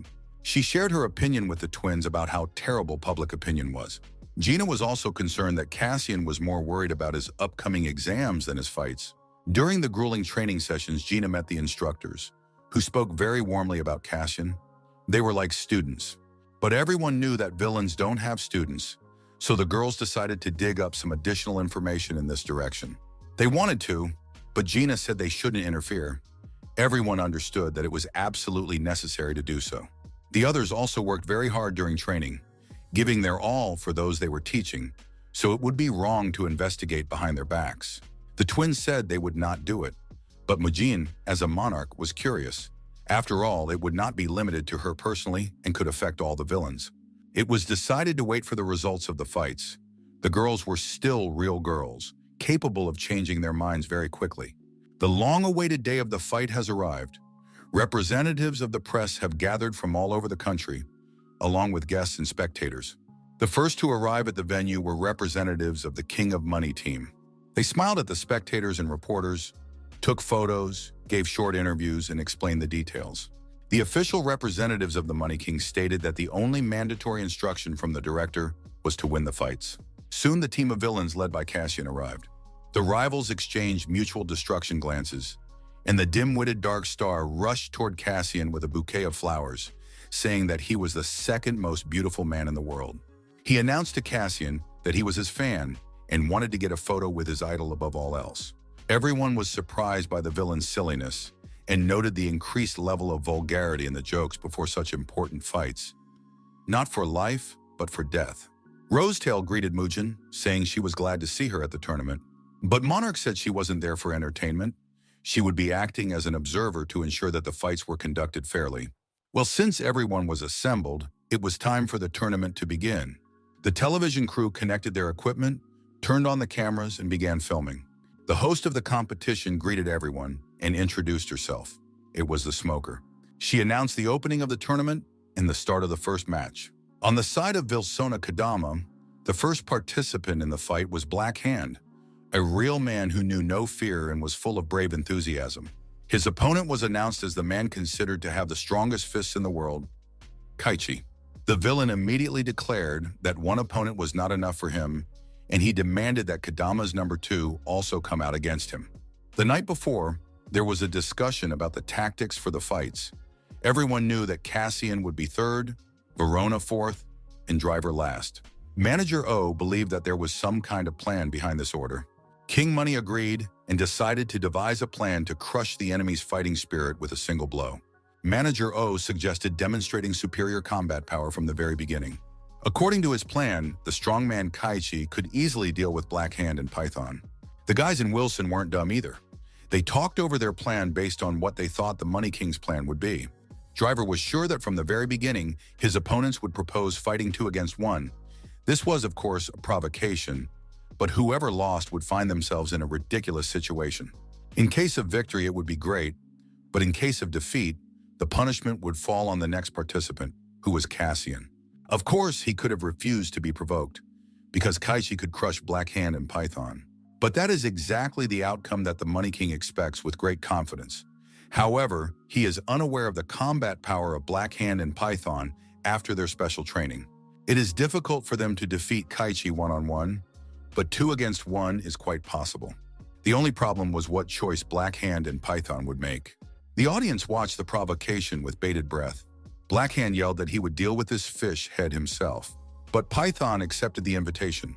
He had enough common sense and reason to understand that this was a contest they had to win, and they couldn't pass up such an opportunity. And before Black Hand could object, Python ordered his men to strike with all their might while he blocked Kaichi's attack.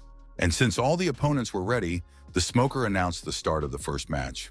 At that moment, Kaichi rushed into the attack. He was too fast for his size. Rage and hatred were written all over his face. His attacks were predictable, and the blows slipped off Kaichi. So he turned on his pain blocker because he couldn't dodge the fists. The fiery dog watched the fight with a satisfied expression. Everyone knew that Kaichi's skin was very slippery, as if greased with oil.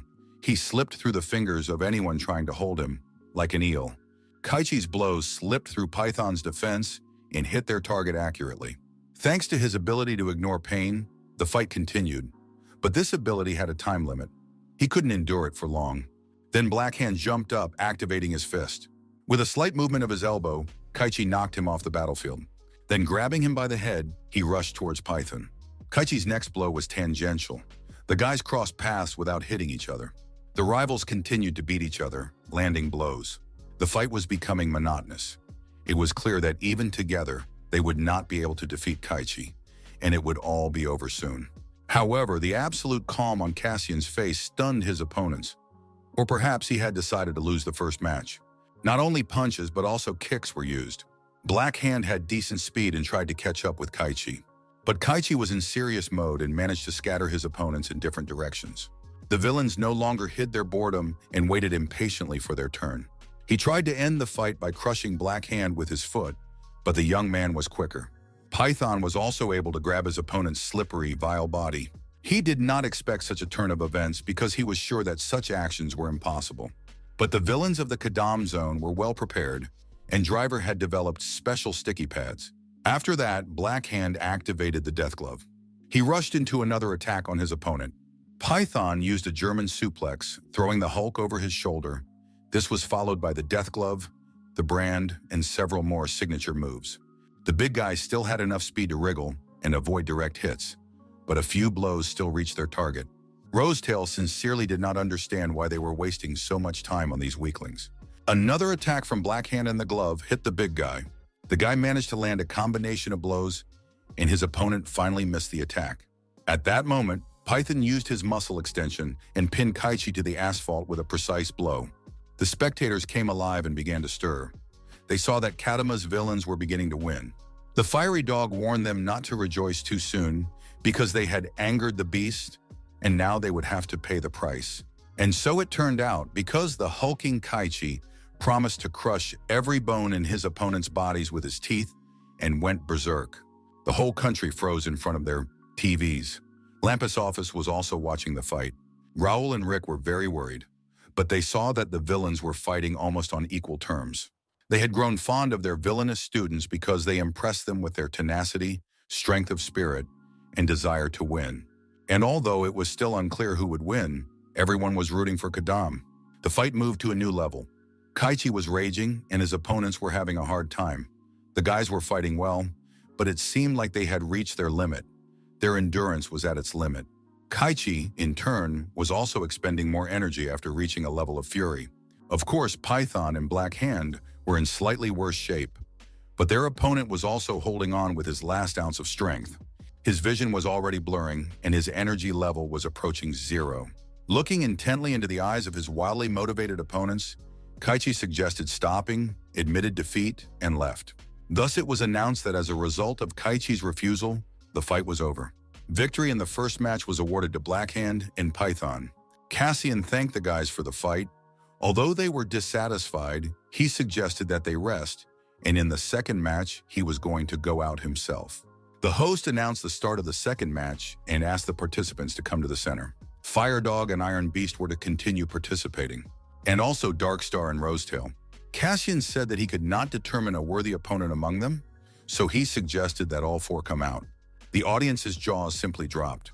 This madness could not leave anyone indifferent. Rosetail couldn't believe that Cassian was really serious about fighting four opponents. Dark Star went because he didn't want to keep his idol waiting. Fire Dog and Iron Beast had no choice, but Rosetail knew her worth and wasn't going to get lost in the crowd. So she categorically declared that she would not go like a herd and that everything was infuriating her anyway.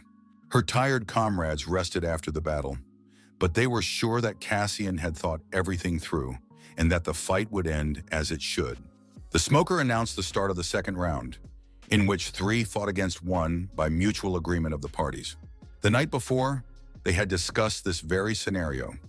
If they accepted the provocation of 2 against 1, then in the next contest, Cassian would propose that all four of them fight him. This option was perfectly acceptable and feasible for Cassian in his current form. Each of the 8 lords is strong individually, but they work poorly as a team. They have never trained to work as a team, so in a real fight, they will get in each other's way. It will not be difficult to achieve a situation where they destroy themselves. This is what Cassian was aiming for by summoning all four at once. The only problem remained with Rosetail. She was really strong and could cause problems. But everyone knew that the girl was proud and would not agree to a secondary role. Driver's expectations came true, although Cassian was sure he could handle all four. Then the guys started arguing. Who would go first? By height or age? Or who would let the other go first? It was clear that they had not participated in team fights, and Cassian advised them to attack as a group rather than choose an order. He understood that if they behaved like fools, he would quickly deal with his opponents. The first to rush forward was the Fiery Dog, who could no longer listen to this chatter and ran at Cassian to burn him with his own hands. Cassian easily and simply dodged the attacker. Next came a kick from the Fire Dragon, and the villain announced that he was the Fire Dog who had rushed at Cassian. Cassian managed to dodge his opponent and even counterattack. He called the Fire Dog Hot Dog, which infuriated him and caused him to act rashly. As a result, the Fire Dog received a direct hit and was knocked out of the fight. Next, the Iron Beast became active, declaring that fire had no effect on him and attacked Cassian. He used a protective barrier that prevented him from falling. Soon, Dark Star, who had been waiting for his turn, joined the fray. He created a fog around Cassian, preventing him from recovering. Identical villains swirled around Cassian on all sides.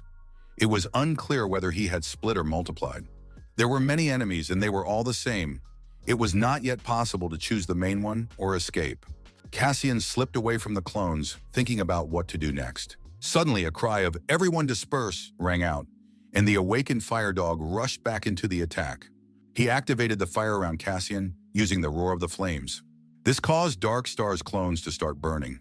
Cassian had enough time to use the small flame to ignite a large one, and clutching the fire in his hand, Cassian went on the attack. All the villains had already shown off their abilities, so now it was Cassian's turn. The Iron Beast tried to attack again, but struck the air. Cassian managed to jump onto the top of the nearest building. Then Darkstar decided to grab him with the Devil's Hand, which pulled everything toward it. Well, Cassian rushed to attack the hand waiting for him, and when the villain thought he had Cassian in his fist, the young man appeared behind his opponent. In the next moment, his hand knocked the Fire Dog out of the competition. Cassian then activated the Steel Carousel and Shadow Shackles. Soon, the Iron Beast was tightly twisted and immobilized. Finally, it was time to find and attack Darkstar. The villain was so preoccupied with his idol's fight that he didn't realize who to root for. He witnessed the most spectacular battle performance and now had to pay for it by investing all his fervent passion. He activated a phantom attack. Cassian was already getting tired and wanted to quickly deal with the villains who were infuriating him. He used the chain from the Shadow Blade. Dark Star was able to dispel this chain. Another wave of Shadow Blade with the guidance attribute was activated by Cassian. All phantom bodies were destroyed. The enemy himself was completely destabilized, nearly losing his dignity. The Fire Dog woke up once again, and remembering the words of the King of Money that it was desirable to avoid killing, decided once again to burn everything to the ground. He activated the heat of hell, and it should have worked. Cassian, in turn, used the hellish fire of darkness and noted that the stupid villain never learns anything, because a small fire will be consumed by a large one. And before the eyes of millions of viewers, it came to an end. Rosetail was stunned by what she saw and realized that the rumors were true. Cassian really did use fire. The Iron Beast, who had regained consciousness and activated his iron cannon, tried to do something. But the attribute of darkness, in addition to fire, was invincible, and the shadow ignition finished the battle. The spectators were stunned and went wild, supporting Cassian in his battle. The power emanating from the battle arena shook the space and was astonishing. Within minutes, the Iron Beast was finished. The King of Money's team lost their second match. All the world's television channels broadcast the fight live, praising Cassian's strength and undermining the King of Money's honor. Everyone saw how easily Cassian won the fight against 3 opponents and demonstrated his overwhelming superiority. Events began to unfold in an unfavorable scenario for the Money King's team. It was possible to stop the competition at least now, but there was no need to do so. The losing team's victory surprised everyone. Many people who had bet large sums of money began to resent losing them. King Money noted that Cassian had become much stronger than when he fought him, and that was in just a couple of weeks. Perhaps the guy deliberately hid his full strength in the fight against the King of Money. This is quite possible, although it is arrogant. But at that time, Cassian did not show his fiery abilities. Throughout human history, there have been very few villains with 2 attributes. The Money King kept analyzing the situation, trying to find his mistakes. He still did not allow his team to lose and did not intend to intervene personally. The King of Money himself presented something completely absurd, though quite real. However, resurrection is a superstition mentioned in ancient records. And even if it is possible, the soul cannot be completely unharmed because there are no free contracts in this world. It was announced that in a reckless 3-on-1 fight, Cassian proved his superiority with his immense strength. The audience admired Cassian and praised his grandeur, although Mugen called this result obvious. This reaction was due to the fact that they had been training together recently. It was Rosetail's turn to intervene in the fight. She also had a proposal for all the remaining fighters to fight her, and she would take on the 3 of them alone. But Cassian rejected this proposal, saying that he would defeat her alone. The girl promised that Cassian would regret his decision. He had become arrogant and forgotten his place because he had won against weaklings.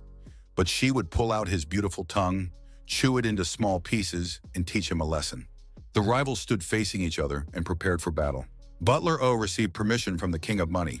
The Smoker announced the start of the 3rd match, which would likely determine the final winner of the tournament.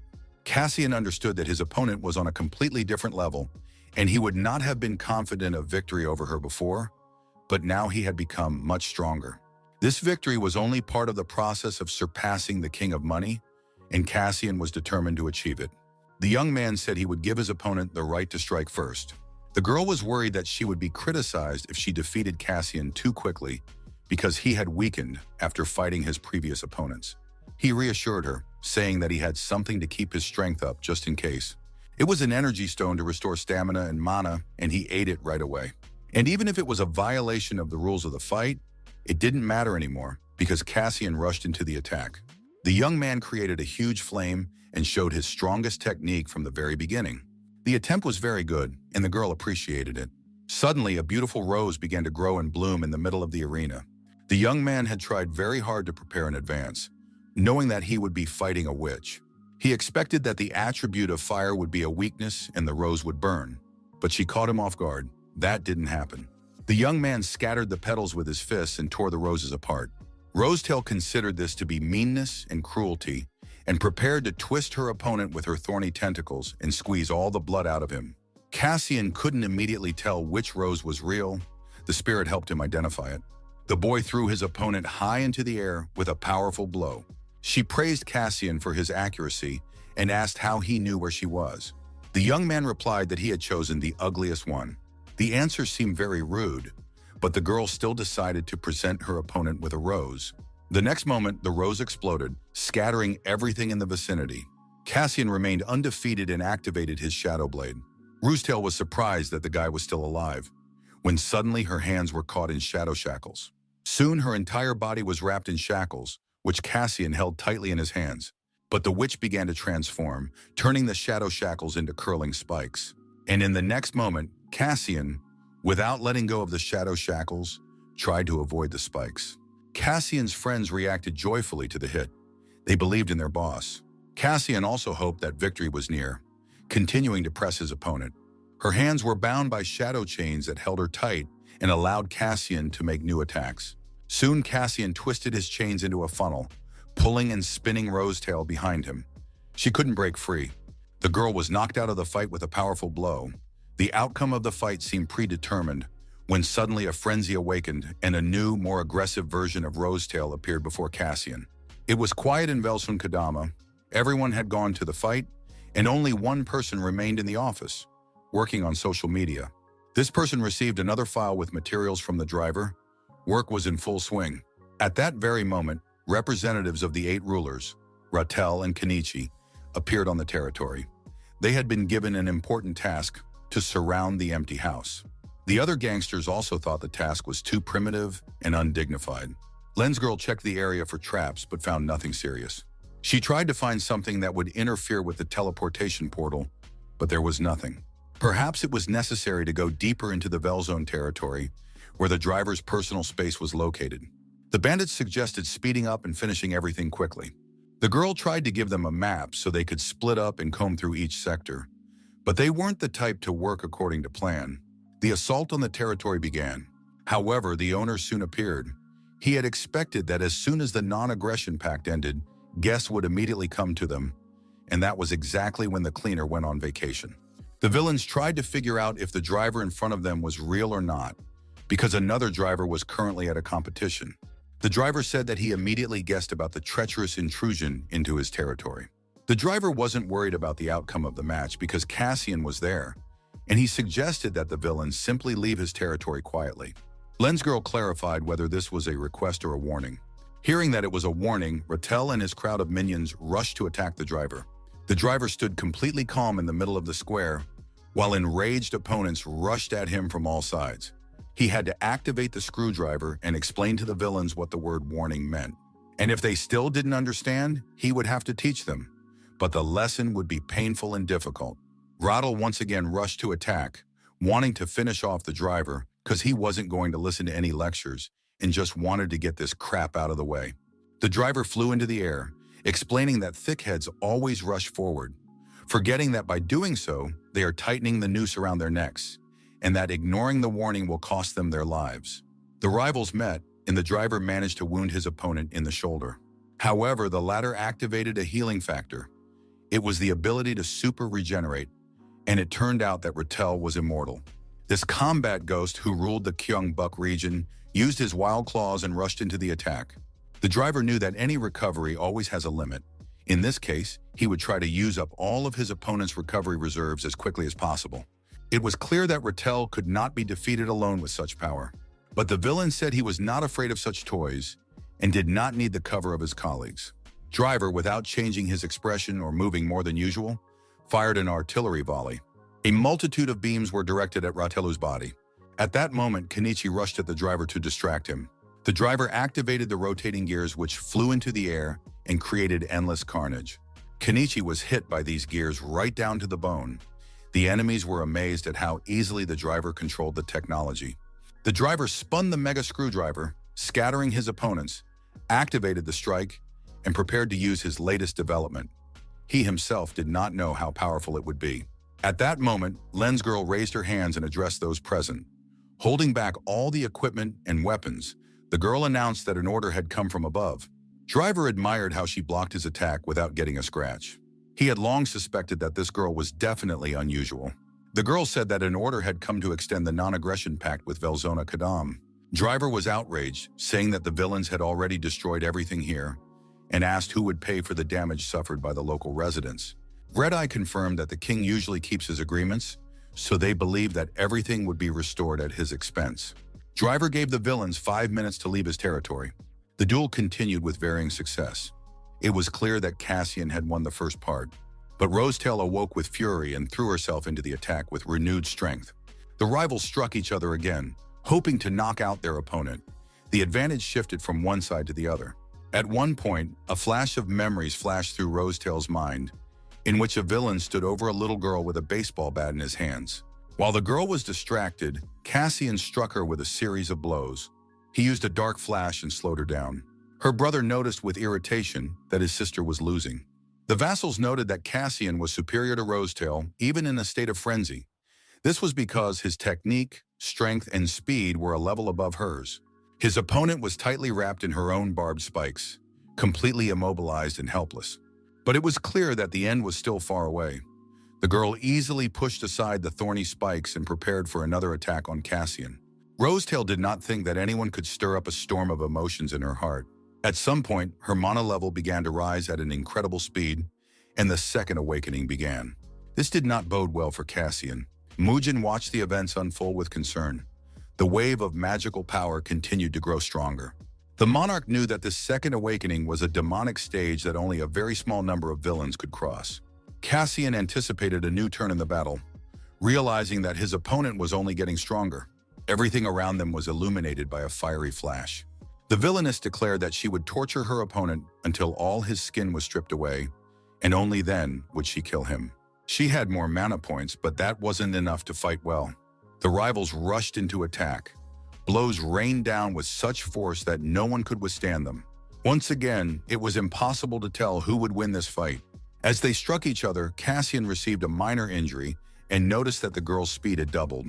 The young man managed to make a sharp lunge and grab Rosetail by the throat.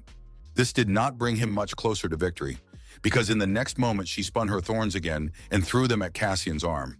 Fire came into play. It dealt well with the thorns. But it was still too early to talk about the end.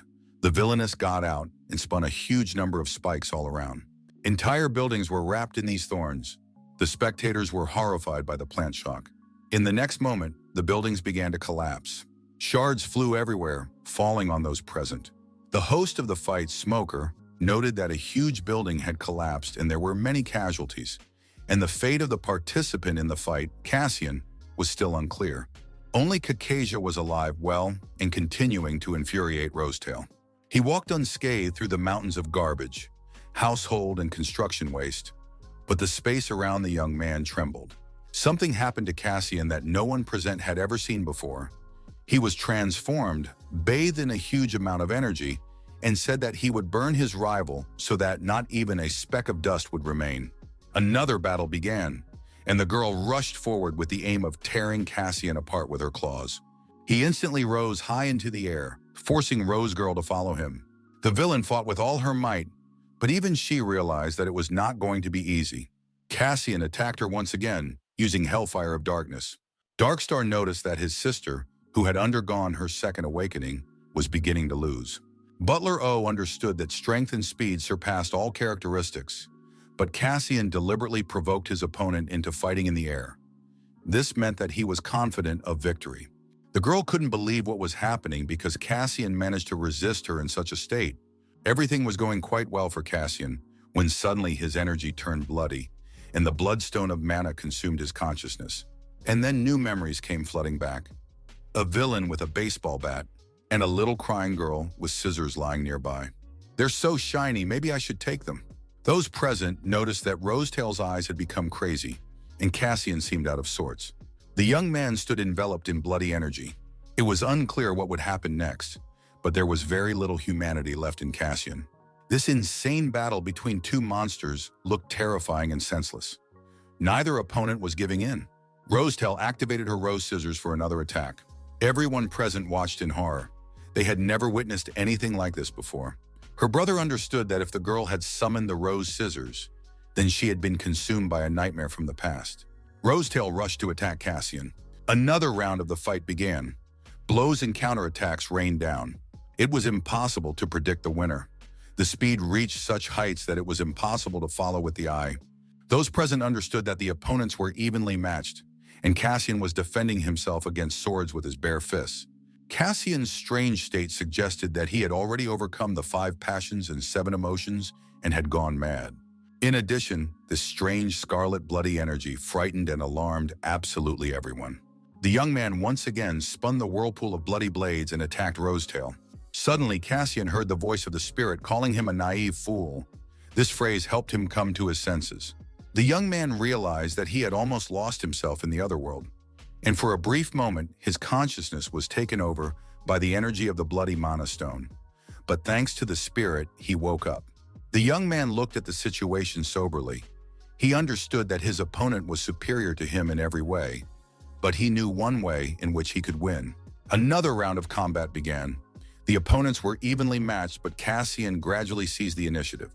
He used his speed to dodge and evade all attacks. Rosetail had scissor swords in her hands, and she swung them around Cassian, not noticing that she herself had fallen into a trap. Because from the very beginning, Cassian was the hunter. He activated the 3-legged crow's determination and created a devastating blow. Altogether, this led to an explosion of unprecedented power.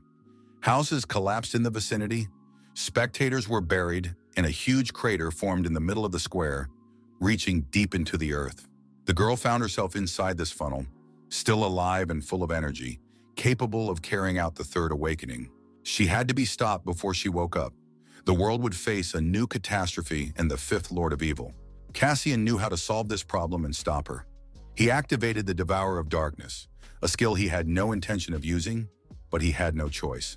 And now a new series of memories, a girl and a boy. There was a cut on her hand, blood was flowing down her palm. And again, the unfamiliar silhouette of the villain with a bat in his hands. And next to her is her little brother, bleeding profusely. He needs to be protected. And then she sees a pair of scissors. They beckon to her with their shine. And the villain, who does not want to stop and is ready to deal with the unfortunate children. But then the villain's body is torn to pieces. The children are fine. The scene of the battle is shrouded in some kind of incomprehensible bloody energy. Something grandiose is happening. This energy burns the skin and frightens absolutely everyone. The man had felt something similar before. He didn't want to remember it. Because the bloody peony spread exactly that kind of energy around itself. Had Rosetail opened her eyes in the 3rd awakening? If that had happened, it wouldn't have been so quiet in the vortex. Surely the awakening was still in progress. Inside Cassian, he was making the impossible possible. He had to trust him. The situation turned out to be more interesting than the King of Money had expected. A real crazy drama unfolded here, and the villain honored it with his presence. He told those around him that he could not fail to appear here, being the organizer of the fights. He had no intention of rigging the results and had never broken the rules he himself had established. But it was absolutely clear to everyone that if Rosetail was not stopped, the world would face a catastrophe that would be difficult to cope with. He himself is, of course, the master of evil. He has been here for a long time, and we must accept that. It is quite possible that Rosetail will turn out to be a terrible catastrophe that cannot even be compared to the King of Money. Darkstar realized that his sister was going to be killed. She trusted the King of Money so much and always followed him. Of course, the King of Money believes in all that is good, but faith is always accompanied by anxiety. Apparently, the King of Money did not want any more unexpected situations and preferred to kill even his supporters. At that moment, the driver appeared. He suggested that the King of Money leave before they heard any more nonsense. It turned out that there were 2 drivers. One of them, a black ghost, removed his disguise and gave way to the real driver. The driver suggested that if the King of Money did not leave the battlefield, he would only embarrass himself further. The opponent respected the driver's abilities and quick wits, but asked him not to cross the line with insults. He promised to once again abide by the non-aggression pact with Bilzona Kadam. The crow and the driver continued to tease the King of Money. The host of the fights, the smoker, asked what to do about the broadcast. The King of Money was about to go to Rosetail and stop her before it was too late. However, the driver did not allow him to leave, saying that he could not go there because Cassian was still inside. The King of Money did not believe that Cassian could do anything useful with it. But the driver had no doubts about his friend. because his faith was absolute certainty. These words made the old villain laugh, and he was surprised that such a clever driver was still an idiot. But then a silhouette appeared through the flickering space, heading towards those present. It was the silhouette of Cassian carrying the girl in his arms. Those present were once again speechless. They looked at Cassian and were amazed. The King of Money and the butler waited silently for the young man to approach. It really was Cassian, alive and unharmed. He was carrying a very young girl in his arms. At that moment, somewhere far away in some village, wheat fields were ripening. The cleaner Vilsona Kadam was enjoying his well-deserved vacation. Inside the funnel, Cassian found a girl lying unconscious. She was going through the third stage of awakening. A tremendous magical force raged around her, and it was unclear whether Cassian would be able to absorb it. The Devourer of Darkness allowed him to absorb the magical power of his opponent, but this process was very dangerous. It was not just a skill of absorbing magic. One must understand that there is a price to pay for absorbing someone else's magical power. When penetrating the spiritual world of the object of absorption, the Devourer was at risk of exploding. However, there were no other options, and the young man took the risk. His tearful brother rushed to his sister, thinking she was dead. But Cassian reassured him, saying that she was fine, and handed the girl over to her brother. Driver scanned and realized that the magic points had increased even more. The Money King was amazed by Cassian's ability. He had managed to stop Rosetail's awakening without killing the girl. It was incredible. Darkstar realized that the King of Money was going to sacrifice his sister, even though they had trusted him and served him faithfully for many years. Len's girl and butler. O also looked at their boss thoughtfully. To experience the awakening of a villain, abilities, luck, and all conditions must coincide. But it is a lottery that turns the body into a bomb that could explode at any moment. The more the awakening occurs, the deeper the villain sinks into the swamp of passions. And the more dangerous he becomes to all of humanity, turning into a monster, and then sacrifices must be made. The King of Money is no exception, although he believes that monsters must be destroyed. But he has found a way to overcome this. A way to get maximum power from a minimum number of awakenings. And he has acquired this method for his own use. The King of Money offers Cassian to join him and inherit all the secrets in the future. If he was able to overcome Rosetail's resistance, then he has every right to accept the Money King's explanation of the truth. Those present once again fell silent, waiting to hear Cassian's answer. The young man refused, saying that if the King of Money could do it, then he could too. Besides, he had a mentor who was several times more powerful than the King of Money. Driver did not explain to those present who Cassian was talking about. The villains of Bilzona Kadam won the tournament, and the King of Money promised to fulfill any condition. Cassian voiced his demands. If he had defeated number 2, then he wanted to defeat number 1 as well. Once again, everyone present was stunned. The King of Money accepted Cassian's challenge, saying that since the young man had defeated Rosetail, he had the right to fight the king. The King of Money was going to choose the date and place. The rest of the conditions were to remain the same as in the tournament that had just ended. Journalists recorded this dialogue and, at the request of the King of Money, went to prepare a report. Another fight with the King of Money? Is Cassian in his right mind? What else has he got in mind? Will everything be all right? But there's no need to worry, because it won't change the situation in any way. We just need to trust him. All that remained was to trust Cassian and not interfere with his plans. Butler O continued to be amazed by Cassian. The guy had incredible skills and was progressing at an incredible speed. It was hard to believe that he was a villain, and even in front of his boss, his fighting spirit did not waver.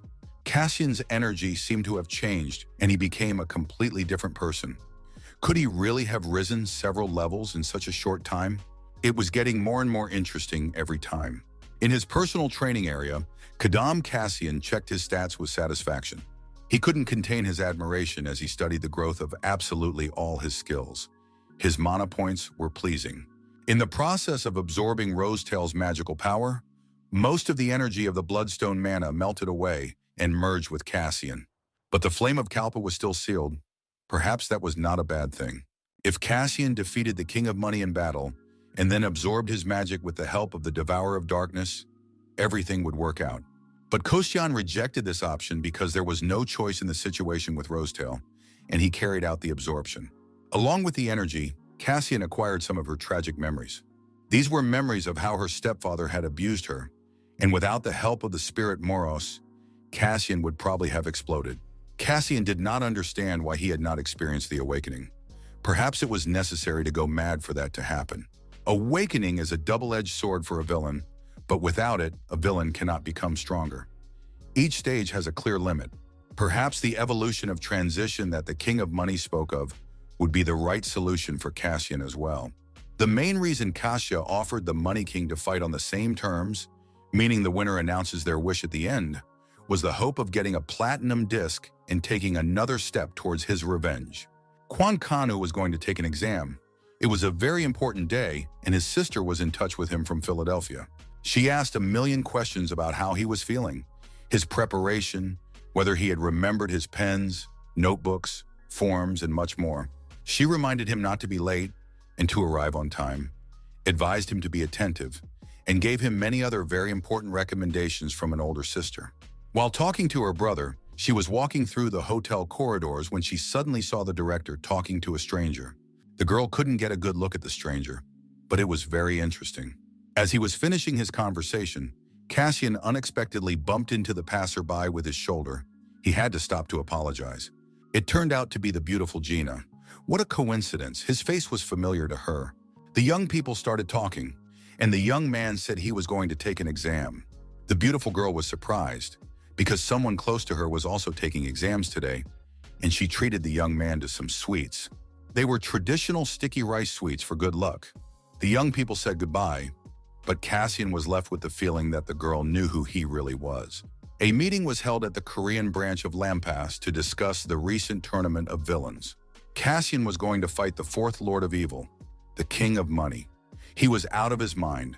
After defeating Rosetail, he was overcome with greed. Following these events, the authorities' interest in Cassian's personality grew. If he defeated the King of Money, the whole world would be turned upside down. Of course, Cassian is an amazing guy, but defeating the King of Money is impossible, although now it no longer seems completely fantastical. His growth is too rapid, and only now have the authorities begun to pay attention to it. At the U.S. headquarters, Cassian is also considered an object requiring special attention and study. It was also announced that one of the top American psionics would be sent to Korea. Most likely it will be the White Witch. She was Jisun's combat science instructor during her studies in the U.S. Even among the top class, she was known as a close combat specialist, but the best in close combat was Cassian, a psionic. Raul and Rick started to get ready and wanted to leave the meeting. But then Jisun gave them an unexpected gift. She gave them a credit card so they could buy something tasty.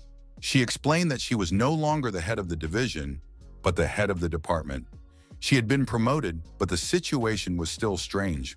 Quan Kanu came out after the exam looking pale and lost. He stood in the middle of the street and tried to collect his thoughts. He didn't think there would be so little time to complete the tasks. He also tried to remember how many questions he had missed. The questions were difficult. He couldn't even read some of the tasks and just answered at random. There were too many such problems, and he no longer hoped for luck. For some reason, other students were staring at him, but he didn't notice. Suddenly, Nain appeared in front of him. They hadn't seen each other in a long time, and she said she had been waiting for him. Her brother Uhan was also taking exams today, and then went to celebrate with his American friends and colleagues. She would take care of Quan herself today, and they would go to a cafe. At the noodle shop, the girl chattered incessantly, offering Quan more and more dishes, but the young man remained pensive and upset. Na-in admitted that her abilities had been upgraded again, and the area she could scan had become larger and the scanning more detailed. Now she was already an expert. The phone rang, and he listened to the message with concern, thinking at the same time that soon all the world's attention would be focused on Nain because she was developing too quickly. The young man abruptly began to get ready, saying only that something unexpected and bad had happened and that he needed to find someone urgently. There was no time to sit in a cafe because the search had to be carried out urgently. And then a brilliant idea popped into Quan's head. Right in front of him was a specialist who was perfect for the job. On the outskirts of the Namgang district, a young man seething with anger was waiting for a meeting. Jay, Rob, and Marsh appeared before him, surprised that Dark Star had forgotten them in the district. The young man wanted to meet with Mujin or Kassir and the driver. He was very concerned and asked for shelter. But the shelter wasn't the main problem. The guy's problem was that his sister had disappeared. Not run away, but actually disappeared. He reminded those present that he was talking about Rosetail. It turned out that after waking up, the girl had completely lost her memory. Along with her memory, she had lost her powers, and there was no threat to the safety of those around her. Too many villains were hunting her, and her brother couldn't protect her on his own. It was clear that all this was karma accumulated for their actions, and now they were paying for their sins. But in her current state, the girl would not be able to survive in the city because, according to her memories, she was stuck in childhood. Mentally, she is 12 years old or maybe even younger. Still just a child. There are too many enemies. These include not only the 8 rulers, but also the villains she defeated while she was strong. The Money King has left the city and cannot protect his favorite, and the girl is left without memories or strength. And so Darkstar hoped that with the help of his friendly villains, he would be able to find his sister. At that very moment, a strange black object rushed through the streets of the city at tremendous speed. It stopped, materialized, and turned into Cassian in Pink Mask, the younger sister of Red Mask. Another costume was designed by the driver. There was no point in hiding Nane's abilities anymore, so standing on the roof of a skyscraper, they had to find a lost girl named Rosetail. Cassian said that the villain now looked completely different. She was a young little girl who had lost her memory and her powers. She was trembling with fear, cold and hungry. In one of the gangster districts on the outskirts of the city, groups of local villains had gathered. Kim Chang-sik led the local gang and specialized in robbery, street attacks, and trafficking in illegal substances. Without further ado, he suggested getting straight down to business. Rattle said they needed to find one person who was hiding somewhere like a rat. They had only one day to do it. The streets of the city were filled with people. Pink Mask didn't know if she would be able to find the girl among so many people. But still, since Kanu had asked, she would definitely try to complete this task. The girl was already able to scan the area within a radius of up to 200 meters. It was an amazing result. She hadn't even trained properly. Moreover, the main advantage of her ability was that she could check traces both in the present and in the past. Cassian gave the girl his phone so they could keep in touch in the future. He himself went out into the streets of the city to look for the girl. If the Pink Mask found her, she had to warn him immediately. The streets of the city at night were dangerous for anyone, let alone a little girl.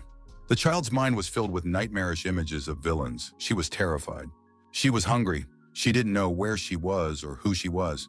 There was not a single familiar soul nearby, nor any passers-by at all. Even the stray cats had scattered to their night shelters.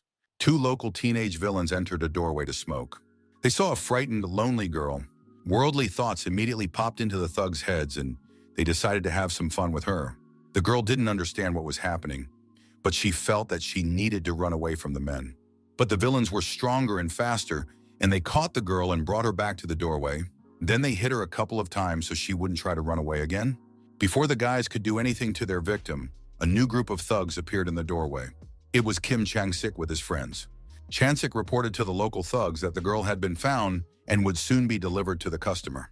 But another black silhouette appeared at this celebration of life. Cassian thanked Pink Mask on the phone for helping to find the girl and promised to treat her to pudding. The gangsters immediately told the young man to go on his way and not to interfere in adult matters. Cassian remained in human form because he was being attacked by ordinary people and needed to restrain his power.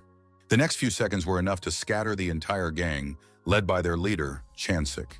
Cassian was pleased with himself because he was able to strike with just enough force to not kill them. After that, the young man picked up the lifeless girl, took her to the Will Zone Kadam territory, and entrusted her to the care of bartender Yu Jae-ha. The girl only fell asleep at dawn. He had to calm her down all night. It was hard to believe that this innocent little girl was really Rosetail. Of course, it was very strange to acknowledge the fact that different villains look different before and after their transformation. Even though the girl is now a lamb, everyone knows what she will be like when she starts rampaging again. Cassian tried not to worry about it, but just in case, he prepared a desire-suppressing cocktail with a triple effect of strength. But the danger was that the other villains would not sit idly by when they found out where she was.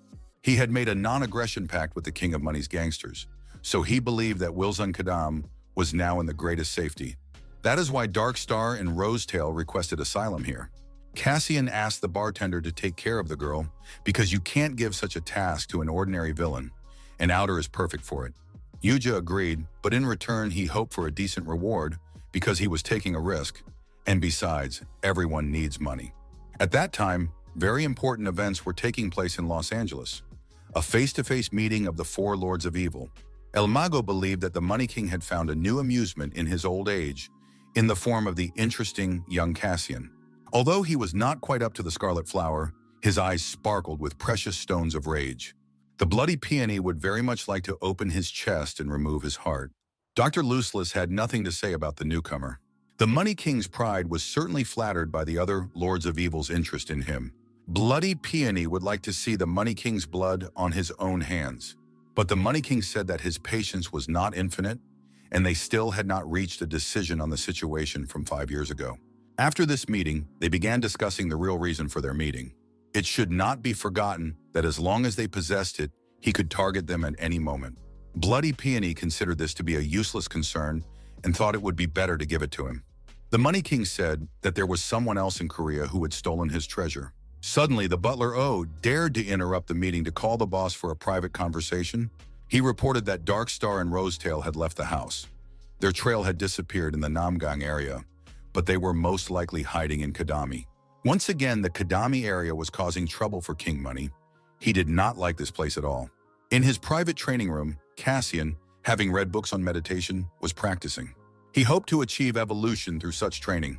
Villains can gain enormous power through awakening. The problem is that its origins lie in the 5 passions and 7 emotions.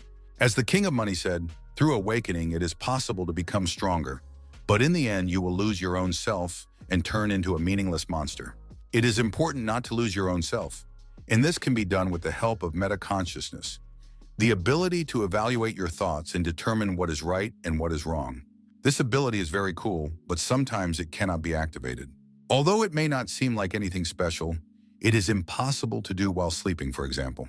The ability to meta-consciousness is deactivated, and therefore in dreams we do not hesitate to take actions against people and society. Villains lose their ability to be meta-aware when they awaken. Therefore, the essence of transcendental evolution is to learn to maintain the ability to objectively assess a situation. Once again, something happened that could not have been predicted in advance. Crowds of villains stormed the entrance to the local bar. The villains who got inside and made it to the bar were simply enchanted by the service. After all, the drinks were served to them by an extraordinary beauty who had appeared in the area out of nowhere and wished them all the best. Important events were also taking place at Seoul Airport. The head of the special unit, Jisun, together with the psionicist Dawn, welcomed a delegation of important figures from the United States. Lillian Griffiths herself, a top-class psionic, had arrived. Jisun said she would take the guests to the Korean branch of Lampas, but first they would stop somewhere else. Lillian Griffiths was going to meet with the King of Money. The driver watched this meeting with the help of drones, but the cunning Lillian noticed the surveillance. The driver called a meeting and announced that a certain prominent top-class psionicist had arrived in the city today. It was the White Witch, Lillian Griffiths. American villains call her the Grim Reaper. She is famous even among psionics. The purpose of her visit to Korea is still unknown. Perhaps she wants to prevent Cassian from fighting the Money King. If that is indeed the reason for her visit, she may show up in Kodam to meet with Cassian. Driver believed that Lillian would go to the Money King first. And although psionics should not associate with villains, Griffiths knows very well that she is a prominent figure and who is suitable for negotiations with her status. The latest news reported that Cassian's admirer, Dark Star, had befriended the Black Ghost. Dark Star is a powerful villain who ruled one of the regions, and if he becomes Kadam's ally, that would be wonderful. Everyone present agreed with this opinion. Of course, there was also the sister, who could cause trouble if she flew into a rage, but Cassian reassured those present by taking responsibility for the situation. He was so confident that the others also stopped worrying about it. Even in their area, few knew Rosetail's true nature. Black Hand and Python were supposed to protect the girl from other villains. After that, Cassian went to see for himself what condition Rosetail was in. Those present suspected that Cassian might have developed romantic feelings for her. A meeting with Lillian took place at King Money's Neo Center. She reported that all 4 Lords of Evil had gathered in the United States the day before. King Money noted that American psionics were aware of the secret meeting. Therefore, next time, they needed to take better care of security. Lillian demanded that the Money King postpone his duel with Cassian. She knew that it was rude to demand such a thing because it would hurt the King of Money's honor. In Lampas, relations with the 4 Lords of Evil are considered very important. However, there were very few people there who could force Lillian to act. But in this case, it was the will of the leader, to whom the White Witch obeyed unquestioningly. The King of Money understood that Lampus was worried. If Cassian won, the world order would be disrupted. The girl did not confirm his words, but it did not matter. The King of Money had no intention of granting her request. Until recently, Lampus had been satisfied with the relationship between villains and psionics. Villains with dual attributes can be counted on the fingers of one hand in the entire history of mankind. So any such villain is cause for alarm, and here he had challenged one of the four lords of evil. Anyone would say that in such a situation, it is impossible not to be concerned. If the Money King accepts Lampus' request, Lampus must kill Cassian. Lilia confirmed that Lampus always does his best to promote justice and peace throughout the world. The King of Money was pleased to hear this and asked him to continue working even harder in this direction. The crowds eager to get into the Wilzona Kadam bar were endless. Kasten looked at the situation inside with surprise. Yuja asked him not to cut in line anymore, even though he and Boss had to observe decorum. Inside, it was packed with visitors. Grapefruit-based drinks were being served. Rosetail was flirting with the patrons and was absolutely sweet and happy. Cassian was glad to see such sweetness, but asked that the girl not be used to her full potential. The villains tried to get organized and even hired assistants because they couldn't cope with the influx of visitors. During the break, everyone was enjoying the quiet when a girl approached Cassian to thank him for letting her live there. She should have thanked the bartender for taking her in. The girl's next question stumped everyone. She didn't remember who had saved her, but recently she had been able to gather her memories and draw a picture of her savior. After that, she handed him the drawing. The Eye of the Ghost, also known as the Spirit of Moros, or Cassian's inner essence. Who is it? The psionics waited for Lillian near the King of Money's Neo Center and admired her courage and self-confidence. Perhaps her confidence was excessive, but to become the best, you must first believe in yourself. King Money understood that Lillian had not come to him out of concern for him personally. Perhaps she wanted to provoke him. Lily Griffith is among the strongest even among top-class psionics, and her deep calculations made her famous. It was dangerous to take her words at face value. Perhaps Lampus had plans to use the King of Money as a bargaining chip. It seemed as if they were laughing at the Money King, if only because they had put him on the same level as that greenhorn Cassian. If they don't know why a wild beast is a wild beast, they'll have to be shown. And the Money King would be happy to do so. In his laboratory, the driver continued to invent useful innovations. It became known that the King of Money had announced the date of the fight. It would take place in 10 days. This deadline was very unexpected. Perhaps Lillian's visit influenced the speed of decision-making. The driver learned about this meeting through tiny surveillance cameras that he had placed throughout the Neo Center building. Cassian wanted to place driver's drones throughout Kadam's territory because he understood that there could be snipers there. They were going to hunt Cassian. The young man selected the locations that were under suspicion. He did this with the help of two guys who had been working hard since early morning. Cassian also needed equipment that could locate enemies hiding inside the building. He might need a thermal imager and high-quality video recording equipment. It seemed that Cassian was preparing for war. Driver, as always, was ready to help his friend, confident that it would be fun in any case. There were still American guests in the Korean division of Lampus. Psyker Dan offered his help as a driver and escort, but they didn't take him and asked where Raul and Rick were. The guys had been celebrating something with Uchan the night before, and it seemed they hadn't gone to work yet. Getting into the car provided, the girls immediately scanned it for tracking devices or bugs. The car was clean. Information came in that the Money King had announced the date of his fight with Cassian. The old man seemed worried, but it was impossible to predict who would win the fight. If the King of Money were in his prime, victory would undoubtedly be his. But now things are not so clear-cut. Lillian did not want to go to Kadam to meet Cassius in person, as she considered him an unworthy interlocutor. She wanted her assistant, Agent Clay Adam, a super shooter and top psionic, to neutralize him. The outskirts of the Kadam Velzon seemed to have been created for the purpose of setting traps there. Taking up a comfortable position, he quickly found the desired object with his binoculars. It was funny to watch the guy having fun with the girl, not even knowing that he was about to die. The sniper prepared to take aim at a target about 2 kilometers away. Specially designed bullets fly and hit their target 3 times faster than the speed of sound, and their lethal force is capable of piercing even tank armor. They say that Quan Ho, who recently died, was the best among the snipers, but it makes no difference. No one can dodge the ability of super penetration. Suddenly, a drone appeared outside the window. And in the next moment, someone who was always here, while the sniper chuckled under his breath, materialized behind him. For a moment, horror paralyzed the sniper. The sniper recognized Cassian, but didn't understand how this was possible, because just a moment ago, he was in his sights on the street with the girl. But the Black Ghost had another special assignment, a very dangerous but important one, which the ghost carried out perfectly. When the initial shock had passed, Cassian asked why the psionicist had ignored the agreement and come to kill the villain. The stranger tried to wriggle out of it, but Cassian knew that this was the heartless gunman Adam. The psionicist realized that the villain knew everything about him, and there was no point in pretending. Cassian said that he was not alone at this meeting, but the sniper could not see his partner. Taking advantage of the conversation, Adam grabbed the gun hidden under his jacket and pointed it at Cassian. The young man broke the barrel in half with the fingers of one hand, terrifying the sniper. Then Adam pulled out a knife, hoping to defend himself. Cassian was superior to his opponent in every way, but Adam knew that he had higher stats. The villain's fist struck his opponent several times. The sniper tried to take the fight to close quarters to get a chance to win and use the knife, but a sharp kick to the torso showed the futility of all Adam's intentions. After crashing through several floors, Adam lay exhausted. Cassian warned that he would not kill the psionic, but wanted to ask him many questions.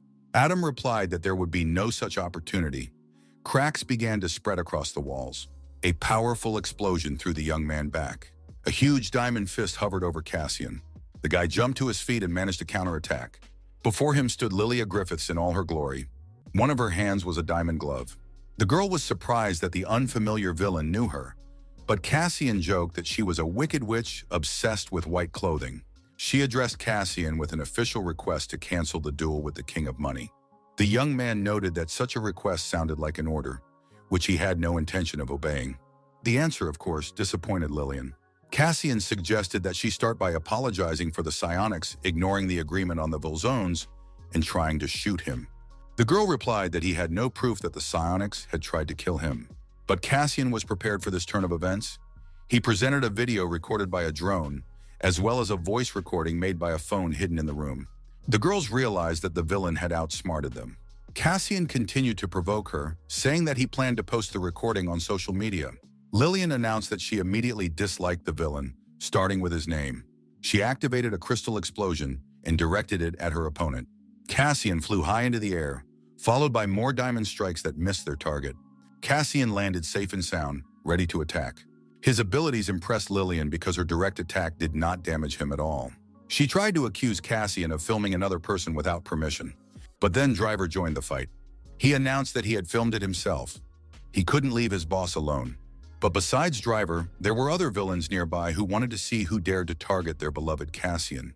In the end, all the villains who supported Cassian rushed over, leaving Lillian Griffiths alone.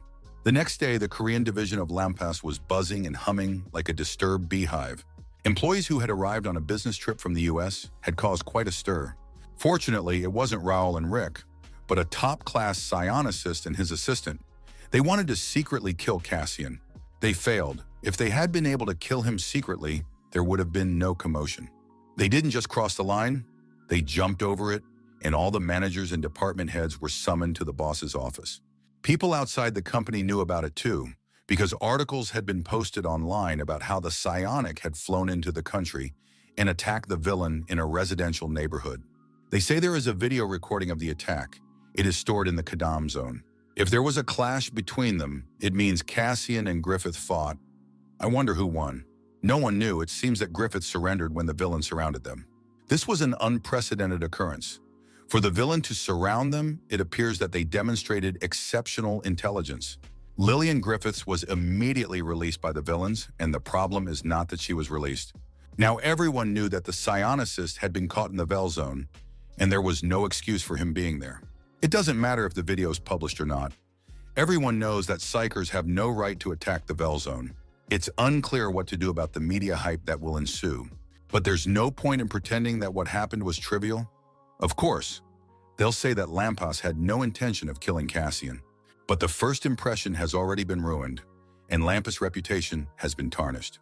One must be careful when dealing with reporters, because one wrong word can ruin a life and a career. Uchon realized that Griffiths had probably underestimated Velzon Kadam. Cassian tried to work out in his private gym, but a knock on the door interrupted his plans again. It was his most sincere and loving fans who had come to say hello to him in the morning. They cleansed their souls and bodies, put on neat suits, and came to greet the gentleman, ready to be his loyal servants. Cassian struggled to restrain himself from sending such admirers away. He was already tired of their noise and intrusiveness, but they still had a surprise for their beloved boss. They had prepared a sumptuous breakfast because Cassian had to take care of his health, especially if he had had a serious fight the day before. Cassian was going crazy. A leisurely game was underway on the golf course, during which the King of Money marveled at how all his headlines were dominated by news about Cassian and the psionic. Even the Lord of Evil did not expect such a turn of events. Sources in Kadam's Veil Zone said that Lillian's rival was Cassian.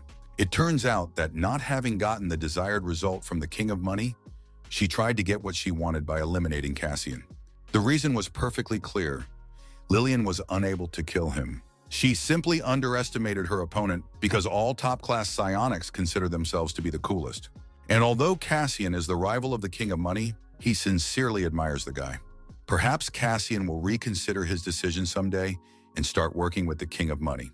And he couldn't help but be pleased that this news was conveyed to him. The Kadam bar was quiet and peaceful. They served grapefruit juice and a special sandwich with high protein and fiber content. Cassian had been frequenting the bar lately, and many had their own explanations for this. Soon, Driver joined the vacationers. He said that he had worked tirelessly all night and was sure that the management in Lampas was very busy today and going crazy with worry. After all, everything had been posted online. Soon, Mugen and his vassals joined the company. Driver invited her because he decided that they would need Winterbella's help in this matter. At that moment, a waitress approached and looked closely at the customers. Mugen also immediately recognized the girl, Rosetail. He sincerely apologized to Shyfine because he had messed up the operation and should have been more careful. But Lillian believed that she was to blame because she had underestimated the Kadam biozone. Who knew they would read all the steps ahead and blackmail the psionics? Driver really turned out to be an excellent strategist. Lillian warned that she would write in her report that it had been her decision from start to finish and that she had acted alone. Adam tried to argue with her, but she wasn't the type to shift the blame onto others. She was a high-class psionic, and even though they were in big trouble now, she was going back to Kadam. The sight of an innocent girl who was now happily serving customers made those who knew her uncomfortable. Everyone understood that it was only a matter of time before her memory and power returned. Even if that happened, bartender Yuji would handle the situation. The young man treated Mugen to a drink as a compliment to such distinguished guests. Mugen thanked the bartender, and everyone froze, thinking she would take off her mask. But the monarch just pressed a special button behind her ear, and a valve opened. This pleasant little detail was also invented by Driver for her. When the level of politeness reached its peak, it was decided to get down to business. Everyone was very interested in what they had asked Lampas for in compensation. Money or perhaps a request for the pardon of some villains. Cassian didn't like either option. He didn't need money and he didn't want to save villains. It was an expected answer, but perhaps he would demand immunity. He liked that idea. Everyone was also interested in how Cassian guessed that Griffith would try to kill him. Griffith hated him to death and would do everything possible to finish him off. Those present demanded an explanation. Cassian said that Griffith wanted to wipe his name off the face of the earth. The thing was, that was not only the name of the villain, but also of a traitor who used to be a high-class psionic.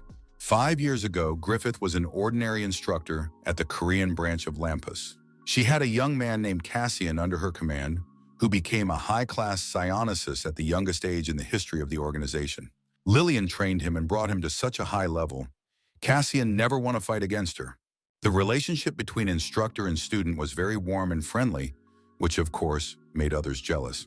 Cassian allowed himself to leave without permission because he knew he could get away with it.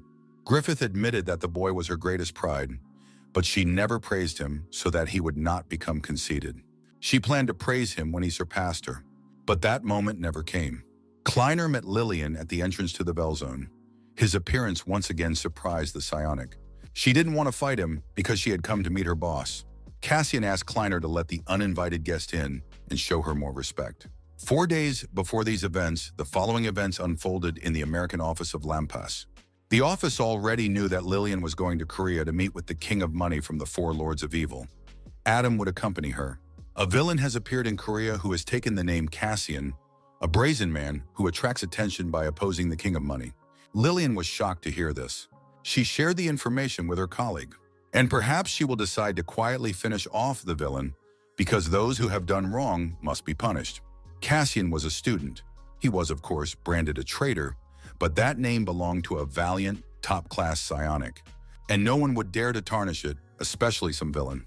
The entire group from the bar moved to the streets of the Velzon to get a closer look at the guest.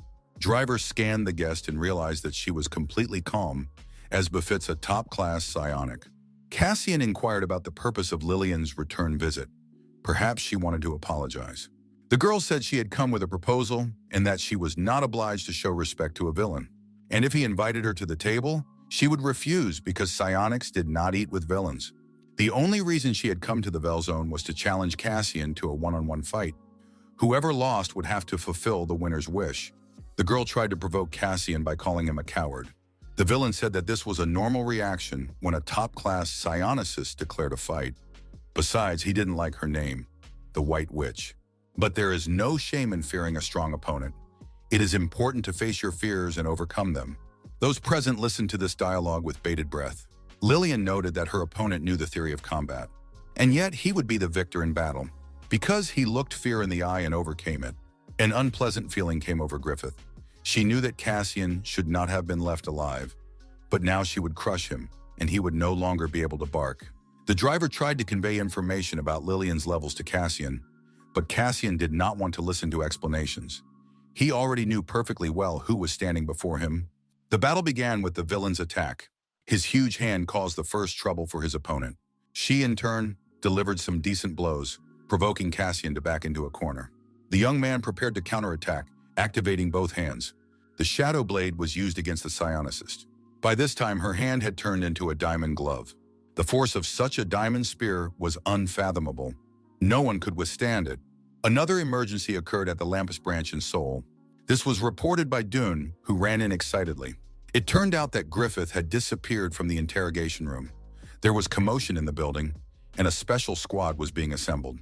Many years ago, there was a fight between Cassian and Griffiths, in which the young man surrendered. He greatly disappointed the other trainers by allowing himself to be caught from behind. It turned out that his movements revealed his thoughts to his opponent. It was necessary to practice more different techniques and learn to surprise the enemy with unpredictable movements. This was another piece of advice from Instructor Griffiths, and, as usual, there was no praise. Cassian planned to use hellfire next time, but the instructors said she was not afraid of fire. Her entire body could be protected by diamonds, and they did not burn. When the young man attempted to strike the target with hellfire several times in a row, it proved difficult to use. But Cassian was determined to overcome his instructor, and he also wanted to become the youngest top-class psionic. The villain aimed his shadow blade at Lillian. She repelled the attack by putting up defensive blocks with her diamond gloves. Mugen was amazed at the power of the psionicist, who was able to repel Cassian's attacks. The young man used the hellish flame, spinning it at full power, and duplicated it against his opponent. Those present noticed this technique and decided that Cassian wanted to burn the girl. In response, she created a diamond shield around herself. No one had ever used hellfire against her several times in a row before. Cassian was able to break through the explosion of crystals and create a crack in the diamond armor. Lillian realized that her opponent wanted to break her with repeated blows. She hoped Cassian wouldn't break through the armor in one go. The young man tried very hard. The fight continued at the maximum effort of both opponents. She was amazed by the villain's level of hand-to-hand combat and decided that he had been trained by one of the psionics. To hear the answer, Cassian suggested simply defeating him in this fight. Lillian asked what condition he would impose in case of victory.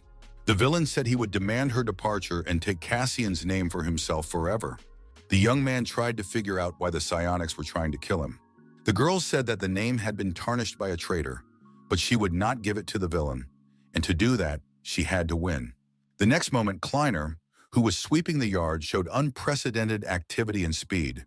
He covered the psionicist with his body and stopped the flying bullet with a broom. Everyone realized that the psionicist was aiming at Griffith. The duel was interrupted. Driver immediately rushed to search for the killer, calculating the angle and direction of the bullet's flight. He carefully tracked the sniper's location, planning to send drones to patrol the area and check the video camera recordings. But Lillian stopped the search because she already had an idea who the sniper might be. A special bullet designed to kill great villains was found nearby.